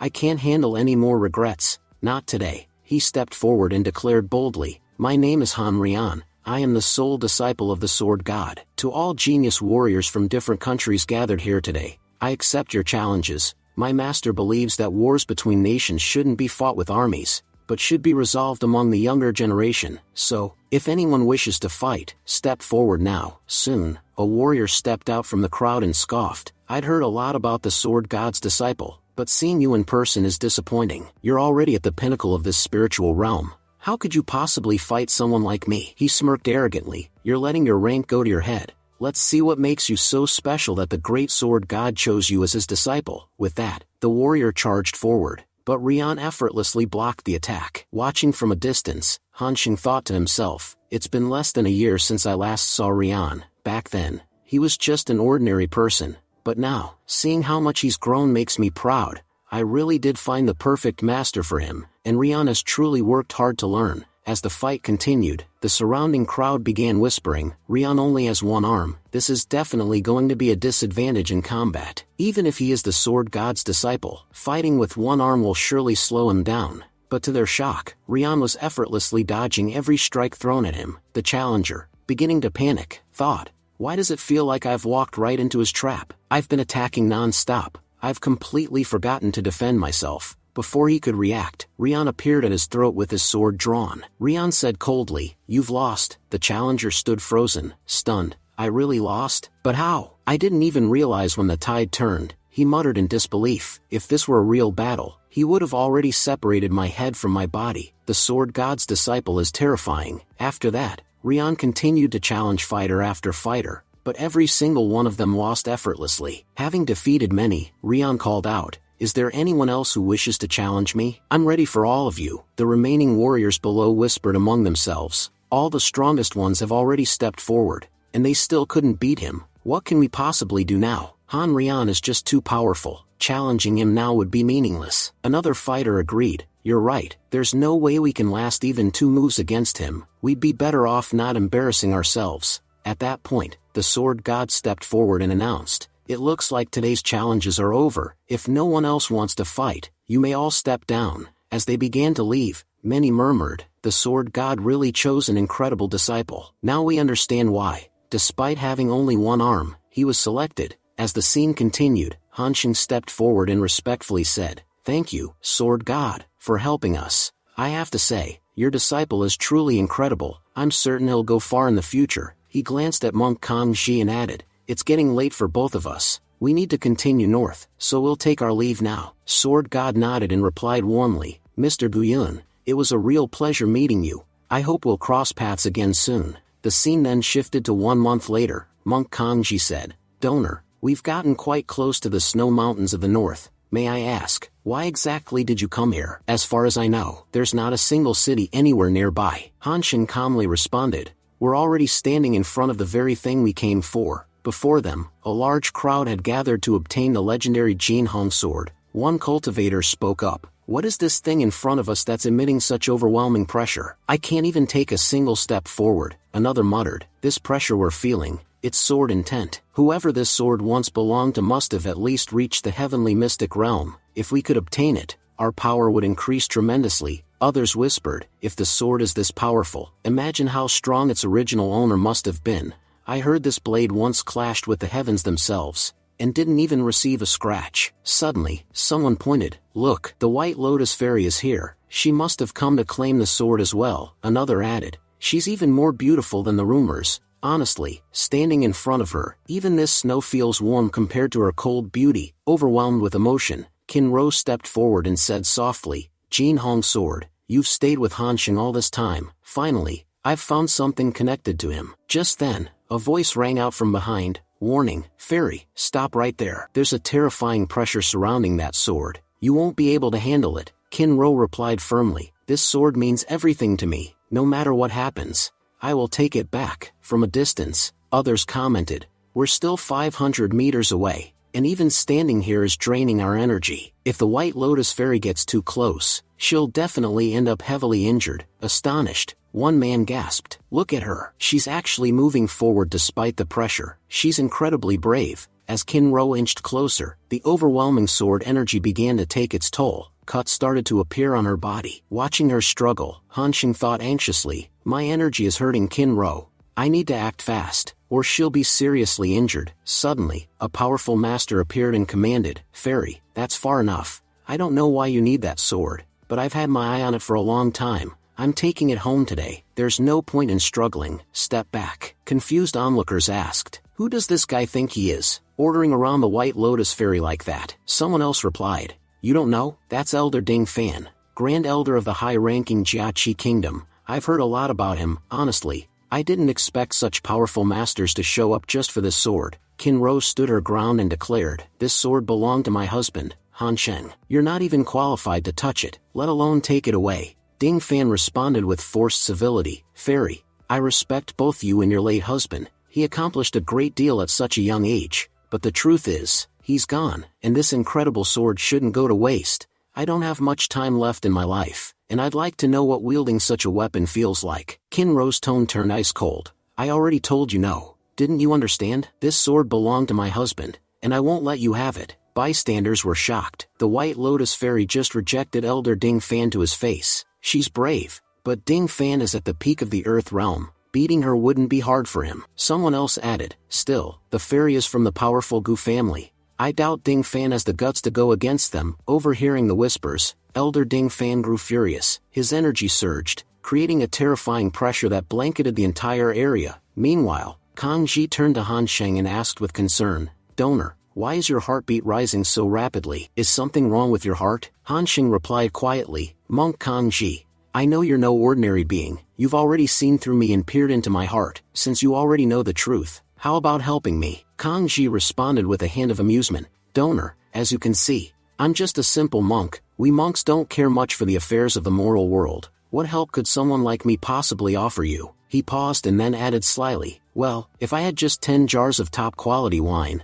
I might consider helping, but alas, I've found none. So how exactly am I supposed to help you? Han Sheng looked at Monk Kang Ji and spoke seriously. When we first met, you said our encounter was destined. But now, when fate itself is calling you to help, you're refusing. Why is there such a huge gap between your words and your actions? Monk Kang Ji chuckled lightly and replied, Donor, are you trying to threaten me? Look, there's no need to get upset. If you give me a few barrels of fine wine, I'll gladly help you. Han Sheng didn't hesitate. Fine, deal's done. Elsewhere, Elder Ding Fan addressed Kinro again, trying to reason with her. Fairy, I'm asking you one last time. I truly respect you, and I don't want you getting hurt because of me. Please, let me take the sword. Kinro stood firm, her voice unwavering. I already told you, it's my husband's sword. I don't care what the world says.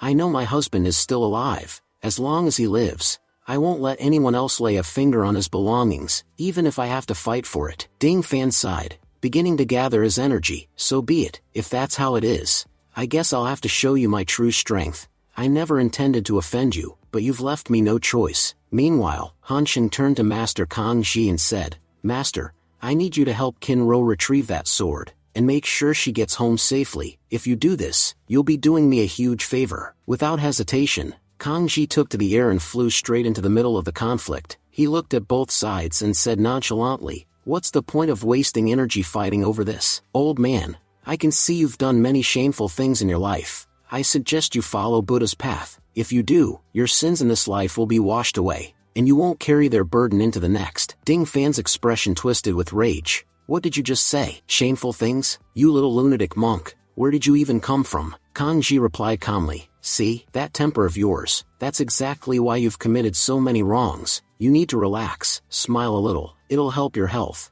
Ding Fan grumbled as he stepped forward. I wasn't in the best mood today, but now this foolish monk wants to be my next victim. However, when he attacked, Kang Ji effortlessly blocked his move. Kang Ji spoke again with a sigh. I told you to control your temper. If you keep charging into battles, eventually someone will come along and silence you permanently. So calm yourself, before someone else does it for you. Startled, Ding Fan stepped back and said sincerely, Mr. Monk, please forgive me. I underestimated your power. May I ask why you're here? As far as I know, monks don't care for worldly things like swords. Why are you fighting me over it? Kang Ji nodded slightly. You're right. I have no interest in the sword itself. I came here only to reduce your karmic sins. Your jar of evil was already overflowing. It was only a matter of time before it spilled over. I just got here early to clean it up. Enraged, Ding Fan shouted. Do you think I'm an idiot? You've been moving closer to the sword all this time. Don't lie, you want it too. But let me make one thing clear. As long as I'm here, no one's taking that sword.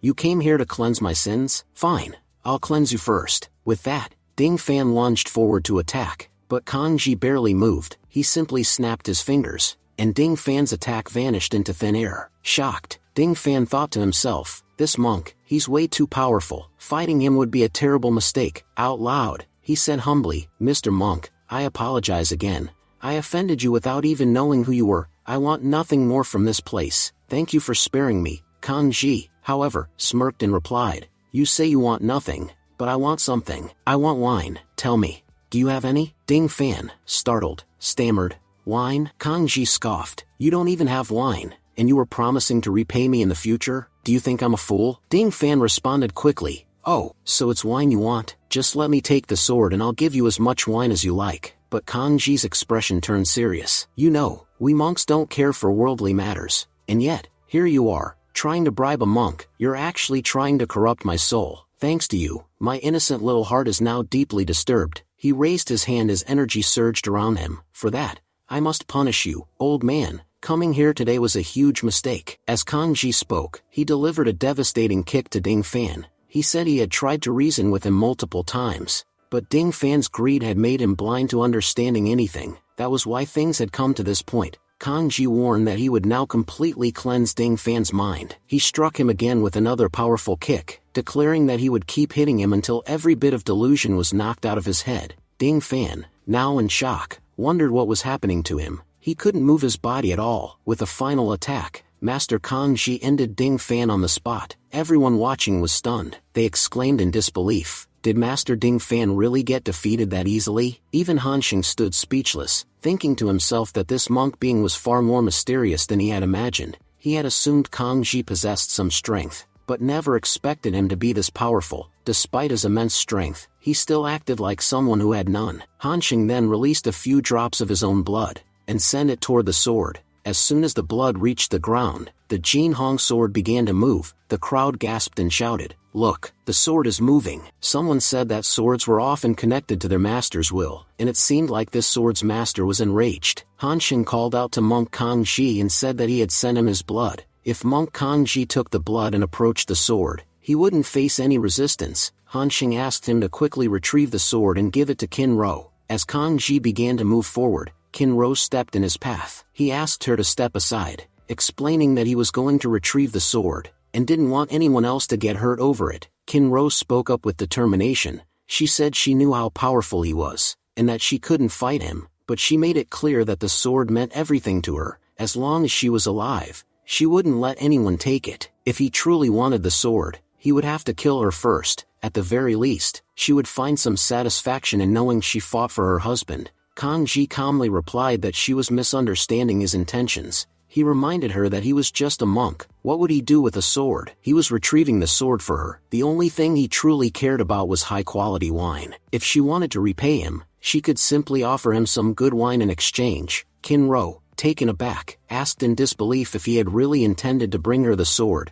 Kanji nodded and reassured her not to worry. What use would a monk have for a weapon like that? He walked toward the sword and thought to himself that no one could see him now. It was finally time to complete his task. As he tossed Hanxing's blood onto the ground near the sword, the Jin Hong sword immediately acknowledged Hanxing as its rightful master. The onlookers were stunned again, exclaiming, look, the sword is moving. That monk really is powerful if he managed to awaken the sword. The Jin Hong sword soared through the air, and landed gently in Kanji's hands. He thought to himself, impressed, this kid really is powerful for his age. The sword is so proud of him, it won't even let anyone else touch it. Then, he walked over to Kinro and said, lady, I'm just a humble monk. Swords are of no use to me. What matters to me is good quality wine. If you give me 30 jars of excellent wine, I'll happily hand over this sword. Kinro smiled and responded, please don't worry. I'll have my family send you the best wine we have. Just, please give me the sword. Kanji handed her the sword and said,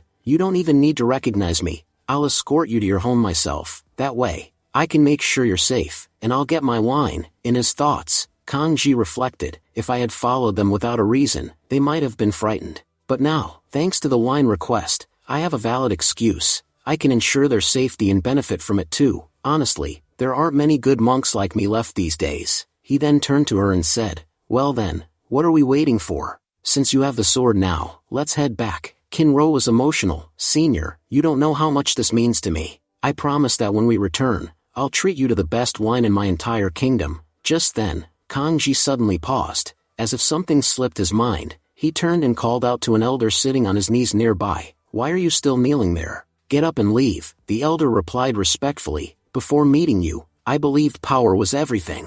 But after witnessing someone as powerful as you living the life of a monk, my belief in power is shattered. I want to become a monk like you, great monk. I want to learn from you." Kanji responded, half amused, "You want to learn from me? But I don't have time to teach anyone. Just remember one thing. To become a true monk, you don't need training. What you need is a spirit of detachment. Until someone is willing to let go of everything, they can never truly become a monk." Then he turned to Hansheng again and added, "Donor, I almost forgot. Once I drop you off, how will I ever see you again?"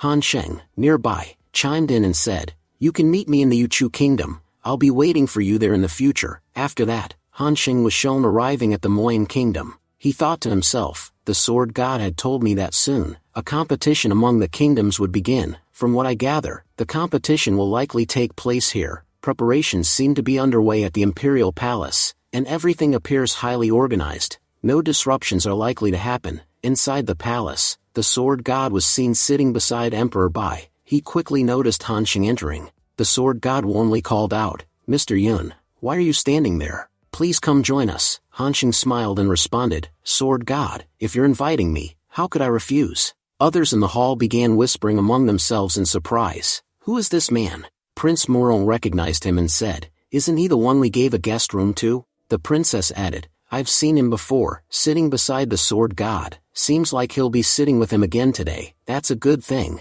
At least we didn't offend him back then." A man standing nearby muttered nervously, "But I was rude to him earlier. It's a miracle he didn't take offense. If he had, that might have been my last day alive." The sword god looked over at Hansheng and asked, "Mr. Yun, would you like a drink?" Hansheng replied with a smile, "Who would pass up the opportunity to drink with you?" The sword god then turned to the emperor and said, "Brother Emperor, it's getting late. Should we begin the competition?" The emperor nodded and agreed. "As you said, sword god." An announcement echoed through the palace, proclaiming, "By the order of the sword god, the prodigy competition among the 100 kingdoms officially begins today." The first test was revealed to be the illusion array, a test designed to examine the purity of one's heart. The sword god turned to Hansheng and began explaining, "Mr. Yun, this array was developed after much thought. You see, anyone can possess power, but what truly matters is the heart. Through illusions, we aim to understand the mental and emotional state of the participants. We'll see what truly lies within their hearts. If someone becomes trapped inside the illusion and fails to escape, even after the array is deactivated, they may never fully recover. What do you think? Was choosing this test the right call?" Hansheng inquired. "What must one do to break free from the array?" The sword god responded, "Not much. One must simply accept all the good and evil within themselves. The moment a person accepts their reality, they can break through the illusion." He then looked directly at Hansheng and asked, "Mr. Yun, would you like to try the array yourself?" Hansheng seemed puzzled and asked, "What exactly are you implying?" The sword god replied, "As you know, Mr. Yun, when cultivators advance in their path, their hearts, if not flawless, create barriers. Unless the heart is pure, moving forward becomes difficult. Do you truly believe your heart is flawless?" Hansheng fell into deep thought and admitted to himself, "I've never really paid attention to that. Was my heart truly flawless? In my past life, when I was at the peak of mystic realm, my heart was pure, but in this life, I never checked. Everything I've done so far has been based on my past life. For the first 20 years of this life, I lived as someone else. I never considered that those memories might be holding me back." Aloud, he commented, "This array seems weak. It will break the moment I enter." The sword god reassured him, "Don't worry, while you're inside, I'll supply the array with my power from the outside to make sure it doesn't collapse, even accidentally." Hansheng stood up and said confidently, "In that case, I'm ready to enter." In his mind, he added, "Using this array, I can review how I spent the past 20 years. Maybe the flaws in my heart stem from the forgotten past. I've never paid attention to this because I don't remember my early life at all." He stepped forward and turned to a soldier, saying, "Activate the array." The nervous soldier responded, "Yes, senior. Please wait just a moment. I'll activate it right away." Meanwhile, other participants whispered among themselves, confused and curious about what was happening. One person said, "That senior sitting beside the sword god, he's actually entering the array?" Another speculated, "Maybe he's just bored and wants to have some fun." but will this array be able to handle his power? The sword god stepped forward and reassured everyone, there's no need to worry, as long as I'm here, nothing will go wrong.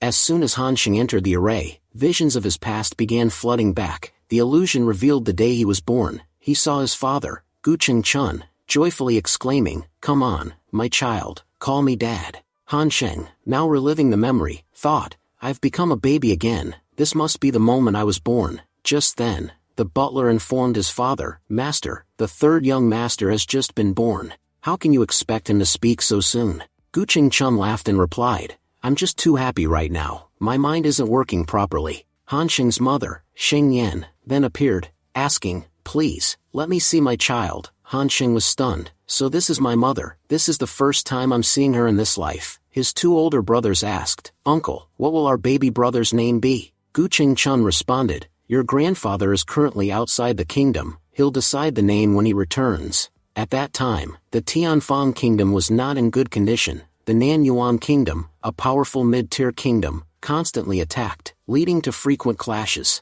When the grandfather, Gu Kong, learned that Han Sheng was about to be born, he sent his son and the butler home to protect the family, taking full responsibility for defending the border alone. The border conditions were worsening. The Nanyuan forces were launching increasingly aggressive attacks, posing a severe threat to both the Gu family and the Tianfang kingdom. Nanyuan, being a mid-ranked but powerful kingdom, was feared throughout the land. No one in Tianfang believed they stood a chance against such strength. As the kingdom braced for destruction, a miraculous report arrived. Gokhan was stationed at the border with an army of 100,000 soldiers. At that moment, a devastating attack began. Nanyuan launched a full-scale assault with 1 million troops. Everyone believed that Gu Kang's army of 100,000 soldiers stood no chance against an opposing force of 1 million. But Gu Kang's courage and tactical brilliance changed everything. Despite being vastly outnumbered, he never gave up and continued defending the border relentlessly. His determination deeply impressed the emperor, and even Emperor Nanyuan himself praised Gu Kang's valor. In fact, Emperor Nanyuan went so far as to invite Gu Kang to join his nation. In exchange, he offered command over a 1 million strong army, but Gu Kang firmly refused. He declared, "My name is Gu Kang, and I belong to the Gu family of the Tianfang kingdom. As long as I live, I will serve as its general. Even in death, I will carry the name of Tianfang with me." Moved by Gu Kang's unshakable loyalty, Emperor Nanyuan made a promise. If Gu Kang could withstand 10 attacks from one of the powerful elders sent by the empire, then he would agree to permanently end the war. Gu Kang accepted the condition without hesitation. He knew he couldn't defeat an army of 1 million, but he was confident he could stop them. With immense bravery, he faced the elder, who was far more advanced in cultivation, and successfully endured all 10 attacks. True to his word, Emperor Nanyuan kept his promise. He ordered his army to retreat, and since that day, the wars between the two nations ceased. The peace that Gu Kang established blossomed into a lasting friendship between their people, a legacy that endures to the present day.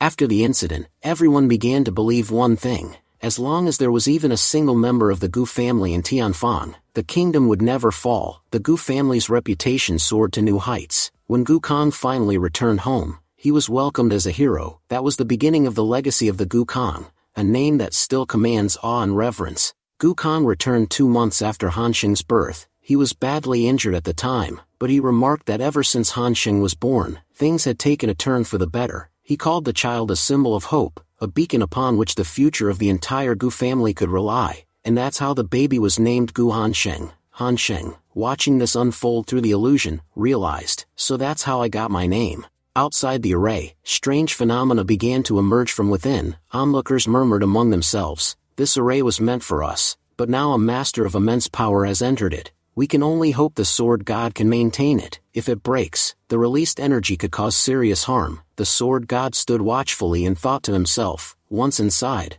Han Sheng will gain many benefits." Inside the illusion, time advanced. Han Sheng was now 5 years old. Since his birth, the Tianfang kingdom had seen remarkable prosperity. People believed he was both lucky and destined for greatness. However, during a talent assessment, it was discovered that his body was crippled internally. He was unable to circulate his ki properly. At the same time, Gu Kang, already weakened from battle 5 years ago, had become too frail to progress in his cultivation. He kept this news secret for as long as he could, but eventually, the truth surfaced. Gukhan was no longer the powerful figure he once was. As a result, tensions began to rise again at the borders. Unable to manage everything himself, Gukhan passed leadership to his son, Gu Chengchun, who, like his father, proved to be a brilliant general and stabilized the borders for a time. Unfortunately, good times didn't last. One of Chengchun's trusted men betrayed him, leaking vital information to the enemy. This led to a surprise attack. In an attempt to protect civilians during the ambush,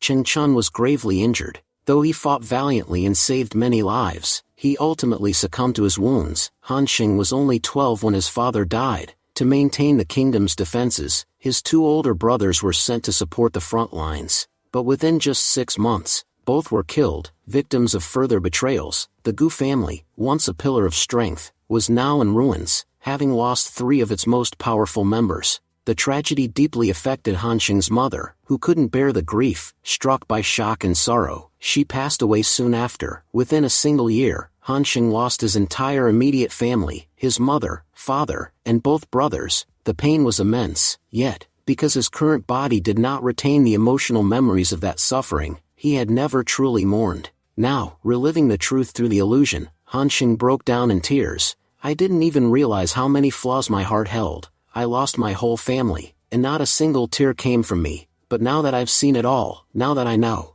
I feel terrible. The illusion shifted again, showing a memory from when Han Xing was 15. At that time, Uncle Gu Yuma had met with a tragic accident that left both his legs permanently crippled. Gukhan had grown very old by then. His life seemed to be sustained only by his bond with Han Xing. Without it, he likely would have lost the will to live. Seeing no future in military power or legacy, Gukhan placed all his hopes in Han Xing. He no longer cared about cultivating strength or defending the empire. He simply wished for Han Xing to live a good life. That's why he constantly urged the boy to study and grow in wisdom. Gukhan looked at Han Xing and said, "How many times do I have to tell you? You need to join the academy and start working hard." But Han Xing responded honestly, "Grandpa, to be honest, I don't want to go. I find it incredibly boring." Gukhan, visibly frustrated, warned him, "If you don't learn anything, what will you do with your future? I'm telling you clearly, if you don't study, I'll break your legs." Han Xing, without hesitation, replied sharply, "Just like my uncle's legs?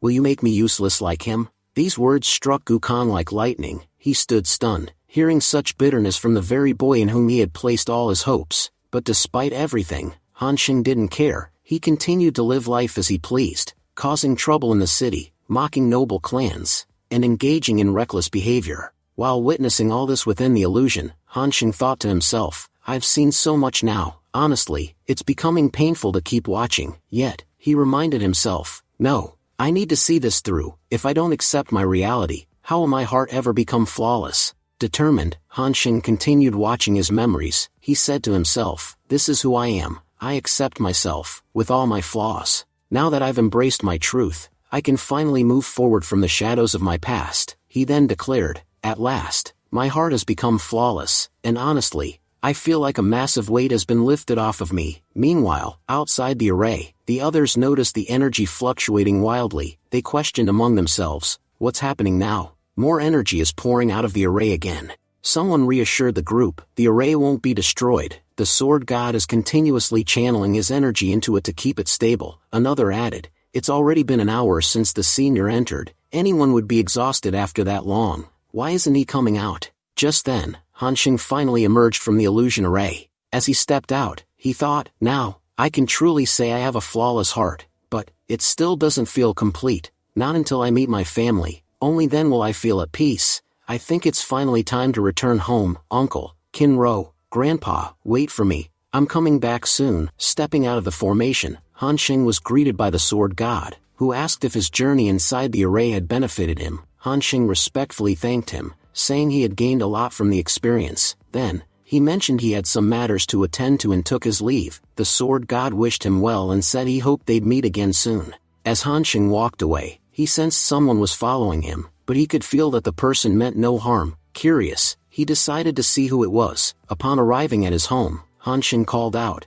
saying there was no need to hide. He had sensed the presence long ago and invited the person in. It turned out to be none other than General Hu. The general greeted Han Xing warmly, expressing how glad he was to meet him again. Han Xing was surprised and asked why General Hu had come all the way to the Moin Kingdom. especially since it was quite far from the Yuchu kingdom, General Hu admitted that he had come in search of Han Sheng. After Han Sheng left, word quickly spread across their kingdom, and soon even their neighboring kingdoms, who had once bowed before them, began testing their strength again. Suppressing these uprisings had been difficult, and it was only because of that pressure that he managed to reach Han Sheng. Han Sheng urged him to continue. He wanted to know more. General Hu explained that despite all these troubles, Princess Manhwa hadn't faltered. She was managing the entire country with exceptional skill, but deep down, he confessed, doubt had started eating away at him. He believed that only Han Sheng could guide him back to the right path because his uncertainty was so strong. He could no longer face the princess directly.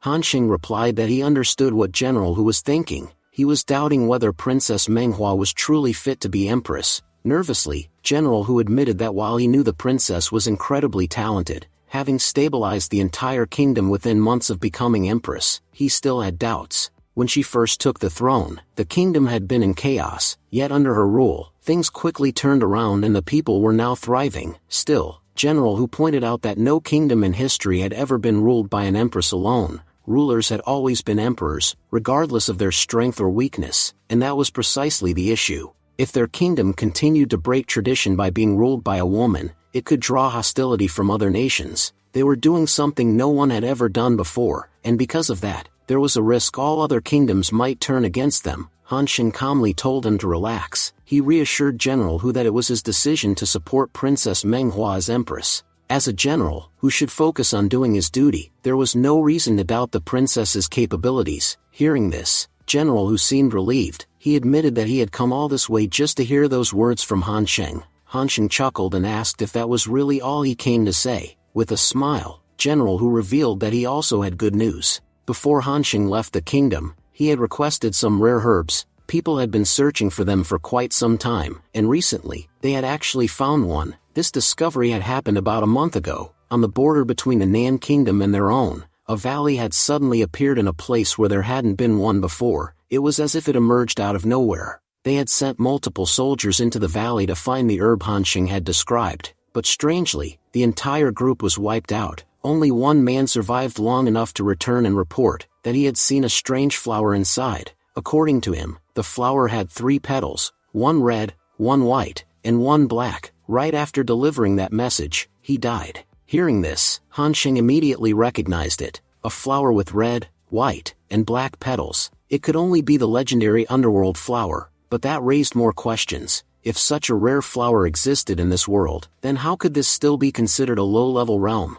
After all, it was well known that the underworld flower only bloomed when an immortal died, its red petal forming from the immortal's blood. Han Sheng thought it was extremely rare. He had seen it only once in his life. If the underworld flower truly existed here, that meant immortals once lived in this world. But how could a realm that once housed immortals have fallen so low? Regardless, now that the flower had reappeared, Han Sheng was determined. No matter what it took, he would obtain it. With it, he could fully restore his soul, and he could even use its properties to help Cheng as well. General Hu asked what they should do next. If Han Sheng gave the order, he said, he would prepare a troop and begin the search immediately. But Han Sheng stopped him. He firmly said that no one else should go there. If so many soldiers had died trying, then the valley was clearly too dangerous. For that reason, he would go alone. General Hu agreed, though reluctantly. Before leaving, he informed Han Sheng that a carriage had been prepared just outside the city, and that he would personally escort him there. Han Sheng was deep in thought,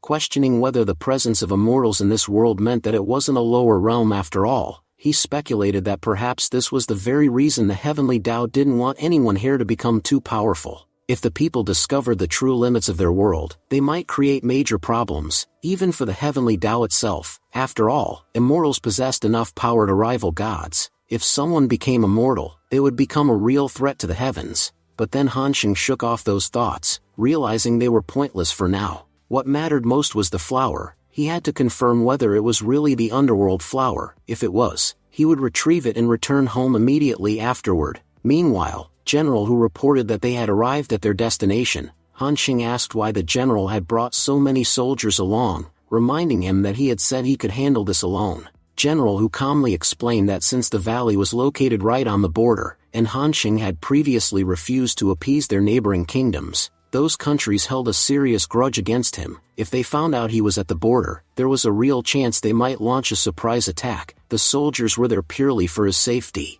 He added that Sword God had recently returned and issued orders to all the nations forbidding them from fighting. Any nation that dared break that rule would face Sword God's wrath directly. That fear alone was what kept the neighboring kingdoms from attacking them. If not for that fear, they would have been at war already. Hearing this, Han Sheng acknowledged that bringing the troops had indeed been a wise decision. Suddenly, a scout rushed in and informed General Hu that a large force of soldiers from the Nan Kingdom had blocked their path ahead. It appeared they intended to stop them. The scout asked if they should proceed. Noting that it might spark a battle, General Hu turned to Han Sheng for guidance. Han Sheng ordered them to move forward without hesitation. He said they didn't need to stop before reaching the valley, and if anyone tried to stand in their way, they should be eliminated without second thought. He added that he would personally handle the negotiations with Sword God if needed. General Hu then shouted to the troops to advance, and warned them to destroy anyone who tried to stop them. With that, the entire force moved forward at full speed. Seeing them approach, the general of the Nan Kingdom shouted angrily, warning them that they were trespassing on his kingdom's territory, and that this was their final warning. If they crossed the border, there would be consequences. But General Hu responded coldly, telling them to step aside. If they didn't move, they wouldn't hesitate to kill them all. One of the Nan Kingdom soldiers gasped in shock, recognizing General Hu as none other than the great General Hu Qian, one of the Yuchu Kingdom. Other soldiers murmured nervously that they had heard of his strength, how he had once defeated someone far more powerful than himself. Another soldier clarified that Hu Qian hadn't acted alone back then. He had been aided by the Great Confucian. Without him, the general would never have claimed victory. The Nan Kingdom general, feeling cornered, accused General Hu of violating international borders and attempting to provoke war, implying that they were openly defying Sword God's orders. Han Sheng, unfazed, told General Hu not to waste time. He instructed him to keep moving forward and kill anyone who tried to obstruct them. With firm resolve, the general led his troops past the stunned Nan Kingdom soldiers. Watching them pass, the soldiers whispered amongst themselves, admitting they were powerless. If they had tried to stop General Hu, they would have been slaughtered. They still didn't understand what this army was doing there, or who was inside the mysterious carriage that Hu kept glancing at, almost as if he was awaiting someone's permission before taking action. Eventually, Han Sheng and General Hu arrived near the valley. General Hu turned to him and said, "Great Confucian, this is the place. Let's pause here for a moment. I'll go in first to check whether it's safe." But before he could act, Han Sheng began walking toward the valley on his own. General Hu tried to stop him, warning that they didn't know what dangers lay ahead. If only he could check things out first, he could at least ensure Han Sheng's safety. Han Sheng, however, reassured him, saying there was no need to worry, he would be fine. Inwardly, though, Han Sheng reasoned that if the valley did contain something truly dangerous enough to threaten his life, even 10 generals like Hu wouldn't make a difference. As he stepped inside, he noted that while nothing seemed out of place, he could still sense something strange in the atmosphere. He kept walking but soon realized that no matter which direction he took, he kept returning to the same spot. Han Sheng muttered to himself that he had been walking straight, yet somehow had ended up back where he started. He concluded that he needed to change his path. As he pressed onward, Han Sheng admitted that General Hu had been right. This valley hadn't existed before. Someone must have created it. Suddenly, something clicked in his mind. He exclaimed in astonishment that this wasn't just any place, it was the legendary Qian tomb. He was stunned that someone in this world had the power to create such a mystical tomb. In his past life, he had wandered for over 2,000 years without ever finding this place. He had only heard tales about it. But now, in this so-called lower world, he was witnessing the real Qian tomb with his own eyes. He had once thought it was a myth. Now, he realized it was very real, and if one existed here, there were likely 7 more in this world. Han Sheng admitted to himself that he truly knew nothing about this world. It held things that never even existed in his previous life. He reminded himself that he needed to proceed with extreme caution. Each tomb had its own guardian spirit and master, and if those spirits were provoked, even escaping alive would become extremely difficult. Just then, Han Sheng noticed something unusual. He spotted numerous underworld flowers nearby. He thought to himself that he had expected to find one flower here, but instead, he had stumbled upon an entire garden of them. However, there was a problem. The path ahead seemed strange and confusing. He considered the situation. Whoever the master of this valley was, they hadn't attacked him yet. It seemed like as long as he didn't touch anything and just wandered around, he would remain unharmed. But the moment he tried to pluck a flower, He was almost certain they would strike. Speaking aloud, Hansheng said, "Senior, I know you're here. May I ask, would it be alright if I take some flowers from your valley?" He waited for a response but heard nothing. Just as he was about to give up, he noticed something odd. Previously, the stone tablet had been blank, but now it had words inscribed on it. Clearly, the senior had written something. The inscription read, "Take as many as you need, grateful." Hansheng bowed respectfully and said, "Thank you, senior." Truly, he thought to himself that he had been right all along. There really was a powerful existence residing in this valley. In fact, this being was likely far stronger than heavenly mystic realm. His abilities were beyond imagination. He could likely destroy entire world effortlessly, and yet, he remained calm and composed. Then, as if reading his thoughts, the senior communicated again, "Perhaps, you've already met him." Startled, Hansheng asked nervously, "Senior, who exactly are you talking about?" But the reply came cryptically, "You won't understand now, but when the time comes, when you face your trial, you will know exactly who I was referring to." Hansheng was overwhelmed. Whoever had built this mysterious tomb and filled this valley with such rare power, they were speaking to him, hinting at something far greater. He couldn't yet grasp the senior's intentions.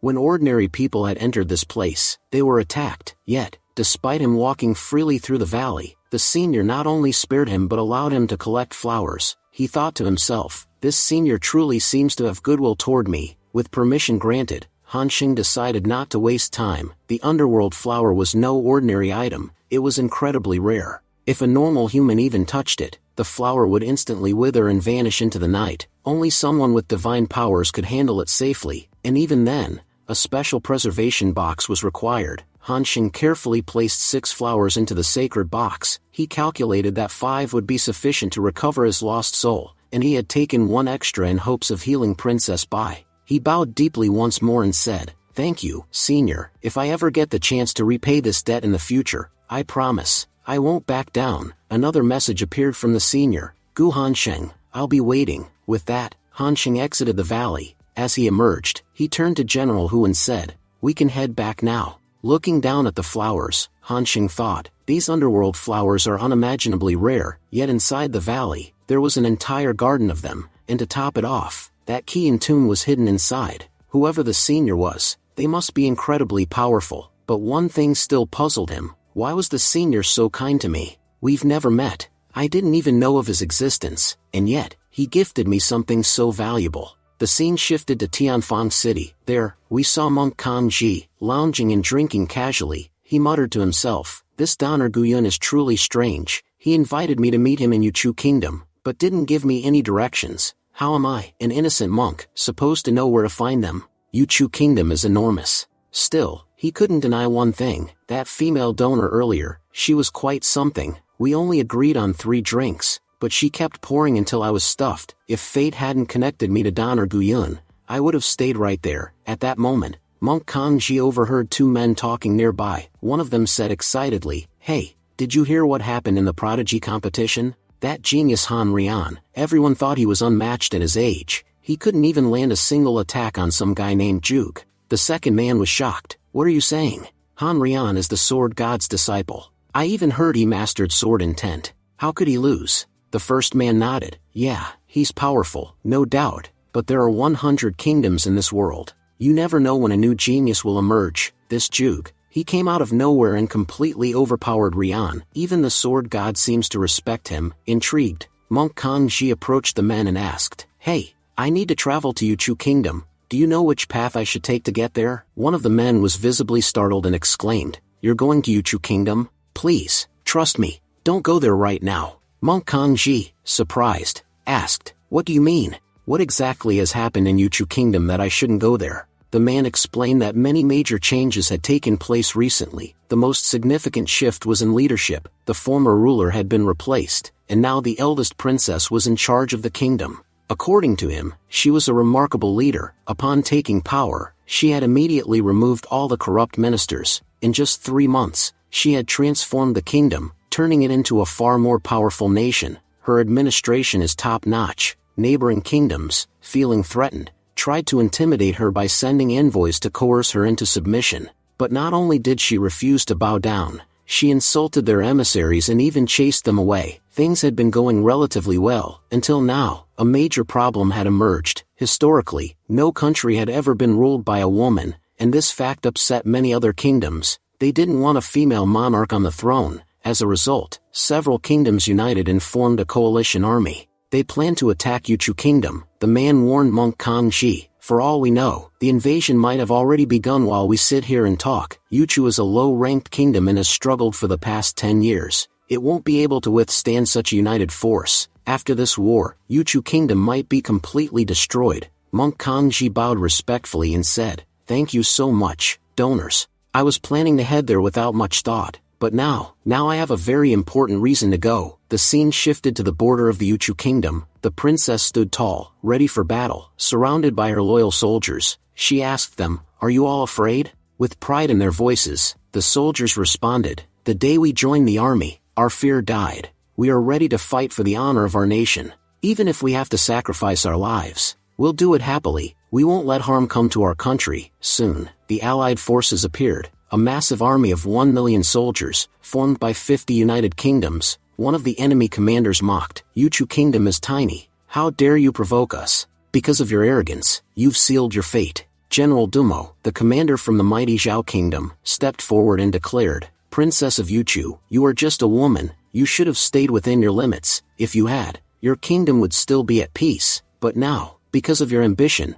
your people will suffer. A kingdom ruled by a woman has no place in this world." He continued, "I, Dumo, General of Zhao Kingdom, swear this. Today, I will annihilate all of you." His soldiers echoed his reputation. General Dumo is the most powerful warrior in the Zhao Kingdom, which is a high-ranked nation. He can defeat 10 soldiers single-handedly. The Yuchu army doesn't stand a chance against him. The allied 1 million army began advancing. Watching the massive force approach, the princess whispered in her heart, "Great confusion. If you were here, how would you face such overwhelming odds?" She then recalled Han Xing's words, "It doesn't matter what others do, what matters is your decision. You're the first female emperor in recorded history. That's why other kingdoms want to suppress you. But if you want to change history, you must be brave and stand tall. If you lose courage now, what will happen to the people who believe in you?" Tears welled in her eyes as she remembered his words and thought, "Great Confucian, I haven't forgotten your teachings. Even if I die here today, I won't disappoint you. What pains me is that, even with your guidance,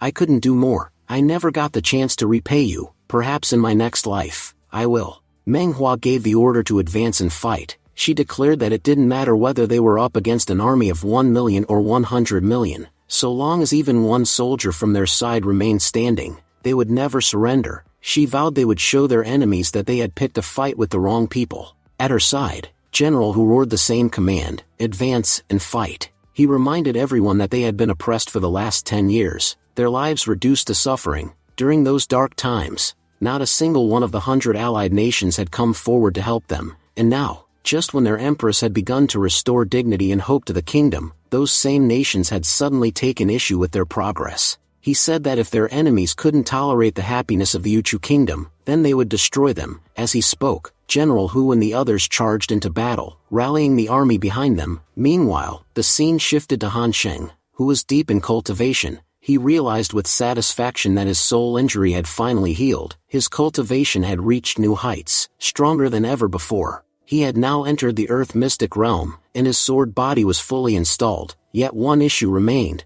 a single deep crack in his soul. Even with the help of multiple underworld flowers, he couldn't mend it. Despite using nearly all of them, the damage remained, which made it clear to him, the flower's power wasn't enough to fix it. So he had preserved one final flower, not for himself, but to heal Princess Bai. He thought to himself that once he returned, Cheng would surely be overjoyed. Just then, he emerged from his seclusion and immediately asked where the princess was. A soldier informed him that both the princess and general who were at the city border. Confused, Han Xing asked what they were doing there. The soldier explained that a coalition of 50 countries had gathered a 1 million strong army, and today, the Yuchu kingdom was going to face them. Not only the princess and General Hu, but every key figure in the kingdom had taken their position at the border with their small army, ready to resist the overwhelming force. Shocked, Han Xing realized the gravity of the situation. The entire world had turned against their kingdom. He had long known that trying to change history wouldn't be easy.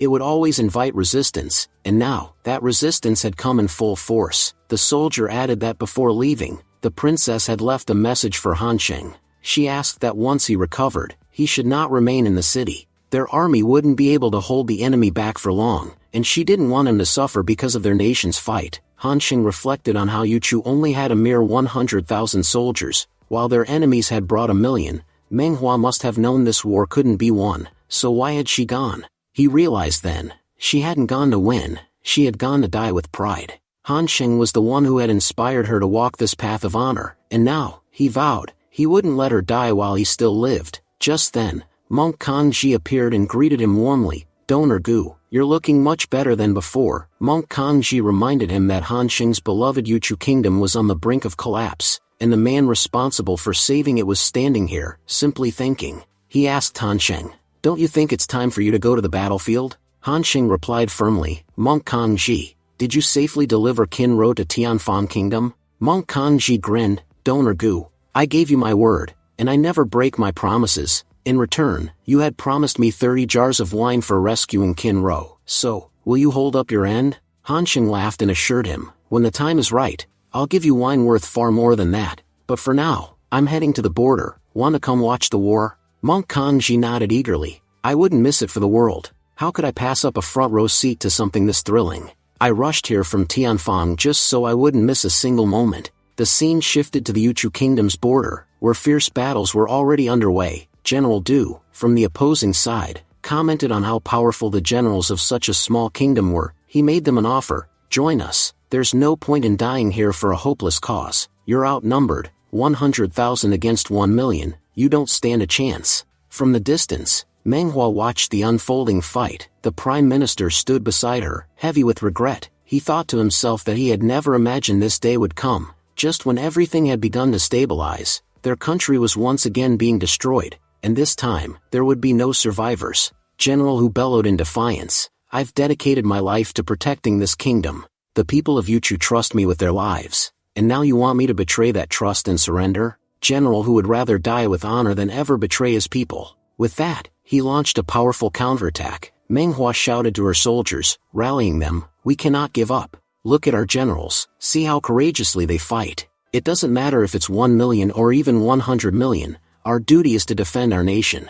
Advance. Support the generals." Just then, the Prime Minister tried to stop her. "Princess, wait one moment." She turned sharply. "Prime Minister, are you trying to stop me? Do you think what I'm doing is wrong?" The Prime Minister replied solemnly, "No, Princess, I'm not trying to stop you. In fact, I've spent my entire life thinking only about the well-being of our country, and now that I see it on the brink of destruction, I want to help too." As the battle raged on, the Prime Minister stepped forward and began calligraphy on the battlefield. With a solemn tone, he said that the great Confucian master had once gifted him a piece of calligraphy, in which only one word was written, "nation." It was only after deeply studying that single word that the Prime Minister truly understood the essence of calligraphy. From that day onward, I realized that true calligraphy doesn't just shape letters, it shapes meaning, and now, after learning from the master himself, I too will write this word, "nation." I will not use the power of words to destroy lives. Instead, I want to use my strength to protect my nation. Watching him, Manhwa realized the enormity of the sacrifice he was making. The Prime Minister was pouring all of his scholar power into this single act, to strengthen their army. She knew that once the word was written, he would lose all of his spiritual power, his scholar energy would be completely depleted. In her heart, she silently honored him. "Prime Minister, the sacrifices you've made for our kingdom are immeasurable. The Yuchu kingdom will remember your devotion forever." The Prime Minister, still focused, added, "I possess a scholar's body. That means I cannot wield a sword or fight in battle. If I stepped onto the battlefield, even the weakest soldier could kill me. But still, I had to do something. Watching everyone around me die filled me with unbearable guilt, so I gave everything I had." The effects of his calligraphy were immediate and powerful. Across the battlefield, soldiers began to feel revitalized. One after another, they stood, wide-eyed and astonished. They exclaimed, "A new energy has entered our bodies. And somehow, all our injuries are gone." Realizing the sacrifice their Prime Minister had made, one soldier shouted, "He gave up everything for us. We will not let that sacrifice go to waste." The army, now fully rejuvenated, rallied together, ready to fight once more. On the enemy side, General Du raised his voice and commanded his 1,000,000-strong army to prepare for battle. "Our enemies stand right before us. They insulted our envoys and even dared to offend our king. They tried to rewrite history itself, and for that, we will erase them from it." He declared that this battle wasn't just about winning. We must strike such fear into their hearts that no one will ever repeat their mistake. General Cao turned to General Hu and urged him, "We must not let our army fall back from the border. If we retreat, the enemy will storm the city, and then, no matter how hard we fight, we won't be able to stop them." But just then, General Du mocked Cao. "Fool! How dare you look away while fighting me? That mistake will cost you dearly." He launched a devastating attack on General Cao's shoulder. Rushing to him, General Hu asked, "Are you all right?" Cao, though wounded, remained resolute. "General Hu, go to the border. The Yuchu army will survive without me, but without you, they will be destroyed. Your safety is critical." General Du, sneering, pushed forward. "Enough of this drama. Step aside. I want to fight someone who can actually challenge me." Despite his injuries, General Cao smiled. "My death is certain after that strike, but I can hold you off for 15 minutes, and that time will be invaluable for General Hu to strike down your soldiers." He added with pride, "Those 15 minutes will serve my country well, and that thought makes me proud of even my death." As General Hu fought with renewed fury, he thought of his friend. "Cao, you've made a tremendous sacrifice. I swear I will avenge you." He pushed forward, cutting through the enemy ranks with determination. 15 minutes passed since the beginning of the battle. General Du, standing over General Cao's fallen body, spoke grimly, "You gave your life just to buy 15 minutes. Was it worth it?" He looked down at the brave soldier who had already died. "Even if the Yuchu kingdom is weak, it hasn't raised generals, it's raised lions. I've seen many die for their country, but never have I seen someone face death without fear, only pride. I'm almost glad someone like him died early, because a man like that could never watch his kingdom fall." General Hu shouted, "Everyone, form the fish formation." As the troops moved into position, General Hu thought back to a conversation he had once had with the great Confucian master. "I always knew this day would come. That's why I once asked Master Confucian about it. He told me never to doubt the Empress. That was when I realized I had been wrong. If danger was coming, I shouldn't try to avoid it. I should prepare to face it." And from that resolve, the fish formation had been born. In this formation, the entire army moved like one massive fish, soldiers layered over one another, their energies linked. They could exchange spiritual energy and reinforce one another's defenses. Even if the soldiers at the front were killed, those behind them would instantly fill the gap. In this way, the formation could hold until the very end, unbroken and unyielding, and with it, they would strike back against the enemy. General Hu shouted to rally the troops, declaring that killing General Cao wouldn't scare them. He said the enemy believed the soldiers of Yuchu still feared death, but they were wrong. To them, true death wasn't falling on the battlefield, it was turning their backs on the enemy, failing to protect their homeland, or standing helplessly while their comrades died. The general proclaimed they would rather die like lions than live like dogs. Today, they wouldn't fight as soldiers of Yuchu but as death itself, raining destruction upon the enemy to prove they no longer feared dying. And when fear of death is stripped away from a man, he becomes truly dangerous. Just then, the enemy's army of 1,000,000 soldiers charged forward. Laughing mockingly, the enemy soldiers admitted the speech was inspiring but claimed there was a big difference between boasting about death and facing it directly. They taunted Yuchu's men, saying their end was near and death was staring them in the face. However, one Yuchu soldier stabbed an enemy dead on the spot. He said their general had told them that today, they would kill their own deaths, and that death itself stood before them in the form of the enemy. Princess Manhwa was watching it all unfold. She could sense how General Hu's speech had ignited courage in every soldier. She noted how fearlessly they fought, but she also knew the reality. The enemy far outnumbered them. No matter how bravely Yuchu fought, winning seemed nearly impossible. Still, the soldiers hadn't lost heart. Seeing their determination, she asked herself how she, as their empress, could afford to give up. She resolved that she had to show the same strength and move forward. Manhwa remembered the teachings of the great Confucian, that only the brave can change history. Cowards lack the courage to shift the tides of fate. General Hu observed that his fish formation was working well. Every one of their soldiers was taking out at least 3 of the enemy. If the enemy had sent even 500,000 instead of 1,000,000, Yuchu might have had a real chance at victory, but unfortunately, they were vastly outnumbered. At that moment, Princess Manhwa unexpectedly arrived at the battlefield. General Hu was shocked and rushed to her, pleading with her to leave immediately. The battlefield was no place for her. It was far too dangerous. He said that while commanding the army, he wouldn't be able to ensure her safety. But Manhwa stood firm. She said everyone was doing their best to save their country. How could she, the empress, retreat? Even if she couldn't do much, she could at least beat the war drums to boost morale, and she wouldn't let anyone stop her from doing what she could. With fierce determination, Princess Manhwa began pounding the drum. She called out to the soldiers, urging them forward. She said she believed in them completely, and had faith that they would never let the enemy reach her. But if they did, she vowed she would not take a single step back. General who was stunned by her words. They only had 200,000 soldiers, while the enemy had 1,000,000. The odds were less than 1%, and yet, the Empress had made such a bold promise. If the enemy broke through, he feared he wouldn't be able to protect her, and he knew she would never go back on her word. Still, he realized there was no time to worry. His soldiers were out there fighting with their lives. He couldn't just stand there and watch. The Empress's safety now rested on the shoulders of those brave men. Without hesitation, he jumped into the battle to support them. The soldiers were stunned and inspired to see their general joining the fight. One of them cried out that their general who was on the battlefield with them, that their Yuchu kingdom truly had the best leaders. Meanwhile, General Dumo of the enemy forces scoffed. He said Yuchu had only 200,000 troops.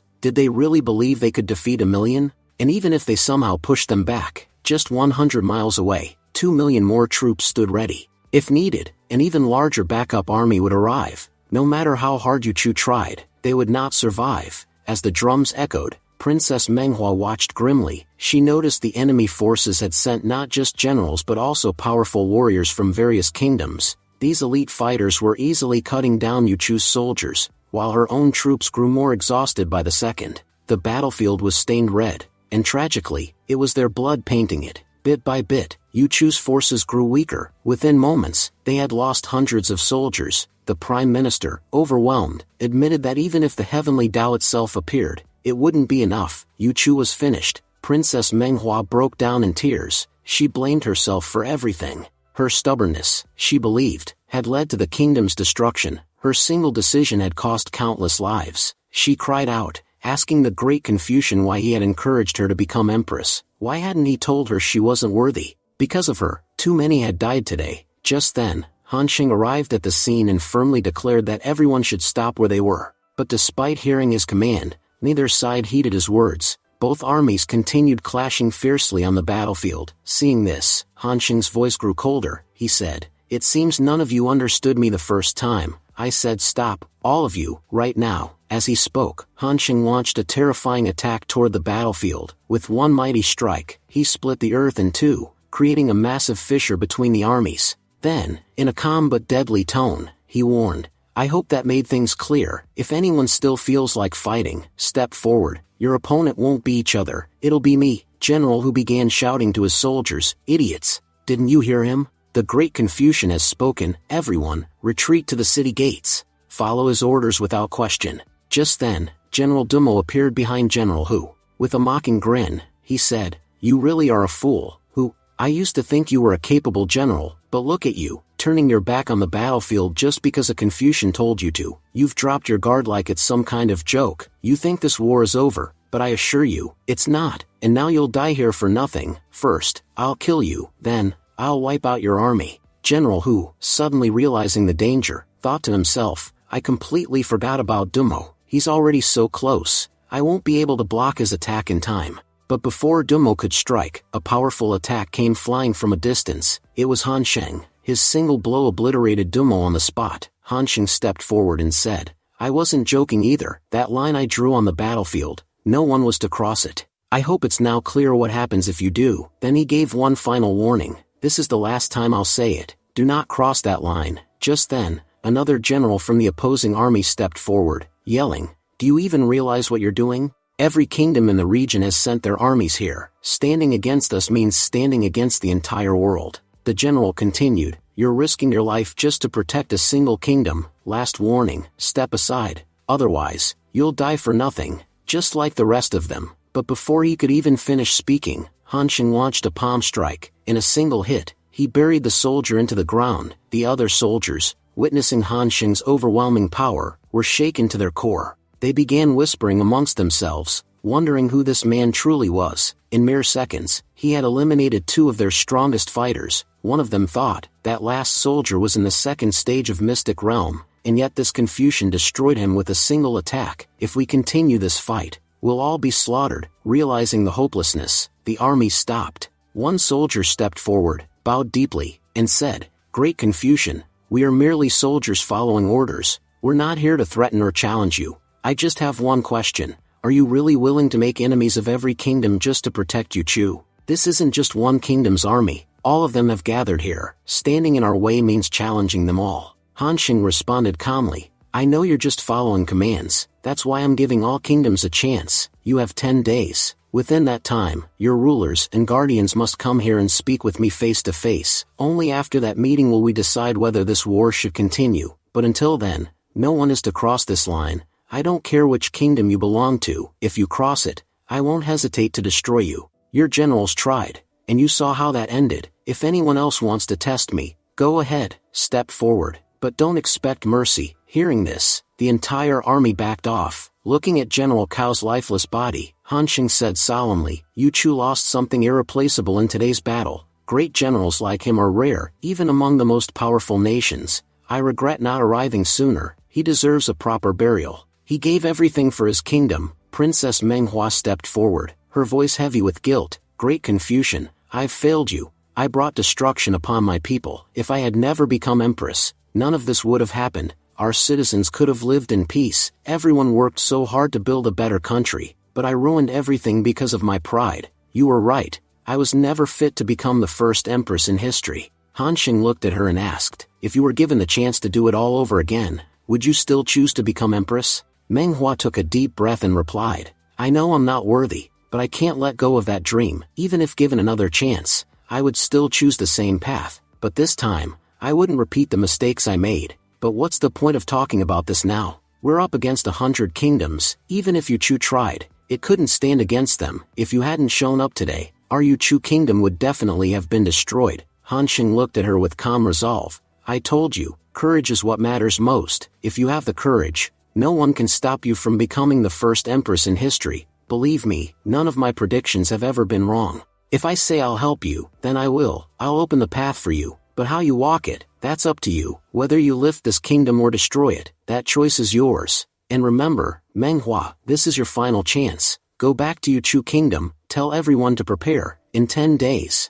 when all the emperors arrive for the meeting, you will be officially crowned. From elder princess, you shall rise as the true empress. That day, you'll take the throne before the entire assembly of sovereigns, and I'll see who dares to stop you. Before the entire world, you will swear your oath as the first empress in recorded history, and believe me, no one will stand in your way." Manhwa bowed her head respectfully and said, "Great Confucian, thank you so much. You've given me another chance, and I promise, I won't let you down." Meanwhile, Han Xing was deep in thought. In the next 10 days, guardians and emperors from every nation will gather here. Will my Kinro come too? The scene shifted to inside Kinro's palace. She paced by the window, speaking to herself. "There's a man in the Yu Chu kingdom. They call him the Great Confucian. He only appeared before the world a year ago. Could it be that man is you, Han Xing? Something deep inside me says you are the Great Confucian, and to confirm that, I'm coming to Yu Chu myself. I know he's still there, and I have to see him with my own eyes to know for sure." Without wasting another second,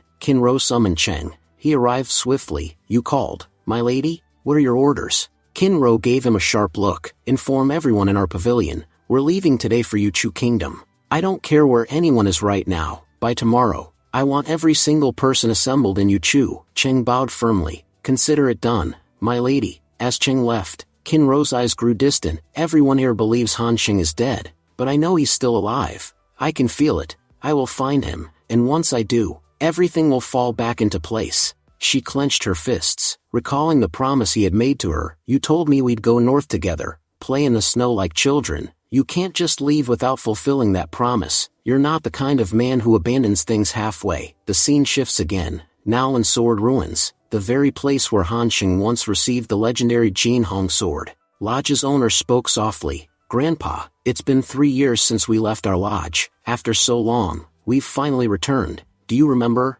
3 years ago, young Master Gu came here. It was after meeting him that we abandoned this place. You made a promise that you'd forge the world's greatest sword for him. We traveled across continents for it. But now, that boy is gone, killed." She glanced at the magnificent blade her grandfather had crafted with such care. "So what happens to the sword now?" Her grandfather shook his head slowly. "Let the world say what it wants, but I know in my heart that boy is still alive. those with true willpower don't die so easily. 100 years ago, the world thought the sword god had died, everyone believed it, and yet, he returned, more powerful than ever. So powerful that no one dares to face him now. He turned toward the glowing forge. People like that, death doesn't come for them until they accept it themselves. And that child, Han Sheng, he's not one to give in so easily. Lodge's owner looked down, her voice somber. But Grandpa, it's been 3 years. Young Master Gu said he'd return after 3 years to give back the Jinhong sword, and accept the blade you made for him.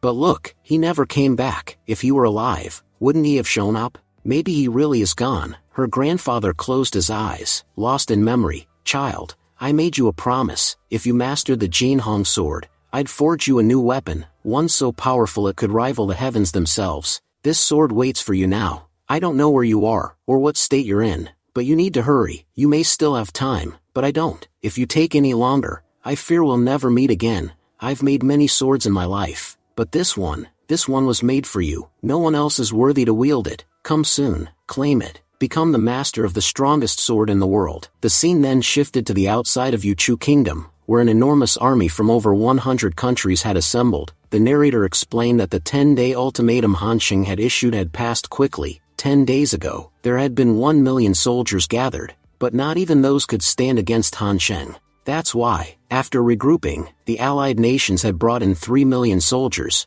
a combined force now led personally by their emperors. This colossal army was a clear message. None of the nations were going to listen to Han Sheng, and they were fully prepared to fight. In fact, so many soldiers had gathered that their number exceeded the entire population of Yuchu Kingdom. This wasn't just an army, it was a force created to annihilate an entire kingdom. The narrator explained that if this army had been deployed against even the powerful high-ranked kingdom, they would have stood no chance, so defeating Yuchu was considered a trivial task by comparison. Watching this overwhelming force, Monk Kangji turned to Donor Gu and said that he was truly impressive. It was because of his summons that so many had gathered here. He admitted that Yuchu's situation had become dangerously dire, and there was no way to underestimate this army. What will you do now? Do you have any kind of plan to handle them, or am I about to witness complete destruction? Han Sheng calmly replied that he truly wished the matter could be resolved through diplomacy, but judging by the scale of the army standing before them, it was clear that no one had come here to talk. He added that if a battle could be avoided, that would be best for everyone, but if, by mistake, even one blow was exchanged, then unfortunately, he would destroy them all. Han Sheng was very clear about his path, and he made it known that anyone who tried to stand in his way would not survive. As he stepped forward, one of the commanders addressed him. He said they had heard a lot about the Great Confucian, that he was incredibly well versed in literature and had already accomplished much for Yuchu Kingdom. The commander then asked for clarification. A few days ago, were you in the Moyang Kingdom, sitting as an equal beside the sword god? We paid close attention. It was definitely you. A person who sits on par with the sword god cannot be a normal person. This is the reason why emperors and guardians from 100 nations have come here, so that we can respect your words. We cannot do anything more for you than this. We have no problem with you, so we are requesting that you stay out of this matter. Please, don't make us attack someone of your stature, especially not for a worthless country like Yuchu. The narrator then revealed that this man was a guardian from Jiaqin Kingdom, one of the high-ranked nations. In fact, there was no one in the entire kingdom stronger than him. Han Sheng responded, acknowledging that the man had brought up the sword god. He admitted it was true, he had indeed sat beside him. However, he clarified that this didn't mean the sword god would interfere in his affairs. He emphasized that the sword god had nothing to do with the current conflict, and if the allied nations were worried about his involvement, they could rest easy. Han Sheng would personally ensure the sword god did not interfere. This matter is between us. There's no need to drag him into this. The guardian agreed and said that, in that case, they would speak openly. He conceded that Han Sheng was indeed a great man, but clarified that they had no fear of him. Their fear had only ever been directed toward the sword god. If he wasn't involved, then the real issue could be addressed. He explained that the allied kingdoms had sent envoys to Yuchu to express one simple concern: a woman should not rule a dynasty. In the 1,000-year history of the 100 kingdoms, no such precedent existed, so they saw no reason to break that tradition now. But instead of negotiation, many of their envoys had been killed or imprisoned. The guardians had expected this outcome all along. This was why, they claimed, a woman could never be fit to rule. Now, they had come to stop this mistake. No matter what you say, we will not change our minds. We are not weak, we have 4 national guardians, all of whom are at the Earth Mystic Realm level, plus 50 elite fighters capable of going head-to-head with you. He then gave Han Xing an ultimatum: step aside. If you move out of the way, things may go peacefully. If not, you will be destroyed along with Yu Chu. You may be powerful, but that doesn't give you the right to do as you please. Don't forget, you are the great Confucian, not the sword god. We won't blindly obey everything you say. Han Xing, calm but firm, asked, who made this rule that a woman cannot become emperor? Tell me who decided that, and I will step aside. Just because something hasn't happened in the past doesn't mean it can't happen. As for their belief that they could defeat him, I will rid you of that illusion very soon. I want to see where this confidence to challenge me is even coming from, the Guardian shouted defiantly, saying that if Han Xing really wanted to see power, then he was more than ready to show it. As he said this, he unleashed a powerful spiritual palm attack aimed directly at Han Xing, but Han Xing casually brushed his hand aside, stopping the attack effortlessly. He looked at the Guardian and asked, was that it? The Guardian was shocked. He couldn't believe what had just happened. How did he stop such a powerful move so easily? Realizing Han Xing's strength, he shouted for backup. Everyone, attack together. None of us can match him alone. At his command, the entire group launched a combined, high-level assault on Han Xing. But the attacks didn't even graze him. He stood there, untouched, unfazed. The Guardian, stunned, thought to himself, even our most powerful attacks couldn't touch him. It's clear now, we can't defeat him in one-on-one combat. We'll have to combine all our strength if we want any chance of winning. He finally understood why even the sword god respected Han Xing. This man was no ordinary warrior. He was on a different level entirely. And if he had once sat as an equal beside the sword god, it now made perfect sense. But now that we're standing in front of him, we have no choice but to end him. This world already has one sword god that no one dares to oppose. We won't let another one rise. The Guardian then called out to the others, saying, gather all your power now. We'll form an attack formation and strike together. No matter how powerful he is, he won't be able to withstand our combined assault. The army immediately activated the formation and launched a massive coordinated attack on Han Xing. Meanwhile, the Prime Minister, watching from the side, commented bitterly, just how low will they sink? 3 million soldiers, fighting a single man. They've all pooled their powers together just to take down our great Confucian. He turned to the princess and asked, what do you think? Will our great Confucian be able to handle this? The princess replied confidently that she had believed in great Confucian from the beginning. He's incredibly powerful, and if he's standing there to protect us, then no matter who comes, we'll remain unharmed. Han Xing spoke to himself in quiet reflection. Since being reincarnated, he had tried to change. He had vowed not to return to the man he once was, someone who didn't hesitate to unleash his ultimate moves without a second thought. But every time, the world forced his hand. If having power means you can suppress the weak at will, then it also gives me the right to destroy you all. He then called out to his sword, Jin Hong sword. I thought I wouldn't need you today, but against 3 million enemies, I need you now. Come to me. He declared that together, they would show these enemies the true meaning of destruction. At that very moment, the scene shifts, and we see Qin Ro and his men heading towards the Yuchu kingdom. Just then, the Jin Hong sword in Qin Ro's hand begins to tremble. She was startled. Why is it shaking? What's going on? She realized that the sword was reacting, which could only mean one thing. Han Xing was alive. Moments later, the sword broke free and flew through the sky, heading straight toward Han Xing. Back on the battlefield, Han Xing still stood motionless. The enemies began whispering to each other. What's going on with him? Why isn't he moving? Looks like he's frozen in fear after seeing our attack. He knows. No matter how hard he tries, he can't stop this. He's just standing there, quietly waiting for death. They assumed Han Xing had realized his mistake and was now regretting standing against them. He's not dodging the attack. He's planning to take it head on to shield everyone else from the blast. What a fool. But suddenly, someone spoke up. Wait a second. Doesn't he look a little too calm? It doesn't even seem like this attack affects him. They began to wonder, was Han Xing waiting for something?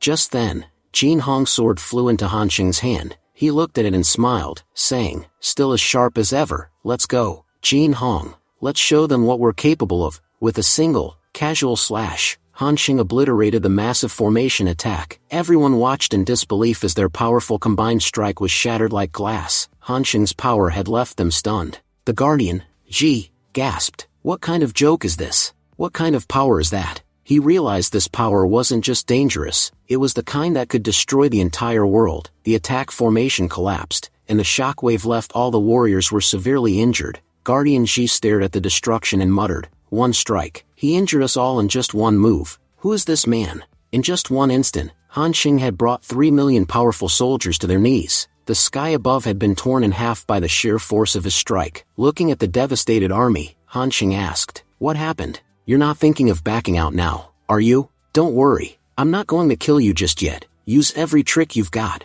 Bring everything you've got left. I want you to die without regrets." Guys, all the chapters of this series have been covered, and new chapters are released weekly, so, as soon as any new chapter is released, you'll get the video. What happens next will be revealed in the next episode. Thank you for watching and stay tuned.